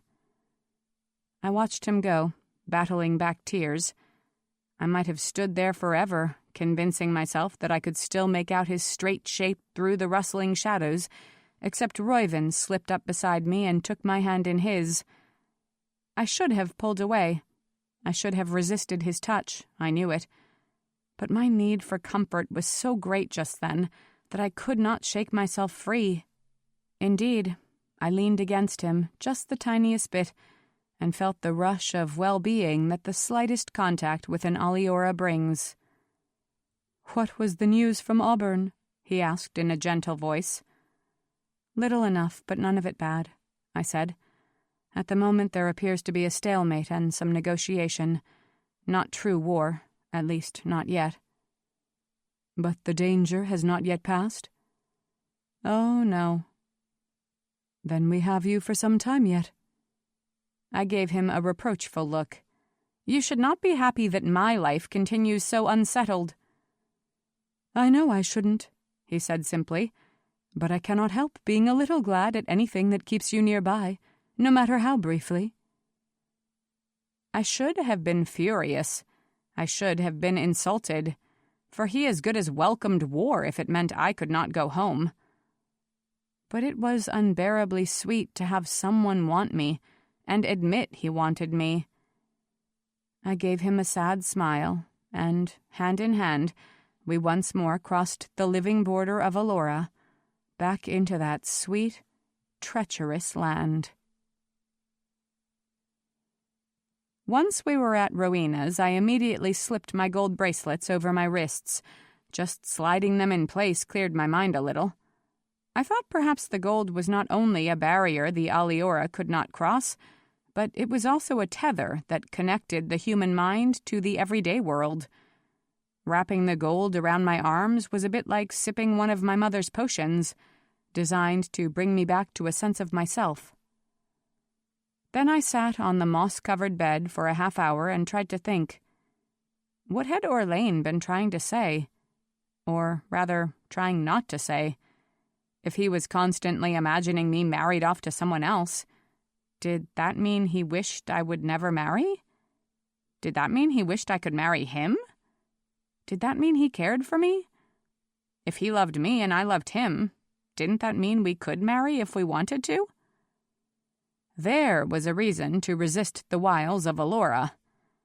Of course, if Orlain knew that I was in love with him, he might very well pretend to be in love with me, just to provide me with a reason to come home, where he would then gently tell me the truth. I didn't think he would mind breaking my heart if he thought it would serve the kingdom. But if there was a chance it was true? Everyone always forgets that my mother herself is only half noble. She does not have the respect for bloodlines that might be expected from a queen. I did not think she would be shocked at the notion that I might marry outside of the upper class. And my father, well, he had married my mother. He wouldn't be shocked either. I must keep my wits about me. I must be ready to force Orlain to naked honesty the next time he sought me out in Alora. I must cling to my gold as if I was adrift on a pitching ocean, and the metal was all that kept me from drowning. 5. The next day I removed the bracelets just for an hour while Cressida showed me how to set a particular stitch, but I instantly resumed wearing them. The day after that, I left the bracelets behind while Roiven and I went wandering through the forest again. It was just so troublesome to try to keep them in my pockets and be forever worrying that I might drop them by some half-rotted tree stump or lose them in a woodland pool where we had stopped to drink the water. Of course, I slipped them back on before dinner, but I almost wished I hadn't.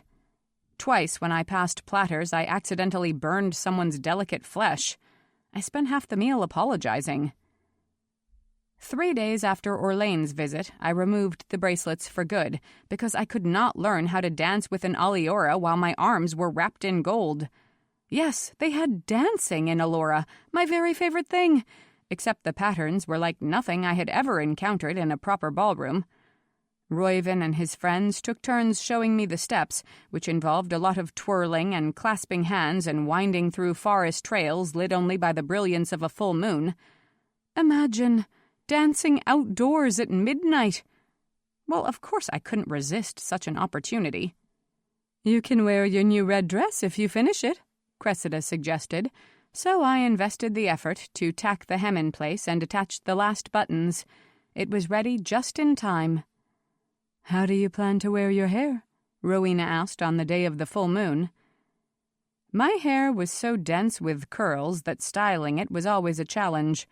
At home in Auburn, there was a single maid who had a knack for coaxing it into some semblance of sleekness, but here in Alora I simply tied it back with a ribbon if I wanted to keep it out of my face.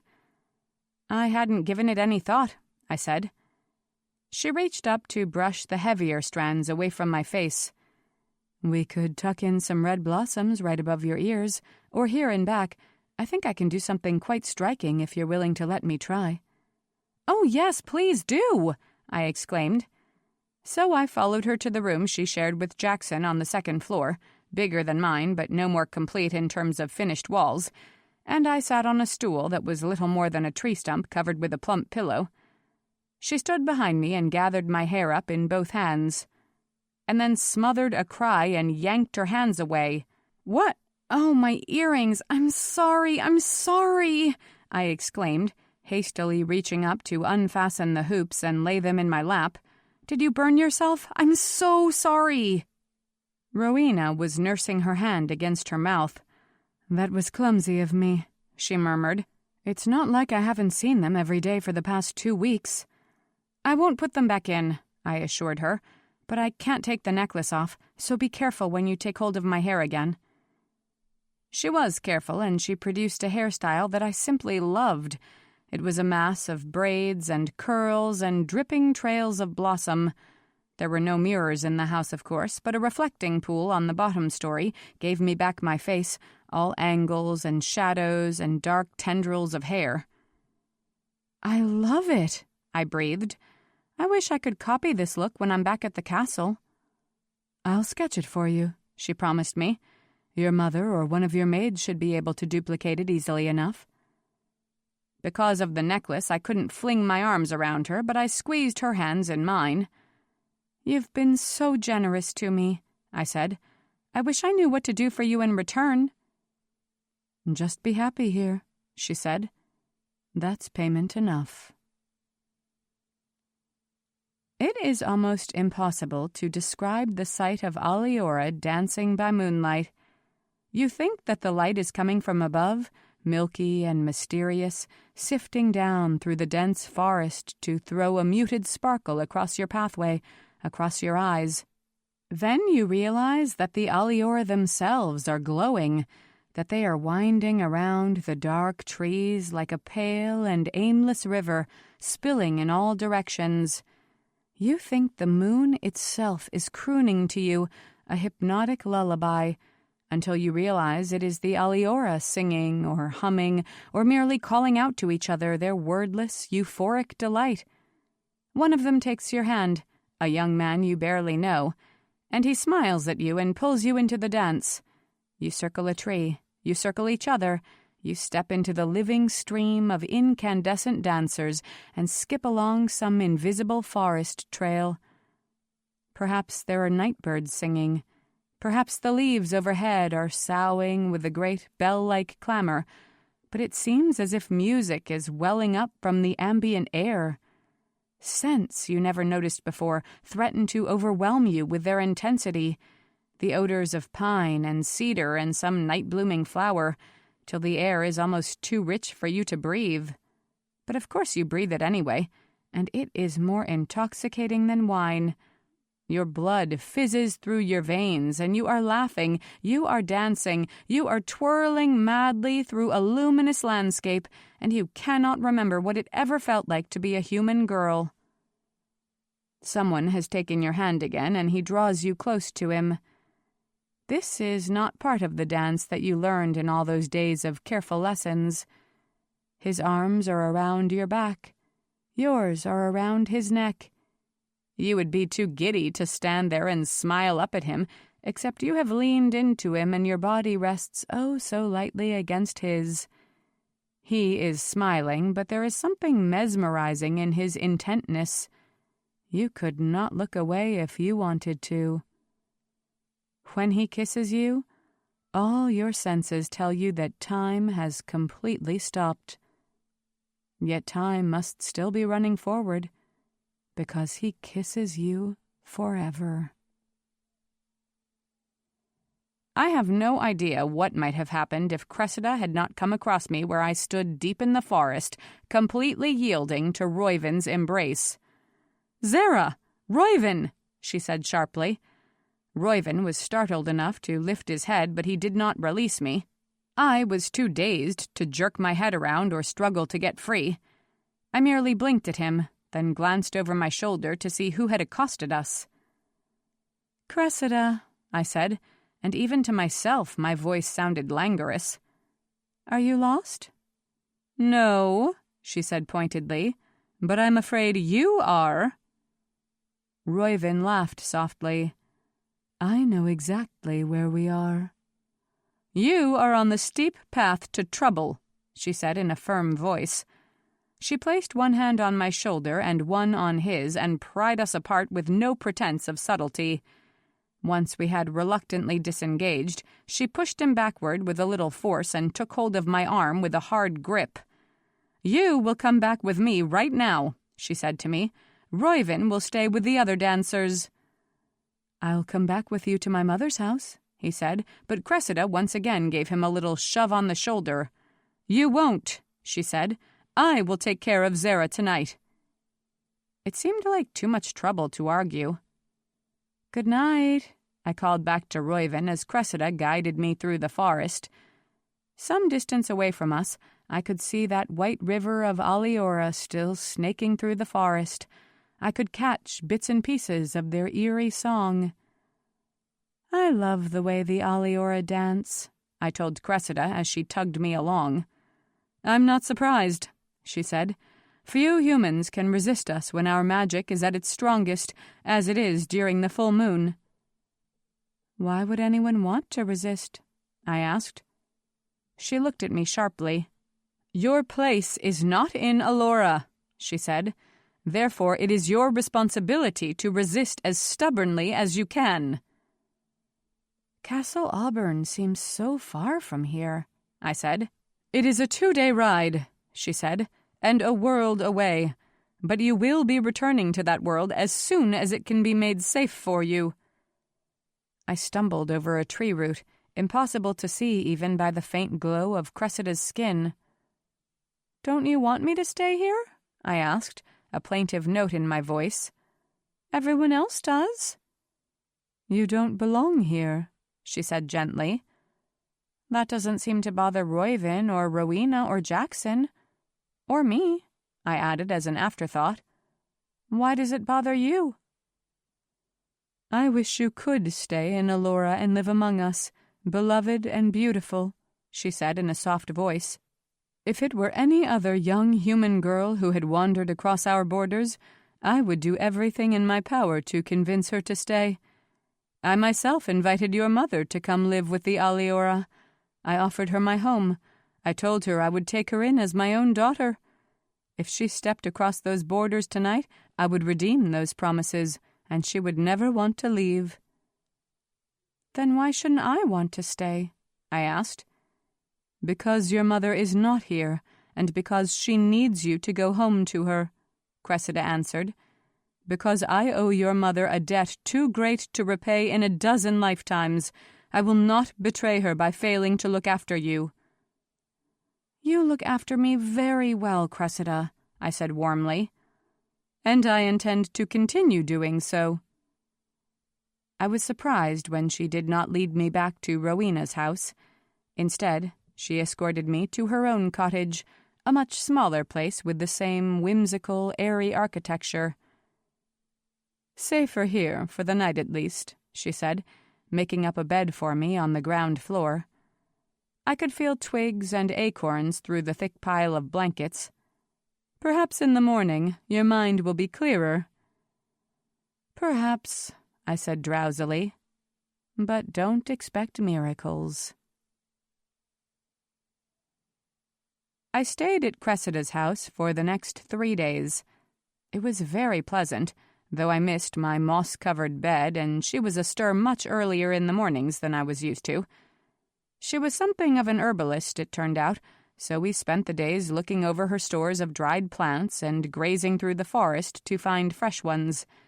In the evenings, she taught me recipes for cooking with daig and other wild fruits.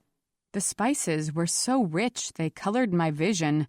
Even my dreams were more vivid during the nights I slept at Cressida's house. The 4th morning I was there, Roiven arrived with my saddlebag over his shoulder. "If you're going to be living here from now on, perhaps you want the rest of your things," he said. It was like opening a box of unexpected presents. I had forgotten what treasures lay inside. "Look at this pretty dress," I said, pulling out a simple blue gown. "Oh, and a hairbrush. That's something I've needed for days." Small items were clinking together in the bottom of the bag, so I pulled out a padded pouch and looked inside. "I forgot about these," I said, extracting one of the small vials filled with honey-colored liquid. Roiven held out his hand and I passed it over. "What is it?" he asked. "One of the potions my mother gave me, to remind me of home." Roiven unstoppered the bottle and sniffed at the contents. "It smells delicious." "Go ahead and drink it. I don't think she'd mind." He emptied the contents in 2 swallows. "It tastes like something you'd blend into a cake recipe," he said. I giggled. "Maybe we should give them to Cressida next time she's cooking." "Are you going to have one?" he asked. "Maybe tonight," I said. "I think I'm supposed to drink them at bedtime." But that night I was so tired that I fell asleep without swallowing a potion. In fact, I couldn't remember the last time I had actually thought to do so.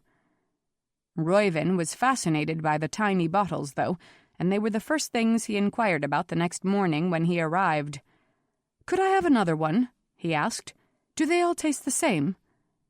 "I think some are different," I said, sorting through the bottles to search for gradations of color and density. "Here, this one. It's got a lighter flavor." Reuven uncorked it and swallowed, his face showing as much concentration as a connoisseur trying a new vintage. "I don't like it as well," he said. "Then have one of the others," I offered. He laughed. "Maybe tomorrow. I'll drink them one at a time so I can savor them." I tilted my head to one side, watching him. "I think they're supposed to have some kind of effect," I said. "At least on humans. Has the potion done anything to you this morning? Made your vision dim or your memories sharp?" "No, but you look different," he said, surveying me critically. "In what way? I don't look uglier, I hope." "No, but I'm not sure I can describe it."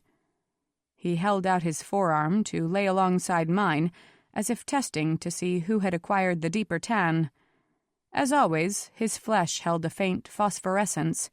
Against it, mine looked plain and a little dingy.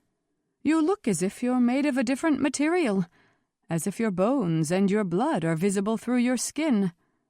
Look at that. I can see your pulse. It's such a different rhythm from my own." I frowned and put my hands behind my back. "That sounds gruesome," I said.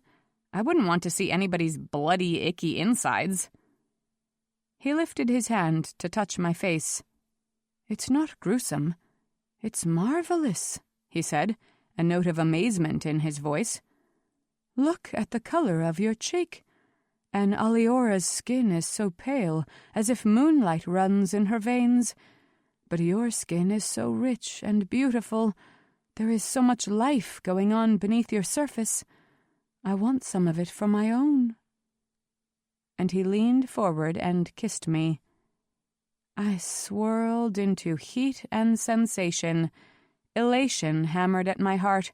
Forget breathing or thinking or even existing. This was death by rapture. I crowded closer, hungry for another kiss, desperate to feel his arms tighten around me, meld our two bodies into one. He swore and released me so quickly that I nearly tumbled headfirst into the dirt. "Zara!"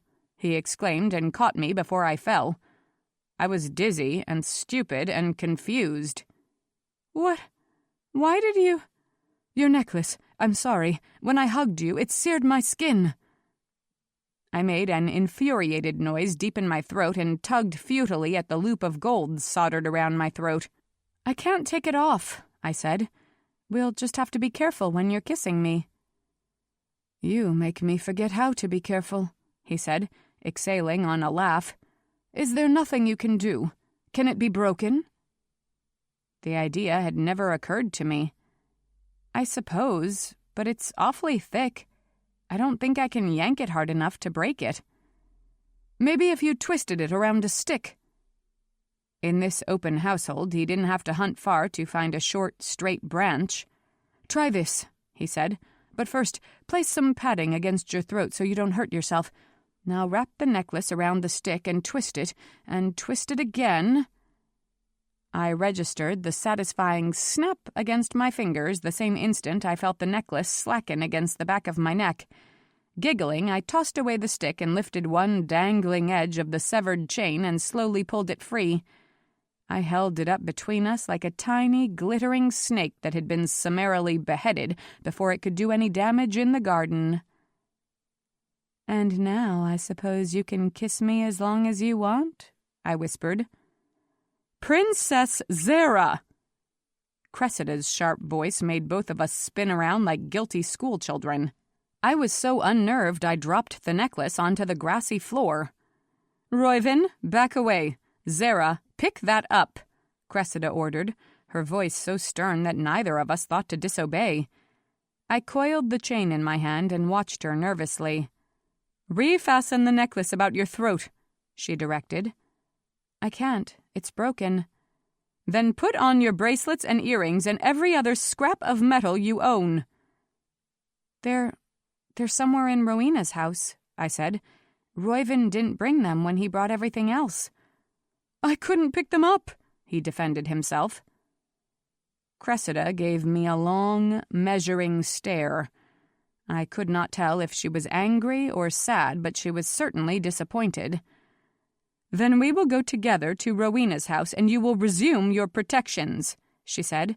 "And then you and I will walk through the boundaries of Alora and await the arrival of your young man." I had to think a moment. "Orlain? He's coming here?" "You told me he would visit you every 10th day, and tomorrow is the 20th day you have been with us. If he can be depended upon, he will arrive tomorrow." "I'll come with you," Ryven said. "I know exactly where they're supposed to meet." "You," she said, "will wait here and do your best to stay out of trouble." It was as if Orlain had already arrived to see me at my worst. Naturally, I burst into tears. Cressida and I made a cold camp beside the cairn on the Alora side of the Phelan River. As soon as we had crossed the magical boundary, I had been weighed down with a black depression. My limbs were leaden. My head was so heavy that it kept tilting forward, almost toppling me to the ground. Cressida, who until now had been the most considerate companion, did not bother to slow down to accommodate my misery. She did not take my hand to offer comfort or reassurance. I stumbled after her, too breathless to complain, too weary to weep. And when we arrived at our destination, I made no effort to help her fetch water or otherwise set up camp. I just sat in a heap on a folded blanket and gave in to my suffering. Cressida did not bother trying to convince me I would feel better in the morning, but she flavored my evening meal with one of my mother's potions. My spirits did rise after I'd swallowed the cinnamon and orange-scented concoction, but I wasn't actually happy. Who could be happy once outside the borders of Alora? We slept side by side on the ground, the wild music of the Phelan River providing a tumultuous counterpoint to our dreams. When I woke, the sun had cheered the whole landscape, Cressida had made breakfast, and Orlain had crossed the river to join us. I scrambled to my feet, suddenly very conscious of my tousled hair, my crumpled clothing, and my missing necklace. "Orlain," I said breathlessly, "what's the news?" "Tense," he said. He was frowning as he looked me over, and I was sure he didn't miss a detail of my disorderly state. "Goff of Chalain arrived 4 days ago and engaged in a skirmish with some of the castle forces. Losses were minimal, but tempers have frayed in the heat. Now the king's allies want to storm the rebel troops in a strong reprisal, although your father is still hoping for peaceful resolution. Young Brandon is still riding up and down at the head of Dirkson's army, hoping to lure deserters to his cause. At any day the situation could deteriorate into all-out war. Why are you out here, sleeping by the river?" I had been so intent on visualizing his description of the hostilities that I almost missed the swift change in subject. I wasn't sure when you would arrive, and I didn't want to miss you." "You wouldn't have missed me," he said. "I wouldn't have left until I'd seen you." Cressida spoke up bluntly. "She is falling under the spell of Alora," she said. "It is not safe for her to stay any longer. You must take her back with you." "Cressida?" I exclaimed, outraged. This was the first time she'd mentioned such a plan to me. Now Orlain gave her the same thorough inspection he had turned on me. He seemed to find her looks more prepossessing, though, because his face softened and he held out his hand. "I'm Orlain," he said, "a captain in the Royal Guard." Cressida smiled and shook her head. "You'd better not allow me to touch you," she said. "You, too, could be bewitched by our magic." He let his hand fall, and a smile came to his own face. "I doubt it." "Then I am the one who does not want to take chances," she said. "Take her home or risk losing her forever." "I'm not ready to leave yet." "I cannot take her," Orlain said quietly. "On my way here, I passed 3 sets of Tregonian troops, riding out to join Dirkson. If Zara were to be recognized—" "Then return here with an escort at your back and do not delay another 10 days, Cressida said. "If the troops engage in true battle, there is no safety for her at Castle Auburn either," he replied. "I would rather she was alive and lost to us than—" He did not complete the sentence. "I would not be lost," I said with exaggerated enunciation. It was very annoying to have people talk about me as if I were not present. I would be in Alora and doing quite well. Anyone could come see me there. Cressida turned on me suddenly. "Who would come visit you?" she said. I was at a loss. "Well, anyone who wanted to." "List them." I gestured. "Orlain, of course." "Who else?" "My parents, my brother." "What's your brother's name?" I stared at her blankly. "What does he look like?" she said. He's shorter than I am, of course, and he—" It was a struggle to call up his features, but they slowly came into focus as I concentrated. "His eyes are dark. His eyelashes are longer than mine, which is so unfair. He has a scar across his left eyebrow from where he hit himself with a wooden sword. And Kisan, I said abruptly. That's his name." Cressida glanced at Orlain. "You see?" Orlain's expression was closed, impossible to read. "She's strong-willed," he said. "I have faith that she will not succumb." "Give her a reason to remember her human life." He gestured behind him toward the leaping blue waters of the Phelan River. "Everything she loves is at Castle Auburn. I don't believe she will truly let those memories cloud over and evaporate." "She needs a stronger reason than that," Cressida said. I was remembering the last conversation I'd had with Orlain right at the enchanted border. I was remembering that he had almost confessed he loved me. "Orlain," I said shyly, putting my hand on his arm. "Come back with us to Alora. I know you are worried about my safety. Come with us and watch out for me there." He glanced down at my hand and then slowly lifted his eyes to mine. His flesh had turned to iron under my touch. "My responsibilities take me back," he said flatly. "Then return to me as soon as you can," I suggested. "We could live there together. There are no social classes in Alora, no distinctions. Everyone is the equal of everyone else." "Princess," he said, "no magic is powerful enough to make me forget my place." I heard Cressida's hiss of annoyance. Clearly she had hoped he would speak more persuasively. I said, "Love is the most powerful magic of all." I felt the muscles cord in his arm as his hand clenched to a fist. "It is," he agreed. "I think it will make me remember what you are determined to forget." "I think I will remember it," I whispered, "if you kiss me." He stood there for a long time, looking down at me, immobile as one of those great forest oaks that never tremble no matter what the tempest. Then slowly, as if he was one of those trees just now learning the mechanics of movement, he bent from the waist and gently brushed his lips across mine.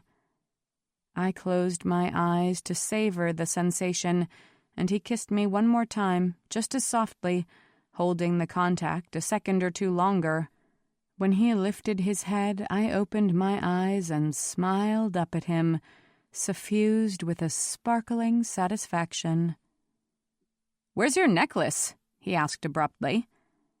I dropped my hand from his and scowled. "It broke."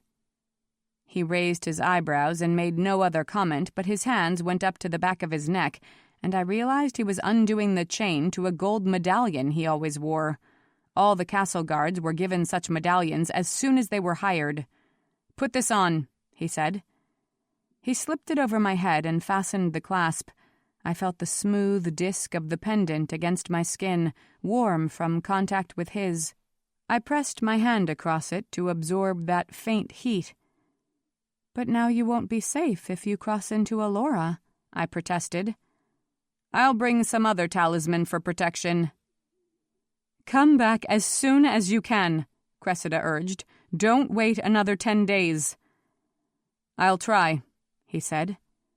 He bowed to me, very low, touching his hand against his forehead. "Princess," he said, "do not quite forget." 6. I moped around Cressida's house for the next 2 days, disinclined to search for more herbs, sew a new dress, learn another dance, or help another Alora construct a flawed and charming house. Sleeping was the only activity that held any appeal, and I loved to curl up on my pile of blankets in the middle of the floor and slumber the hours away. Usually I slept with Orlain's medallion under my cheek. Whenever I would finally wake, I could feel the flat, round indentation in my skin. On the 3rd day, Roiven arrived just as I sat up, yawning from an afternoon nap. He tilted my chin up and inspected my face. "I didn't think that was possible," he said. "What?" "Humans never develop an antipathy to gold, but I think you are." "Why do you think that?" "Your cheek, it looks so red." "I was sleeping on Orlain's medallion." "Did it burn your skin? Does your face feel hotter where it touched you?" I rubbed my fingers across the affected patch. "Maybe, just a little." "How about your bracelets? Are they burning your arms?" I investigated the flesh along my wrists, which bore the reddened impressions of the metal circlets. "My arms were pressed against the bracelets while I was sleeping," I explained. I had to admit I was slightly uneasy, however.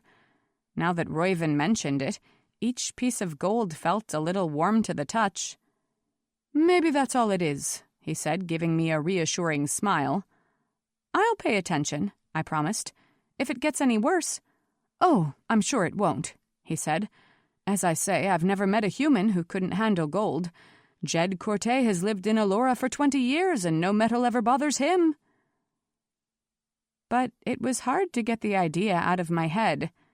That night, instead of sleeping with the medallion, I laid it carefully beside me on the ground, and I slipped it back on first thing in the morning.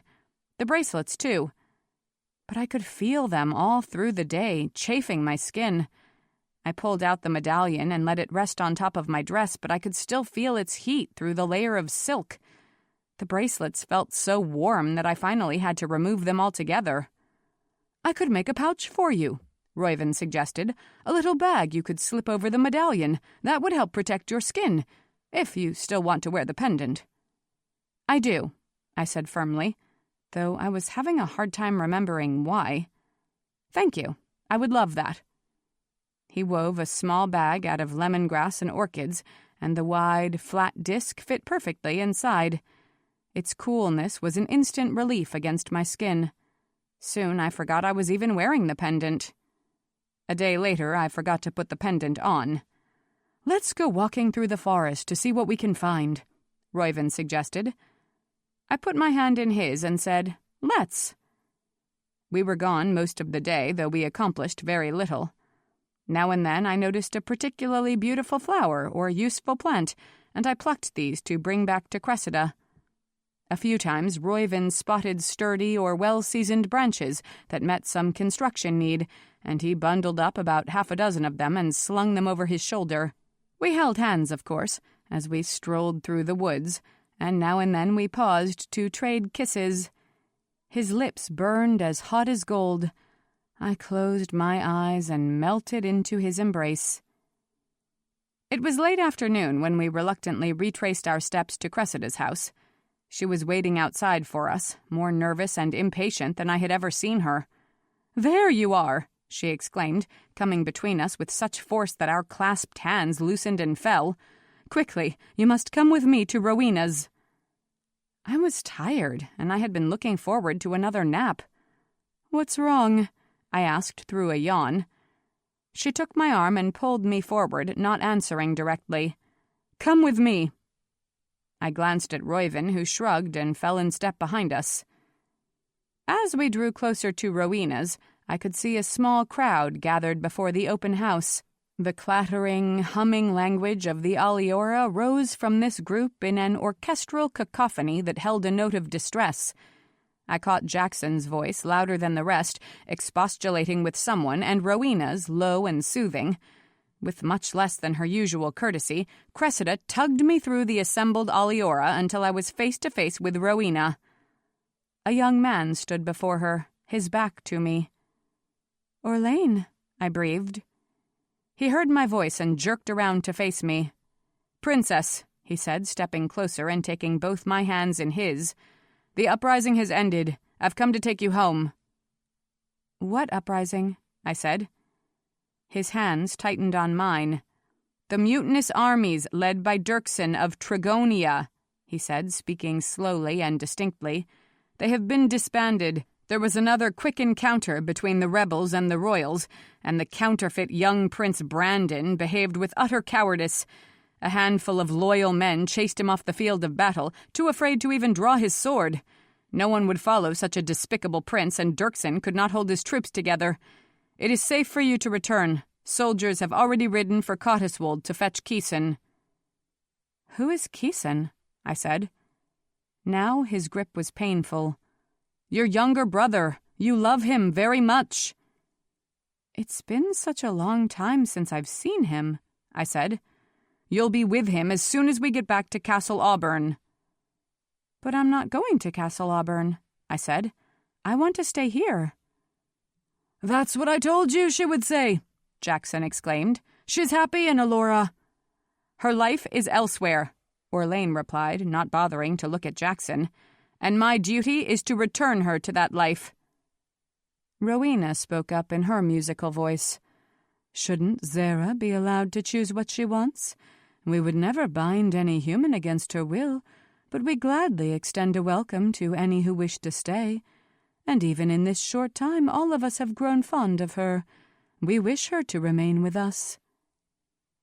Orlain was just watching me with an urgent intensity, as if willing some privileged knowledge of his own to be visible in his eyes. "You were born at Castle Auburn," he said. "Your first word was princess. Your bedroom is decorated with yellow roses and a painting of Brian Ouvrelay that you stole from the South Gallery. Your favorite cat is 13 years old, blind in both eyes and lame, but you will not allow anyone to advance the notion of putting him down. You love to waltz, and whenever you take the dance floor, all the young men of the kingdom stare after you, wishing they could be your partner. I kissed you the last time I saw you, and you seemed to like it. If you come with me, I will kiss you again." "I wish you would kiss me," I said, "but not if it means I have to leave Alora." "No matter what I do," he said, "you must leave Alora." Jackson had lost his patience. He charged over and shouldered between us, making Orlain drop my hands. "She doesn't want to go with you. How plain can she make it?" my uncle blustered. He wrapped one arm around my shoulder and seemed to be protecting me from unwanted attention, but I was a little sorry. I liked the feel of my hands in Orlain's. Orlain turned to face Rowena, his hands open and extended in a gesture of supplication. "I know you want to keep her," he said quietly. "I know you want to keep any human who wanders into your path. Let her go. I will remain in her place." Rowena put her hand up, gentle as mist, and brushed it across his face. I saw him flinch and then tremble, but he did not pull away.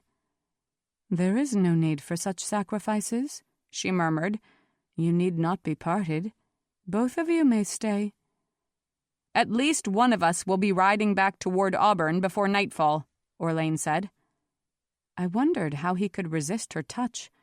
Most men would be too dazed to speak once Rowena trailed her fingertips across their skin. "Then I'm afraid it will be you," Rowena told him, dropping her hand. "Zara has made her choice." I fidgeted in Jackson's embrace. "Don't go just yet," I begged Orlain. "Stay the night at least. Maybe in the morning you will change your mind." He turned to me again. His face was set. "Nothing will change my mind," he said. "I must leave, and now." Wistful, I pulled free of Jackson's arms. "Will you not kiss me goodbye anyway, even though I will not leave with you?" I was a little surprised, but more delighted when he gave one decisive nod. "I will," he said, "but I must first wash away the dust of the road, for my journey was hasty, long, and dirty." He lifted a small water bag to his mouth and drained the contents in a few quick swallows. Then he took 2 steps to my side, swept me into his arms, and laid a desperate, grieving kiss upon my mouth. I tasted winter in his kiss, a season that never comes to Alora. His water bag must have been filled with the melt of 1,000 snowflakes. I tasted a splash from the great fountain that plays incessantly in the courtyard of Castle Auburn. I tasted cider from Cotteswold, spun sugar from Phelan. I tasted nectar from the rare red orchid that grows only in Chillane. I tasted gold, pounded and powdered and poured into a potion and transferred to my lips by a single sweet kiss. I cried out and broke free, clapping my hands to my cheeks and staring around me in alarm. Orlain called my name. Jackson and Roiven and Rowena called my name. The gathered Alora chittered and cooed and reached for me with their attenuated fingers. I backed away from all of them, trembling with heat, flushed with memory. I felt as if I had been flung back into my body after a week of fever, as if I had re-entered my own mind after a period of delirium. I was the Princess Zara. My country had been at war, and my place was with my family.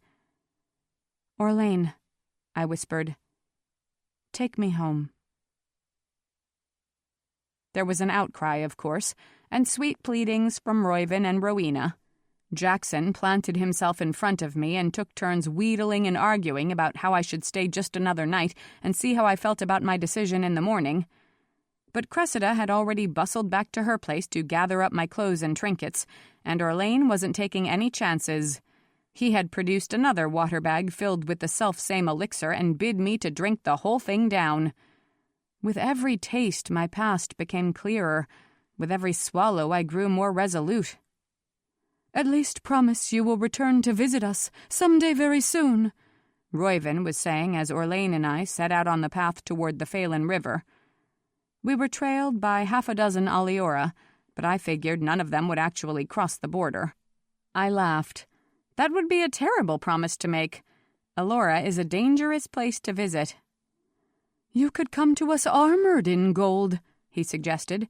"You could drink nothing but your mother's potions night and day." "I am not strong enough to resist you, any of you," I said regretfully. "I do not think I would be safe from your blandishments if my very bones were made of gold." "Though that's an idea," Orlain said.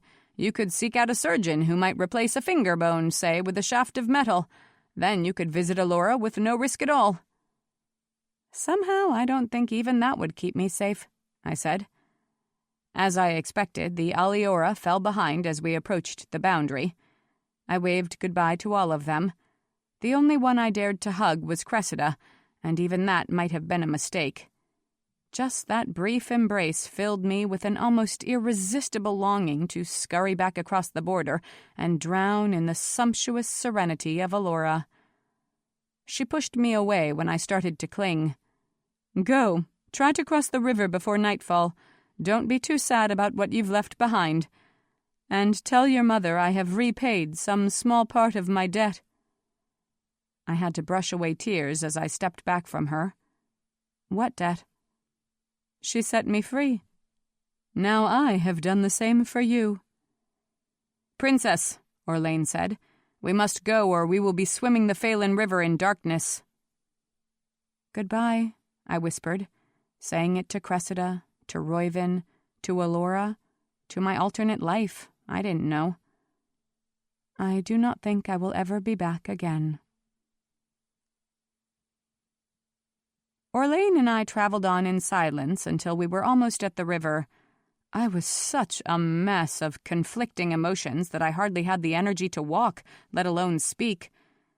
I knew without a sliver of doubt that I wanted to return to Auburn, be reunited with my family, take up the life I was meant to live.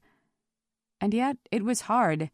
It was actually painful to leave Alora behind. My heart felt as if it had developed a ragged crack that flinched with every beat. I did not think it would be mended soon. Possibly it would never heal. But I was glad when I caught the boisterous sound of the rushing river. Glad to know that within a few minutes we would truly be back in the kingdom of men. Sunset was just beginning to layer peach and amethyst across the western horizon. We had made this landmark none too soon. I took a deep breath as we paused on the riverbank. The current looked formidably rapid. Orlain glanced down at me, his expression quizzical. "Don't tell me a girl who's had all your adventures is afraid of getting wet," he said. I stared right back at him, a challenge on my own face. The prospect of a confrontation with Orlain was chasing away some of my sadness, releasing a wash of adrenaline into my veins. "The last time we crossed this river together," I said, "you carried me in your arms. Don't tell me a man who's fought your particular battles has lost his chivalrous notions." It was hard to tell in the fading light, but his face appeared to redden slightly. "Maybe I'm thinking some of those chivalrous notions have led me into trouble." "So tell me," I said. "I assume my mother mixed up the brew that you carried in your water bags." "Of course she did. I told her that I thought you might need a strong antidote to Alora magic." "And did you discuss exactly how you thought you might induce me to taste her potion?" "She thought you would take a sip of it, of course." "Did she? She expected me to be standing around in Alora with an empty glass in my hand, merely waiting for someone to offer me a strange concoction?" He eyed me uncertainly. "I don't know what she expected, but perhaps we could discuss it once we're across the river." I stood my ground. My mother is a skilled herbalist. She knows exactly how much halen root to grind up if a potion will be used to ease someone's pain, and how much will be needed if it will just help someone fall asleep. She changes any formula depending on how much it will be diluted. She made that concoction so strong that a single drop would clear my mind. She knew you were going to bestow it upon me in the form of a kiss. So how did she know that? "I have often thought your mother knew things an ordinary woman would not." "Did you tell her? Tell her you were going to kiss me? Tell her you had kissed me?" "If you're asking me if she knew I loved you, I suppose the answer is yes," Orlain said so deliberately that I could tell he had not actually capitulated.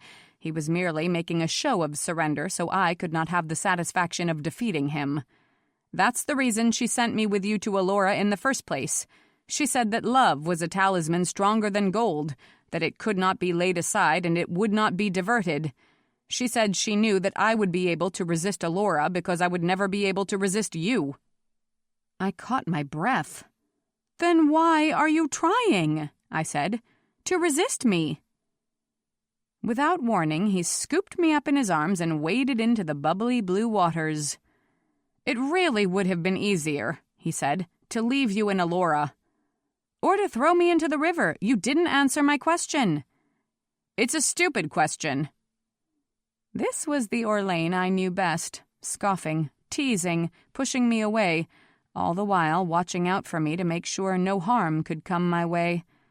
I relaxed in his arms. I said, "Since you don't even like me, it's hard to understand how you could love me." "Since you aren't lovable, it's truly a mystery." "Maybe the best thing would be to have my father grant you property of your own," I mused.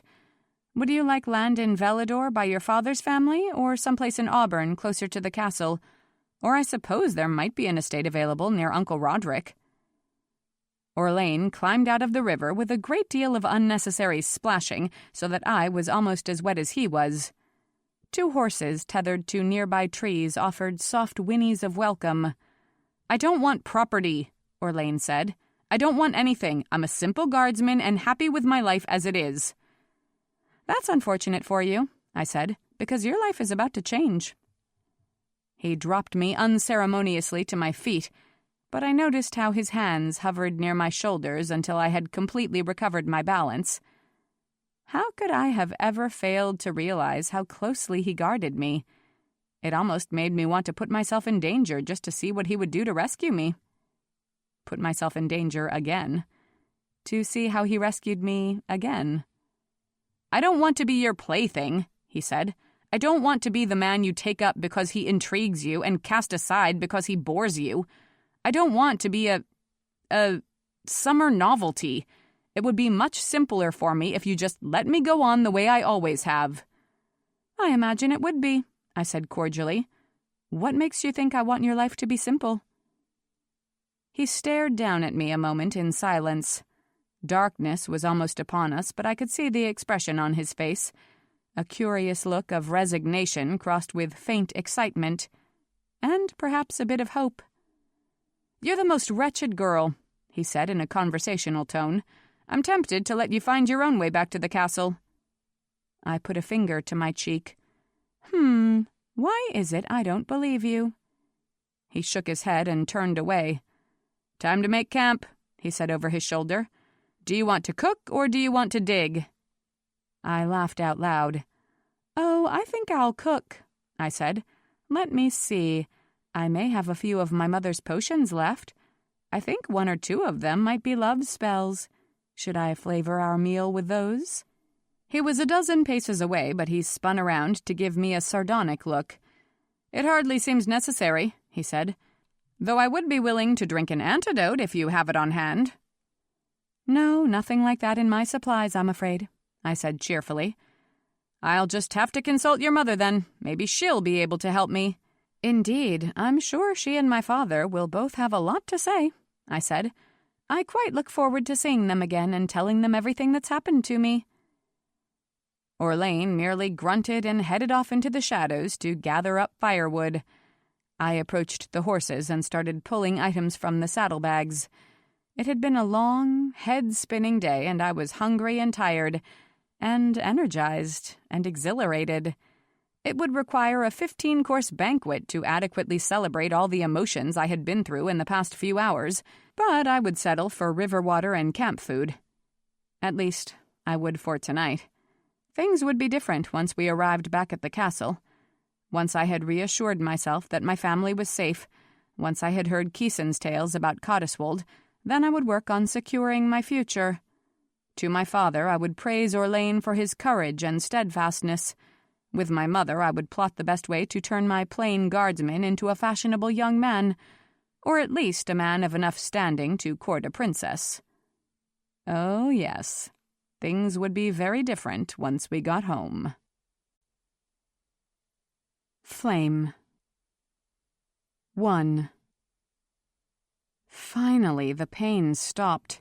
Senneth cautiously sat up to see if movement would startle the headache loose again, but it only crouched at the back corner of her mind, a ravenous monster satiated for the moment.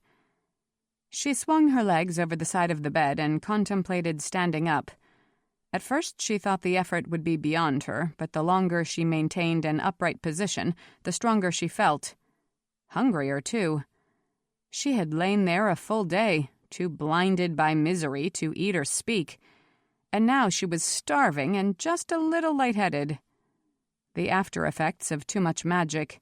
She had learned, in the most unpleasant fashion imaginable, that calling upon her power while she was in the grip of rage resulted in crippling migraines. But she hadn't been angry yesterday when she caused one after another of the small cottages to burn. She'd been sad. She'd been worried. She'd been expending a great deal of effort to control the fires. It seemed that such fierce concentration could wake that beastly pain almost as quickly as fury. She pushed herself to her feet, decided that walking would not be beyond her, and crossed the room to make use of the amenities in one corner. After using half the water to cure her thirst and half to wash her face, she pulled on a shirt and trousers that seemed cleaner than everything else in her bag. Barefoot, she padded out the door, through the long corridor, and down the curved, elegant stairs to the front hallway. Through the windows lining either side of the carved door, she could see that yesterday's endless, wretched rain had turned to snow overnight. The slabs of gray slate that lined the foyer floor felt as cold and textured as river ice beneath her feet. She liked the sensation. Her soles were so hot that river ice would melt beneath them, but the slate stayed solid and wintry against her skin. She heard a rustle behind her and a woman's voice. "Senneth, you've finally woken up. How are you feeling?" Summoning a smile, Senneth turned to greet her hostess. Evelyn was a small, silver-haired woman with a big heart and a warm manner, In some complicated fashion, she was related both to Senneth's mother and Eloise Kianlover, the Marlady of this part of the world. Still, Evelyn had only the faintest trappings of nobility, a small manor house and a general air of good breeding, as opposed to the magnificent castle and attitude of supercilious hauteur that were the birthrights of most 12th House nobles. Unlike most of Senneth's other relations, no matter how near or distant, Evelyn had not been shocked and repulsed at the news that Senneth was a mystic who could make fire do her bidding. She had offered Senneth a home and unshakable affection, but Senneth had not taken advantage of either one very often during the 17 years since she had been banished from her father's house. Too much contact with magic strained even the strongest bonds, Senneth believed. She tried never to stay too long in any one place, never to call too often on the reserves of friendship. "I'm feeling a little bruised and a lot hungry," Senneth said. "Is there food? I'm afraid I won't be able to concentrate on conversation until there is." Yes. Fresh bread in the kitchen, and the cook will make whatever you like for breakfast," Evelyn said. She led Senneth through narrow back hallways to the small, cheerful kitchen, and they sat without ceremony at a little table pressed against a wall. The cook beamed at Senneth as she brought over a plate mounded with eggs, potatoes, and some kind of fried meat. The cook was a sloppy, middle-aged woman, beefy enough to slaughter livestock, but she had her own kind of magic when it came to food. "Lady Evelyn warned me we'd need to feed you the minute you came downstairs," she said. "Just call out if you want more." "Let me finish this first," Senneth said, digging in. Evelyn poured herself a cup of tea and let Senneth take the edge off of her hunger before speaking again. "You'll be happy to know all 3 of the cottages are nothing more than cinder and ashes this morning," she said. "Cinder and ashes covered with snow. There wasn't even enough heat left in the coals to melt the flakes." "I told you the fire was completely out before I walked away," Senneth said. "Yes, but I didn't really believe you," Evelyn replied. "I mean, how is that possible? They were absolute infernos. Those fires should have taken hours to die down. But you wave your hands at them and suddenly every spark is gone? 2 of the boys stood watch all night just to make sure nothing else caught fire." Senneth cut another slice of bread and buttered it lavishly. "Well, I'm sorry anyone had to lose a night's sleep because you don't trust magic," she said cheerfully. "But I knew the flames were cold." "I didn't realize how draining it would be for you, or I might never have asked for your help." Senneth shook her head. "It shouldn't have been so difficult. Normally I can set and contain 3 fires like that with practically no effort, an hour's work or less." She took a huge bite of the bread. So good. She spent so much time traveling that 9 days out of 10, she was eating dried rations or stale leftovers while crouched around a solitary campfire. A meal straight out of the oven was the height of luxury. "Then why was yesterday so hard?" "The rain," Senneth said. "Everything was so wet. The wood, the walls, the roof thatching. It was difficult to make anything ignite, and once something did catch fire, I had to force it to keep burning. That took a lot more energy than I expected." Evelyn stirred more sugar into her tea and gave Senneth a shrewd look. "How often does playing with fire leave you so incapacitated?" she wanted to know. "That's a powerful price to pay." Senneth shrugged. "It's a powerful gift. Maybe if it came easily, I wouldn't value it so much." Although, considering how much she had given up for magic, she supposed nothing about it would qualify as easy. "I don't think that quite answered my question." "Actually, it's rare," Senneth said. "Mostly, I don't get a headache unless I've called up fire while I'm in a rage." Evelyn looked a little unnerved. "I'm not sure I like the idea of an angry mystic wreaking destruction on the world." Senneth laughed. "Well, there aren't many who can call up as much power as I can. I've seen plenty of fire mystics who could light a candle with a touch or keep a kitchen fire burning all day without fuel, but I'm not sure any of them could have kept those cottages burning yesterday, and only some of them can put out a fire at will like I can." Evelyn leaned back in her chair, looking a little quizzical. "Don't take this the wrong way," she said, "but I'm not surprised some people are afraid of mystics." Senneth nodded. "I don't wonder at it at all." The untidy cook came back bearing another platter of toast. "Would you like some peach jam?" she offered. "I made it last summer." "I would love it," Senneth said, and the cook hurried off to rummage through the pantry. "She seems to like me," Senneth remarked. "Apparently your servants have enlightened views about mystics." "She wanted to see those houses burned," Evelyn said. "Her grandmother died in one of them, trying to nurse a young woman through the fever.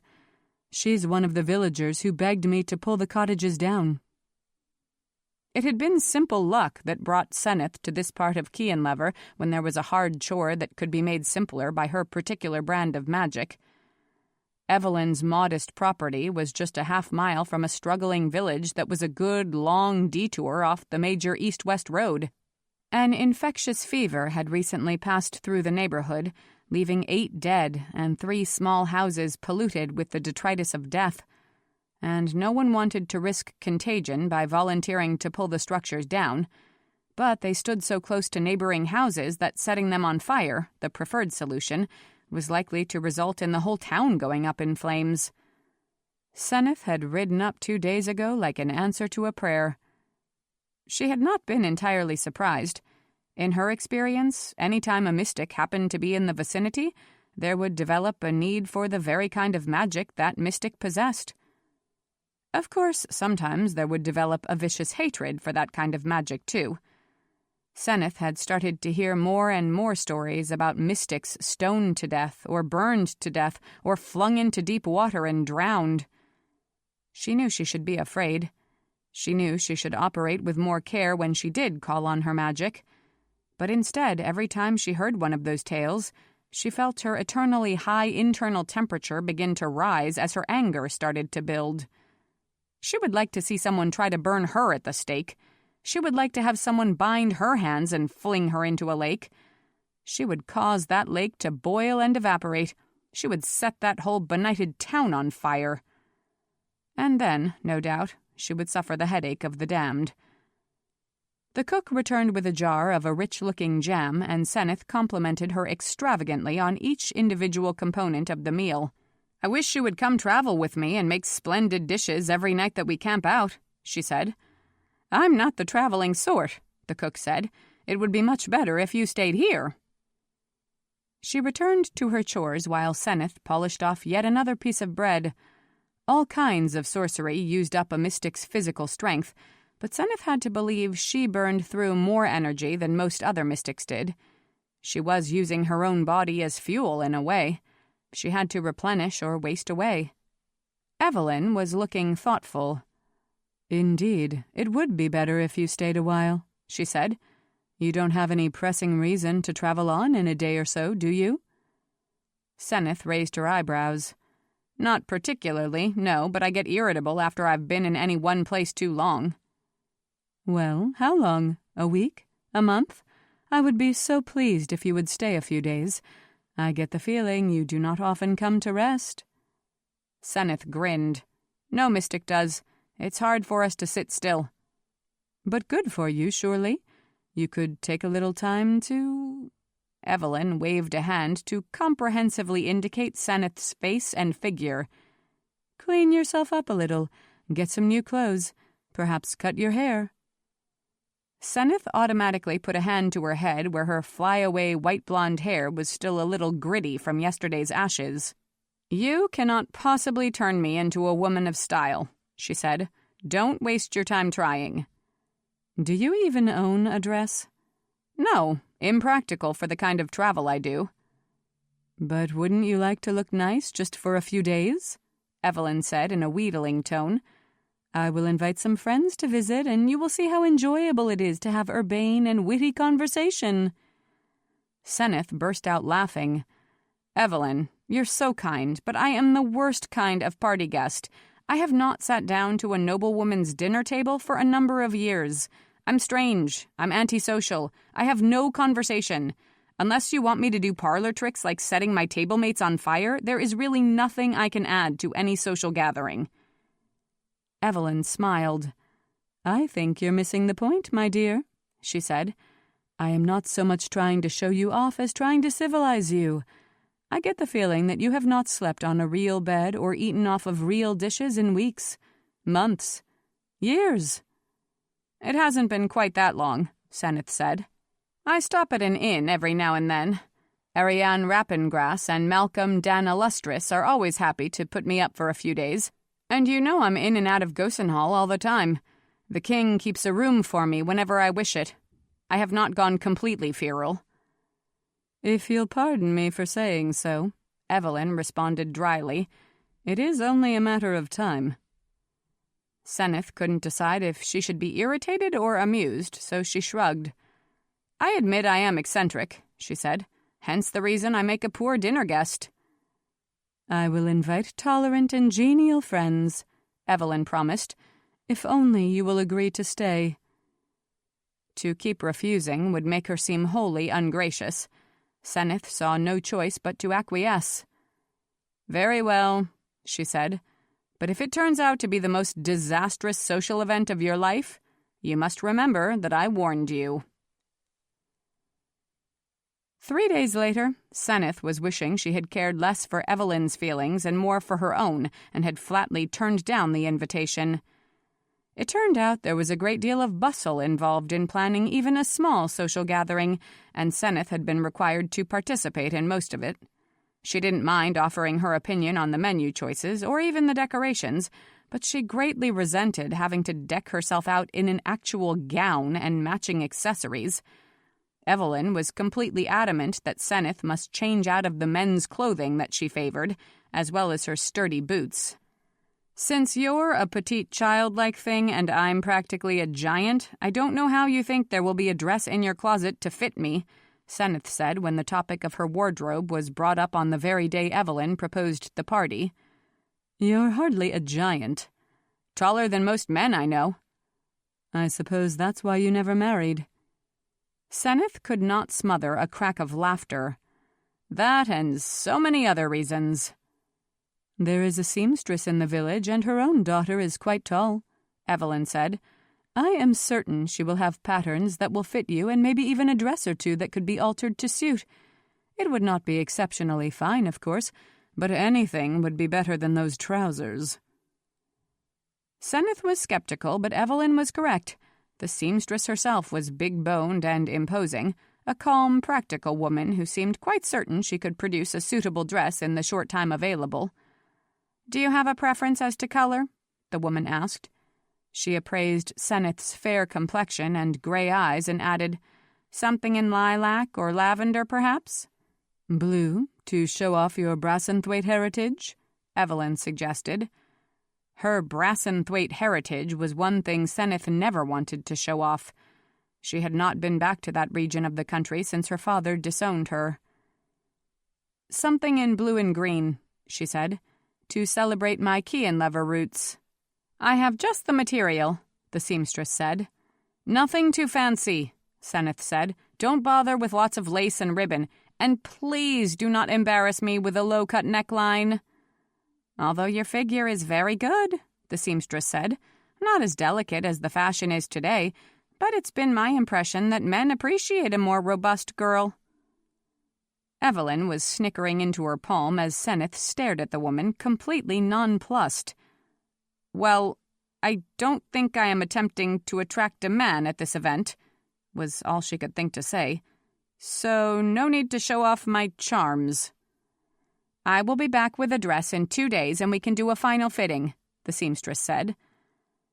That was bad enough, but then Evelyn insisted on trying several different styles on Senneth's completely unmanageable hair, calling on the services of her own dresser.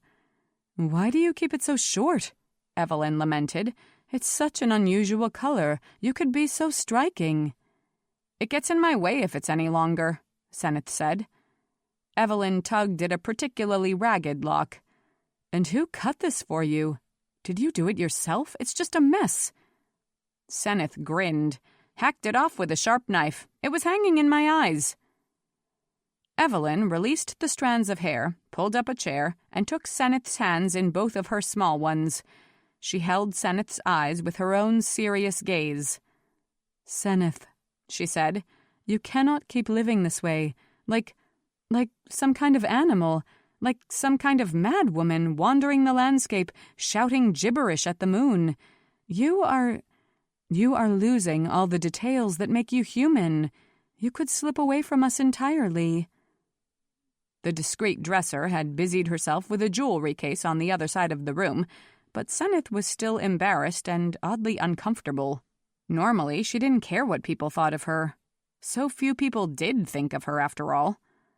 "I swear to you, Evelyn, it is not as bad as you think," Senneth said. "Just because I cut my hair myself doesn't mean I'm in danger of losing my soul. You don't know many mystics, but I assure you they are all ragged vagabonds, some of them even worse than me." "I don't care about any of them," Evelyn said. "It is you I worry about." "It's kind of you," Senneth said. "But Evelyn, I am perfectly happy in my life. I would be sorry to see it change." Still, in an effort to reassure her hostess, Senneth submitted to the rest of the rehabilitation. The dresser was allowed to give her hair a rather more professional trim and find some narrow ribbons to hold the fine hair from her face. Senneth grudgingly admitted that the style was attractive. She was patient with the seamstress when the woman returned with a flattering green and blue striped dress that still needed to be pinned and tucked against Senneth's body. She allowed her hands and face to be rubbed with scented creams. She tried on dozens of pairs of fashionable shoes, and she agreed to wear a pair of gold earrings that Evelyn found in her own jewelry box, though she refused to take off the simple gold pendant that she always wore. She also declined Evelyn's offer to make up her face. "Still," Evelyn said, stepping back to survey her, "the transformation is quite impressive. I might almost think you were a 12th house Saramara come to give consequence to my little house." "I certainly hope that is not what your guests are expecting to meet tonight." "Not at all," Evelyn replied. "I just told them that you were a somewhat distant kinswoman who had been spending an agreeable few days with me." "Do they know I'm a mystic?" "Bethany does," Evelyn said. "She's my cousin, you know, and we're quite close. She's not afraid of magic, and she can be trusted not to repeat secrets." Senneth shrugged. "I am what I am," she said, adding, with dark humor, "and if anyone doesn't like it, I'll set them on fire." "That will not be necessary, I'm sure," Evelyn said. "We will have a very agreeable and civilized visit." 2. About 15 minutes into the first luncheon with Evelyn's guests, Senneth was convinced her hostess was right. There would be no need for incendiary theatrics. Evelyn's little group of friends appeared to be very much like Evelyn herself, well-behaved, intelligent, friendly people with just enough breeding to make them gracious, but not enough consequence to be insufferable. And despite the fact that it had been at least 2 years since Senneth had attempted to hold her own in such company, she found that she was having no trouble keeping her place in the conversation. In fact, though she didn't like to admit it, she was almost enjoying herself. Since this was not a formal meal, Evelyn had made no attempt to keep the numbers even. One set of guests were the Quatrains, Evelyn's cousin Bethany, just as small and outgoing as Evelyn, and Bethany's husband Albert, a big man with a ready laugh. Accompanying the Quatrains were their nearest neighbors. Dugard farthest was a slim, intense, and attractive man about Senneth's own height. His sister Julia, a recent widow, presented an appearance of frailty and confusion barely held in check behind a brave smile. She spent most of the meal trying to get her rambunctious 2-year-old daughter Haley to sit quietly in her chair, a task that was clearly beyond her. Senneth was a little surprised that anyone would think such a young child would be an asset at a social gathering, but it was clear that everyone in the room was both fond of the little girl and accustomed to her high spirits. "Do you have children of your own, Senneth?" Julia asked as the first course was being served. Haley was bouncing on Julia's lap, pulling at her mother's hair and reaching small, stubby fingers out to catch at the servants as they glided by. "I don't," Senneth said. "I have often thought I would not have the necessary patience to be a good mother." "It doesn't require patience as much as stamina and iron will," Dugard put in humorously. "You think of children as being small, angelic creatures who will love you with their entire hearts, and instead they are savages intent on nothing but destruction and getting whatever it is they want, and they can want with an astounding ferocity. Julia, sitting across from him, laughed and pulled Haley's curious fingers from her own mouth. Senneth, beside Degard, turned to him with a smile. "You speak as someone with vast experience," she said. "Do you have children as well?" "I have not yet had the fortune of taking a bride," he replied. Senneth guessed he was a few years younger than she was, perhaps 30 or 31, certainly an age at which a personable young man with a little property might expect to be married.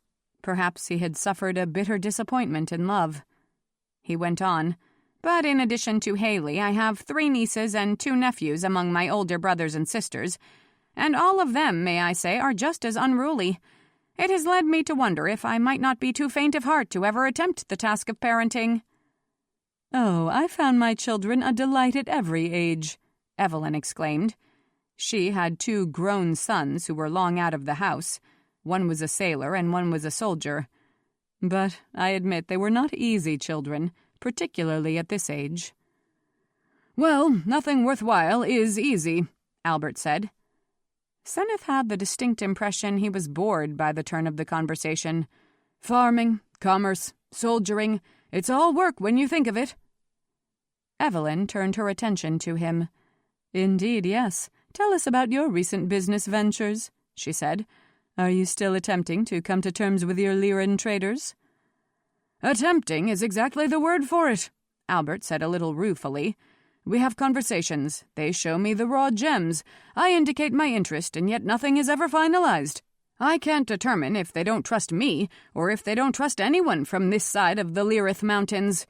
If the quality of the stones wasn't so fine, and if I didn't already have a buyer in Gosenhall who's interested, I'd be tempted to wash my hands of the whole idea." Senneth's attention had been caught by the first mention of the word Lyran. The Lyran folk were a fierce, close-knit, insular network of families who lived just across the mountain range that marked the boundary of Gillingaria, and Cianlever was comfortably nestled right up against that range.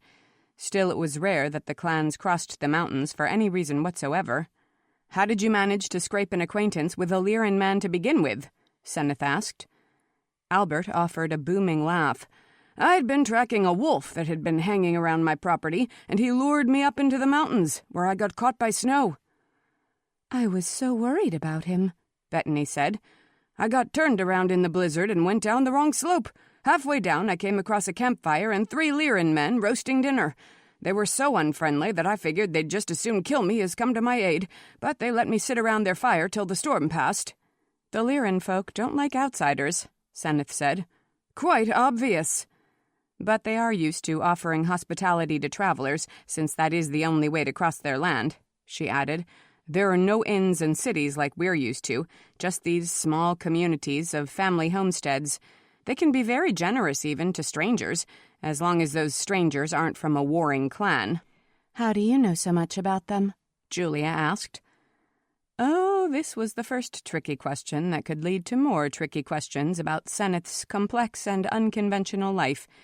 She contemplated a lie, but gave it up as being too difficult to maintain if anyone pressed for more details. "I lived with the Lyran family for a time," she said. Degard laid down his fork and stared at her. "Really?" he said. "I imagine that is a tale far more fascinating than Albert's account of his blizzard encounter." "Maybe, but I don't wish to tell it," she said, smiling. "I'd much rather hear how Albert went from unwanted guest at the campfire to potential trading partner." Good manners prevented anyone from indulging curiosity by asking more pointed questions. "Well, I offered to share my rations, which were accepted, and I laid down my weapons to show that I was peaceful," Albert said. "I happened to be carrying an exceptionally fine dagger, and one of the men at the fire, he looked to be about 16, he was quite taken with it. So I said I'd be happy to leave that weapon with you in return for your kindness in sharing the fire with me. That seemed to please all of them, if you can tell anything by the expressions on their faces. And then we all ate the food, and then we all slept. And the next morning the oldest man said if I wanted to return to this very spot in 3 weeks' time, he could bring me gems to look over. I formed the opinion," Albert added, "that merely by not trying to kill anyone in the middle of the night, I had displayed some kind of honor, or passed some kind of test." Senneth was laughing. "If you had tried to attack any of them while they were sleeping," she said, "you would most assuredly be dead. They are quite accomplished fighters and always eager to take up weapons. No doubt one of them stayed awake all night, watching to make sure you did not turn violent. Probably the young boy, in fact, who would have happily killed you with your own weapon." Bettany had a hand pressed to her heart. "I'm glad I knew none of this the whole time he was gone." "And nothing you say makes me any more confident that I will ever be able to secure their trade," Albert said. "I feel that they are still trying to determine if I am worthy of their business, but I don't know what proof they are looking for. I don't know what they consider important." "Did you return to that spot in 3 weeks?" Senneth wanted to know. "Did they have jewels to sell you?" Albert waved a hand dismissively. "Yes, just a few samples, and I handed them coins and everyone was satisfied, but it was such a meager amount. To really make this worthwhile, we need to trade in quantity. I need 10 times the number of stones, but they keep stalling." "What would you advise him to do?" Dugard asked Senneth. "What would make them trust Albert?" She thought it over. "What matters to them more than anything is family," she said. "Generations live together in interconnected clan networks, and they can recite for you how everyone is related. While there are a few people who break free of the clans and have respectable positions within their society, for the most part they distrust anyone who seems solitary or self-reliant." She looked at Albert. "Were you accompanied by anyone when you met with them?" Albert shook his head. "No, I went alone." "Then for your next visit, bring along a son or two, perhaps a couple of nephews, a brother if you have one. None of them need to speak during your negotiations, but they should be very alert and interested in the conversations. And if one or two of them likes to brawl," she added with a laugh, "that is no bad thing, as long as he can handle himself in a fight and acquit himself with skill." Albert looked bemused. "This is not how business is done among the 12 houses. I would never offer violence to a man I was trying to strike a deal with." "I'm curious," Dugard said. "You suggested Albert only bring male relatives with him. Are women a liability?" "Not at all," Senneth said. "You might see a Lyran woman traveling with her brothers and husband and sons, but she would probably be older and married. The Lyran folk are very protective of their women. They do not let their girls marry outside the clans, but they greatly value the advice and wisdom of older women." Albert took Bettany's hand in his. "So I should bring my wife along on my next trip." Bettany looked so alarmed by the prospect that Senneth laughed again. "She would be perfectly welcome, but she would not give you as much status in their eyes as a few rough-and-tumble young kinsmen," she said. "Curtis would be happy to go with you," Bettany murmured to her husband. "And Seaver, they'd love being told they should pick a fight." "It seems like odd advice, but I am willing to try it," Albert said. "I am getting nowhere using other methods." "You should bring Senneth with you next time you negotiate," Julia suggested. She had lowered Haley to the floor, and now the little girl was crawling under the table. Senneth saw Dugard hastily scoot his chair back when Haley started prying at the buckles on his boots. "An excellent idea," Bettany exclaimed. "Indeed, yes, you could help me translate Lyran notions into rational behavior," Albert said. Senneth laughed, but then she realized he was serious. "Oh, I'm not sure I would be much of an asset," she demurred. "Well, you wouldn't be a hindrance," Albert said. "I could hardly do worse with the Lyran folk than I have done so far." "Oh, I wish you would," Dugard said. "Julia and I live a short ride from the Cordwains. We would love to have you among our small circle for a few days." "What a most excellent idea," Evelyn said, giving Senneth a meaningful look. "How enjoyable for Senneth to spend a week or two among you and your friends. They all live a stone's throw from a most charming town." Evelyn added, for Senneth's edification. "You would have a most enjoyable visit." "Oh, but really, I had no thought of taking such a detour." "Are you on a schedule?" Bettany asked. "Is someone expecting you? Could you write and ask pardon for a delay?" This was where the vagabond's life truly failed you, Senneth thought bitterly. It was so empty that it never offered excuses. In fact, she had no deadlines at all, no reason she could not accompany these people back to their little town and live with them forever, should the arrangement seem appealing. "Not exactly, but it is hard to explain," she replied somewhat desperately. "I am so used to my solitude. I do not think I would make much of a guest." "We would require nothing of you," Bettany said firmly. "You would not even need to join us at the breakfast table if you did not want to."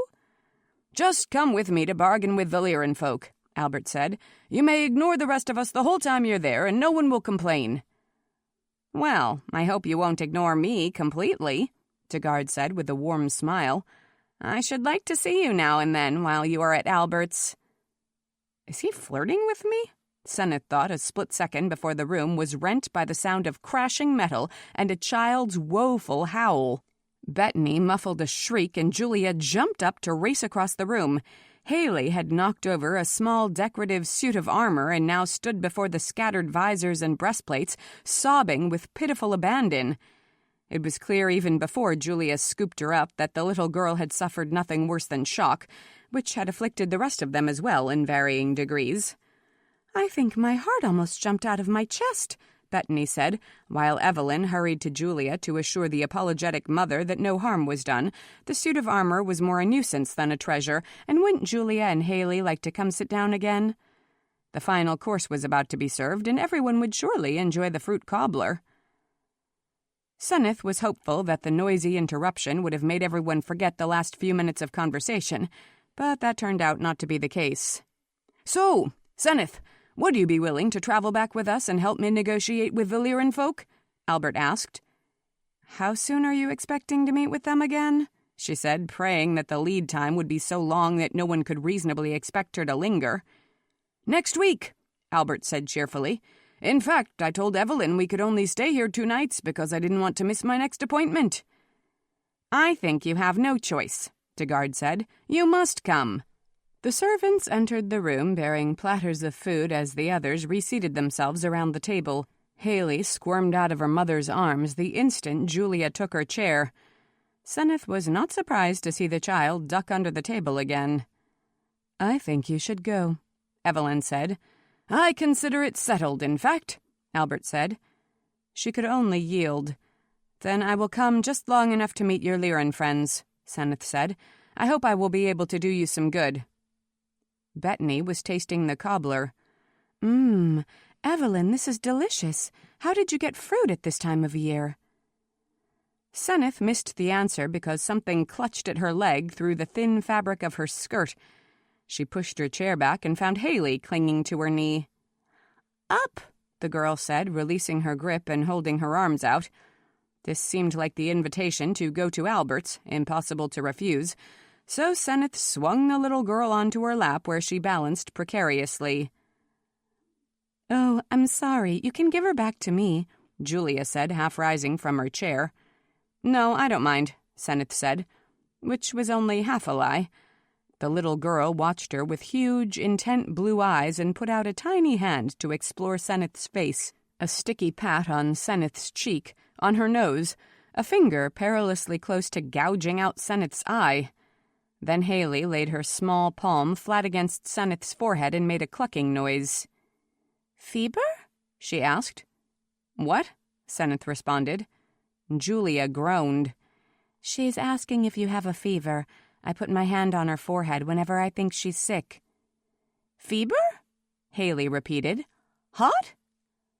Senneth flicked a quick look at Evelyn and glanced away. Senneth's skin was invariably warm to the touch, a consequence of the banked fire always slumbering in her veins. Haley was not so far off. "No fever," Senneth said firmly. "I'm quite healthy." Julia had gotten to her feet and circled the table to pluck Haley from Senneth's lap. "I keep thinking she'll fall asleep," the young widow said. "Usually by this time of day she's ready for a nap." She set Haley on her feet and said, "Your doll is in the basket in the corner. Why don't you play with her while we finish our meal?" Haley obediently trundled off, and for a moment they all had leisure to eat and appreciate their cobbler. Talk turned to news about friends and nobles unknown to Senneth, so she was able to drop out of the conversation until Tegard addressed her. "I hope you will come visit Julia and me while you're staying with Albert," he said. "Your sister lives with you?" "Yes, for now at any rate. Her husband died suddenly a year ago, and Haley, as you can see, is quite a handful. So I moved them into my house, which has been good for both of them, but I think Julia is trying to find a reason to move on." He smiled. "She keeps urging me to look around for a wife, which leads me to think she is looking for a husband. Or else she plans to seize on that excuse if I ever do marry. Oh, see, your wife wants me out of the house, and she'll be gone." Senneth laughed. "Well then, you must oblige her."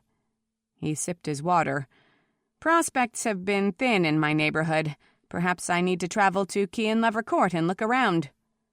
"Or even Gosenhall," Senneth said. "Many noble ladies visit the royal city." He gestured at his clothes with both hands. "I am not so fine a man myself that I require a truly noble wife, just someone who interests me and has the skills and intelligence to act as a reasonable partner."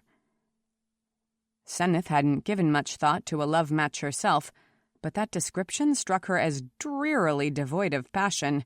It had been clear to her for a long time that she would never marry, but if she had been looking for a husband, she would have had wholly different requirements. She would want someone who filled her mind, who shaped her days, someone whose mere presence brought her to life, whose absence felt like death. She hardly expected to stumble across such a man in her aimless wanderings. "I would think such a woman would be possible to find," she replied, "somewhere among the 12 houses." "So tell me," he said, "which of the houses do you call home?" "Oh, I travel so much that I really have no allegiance to one region," she replied. He cocked his head to one side, trying to dig beneath the answer. "And no allegiance to the family where you were born, I take it?" She was not going to talk about this. "Correct." He took the rebuff. "Then I hope you have managed to replace parents and siblings with a multitude of friends." "Indeed, my friends represent quite an astonishing variety. From noblewomen to blacksmiths to Lyran clansmen, I am quite rich in my acquaintances." "Then I think—" he began. His words were lost in a sudden hysterical shrieking. Senneth's instant reaction was to leap up and gaze around wildly. She saw all the other guests on their feet and screaming, Evelyn pointing and fainting, Julia racing across the room. Haley, contorted before the fire, her dress blazing around her tiny body, her arms waving in the air, her face a howling mask of terror and pain. Senneth didn't even think. She flung her hands out and felt the power snap from her body in a great, dark, rolling wave. Every fire went out. The grate was cold. The candles steamed with smoke. Haley was stunned to silence, her dress falling in charred ribbons from her small frame, her arms still outstretched. Across the width of the room, Senneth could not judge if the girl's skin had been burned, though her face looked untouched. Julia reached the child a second later, falling to the floor beside her, sobbing and pulling at the incinerated dress. Degard was moments behind her, followed by Bettany and Albert. Evelyn was at the door, issuing orders to the servants. "Bring us water and salve and dressings." Senneth stood at the table and let her arms fall, feeling the inevitable wash of adrenaline flare up and down her veins, awaiting the next call to action. Haley had started crying again, but it was the hiccuping, nervous kind of weeping that indicated distress rather than pain. Senneth was pretty sure she had doused the flames before they had done any real damage. "But bright mother, burn me," she thought savagely. "That child is going to kill herself before she's 3 years old." Senneth estimated she had 5 minutes before the other guests started asking her questions. She remained standing before the table, waiting. In fact, Degard broke away only a moment later and crossed the room to Senneth's side. "She is unhurt," he said, his voice threaded with both amazement and relief. "It seems the clothing caught fire, but the flames did not have time to reach her skin." "I didn't even see her approach the fire," Senneth said. "No, she's very quick. You would not believe the kinds of accidents that occur around her. Well, you have seen 2 of them today. No wonder Julia wanted her brother's assistance to raise the child." Degard was watching Senneth very closely. She was a tall woman, but he could look her straight in the eye, and his expression was intent. "You put that fire out," he said, "from across the room. You controlled it."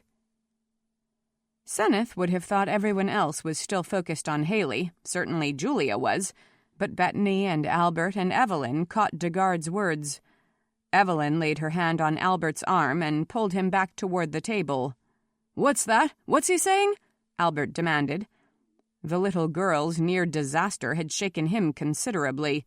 His jovial aspect had completely given way to a set look of solemnity. Degard gestured toward the fireplace. "Senneth!" She waved her hands and the flames went out. All the flames in the room. Possibly in the entire house. "Just this room," Senneth said coolly.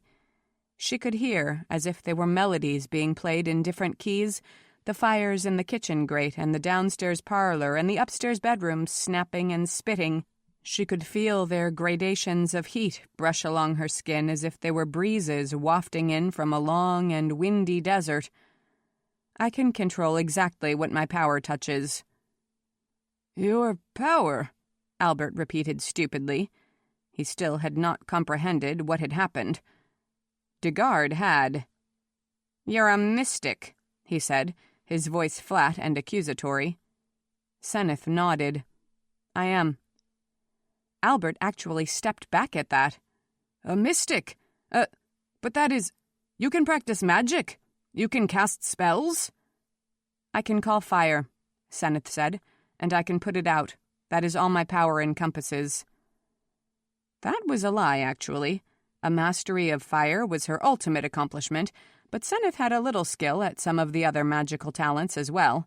She could alter her appearance slightly, like a shapeshifter. Her hands possessed an ability to heal, if the wound or illness was obvious and simple. It didn't seem necessary to mention these details. Albert swung his big head to look at Evelyn. "You introduced us to a mystic?" he asked. Evelyn put her hands on her hips. "Senneth is my kinswoman and a kinder, braver, more generous person you are unlikely to find," she said fiercely.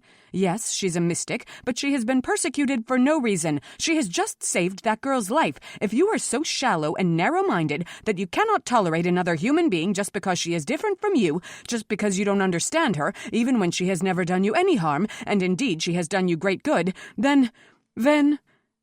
It was clear that in the heat of her defense, Evelyn had lost the thread of her argument. Senneth patted Evelyn's shoulder. "Peace," she said. "I am not hurt or offended. Do not lose your friendships over me. I'll leave the house. I'm happy to go." "You will not go," Evelyn said. "They will go if they cannot accept you." "It is just that no mystic has ever come my way before," Albert said awkwardly. "Everyone says such dreadful things about them. But you are far from dreadful. That is—" "I have been taught to despise them," Degard said quietly. "And yet you are as far from despicable as it is possible to be." Senneth almost laughed. "Well, I suppose that is a compliment. But I do not want to make you uncomfortable. We can all part now, quite civilly. I will ask no more of you than that you not be so quick to judge the next mystic you meet." She wanted to step away from the table, out of the room, out of the tense situation, but Degard deliberately put a hand on her shoulder. "Stay," he said. "You have not given us an opportunity to recover from our shock. You have not given us a chance to express our gratitude. A mystic has saved my niece's life. Therefore, I must feel admiration for all mystics." Bettany and Julia were now crossing the room, Julia holding a sniffling Haley in her arms. The little girl was wrapped in a soft white blanket, since her ruined clothes had been stripped away, but Senneth didn't see any gauze dressings peeking out. Had she truly caught the fire before it had time to scar the child's delicate flesh? That fact alone would sweeten any bitterness this encounter would bring. "How is she?" Senneth asked. "Unharmed," Julia said, her voice low and her face haunted. She was staring at Senneth, much as Degard had done previously. "You saved her, before the flames could touch her." "I'm a mystic," Senneth said, in case Julia hadn't been paying attention. "Thank you," Julia whispered. Cradling Haley to her chest with one arm, she threw her other arm around Senneth's neck. The child whimpered faintly between their bodies. "Thank you so much." Senneth patted her on the back a couple of times and then pulled away. "I'm glad I was able to work so fast. I'm glad she's whole. I hope you are able to keep her out of trouble once you're all back home." "But you're coming with us when we go," Bettany said. "That no longer seems appropriate," Senneth replied. "A mystic is not so welcome as an ordinary woman." "She is twice as welcome," Degard said fiercely. Yes, please come with us," Julia begged. "I will feel much safer with you nearby. Not that I think Haley will stumble into another fire, but—" "You will not want to have to explain me to your friends," Senneth said. Albert seemed to make up his mind. Unlike Bettany, who had not been surprised to begin with, and unlike the siblings who had been converted by gratitude, Albert had seemed to have the hardest time accepting Senneth's change in status. "We will tell them nothing. You are our friend, and we have invited you to visit us," he said. "Excellent, then that's settled," Bettany said before Senneth could find another reason to protest. "We will be so happy to have you." "Yes," Degard said, giving Senneth a meaningful look. "We will be delighted." One good thing about establishing yourself as an eccentric, Senneth thought cynically a couple hours later, was that everyone was willing to allow you some latitude in your behavior. So after the exciting lunch, when Julia and Haley withdrew to recover and the men settled down for a game of Cruxano, Senneth excused herself to check on the project she had considered finished 3 days ago. With the vague comment that she wanted to examine the destroyed cottages, she paused to resume her ordinary attire and then slipped from the house. She strolled down the main street of the village to find the ruins of the cottages still under a coverlet of snow, though the road itself was cleared, if a bit muddy.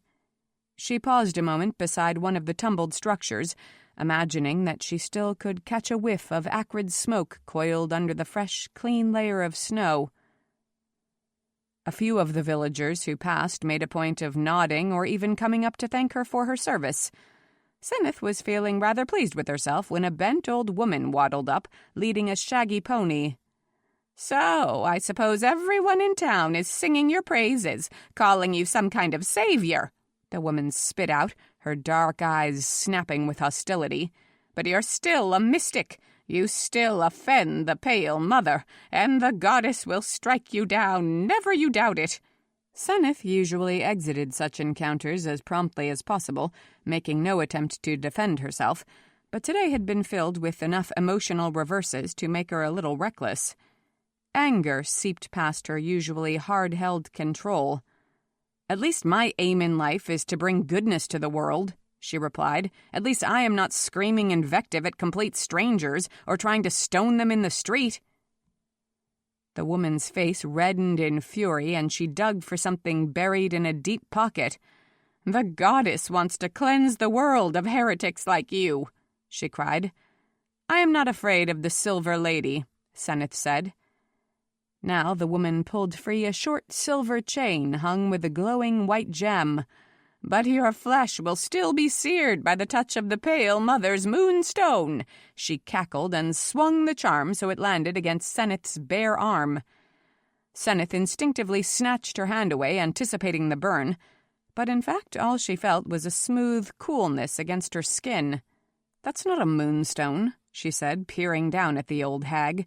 "That's just a piece of glass. Wait, who are you? Could it be possible? Kira?" The old woman broke into the most infectious laugh and shook back her thin gray hair. "It's no fun teasing you because you catch on so quickly," she complained. "But I shouldn't have tried the moonstone. I knew it wouldn't work." Senneth was delighted. There was no antidote to stress more powerful than a visit from Kira Dana Lustris, even when she had shape-shifted into an unrecognizable form. "What are you doing here? Were you looking for me? How did you find me?" She glanced around. "Where's Donnell?" Kira lifted a hand to pat the nose of the pony, who shook his head till his harness jingled. "He's right here, of course. Yes, I've been looking for you. I have a message for you from King Baron. I told him it might be weeks before I could track you down, but then, what luck! I was at Lever Court and someone mentioned passing through this tiny little town where 3 houses had been burned to the ground with such precision that not a spark misbehaved. so I knew you had to be somewhere in the vicinity." Senneth grinned, and having quite an interesting time of it, may I say. She glanced around. "Can we sit and talk for a while? There's a tavern at the crossroads. Would an old woman like you be willing to share some ale with a condemned sinner like me?" "Go in and get us a table," Kira said. "We'll join you in 5 minutes, looking more like ourselves." Senneth had chosen a table in the back of the dark, cluttered tavern and was already pouring ale from a pitcher when Kira and Donal strolled in. Kira was feeling unusually circumspect, apparently, for she was indeed in her natural state, greatly toned down. A Saramara of House Dan Illustris, Kira had long golden hair and huge blue eyes that turned heads wherever she went, particularly if she was dressed in clothes that played up her charms. But today she wore that marvelous hair tied back from her face, and she was dressed in a gray gown so plain it was actually dowdy. The other patrons barely glanced at her. Donal, as usual, managed to be almost invisible as he followed her. He was slim and short, with dark hair and a dark beard, and a quiet manner that allowed him to deflect almost all attention. They slipped into the booth across from her, and Senneth handed around the rest of the glasses. "So, what's the news from Gosenhall?" she asked.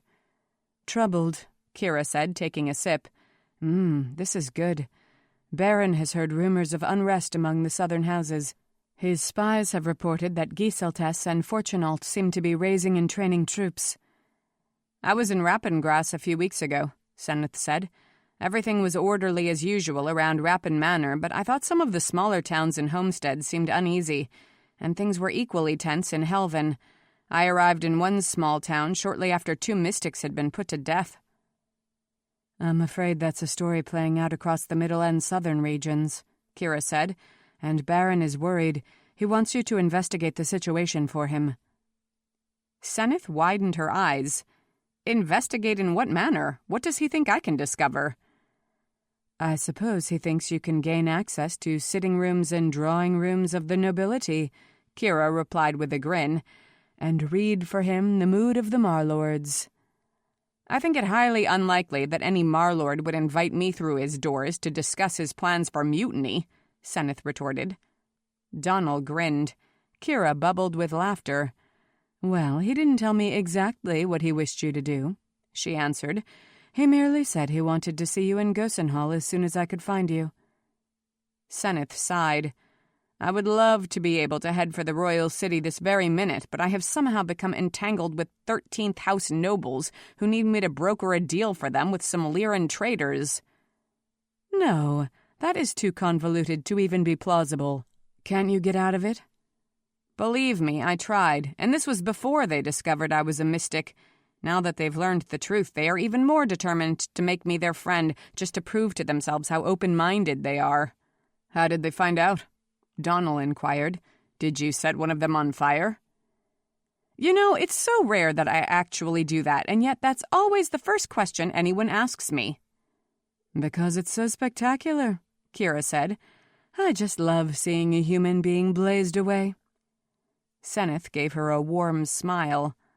"I can let you observe the phenomenon from within your own cocoon of flame if you like." "She would just change into a bird and dart away," Donal said. "And so would I," he added when Senneth turned a considering look on him. "You didn't answer the question," Kira said. "How'd they find out?" "Actually, I was saving someone from burning.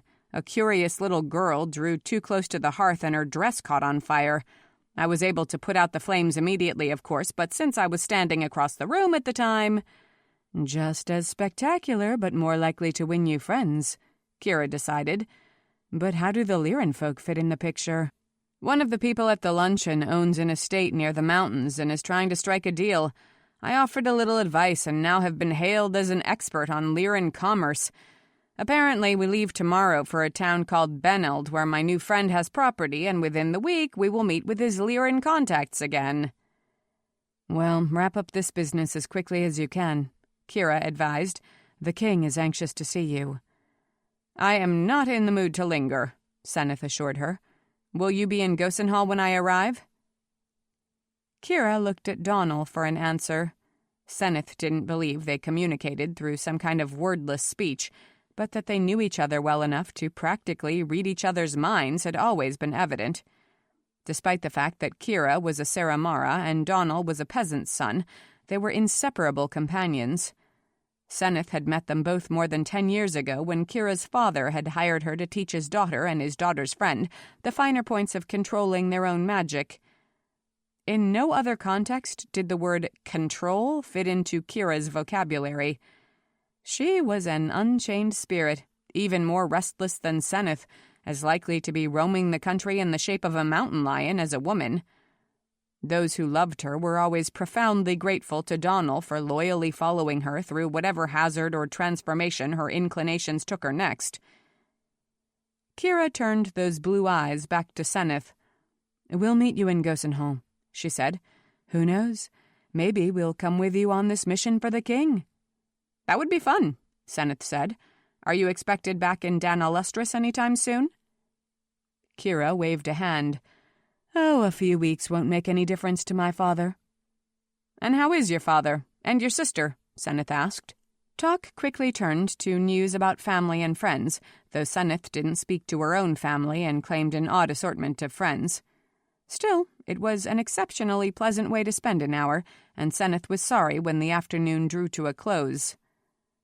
"We'll go back to Gosenhall to tell Baron we found you," Kira said once they were all standing outside the tavern doors. "And if you linger too long in Beneld, we'll come looking for you there. Otherwise, expect to see us in the royal city in about 10 days. Kira hugged her goodbye. Donal followed suit, and the two of them set off, heading for the edge of town. Senneth was sure they would scarcely wait till they were out of sight before they changed into shapes more suited for rapid travel. She smothered a sigh of envy and retraced her steps to Evelyn's house. 3. A day and a half later, a small cavalcade pulled out of Evelyn's drive and headed east at the first crossroads toward the smoky Lirith Mountains already visible in the distance.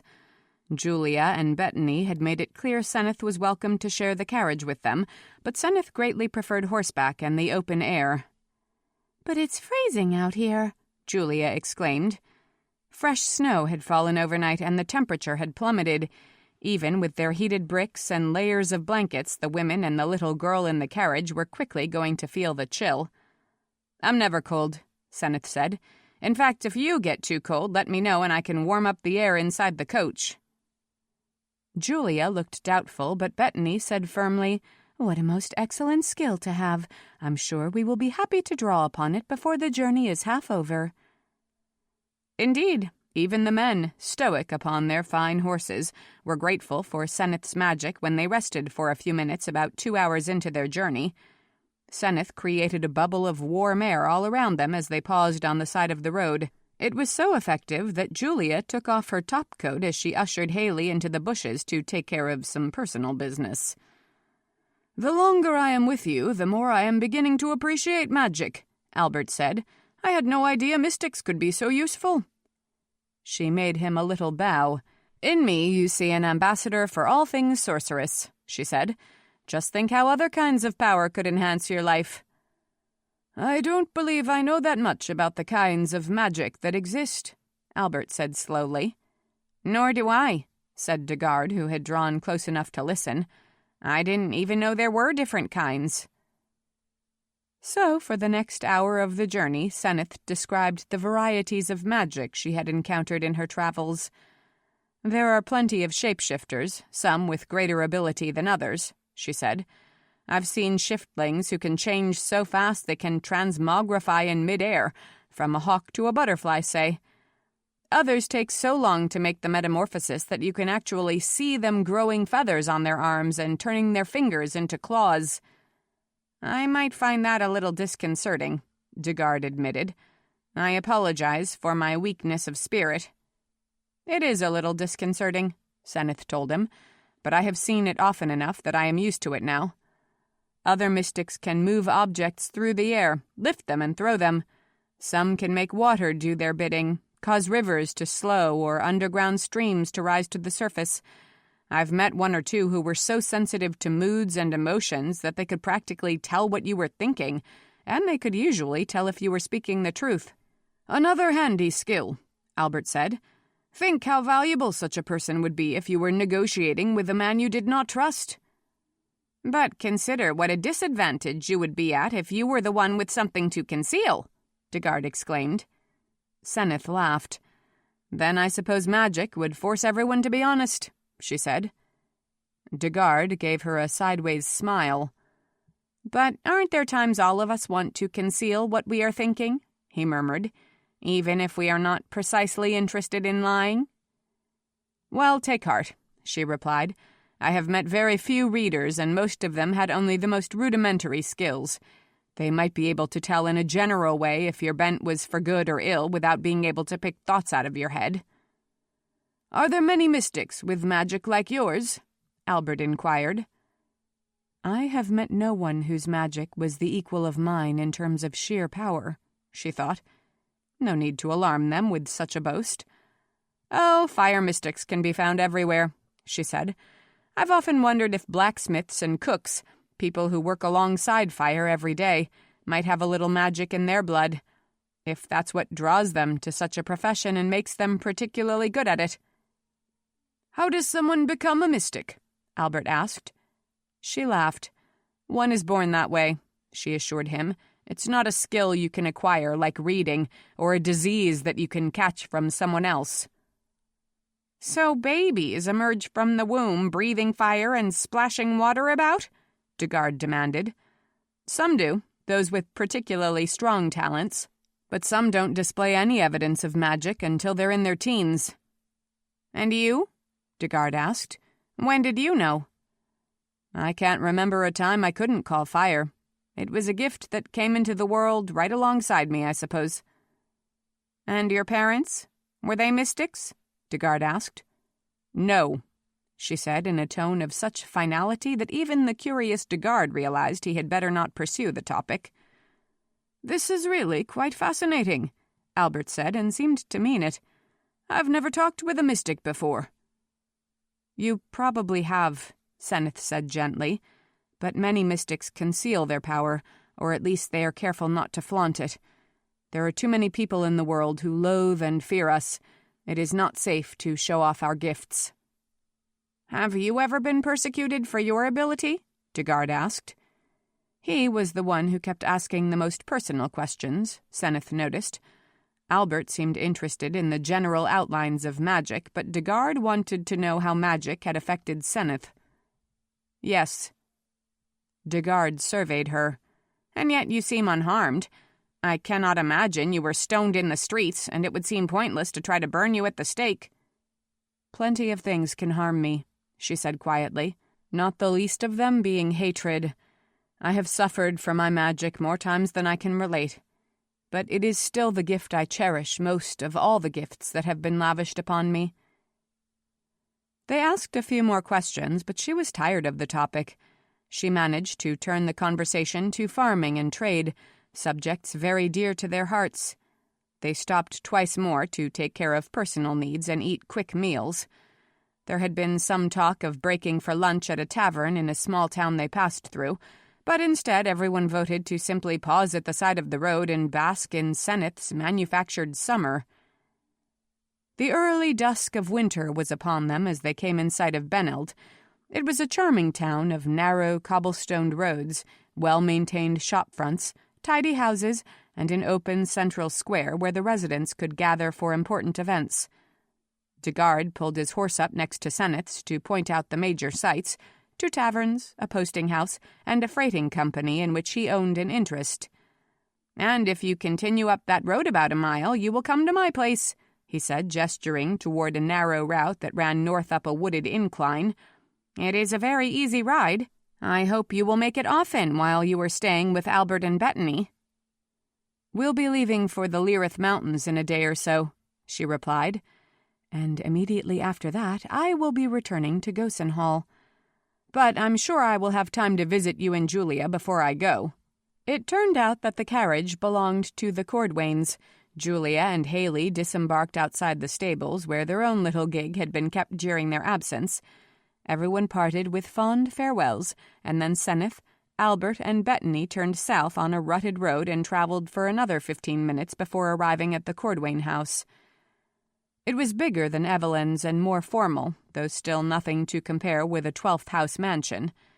Senneth was shown to a bedroom that was small but filled with light. It was furnished with delicate, whitewashed furniture and prominently featured pink accents in the curtains, coverlet, and wallpaper. Her travel-stained trousers and leather vests made a bad match with the frilly decor, she thought, feeling a little oppressed as she hung her clothing in the painted armoire. She really didn't belong there. Why had she agreed to come? To do a kind service for a friend of Evelyn's, she reminded herself, and perhaps to win the hearts of a few people who heretofore looked askance at mystics. It is just a few days out of your life, but may have far-reaching consequences for people you do not even know. Do your part with good grace, and then move on. The 2 days that needed to pass before Senneth and Albert set out for the mountains promised to be slow and tedious, but in fact turned out to hold more excitement than Senneth could have hoped. The very next morning, Bettany took her back to the town proper so they could shop. Since there was a high probability of encountering people who were friends of Bettany's, Senneth had donned her green and blue striped dress and tried not to feel resentful. "I'll have another dress made for you while you and Albert travel, and then you can wear it at the dinner party," Bettany said as they stepped into a dressmaker's cozy store. "What dinner party?" Senneth said. "The one I shall plan for when you get back. Now please don't refuse. I look for any excuse to entertain. I won't tell anyone your secret, of course, but I would still like the chance to show you off." Senneth could only nod dumbly and pretend to show an interest in fabric. They'd been in the dressmaker's shop about 15 minutes when a swirl of music and a wave of laughter drew their attention to the window. "Oh, look, a juggler's troupe," Bettany exclaimed. All of them, including the dressmaker and her 2 young assistants, hurried out into the crisp air to watch the performers.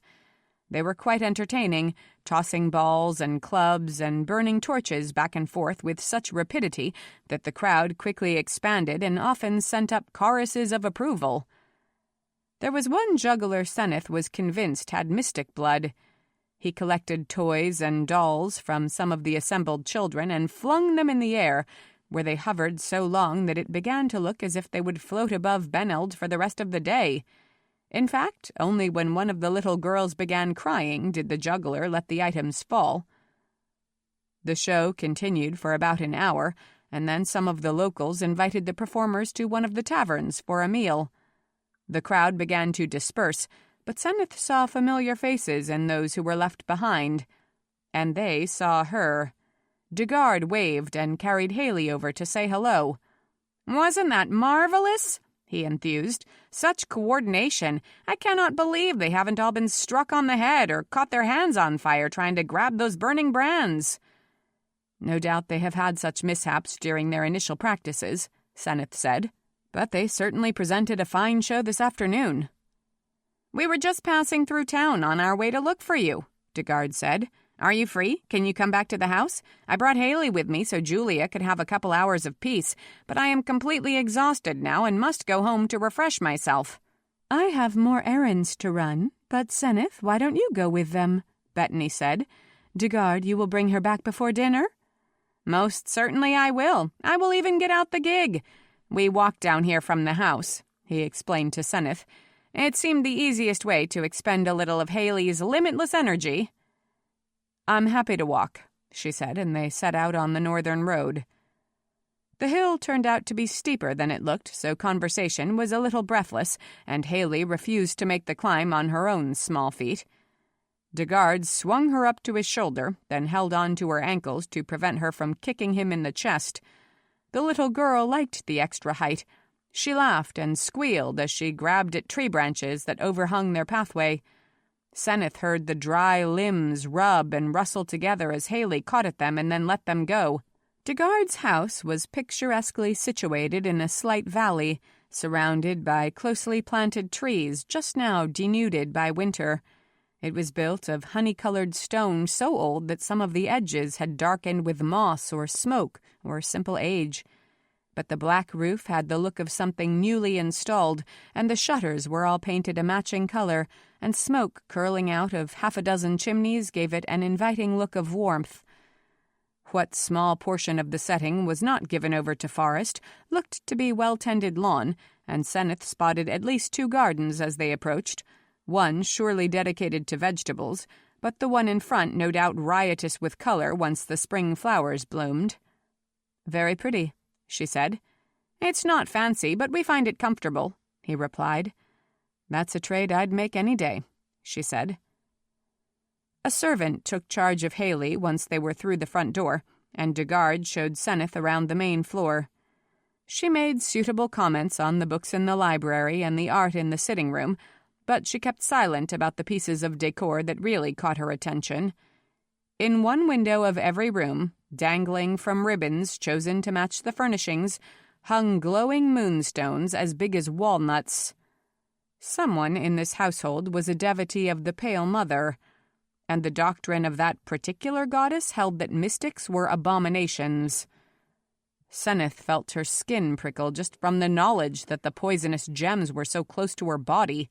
She found it difficult to concentrate on Dugard's words as he related which ancestor had added on the north wing of the house, which matriarch had insisted on installing modern ovens. "My father married late, not having expected to inherit the property," Dugard was saying, "and having made no attempt to ingratiate himself with the local girls. He took a bride from Jalcie, but my mother was never very happy here. Too cold this far north, she always said. The winter before she died, she spent every spare minute huddled in front of a fire. I sometimes think it was pure frost that stopped her heart." A Jalcie girl. No doubt she was the one who had brought the moonstones here, since the Pale Mother was greatly revered in the southern houses. It was possible Dugard and Julia didn't even realize what the jewels were, just considered them pretty baubles to hang in the window and remind them of their frail mother, dead too young. Senneth didn't ask if he knew he was being unforgivably insensitive to parade Senneth through his house, inches from anathema. If he didn't, she wasn't about to tell him that the touch of a moonstone could incapacitate a mystic, leaving her writhing in excruciating pain. She never handed out weapons carelessly, even to people who seemed benign. "I myself have never been troubled much by winter," she said, not knowing what else to say. "Well, no, I suppose you wouldn't be," he said with a laugh, "since you can scare it off with a wave of your hands." "Do you spend much time with your Jalcie relatives?" she asked as artlessly as possible. Not to be too melodramatic about it, she had enemies in Jalcie. It was not a place she would willingly go. No, and she avoided Brassenthwaite as well. If she wasn't careful, soon there would be no house in Gillingaria open to her. She shook her head to shake the thought away. "There are a couple of aunts who used to make their way here every year or so while my mother was alive, but we have not seen much of them lately," Dugard replied. "And there are cousins, I suppose, but I doubt I've spoken to any of them for at least a decade." That made her warm up to him again, at least a little. "You don't enjoy travel?" she asked. "Not particularly," he said. "I like to have my own things about me and sleep in a familiar room and know what will be on the breakfast table in the morning." He looked a little rueful. "I sound very dull, don't I? I take it you have spent time in every house and acre in the kingdom." "And time outside of Gillingaria as well," she said. "I have sailed as far as Sovenfeld, though I was not there long enough to say that I really saw the country." He turned his head to give her a serious, considering appraisal. "You're so exotic," he said at last, and then actually blushed, as if that was a particularly rude thing to say. "I'm sorry. It's just that I have never met anyone like you.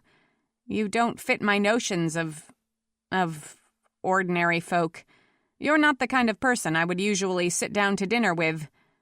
And yet I find you utterly fascinating. I am amazed by how much." Bright mother burn me, she thought. He's not flirting after all. He's convinced himself he's besotted. She was not good at subterfuge, but she managed to summon an easy smile and a careless answer. "But that is my goal, you see," she said, "to make you realize that mystics are a likable, genial lot. Stranger than you're used to, but quite appealing in their way." He didn't laugh, as she'd hoped. His voice was still quite serious as he replied, "I am far from certain I would feel that way about any mystic but you." She was grateful beyond measure when Julia took that very moment to step into the room. "Haley was right. You are here," she said, seeming very pleased to see Senneth again. "Is Dugard showing you the house? I wish you could be here in the spring. The whole place is a little gloomy at this time of year, but once the front gardens bloom, it is a completely different story." "Maybe Senneth will come back and visit us then," Dugard said. Senneth greatly doubted it. "I am not sure yet what my schedule will be," she said. "I know I am expected in Gosenhall soon, and after that, who knows?" "Well, consider yourself invited," Julia said, "any time you happen to be near." They continued the tour of the house, Senneth silently noting the moonstones in the kitchen, in the library, in the playroom upstairs. After they paused to partake of tea and cakes, Dugard reluctantly ordered the gig out and drove her back down the hill, through the town, and along the southern road to the Quatrain house. "And you leave for the Lyrans tomorrow? How long will the trip take you?" he asked. "At least 3 days," she said. "I hope you will make time for me when you return," he said. "We will certainly have Albert and Bettany over to dinner one night, but perhaps you and I might go out riding some morning. I promise not to bring Haley." "Again, I'm not sure of my schedule," she said. "Bettany is already talking of a dinner party, and I must be honest with you. I am not used to so many events all piled together. Talk of so many occasions makes me want to hide in the bedroom or escape out the back hall." She was smiling as she said it, but she meant every word. She had half a mind not to return to Beneld once the conference with the Lyran folk was over. She could cut through the southern edge of Kianlever when she crossed the mountains and get to Gosenhall sooner. In fact, if she hadn't been commanded to present herself in Gosenhall, she could stay in the Lyrans for a few weeks. No one would invite her to dinners and dances in that isolated and unwelcoming land. She could be assured of her solitude there. But she could hardly refuse Baron's summons. It was not just that she admired him as king and liege, though she did. She appreciated him as a friend, one who had supported her when her own family had cast her out. If he needed her, she would go to him. She would do any chore he asked. "Don't hide from us, not just yet," Dugard said. "Give us a few more chances to prove that our society can be quite enjoyable." "I'm sure it can be," she said. They had pulled to a stop in front of the Quatrain house, and Senneth paused before jumping down from the gig. "You must understand," she said gently. "Mystics are not quite tame. Your first impulse was correct. We are not the sort of folk you would invite to the dinner table, or expect to see there more than a few days running. We can be quite as likable as ordinary men and women. But we are still different." "I know," he said simply. "I think that is why you interest me so much." Hopeless. She mustered one last smile, then gathered up her skirts and hopped down before he could think to secure the horses and offer to assist her. "In 3 days," he called as she waved from the front door. "I will expect to see you then." 4. Darkness still blackened the windows the next morning when Senneth was wakened by a furious racket at the front door. She was on her feet with a dagger in her hand before she even registered what the commotion was about. Loud voices, raised and urgent, and the clattering sounds of footsteps gathering from all corners of the house. She heard someone utter the word fire. She had pulled on a shirt and trousers and plunged out her bedroom door when Bettany came running up the stairs. "Senneth, thank goodness you're awake," Bettany cried. "What's the trouble?" "The whole hillside north of town is in flames, and the fire is heading straight for Dugard's house." Most small towns could form a water brigade from the nearest well or river to put out a blaze that threatened the houses, but a wildfire sweeping through the landscape would only be stopped when it ran out of fuel or encountered a rainstorm. Can someone saddle my horse? I have to get closer before I can control it." Yes. Albert has already instructed the groom to bring it around." Dugard was among the small group of men milling about at the bottom of the stairs, and he was the first one to spot Senneth. "Thank you," he exclaimed, catching her hands as she took 3 steps at once to land in the foyer. "I have exposed your secret, but I didn't know what else to do." He was streaked with sweat and grime. He must have dashed through the house itself to reach her. "It doesn't matter, but we have no time to waste," she said, pulling free and running for the door. The groom was just now leading up her raw-boned gelding. She threw herself into the saddle and kicked it forward, trusting it to find its footing in the dark. Dawn was still at least an hour away. There would be precious little illumination to light their way until they arrived at the scene of the fire, when there would be too much. Dugard was instantly beside her on a horse of his own. "How did the fire start?" Senneth called to him. "I don't know. Perhaps some of the town boys were hunting yesterday and someone was careless with a campfire, and someone told me there was lightning while we were at Evelyn's house, though it never brought any rain. A small fire could have been smoldering all this time and just now blazed up." "How big is it?" "I couldn't see a way around it as I was coming down the hill," he answered. "It stretched too far in each direction." She nodded and urged the horse to run faster, though they had to slow down as they crossed through town. Anxious villagers had gathered in the cold streets, shawls and cloaks thrown over their nightshirts, all of them staring with dread and fascination at the leaping red wall of devastation slowly climbing its way up the hill. Even before they were close enough to feel the flames, Senneth could sense her temperature rising. It was as if she was a tightly wrapped bundle of kindling just waiting for a spark. The power began building in her veins. Her hands were so hot that she stripped off her gloves and was almost surprised that her fingertips were not steaming in the chilly air. They were close enough now to make the horses nervous, so Senneth jumped off the gelding and tossed his reins to Dugard. "Hold him," she said. "Stay back." "What are you doing?" he cried after her, but she paid no attention. She just gathered all her strength and ran uphill as fast as she could into the heart of the fire. Every sense was assaulted with heat, scent, sound, vertigo. The air was too hot to breathe. Senneth felt her throat crisp as she tried to inhale, and her uncovered skin felt as if it would melt to the bone. She was surrounded by leaping, chaotic sheets of fire, scarlet and gold and edged with black. Impossible to tell which direction she faced, impossible to determine where the line of fire ended, or if it ran on to engulf the entire country. Around her, trees crashed to the ground, squealing as their highest limbs splintered apart and groaning as their massive trunks were clawed in two. Primitive and triumphant, the blaze roared out an incomprehensible language of jubilant rage. Senneth raised her hands and spread her fingers wide and gathered all that heat and fury and power inside her. She felt the fire twist and snap at her like a rabid cur. Calmer than stone, she held her place, bent her fingers back a little to widen the reach of her palms. Inexorably, she drew the fire closer and closer to her. She opened her hollow bones. She emptied her veins to allow the flames to rush unchecked through her body. Her fever spiked even higher. Surely her skin must be glowing. She flung her head back, her blonde hair no paler than the yellowest crown of flame, and soaked up the conflagration like so much spilled wine absorbed into a heavy cloth. Around her, the fire stuttered and grew docile. The high, ragged curtains of flame descended, huddled low, collapsed upon themselves in great smoking strips of char and cinder.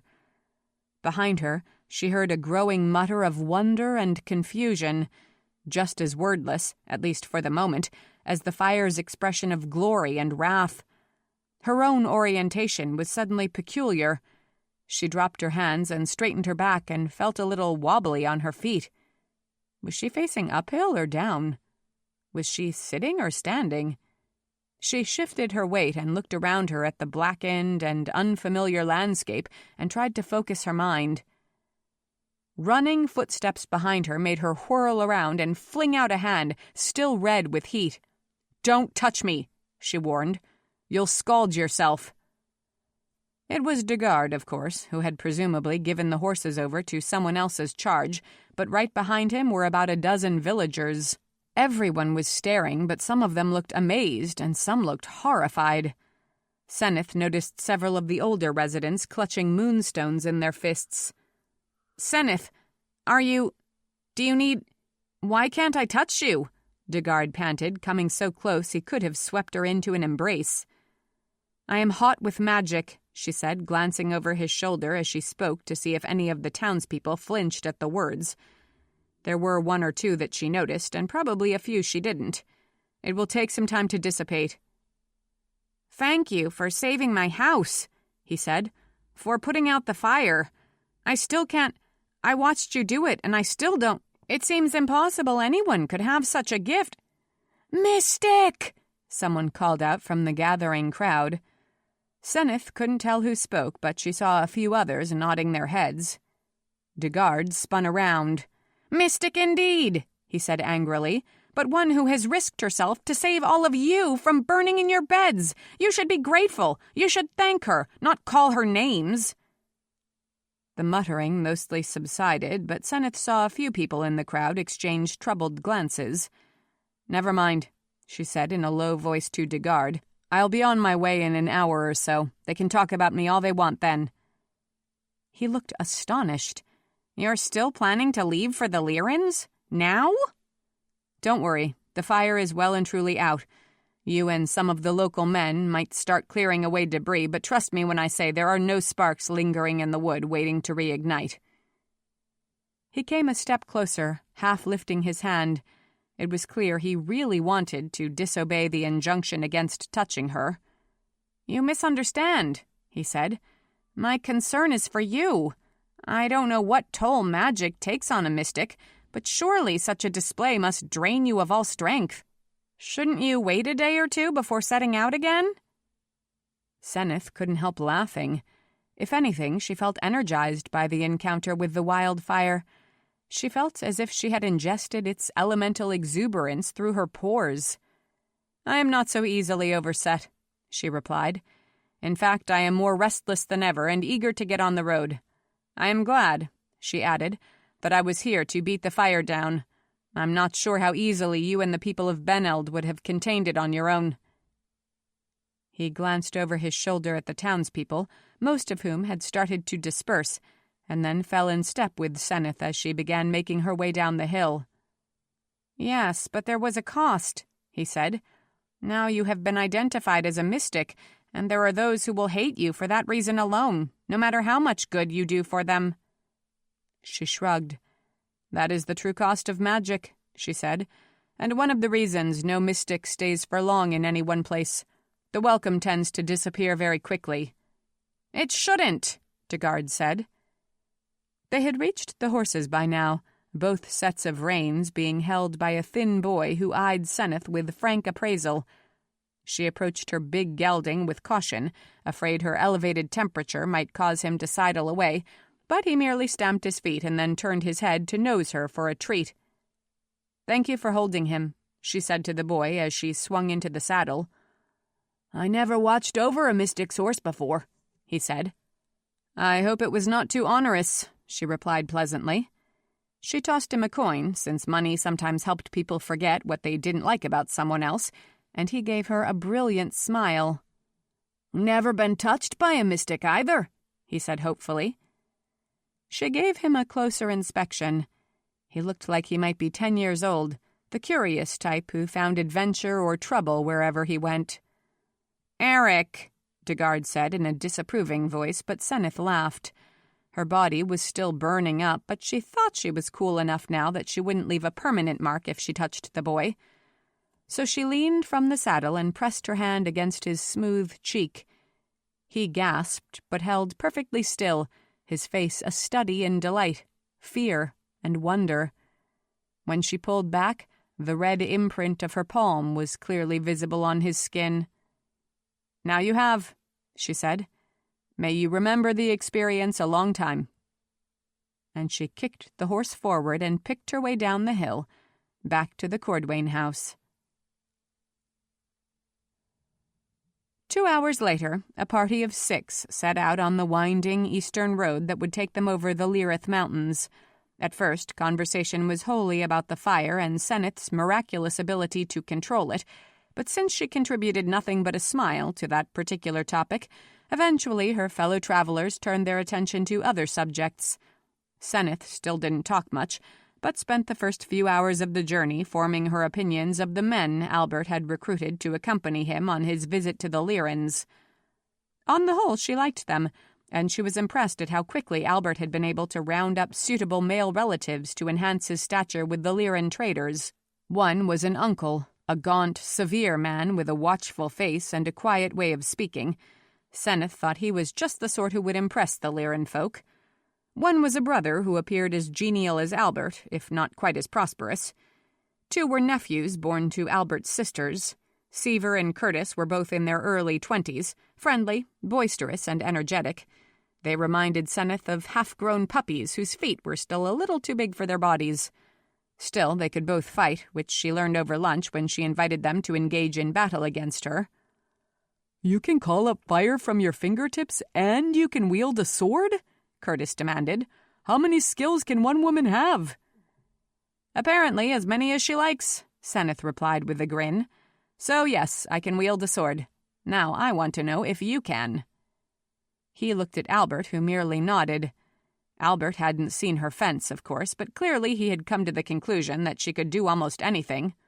"Very well," Curtis said, "but I don't want to hurt you." It was obvious pretty quickly that he wouldn't be able to, even though he rapidly abandoned the notion that he had to hold his strength in check. They struck and parried for a good 10 minutes before Senneth signaled the fight over. "Not bad," she said. "You've obviously practiced." "So have you," he exclaimed. "Where did a woman learn to fight like that?" She laughed. "Everywhere I had to." She motioned at Seaver.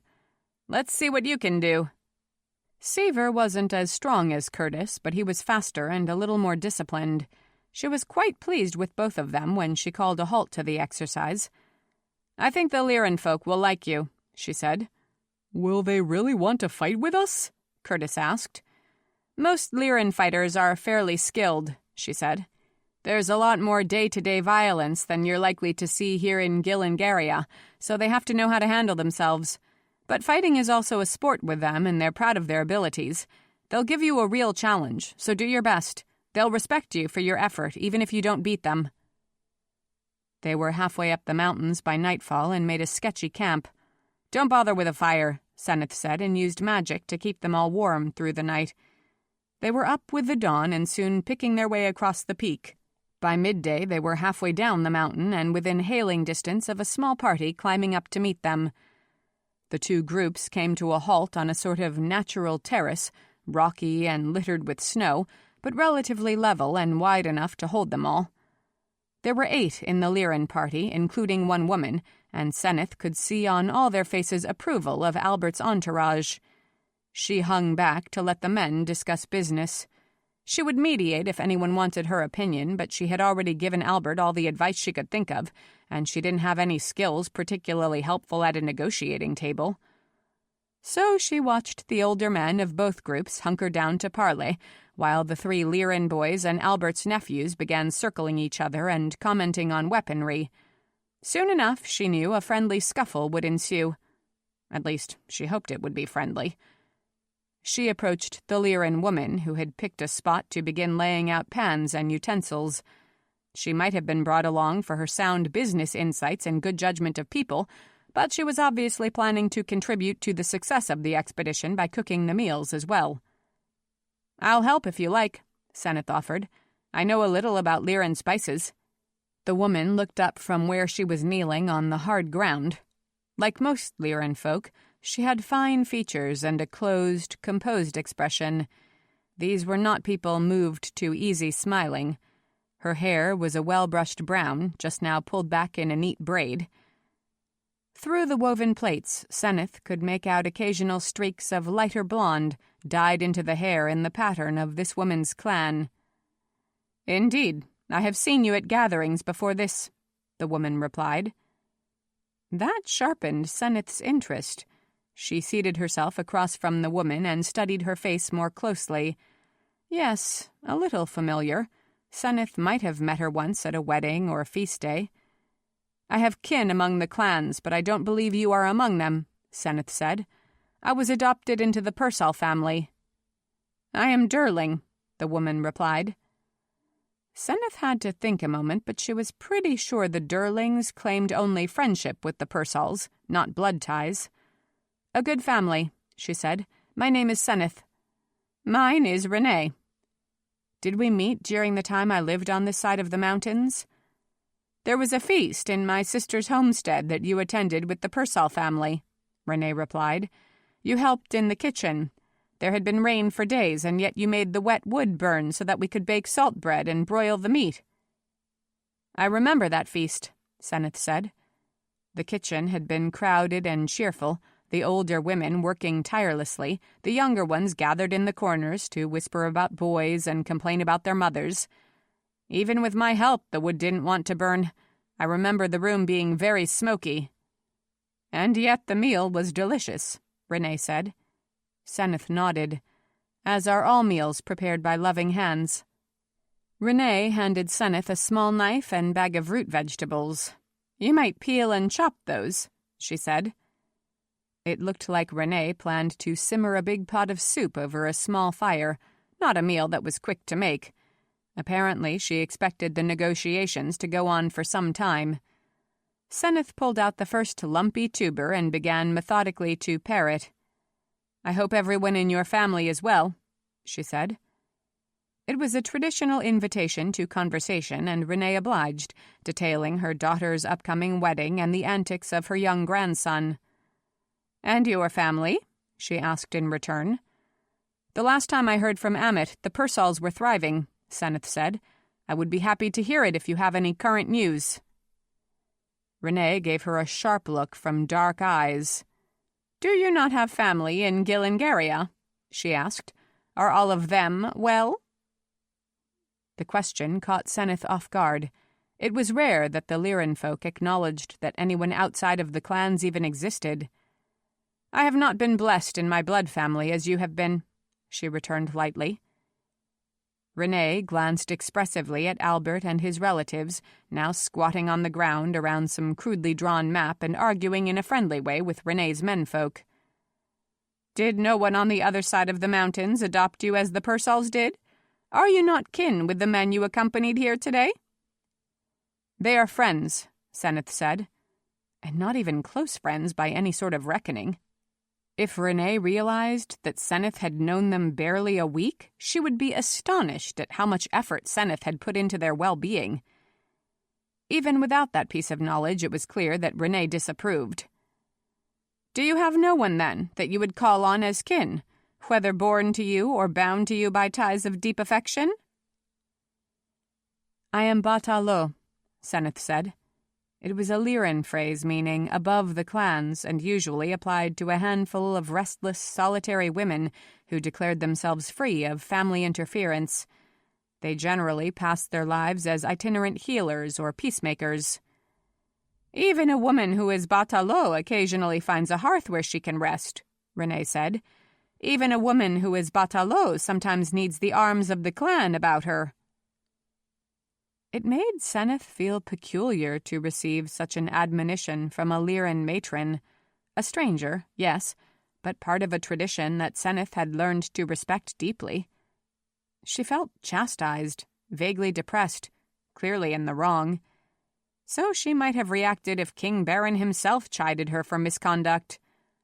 "I can claim a few souls who love me," she protested. "I am not entirely friendless." "It is not right for anyone to be alone," Renee said sternly. "I like it," Senneth said. Renee gave her one long, close inspection before she said, "No, you do not." There didn't seem to be any answer to that, so Senneth didn't attempt to make one. She and Renee worked in near silence for the next hour, stirring the soup and mixing a loaf of bread. Oddly enough, despite the previous conversation, the silence was companionable, and Senneth felt a sense of deep satisfaction once the meal was ready to serve. Everyone ate heartily, and following the lead of the Lyran men, who praised the cooks lavishly, Albert and his relatives thanked Renee and Senneth profusely for their efforts. After the meal, the young men engaged in a series of wrestling matches and impromptu duels. Seaver and Curtis managed to win about 1 out of every 4 contests, which seemed to please everyone, and in between bouts they paused to argue about technique.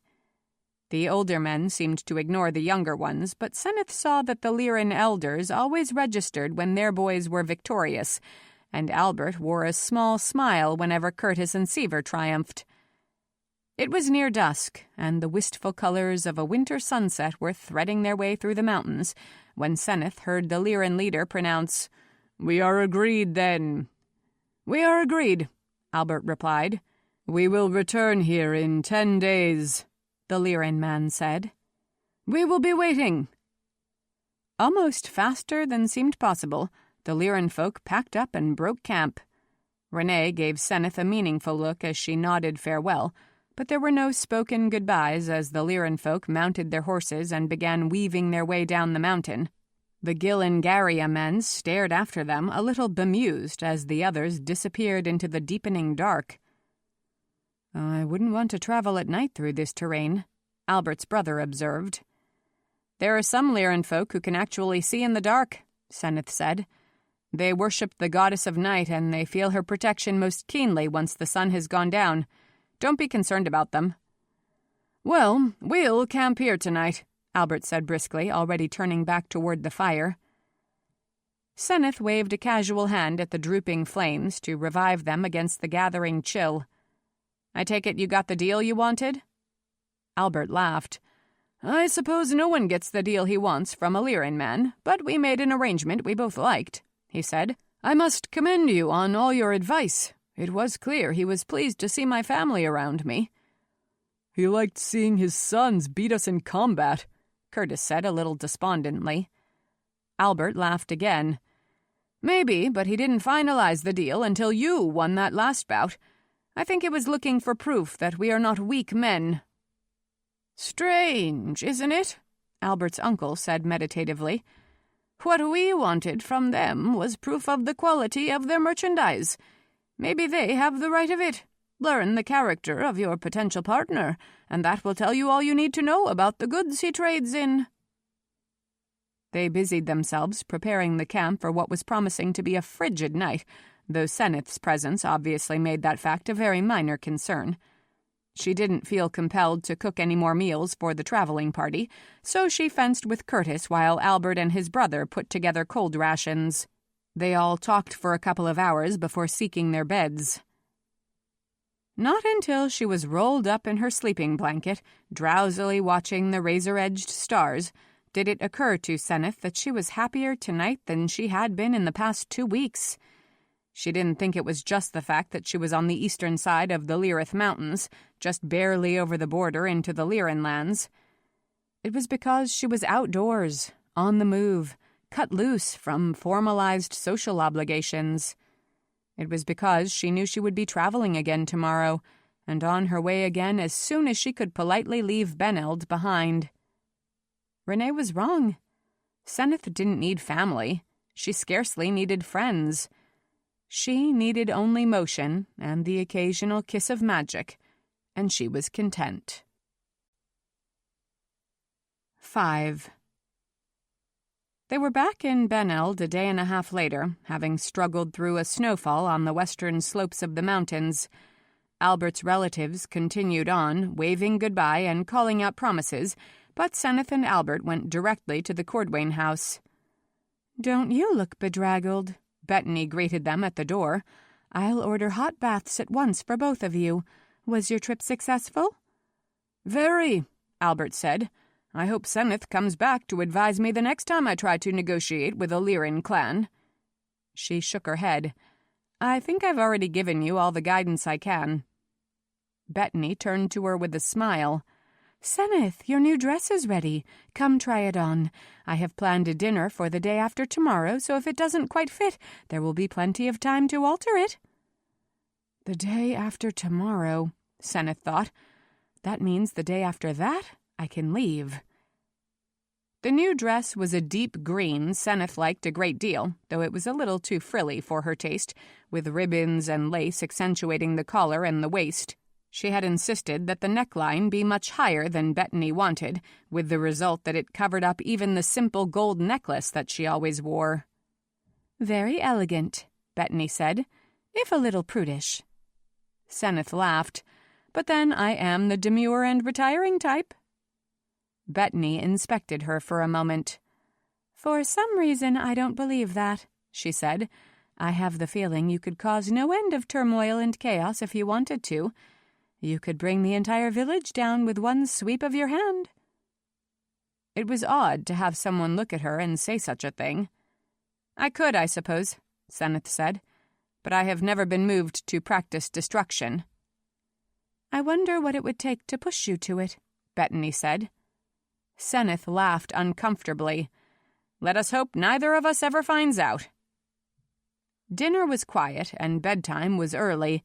Senneth was restless from the minute she got out of bed the next morning. Restless enough that she was even happy to see Degard when he came calling before the sun had risen very high. "We saw your group return yesterday afternoon," he told her. "Are you refreshed enough to go riding this morning? I'll understand if you're not." "I find it much more tiring to sit around doing nothing," she assured him. "Let me just call for my horse." A few minutes later, they were following a rather overgrown trail that led in a southwesterly direction away from the Quatrain house. It was wide enough to ride side by side, though barely, and they had to keep the horses to a walk to avoid any hazards that might be covered by fallen leaves and lingering snow. "How was your visit with the Lyran folk?" he asked. "Successful, Albert tells me. I didn't participate in the negotiations. Did anything exciting occur in town while we were gone?" "No, nothing. Even Haley failed to provide excitement because she was sick in bed the whole time, so she couldn't knock things over or try to put clothing on the dogs or disappear from the estate so completely that every soul on the property had to search for her for hours, terrified of finding her dead in the forest." "That was a stroke of luck," Senneth said, "though I suppose you and Julia will come down with the ailment next, and no one will be well enough to contain her." "Thank you for that thought," he said. "It makes me look forward to the rest of the week." Senneth enjoyed that part of the conversation, but soon enough he was asking her searching questions that she didn't feel like answering. What part of the country had she grown up in? Had she any family at all? What were her plans once she left Beneld? Couldn't she stay just a little longer, another week perhaps? Would she be traveling back toward Kienlever any time in the near future? "If I wanted to get in touch with you sometime," he finished, "how would I do it?" She smiled, but she felt uncomfortable. Why would Degard want to get in touch with her? More to the point, why would she want to hear from him? "I am usually back in Gosenhall at least a couple of times a year," she said. "People who want to reach me can leave a message at the palace." "I should feel awe that I am speaking to someone who is on such terms of intimacy with the king," he said in his intense way. "And yet, all I can think is, of course Baron values Senneth. She is so amazing that he would be a fool not to appreciate her talents." "It is I who feel gratitude that he allows me to serve him," she said quietly. "He is an excellent king and a good man. It is a privilege to be among those he trusts." They rode for about an hour, the exercise restoring Senneth to her good mood, which was helped along immeasurably by the appearance of an energetic sun that chased away much of the chill. "Let's go on into town and get something to eat," Degard suggested just as they came within view of the Quatrain house, and Senneth was feeling cheerful enough, and hungry enough, to agree. Practically everyone who lived within a 5-mile radius of Beneld must have had the same thought, for the streets were crowded with carts, horses, pedestrians, and vendors. They left their own horses at the overflowing stables and promenaded down the main road like everyone else. Degard introduced Senneth to a handful of people, some of whom she recognized as witnesses to the hillside fire a few days ago. None of them seemed delighted to see her again, though they were civil enough. Eric, the boy who had held their horses, waved at her when she passed, then leaned over to whisper something to a friend. Senneth spotted Julia and Haley inside the dressmaker's shop. Haley with her little face pressed against the window. Even Bettany had come to town to pick up supplies, and she laughed as she came across Senneth and Degard sauntering by. "If I'd known you were coming here, I'd have asked you to run some errands for me," Bettany said. "I'd be happy to carry home flour and cheese and anything else you might need," Senneth replied. "No, I think the kitchen is stocked, but I wanted new linens for the table and— Oh, Senneth, your dress won't be ready till tomorrow. I had hoped to bring that back home this morning." "I can come fetch it tomorrow," Senneth said. "It's not like it's a taxing ride into town." "Yes, but no matter how careful you are, it is sure to get wrinkled, and it will take some time to iron it out, and I do hope the alterations are perfect, for, you know—" Before Bettany could specify any other problems, she was silenced by a piercing cry from down the street, followed quickly by a low rumble of shouts and questions. Senneth spun around to find the uproar occurring before the confectioner's shop, where a short potted tree was topped with a merry halo of fire. Townspeople had quickly mobilized to put it out, and 2 boys were already running up with buckets of water sloshing in their hands. "Bright Mother brand me," Senneth muttered. Next to her, Bettany exclaimed, "Another fire? Why is everything burning?" Degard was hovering at Senneth's elbow. "Can you put it out from here? Shall we get closer?" "They seem to have it well in hand," Senneth said, not stirring a step. Indeed, the first bucket of water seemed to have doused the flames completely, but 2 more were tossed on for good measure. Even from the distance of 100 feet, she could see the townspeople gesture excitedly. 1 or 2 of them started scanning the crowd as if looking for someone. Looking for her. Looking for the mystic. The woman who set things on fire. "I think we'd better go home," Senneth said quietly. But before she could move, there was another shriek, another spurt of flame. This one poked through the bare branches of a decorative shrub planted in front of one of the taverns, which was right next door to the bakery.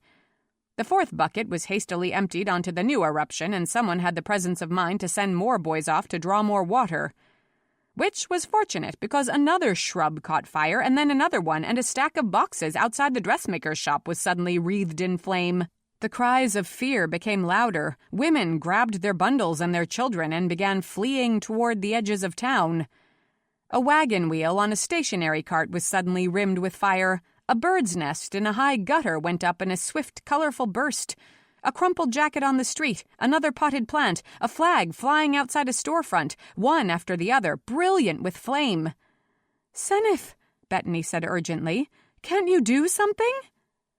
Degard was regarding her with something like horror. "Senneth," he said, "you aren't— This isn't your work, is it?" "Not mine," she said shortly, furious but unsurprised that he even asked, "but it is almost certainly enchanted fire." Others had come to the same conclusion. More and more townspeople had searched the crowds, trying to locate Senneth, and someone cried out, "There she is!" In the way of mobs, there was a convulsive general movement in her direction and a low, angry muttering that was growing louder by the minute. "Senneth," Bettany said, "we had better get you home." But Degard's hand was suddenly around her left wrist. On his face was a curious expression of fear, uncertainty, and uneasy determination. Perhaps she should wait and answer the questions of our friends. "Degard!" Bettany said sharply. "How could you for one moment entertain the idea—" "I don't think she has done anything, but I don't know. How can either of us be sure?" he said. "We scarcely know her. I think it is fair that we ask her some questions and listen to her answers." Senneth couldn't decide which was funnier, the notion that 2 hours ago Degard was displaying all the symptoms of a smitten suitor, or the fact that he actually thought he could restrain her by merely holding on to her arm. It didn't seem to occur to him that a woman who commanded fire could turn him into a walking inferno. "Release me," she said to him in a quiet voice. The other townspeople were only a couple of yards away. There wasn't much time. "I will not run, but I can at least put out the fires that are raging now." He kept his hold. "Even if they are not your own?" he said. She was too annoyed to answer. Without bothering to argue, she lifted her right hand and made one comprehensive pivot so that Degard's arm ended up wrapped around her waist. She felt power flow from her fingertips with a cool and weighted presence. It was as if she covered the entire town with a heavy blanket that suffocated all the existing fires and laid a compound over the rest of the ready fuel that would make it refuse to burn. "That should hold for a few hours at least," she said to Bettany, twisting back around so that she could disentangle from Degard as much as possible. The crowd was upon them now, maybe 20 or 30 people, mostly men, all of them shouting. Senneth had to fight down the urge to push them back with a sudden pulse of heat. "What have you done, Mystic?" the nearest one shouted. He was tall and heavy-boned, and his face was red with rage. Senneth remembered that Degard had introduced him as Baxter. "Are you trying to burn down our town?" "I'll get Albert," Bettany called, picking up her skirts and racing away. "I have done nothing," Senneth replied coolly, but her words were lost in the growing rumble. "Mystic!" dozens of voices cried. "Burn her! Stone her! Kill her!" "I have done nothing to any of you," Senneth shouted, trying to pitch her voice above the angry roar. "This is not my magic." "Mystic!" the crowd answered back. "Stone her!" She saw a few shapes bend and straighten, as if several men had picked up rocks from the street. Something hit her on the right shoulder, and she whipped her head around to see if she could spot who had thrown the missile. Unexpectedly, Degard jerked her closer to him and put his free arm around her shoulder. "Let her speak!" he shouted to the crowd, trying to protect her with his own body when more rocks came flying in. "Let her answer! Do not condemn her without a hearing!" Baxter grabbed a fold of Senneth's shirt and growled, "Speak, then!" into her face. "This is not my magic," she said again, her voice loud and calm. "But you're right. You are dealing with sorceress flames. Someone in this town is a mystic and playing with fire." "You're the only mystic who's come through, Beneld!" cried a voice from the back of the mob. "I'm the only one you know of," she called back, "but there is someone among you who is trying out his power." Now the muttering changed in tone, and for a moment neighbors looked at each other with suspicion. Then the big man shoved his red face towards Senneth again. "Liar!" he snarled. "Just like a mystic, trying to start trouble, trying to turn friends against each other." "Run her out of town!" someone yelled, but other voices called for more extreme measures. "Stone her! Kill her! Kill the mystic!" Degard held her even more tightly. "No!" he cried. "You will not harm her, not without proof." "She's a mystic! What more proof do you need?" a woman shrilled out, but a few other voices were raised in favor of a more temperate approach. Baxter now thrust his face at Degard. "What kind of proof? We've already seen what she can do with fire." "We will hold her a few days," Degard said.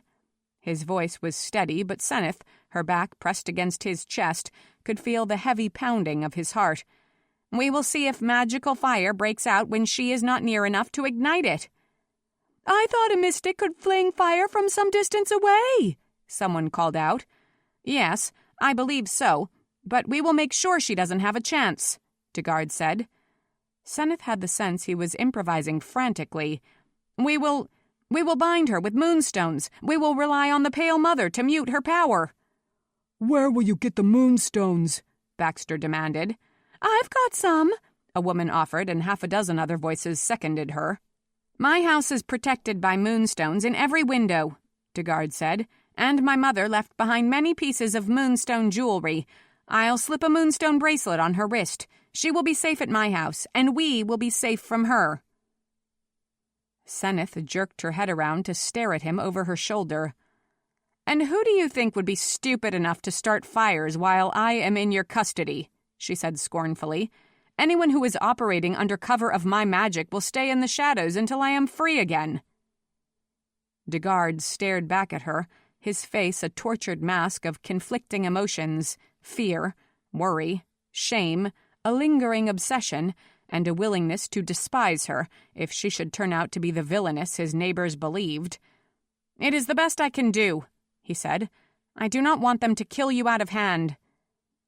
She was tempted, so tempted, to shoot back a mocking reply. "You have so little idea what I am capable of. I could scorch you and every soul in this town before you have time to gather your pitiful handful of rocks. You are not what holds me here for even another minute." "I am content to wait a day, or perhaps 2, she said. "Perhaps by then they will be calm enough to realize I am no threat. But I do not think this other mystic will come forward, and I believe your entire town will still be in danger." "You're the danger!" the big man shouted out. "Off she goes, then, to Degard's house. Who will split the watches with me while the witch is under guard?" It was a loud, angry, awkward procession from the town, up through the singed forest, all the way to Degard's house. Julia and Haley had arrived ahead of them, though Julia had clearly lingered in the town square long enough to hear the verdict, for she opened the door immediately to Senneth and her captors. "Mother's old room," she said in a constricted voice, not looking at Senneth. "I think it's best. It's small enough, and there is only the one window." Baxter pushed past Julia into the house. "Take me there," he commanded. "I will look it over." The rest of them crowded into the parlor while Baxter explored the house. Someone, Senneth noted, had managed to pause in town long enough to acquire a rope, and he kept coiling and uncoiling the loops in an excited, nervous fashion. They were going to do this upright, then. They were really going to keep her prisoner, bound in place and subject to an inimical magic. If she did not want to risk losing her freedom, perhaps her life, this was her last chance to scatter them all with fire and dash for the door. She waited patiently, meekly, in Degard's hold. Soon enough, Baxter was back, satisfied. "The room will do," he said, "but I myself will see her safely settled." Degard, Baxter, and 3 other men escorted her up the stairs to a small room with worn, faded furnishings and a slightly musty smell. The bedchamber of Degard's devout Giseltess mother, Senneth supposed, still looking more or less as she had left it when she died. Yes, a single large moonstone hung in the window, and a collection of smaller gems glowed balefully on an oak dressing table. Baxter immediately started pawing through a jewelry chest and came away with delicate filigree necklaces hung with moonstone charms. He wrapped one of these around one end of the rope, then secured the rope to the foot of the 4-poster bed. Senneth watched with interest. Clearly he believed that she would be unable to untie any knots decorated with moonstones. He repeated the process with the other end and then grabbed her roughly to circle the rope around her waist. Through the fabric of her trousers she could feel the skittering heat of the small gems flickering against her skin. Baxter turned to Degard. "You said you had a bracelet?" Degard had finally released Senneth when Baxter tied the rope around her middle, and he stood there now looking wretched and unsure. "Yes, but perhaps we don't need anything more than the moonstones on the rope." "Perhaps," Baxter said. "And what if you're wrong? She will burn the house down around your head with all your family inside it." "The jewels will sear her skin," Degard said. "That is nothing compared to what she would do to you," Baxter sneered. Julia was already at the dresser going through a small drawer. She didn't seem willing to take chances. "Here," she said, turning toward Baxter. Something dangled from her fingertips, icy cool gems of muted white fire linked by coils of silver. Baxter grabbed it with a chortle and stumped over to Senneth. "Hold out your hand," he demanded. "I don't think," Degard began, but Senneth merely extended her left arm. When Baxter fastened the bracelet around her wrist, for a moment she thought she would scream. She felt each gem branded against her skin, a separate, specific torture. From wrist bone to elbow, her flesh flushed with an external flame. It was such a strange sensation. She was used to heat. She was accustomed to fevers raging through her blood. But this was altogether different. More like a raw scrape from a rough surface. More like ice so cold it felt like fire. "That'll keep her from doing any mischief," Baxter said in a satisfied voice. "How long do you intend to keep her here?" Degard asked. "How long will it take to convince you she is the one who has set all these fires?" Baxter retorted. Julia spoke from the doorway. There were no fires while she was in the Lyrans with Albert. 3 days, Degard said. If 3 days pass and nothing else burns. Then what? Senneth demanded. She was standing very straight by the foot of the bed, her arms still extended to keep the bracelet away from her body. If she breathed quite carefully, she could almost ignore the ongoing pain. At any rate, after the first sweep of agony, the intensity had abated. It was tolerable now if she held her arm motionless. What do you plan to do to me? Baxter came close enough to leer into her face. His breath smelled of onions. She was tempted to kick him in the groin just to prove that she didn't need magic to do some damage, but on the whole she thought she was better served by pretending to be submissive. What usually happens to mystics who have offered harm to innocent people? I think you will not find it quite so easy to kill me, she replied coolly. No one is going to kill you, Degard spoke up swiftly. Baxter kept his face inches from hers. His smile was evil. I think a mystic dies as easy as anybody else. She stared back at him fearlessly. He was only a couple of inches taller than she was, heavier, of course, but she was pretty sure she could beat him in a fair fight, using only swords and no magic. I am expected in Gosenhall within the week, she said. Are you going to explain to King Baron what has become of me? Baxter didn't even flinch. Either you're lying, he said, or the king doesn't know how dangerous you are. If we kill you, we serve the king and protect the realm. We're not going to kill her, Degard said. Baxter had had enough conversation. Everyone out, he said, sweeping his long arms before him as if to herd the others into the hall. Degard, find something to feed us all while we decide who will stand watch. Degard gave Senneth one quick, desperate look. But Julia put her hand on her brother's arm. Come downstairs now, she said quietly. Let us all discuss what we're going to do. A moment later, everyone had shuffled out the door, and Senneth heard the lock noisily fall in place. She was alone in a warded room, bound by moonstones and on sufferance for her life. Perhaps Renee had been right. Perhaps she really did need friends. She backed slowly toward the bed, and when she felt the frame against her knees, slowly seated herself on the mattress.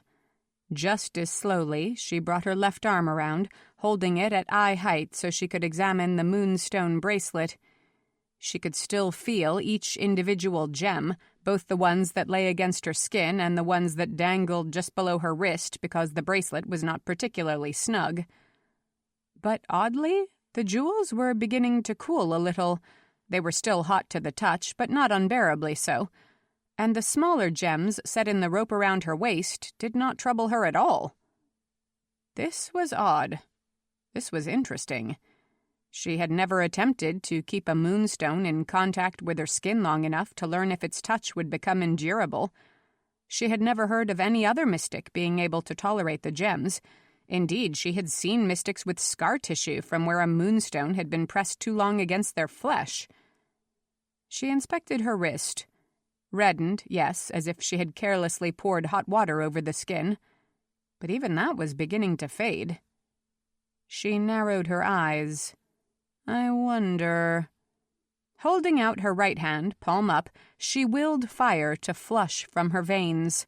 She had to concentrate harder than usual, and she felt the muscles of her belly tighten with effort, but flame began to build up in her hand. Red and yellow tongues of fire licked between her fingers and snapped upward as if hoping to migrate to the ceiling, or maybe travel as far as the faded drapes. For a moment, as the flames grew brighter, the moonstones on her wrist and around her waist flared with their own contained heat. But then they quieted down again.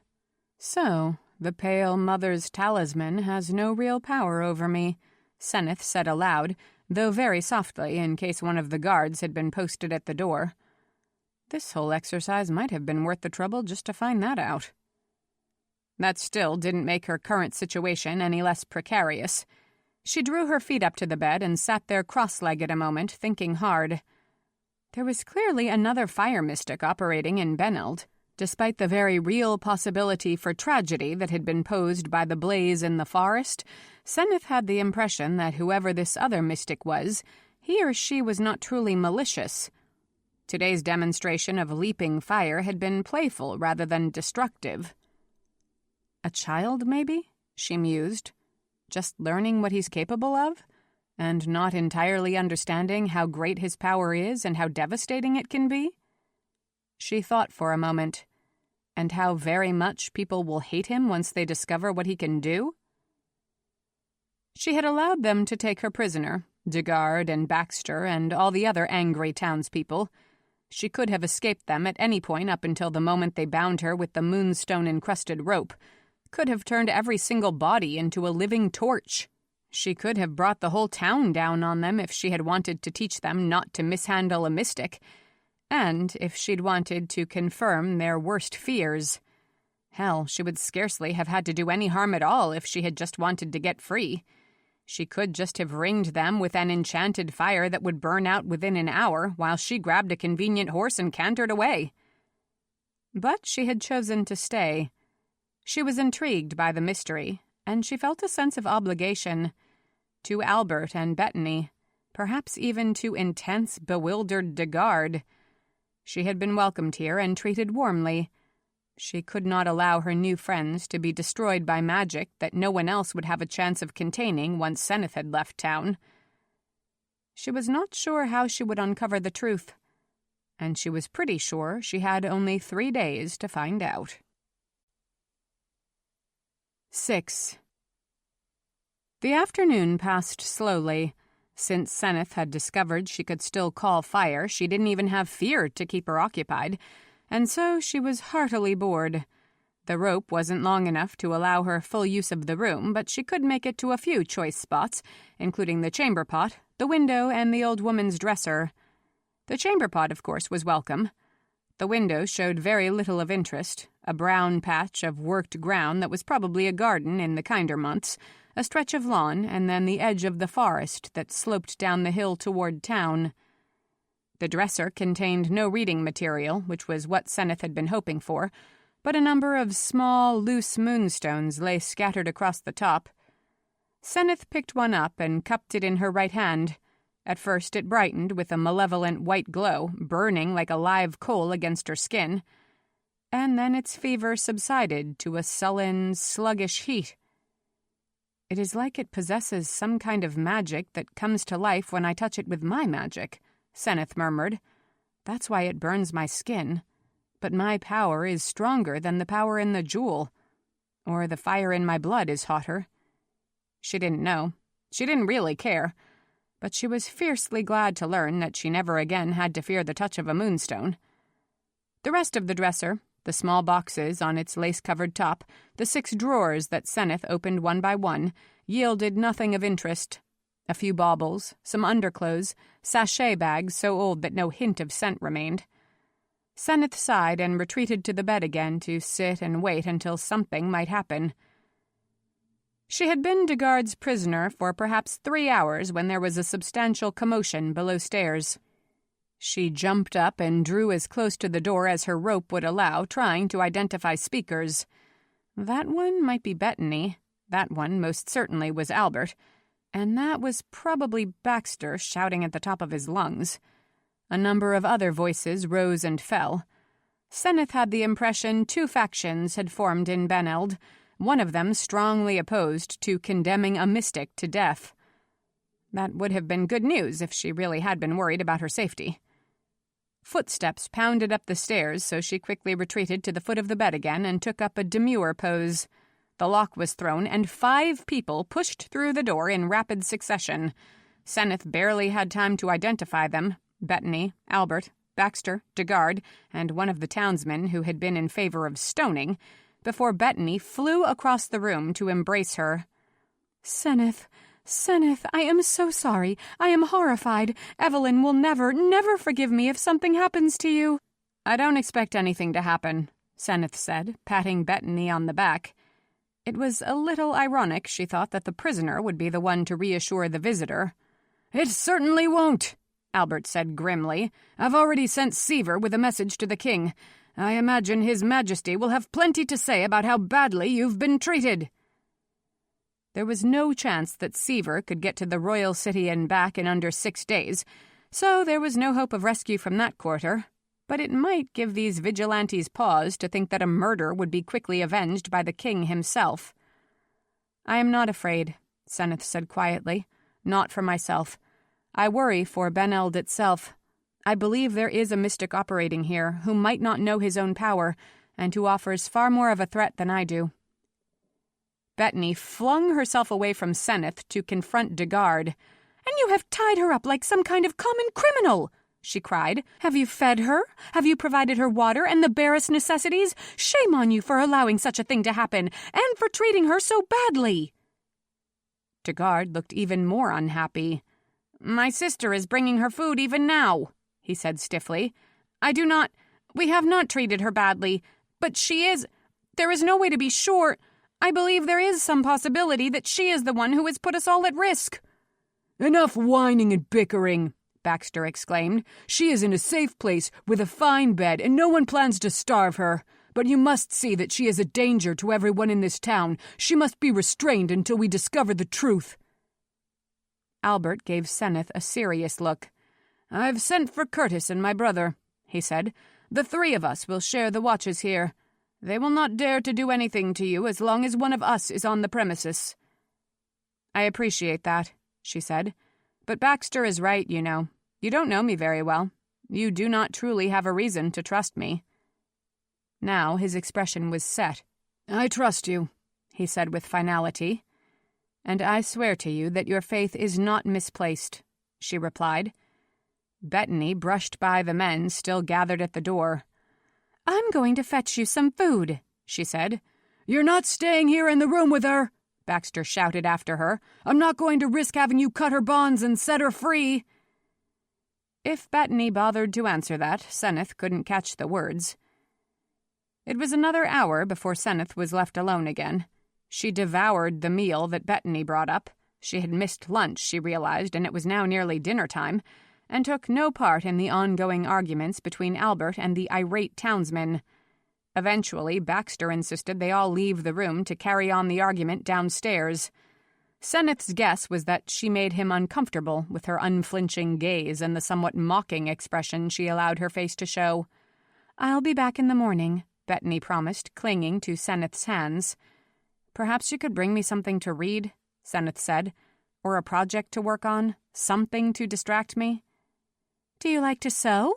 Bettany asked, then took in a quick, dismayed sip of air. Senneth could easily follow her line of thinking. "I'll bring Senneth her dress to finish. The dress she was to wear to the dinner tomorrow night. There will be no dinner. What a terrible day!" "It's all right," Senneth said gently, disengaging her hands. "I told you I wasn't very good at dinner parties." Truth to tell, except for the boredom, she was just as glad when they all finally cleared the room. It was too exhausting to feel such strong dislike for Baxter, such pity for Bettany and Albert, and a growing disdain for Degard.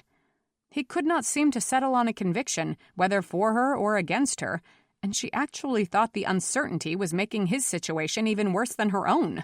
Whenever he was in the room, he stared at her hopelessly, joining almost no conversation, but if she turned her sharp gaze his way, he instantly looked away. Not man enough to defend her, not fanatic enough to condemn her. She wished she was out of his house and never had to see him again.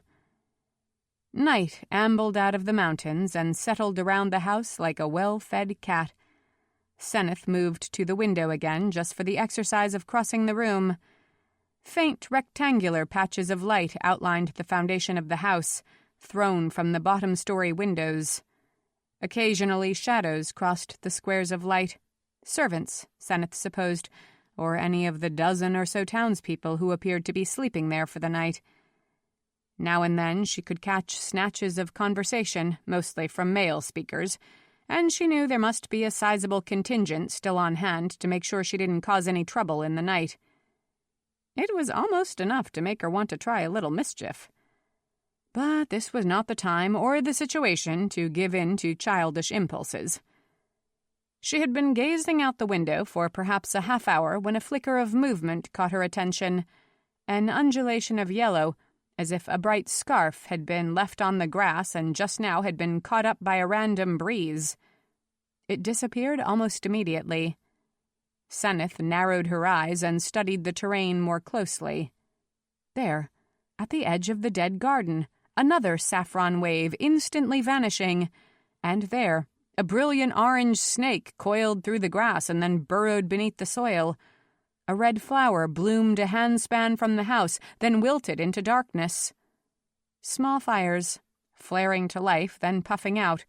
No objects, no piles of rubble or handy little shrubs were actually being set on fire this time. No, the mystic was simply calling flames out of nothing for the joy of seeing the air itself burn. Whoever this hidden mystic was, he was among the people guarding Senneth at the house. During the next 10 minutes, more bursts of fire flared up and died down, each one a little bigger than the last, lingering a little longer. Senneth stood immobile at the window, torn by indecision. Should she call for Degard or Baxter and gesture toward the yard? You see, fire leaps up even when I am wrapped in moonstones. I am not the cause of your misfortunes. Should she say nothing and let the flames grow stronger until they caught on some highly flammable fuel and turned into a true conflagration? It went against her nature to allow this house to burn merely out of spite, but should she allow the situation to grow dire enough that her jailers were forced to turn to her for aid? No, it just felt wrong. Besides, she wasn't sure they would believe she was innocent even so. They might conclude that fires set in such proximity to her prison cell must have been set by Senneth herself. They would be wrong in fact, but right in theory, since she was fairly sure she could have set such fires if she'd wanted to. Could she put them out, even operating under the handicap of her moonstone accoutrements? She flattened her fingers against the cool glass of the window and pressed her face so close to the pane that it slowly fogged over. She imagined her hands growing enormous, monstrous, calloused with ice, and then she imagined herself laying each broad palm over a half-acre of the land below. She could almost feel the stiff blades of dead grass tickling against her skin, the lumps of dirt, the occasional pebble in the soil. Fire suffocated beneath her touch, and tendrils of smoke trickled between her closed fingers. She shut her eyes and called up a memory of the whole perimeter of Degard's house. She pictured herself lumbering slowly around it, a giantess bent half over so that she could touch each separate square foot of lawn with her immense fingers, squelching any remaining flames. Her imaginary hands were cool and damp, even as the palms she rested against the glass grew hot with absorbed energy. She leaned her forehead against the window and envisioned the entire small valley where Degard's house was nestled, the scattered gardens and the short expanse of lawn that gave way so quickly to forest. She imagined herself, the giant woman, dropping to her knees and then settling her whole body on the ground, wrapping herself protectively around the honey-white house. Where she lay, pressed against the soil, no flame could ignite. While she guarded this place, no calamitous fire could have its way. The morning brought Bethany, carrying food she had made for Senneth in her own kitchens, as well as a stack of novels and a sewing basket. "There's a pillowcase in there and thread if you wanted to embroider," Bethany said. "I'm embarrassed to even offer you such a pastime, but sometimes sewing keeps my mind off of troubles, just to have my hands occupied." "I appreciate it greatly. I appreciate even more the kindness behind the thought," Senneth said. "I brought my own projects," Bethany said defiantly, "and I am going to stay here all day and keep you company, no matter what Baxter says." Even though they didn't talk much during that long, dull day, Senneth found Bethany's presence a comfort, not least because it kept Degard from coming to the room every half hour, showing his anxious face. Baxter wasn't much deterred, though. He arrived around noon, planted his feet squarely in the middle of the room, and sneered at Senneth where she sat on the bed, dutifully setting stitches into the fabric. "So, he said. "We haven't had a single fire since you have been locked in this room, bound with moonstones." "Not even a candle or a cook fire?" she asked in mild amazement. "How inconvenient for the entire town." He jutted his face forward. "I mean a wayward fire set to cause destruction." "Then you've been most fortunate." "We've been smart," he said. "We've locked up the Mystic." "Well, you've locked up one of them," Senneth said. "Not the one who means you harm." He stamped away, still muttering.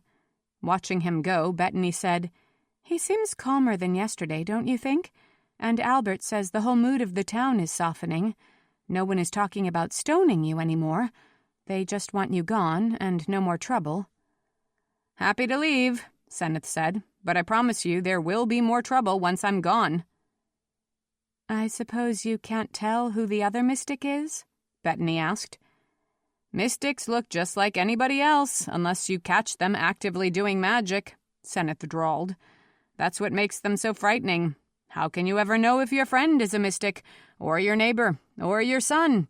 How can you know that you won't suddenly develop magic and turn into the very thing you have always despised?" Bettany showed a little fear at that thought, though Senneth gave her credit for trying to cover it up. "How do you know?" "Most mystics discover their power pretty early, certainly before they're 12 or 14, Senneth said. "I'm guessing someone in Beneld has just figured out what he can do and still doesn't understand it. If we knew who he was and I could talk to him, I think I could help him control his power, at least enough to make sure he doesn't burn down every house for 5 miles. "That would be kind," Bettany said, "considering the way the townspeople have treated you." Senneth gave her a warm smile. "Considering the way some of the townspeople have treated me," she said, "it is the least I can do." A servant brought in an early dinner since Julia had not bothered to show her face in Senneth's room again. The girl was followed by an elegant yellow tabby with thick winter fur, a disdainful expression, and an attitude of owning the world. As she set her tray down on a small table, the servant girl said to the cat, "Shoo! Get out!" The tabby ignored her and daintily circled the room, pausing to sniff at Senneth's boots. "I take it this creature belongs in the barn or kitchen catching mice?" Senneth said with a friendly grin. "Not even. I don't know where it came from, but it's been hanging around since this morning.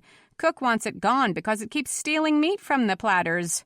It was clear Bettany was not partial to cats.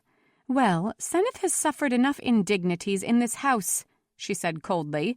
"She should not have to endure animals crawling through her room." But Senneth's eyes were on the golden cat, which had dropped to its haunches and curled its full tail around its front legs. The color of its eyes was a startling blue, and the tilt of its head was almost aristocratic. It was staring at Senneth with unblinking intensity. "I like cats," Senneth said. "Let it stay." "Well, if you wanted to, I guess," the girl said doubtfully. "They make me sneeze," Bettany said apologetically, instantly proving the truth of her words.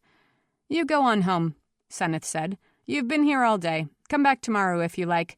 I can't tell you how much I appreciate what you've done for me." Bettany sneezed again, got to her feet, and hugged Senneth goodbye. "I can't tell you how dreadful I feel about what has happened to you," she said. "Don't worry," Senneth said. "Everything will be all right." Bettany left with the servant girl.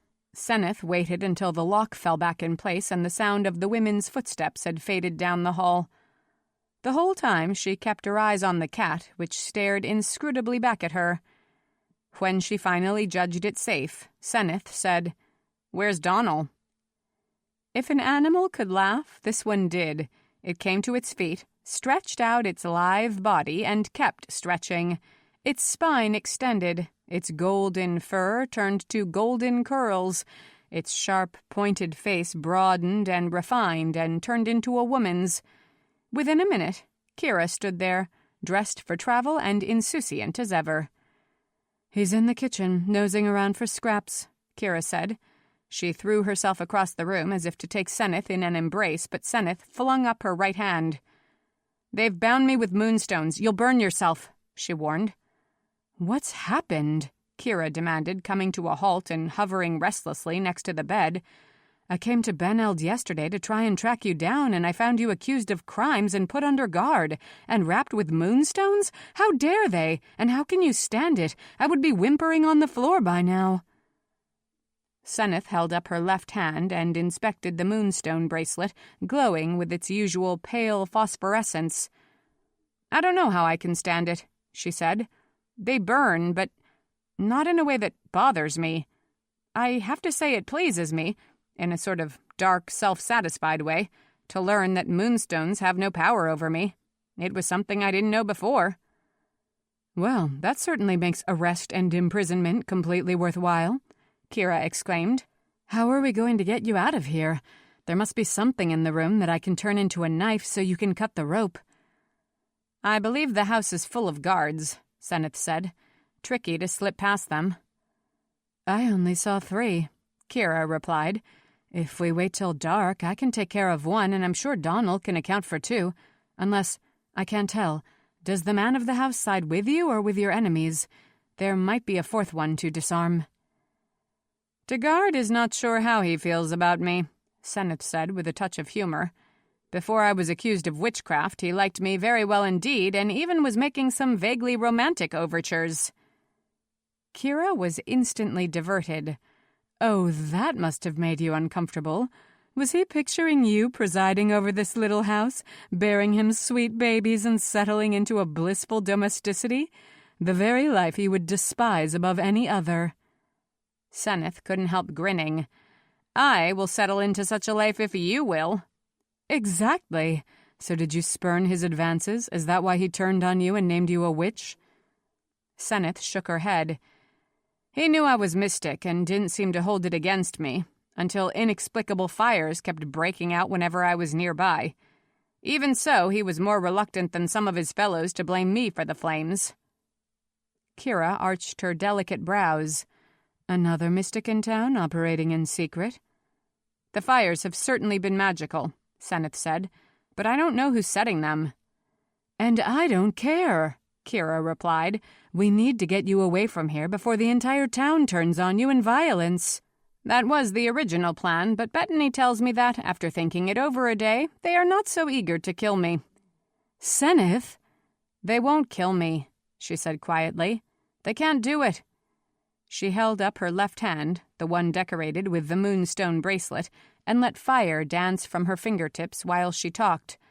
"I still have all my power. I could burn the rope off my body. I could set the whole house ablaze and stroll out of here through a corridor of fire, and none of them would be able to stop me. I am bound because I let them take me, and I am here because I have chosen to stay." "Then you're mad, and I should find a way to get you out of here against your will." Senneth smiled tightly. "I want to solve the mystery. I want to discover who the mystic is. Or, once I'm gone, those who live here will discover it in the most drastic fashion possible." Kira had coiled up on the bed beside Senneth, cat-like even in human form, but now she jumped up and began pacing. "I am not so convinced you can free yourself, despite what you say," she said. "There is a contingent of King's riders passing through Kean-Lever a half-day from here. Donald and I passed them on the road. Shall I go fetch them?" Senneth was amused. King's riders were an elite group of soldiers with an unshakable devotion to the king, and very little interest in any other human being. "I hardly think you would convince them to come riding to the rescue of a mystic," she said. "I could if I told them Baron had commissioned you to perform a service for him, which has the advantage of being the truth." "Kira, I'm not afraid. I'm very glad to see you, and I appreciate your offer of help, but I can handle this by myself.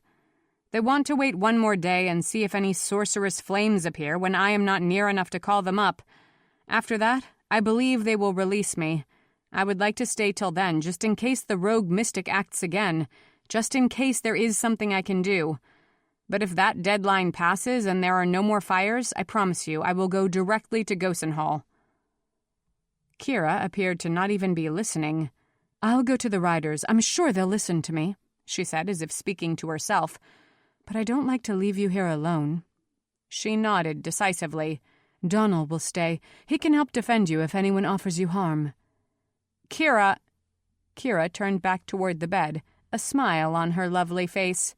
"You can't stop me, so don't even try," she said. "Is there anything you need before I leave?" "No, I'm fine." "I'll tell Donal the plan," Kira said. "He'll come up and spend the night in your room." Senneth didn't bother asking how Donal would get in. Both of the shiftlings could transform themselves into any living shape. He might waddle under the door as a beetle or fly in as some kind of insect. Well, if he takes dog form to sleep on the foot of my bed, it might be hard to explain him in the morning. Kira gave her that dazzling smile. "All the stray animals of the estate are drawn to your presence," she said. "How could it be otherwise? I'll return tomorrow, one way or the other, with or without riders at my back." Senneth stood up to say farewell, carefully wrapping her right arm around Kira's shoulders and making sure none of the moonstones touched her. "I appreciate the effort," she said, "but you don't have to worry about me." "Someone should worry about you," Kira informed her as she pulled back. "It may as well be me." A few moments later, Kira had transformed herself into a tiny mouse and scrabbled under the door into the hallway. Senneth tried to imagine her route down the stairs and into the kitchen. It was not very late, scarcely full dark, and plenty of people were still roaming the house. A mouse had better be extremely careful if it didn't want to fall afoul of a wide variety of hazards. Senneth didn't have much time to fret about Kira. About a half-hour later, the same servant returned to collect the dinner tray. The instant she opened the door, a small black sparrow swooped in behind her and fluttered around the room before settling on the curtain rod.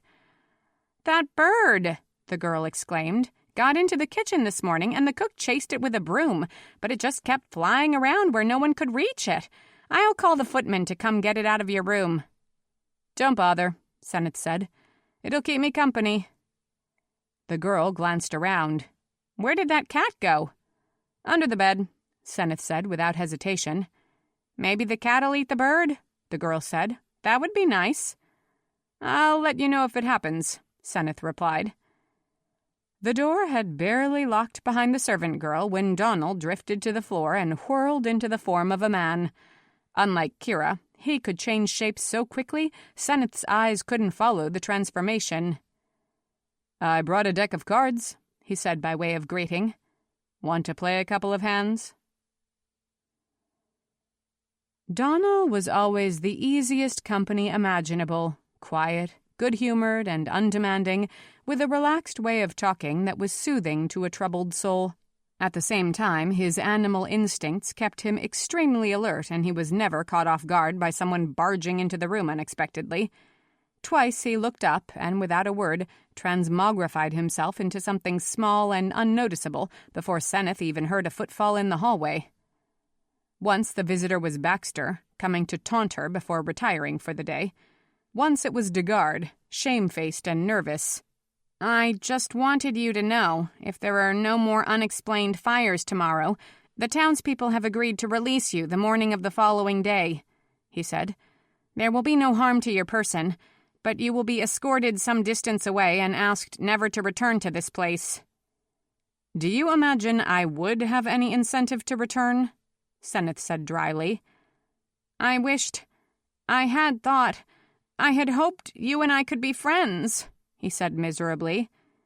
She tried not to laugh. There was never any likelihood of that. "I know that I have offended you by displaying my doubt, by not believing in you wholeheartedly, but I considered and reconsidered, and I am sure, that is, I believe—" She decided to take pity on him. "Degard, this is why it is very difficult for ordinary men to befriend mystics, because you are not quite sure, because you will never be quite sure, and even if you were able to thoroughly, completely, absolutely convince yourself that there is no malice in me, despite my ferocious power, everyone around you would always wonder. You would constantly be forced to defend me. It would wear you out, you know. You're much better off not trying to be my friend." He stared at her hopelessly. "But I wanted to be." She reached her hand out and let him take it. "At least we will not be enemies," she said. "I hold none of this against you, if that is any comfort to you." "Some," he said in a low voice. "But very little." She pulled her hand away. "One way or another," she said, "I will be gone soon. Try not to brood too much about how sadly everything went awry." "They won't hurt you," he burst out. "I won't let them. They will banish you from Beneld, but no one will raise a hand to strike you, or worse." "I am not afraid," she said. "No one in this town has the power to destroy me." It was perhaps too confident a thing to say. Doubt flickered in his eyes, and then he turned away. "You will be held here one more day," he said, his voice muffled, "and then you will be sent on your way." Degard had not been through the door more than 5 seconds before Donal was standing before Senneth again. "Rather a pathetic excuse for a man," he commented. Senneth laughed. "I am trying not to despise him, but in truth he is something of a lost soul." "But will they really set you free the day after tomorrow? What if no mysterious fires sweep through the streets? They will say it is only because the mystic is locked up." "I know." "Maybe I should collect some rags and kindling," Donal suggested. "I could get quite a convincing blaze going without much trouble, and you would be nowhere near it." "Tempting," she said, "but unnecessary. Just stay to keep me company, or to take a message to Kira if something dire befalls me." "If something dire befalls you," Donal said, "Kira will expect me to remain beside you to help you fend it off." Senneth laughed. "Very well," she said. "Then deal the cards." 7. The following day was windy and cold, though the skies were breathtakingly bright. "It feels like the sun is mocking us," Senneth remarked to Donal a little before noon. "It looks very warm out there, but the window is cold as ice beneath my hand, and it rattles in the casement like it's about to come loose and shatter on the floor." "Maybe the weather will be better tomorrow once we're on our way to Gosenhall," he said. "I don't mind cold," Senneth said, "but I do hate to travel against a wind, or in the rain." "I don't like wet weather either," he said. "One time Kira and I were in Koravan when a storm came through—" He paused and cocked his head to listen. "Someone's coming. No, a lot of someones," he said, "and they're agitated." Senneth turned to face the door squarely. "Can you tell what's wrong?" Donal didn't answer. He was already back in bird shape and circling the room at the level of the crown molding. The door was flung open and people poured in, all of them yelling. At first it was hard to distinguish any words except fire and market and Main Street. Senneth flung up her hands. "One of you, tell me what's happened," she commanded. Degard, holding a knife in his hands, pushed himself to the head of the delegation. "Fire!" he panted, running over to start sawing through her bonds. He didn't make headway very quickly. "The tavern is burning, and the dress shop, and 2 of the houses." "And it's spreading!" someone shouted from the door. Other voices joined in. "We can't keep up. Not enough buckets. Too many fires." "Come quickly, please. You must help us." Degard looked up at her, his hand clenching on the rope. "Please," he whispered. "Even if you hate us all, you must save us." With an exclamation of annoyance, she twitched the rope out of his hand and set it to burning at a point very close to her body. Degard jumped back, and everyone crowded at the door gasped in surprise and dismay.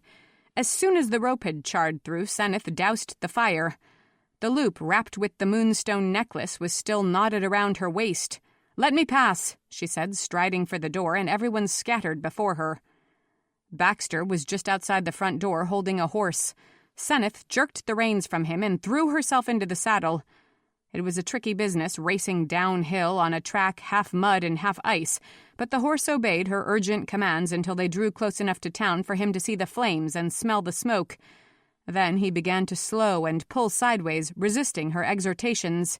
She didn't waste time. She just swung out of the stirrups and hit the ground at a dead run.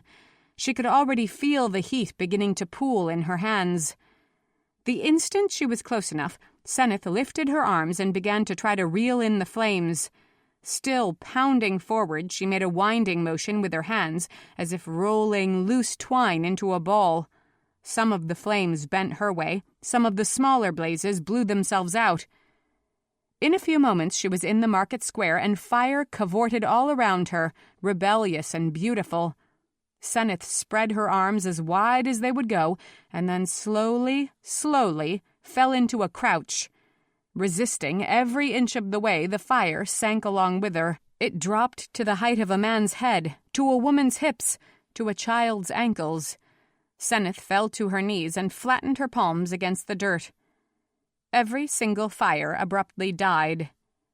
She stayed where she was, arms splayed beside her, head bent, listening, waiting. All around her she could hear the excited buzz of conversation, astonishment, anger, accusation, bewilderment. What happened? Who did that? Is that the mystic? Someone was weeping uncontrollably. Someone else was offering loud prayers to the moon goddess. Still touching her fingertips to the ground, Senneth lifted her head and gazed around her. Townspeople were clustered in ragged groups near the smoking ruins of half a dozen buildings. Some were gazing at their lost property. Some were crying in each other's arms. Some were staring at her. She spotted Albert, Bettany, Baxter, the boy Eric, and other somewhat familiar faces. Her attention returned to Eric,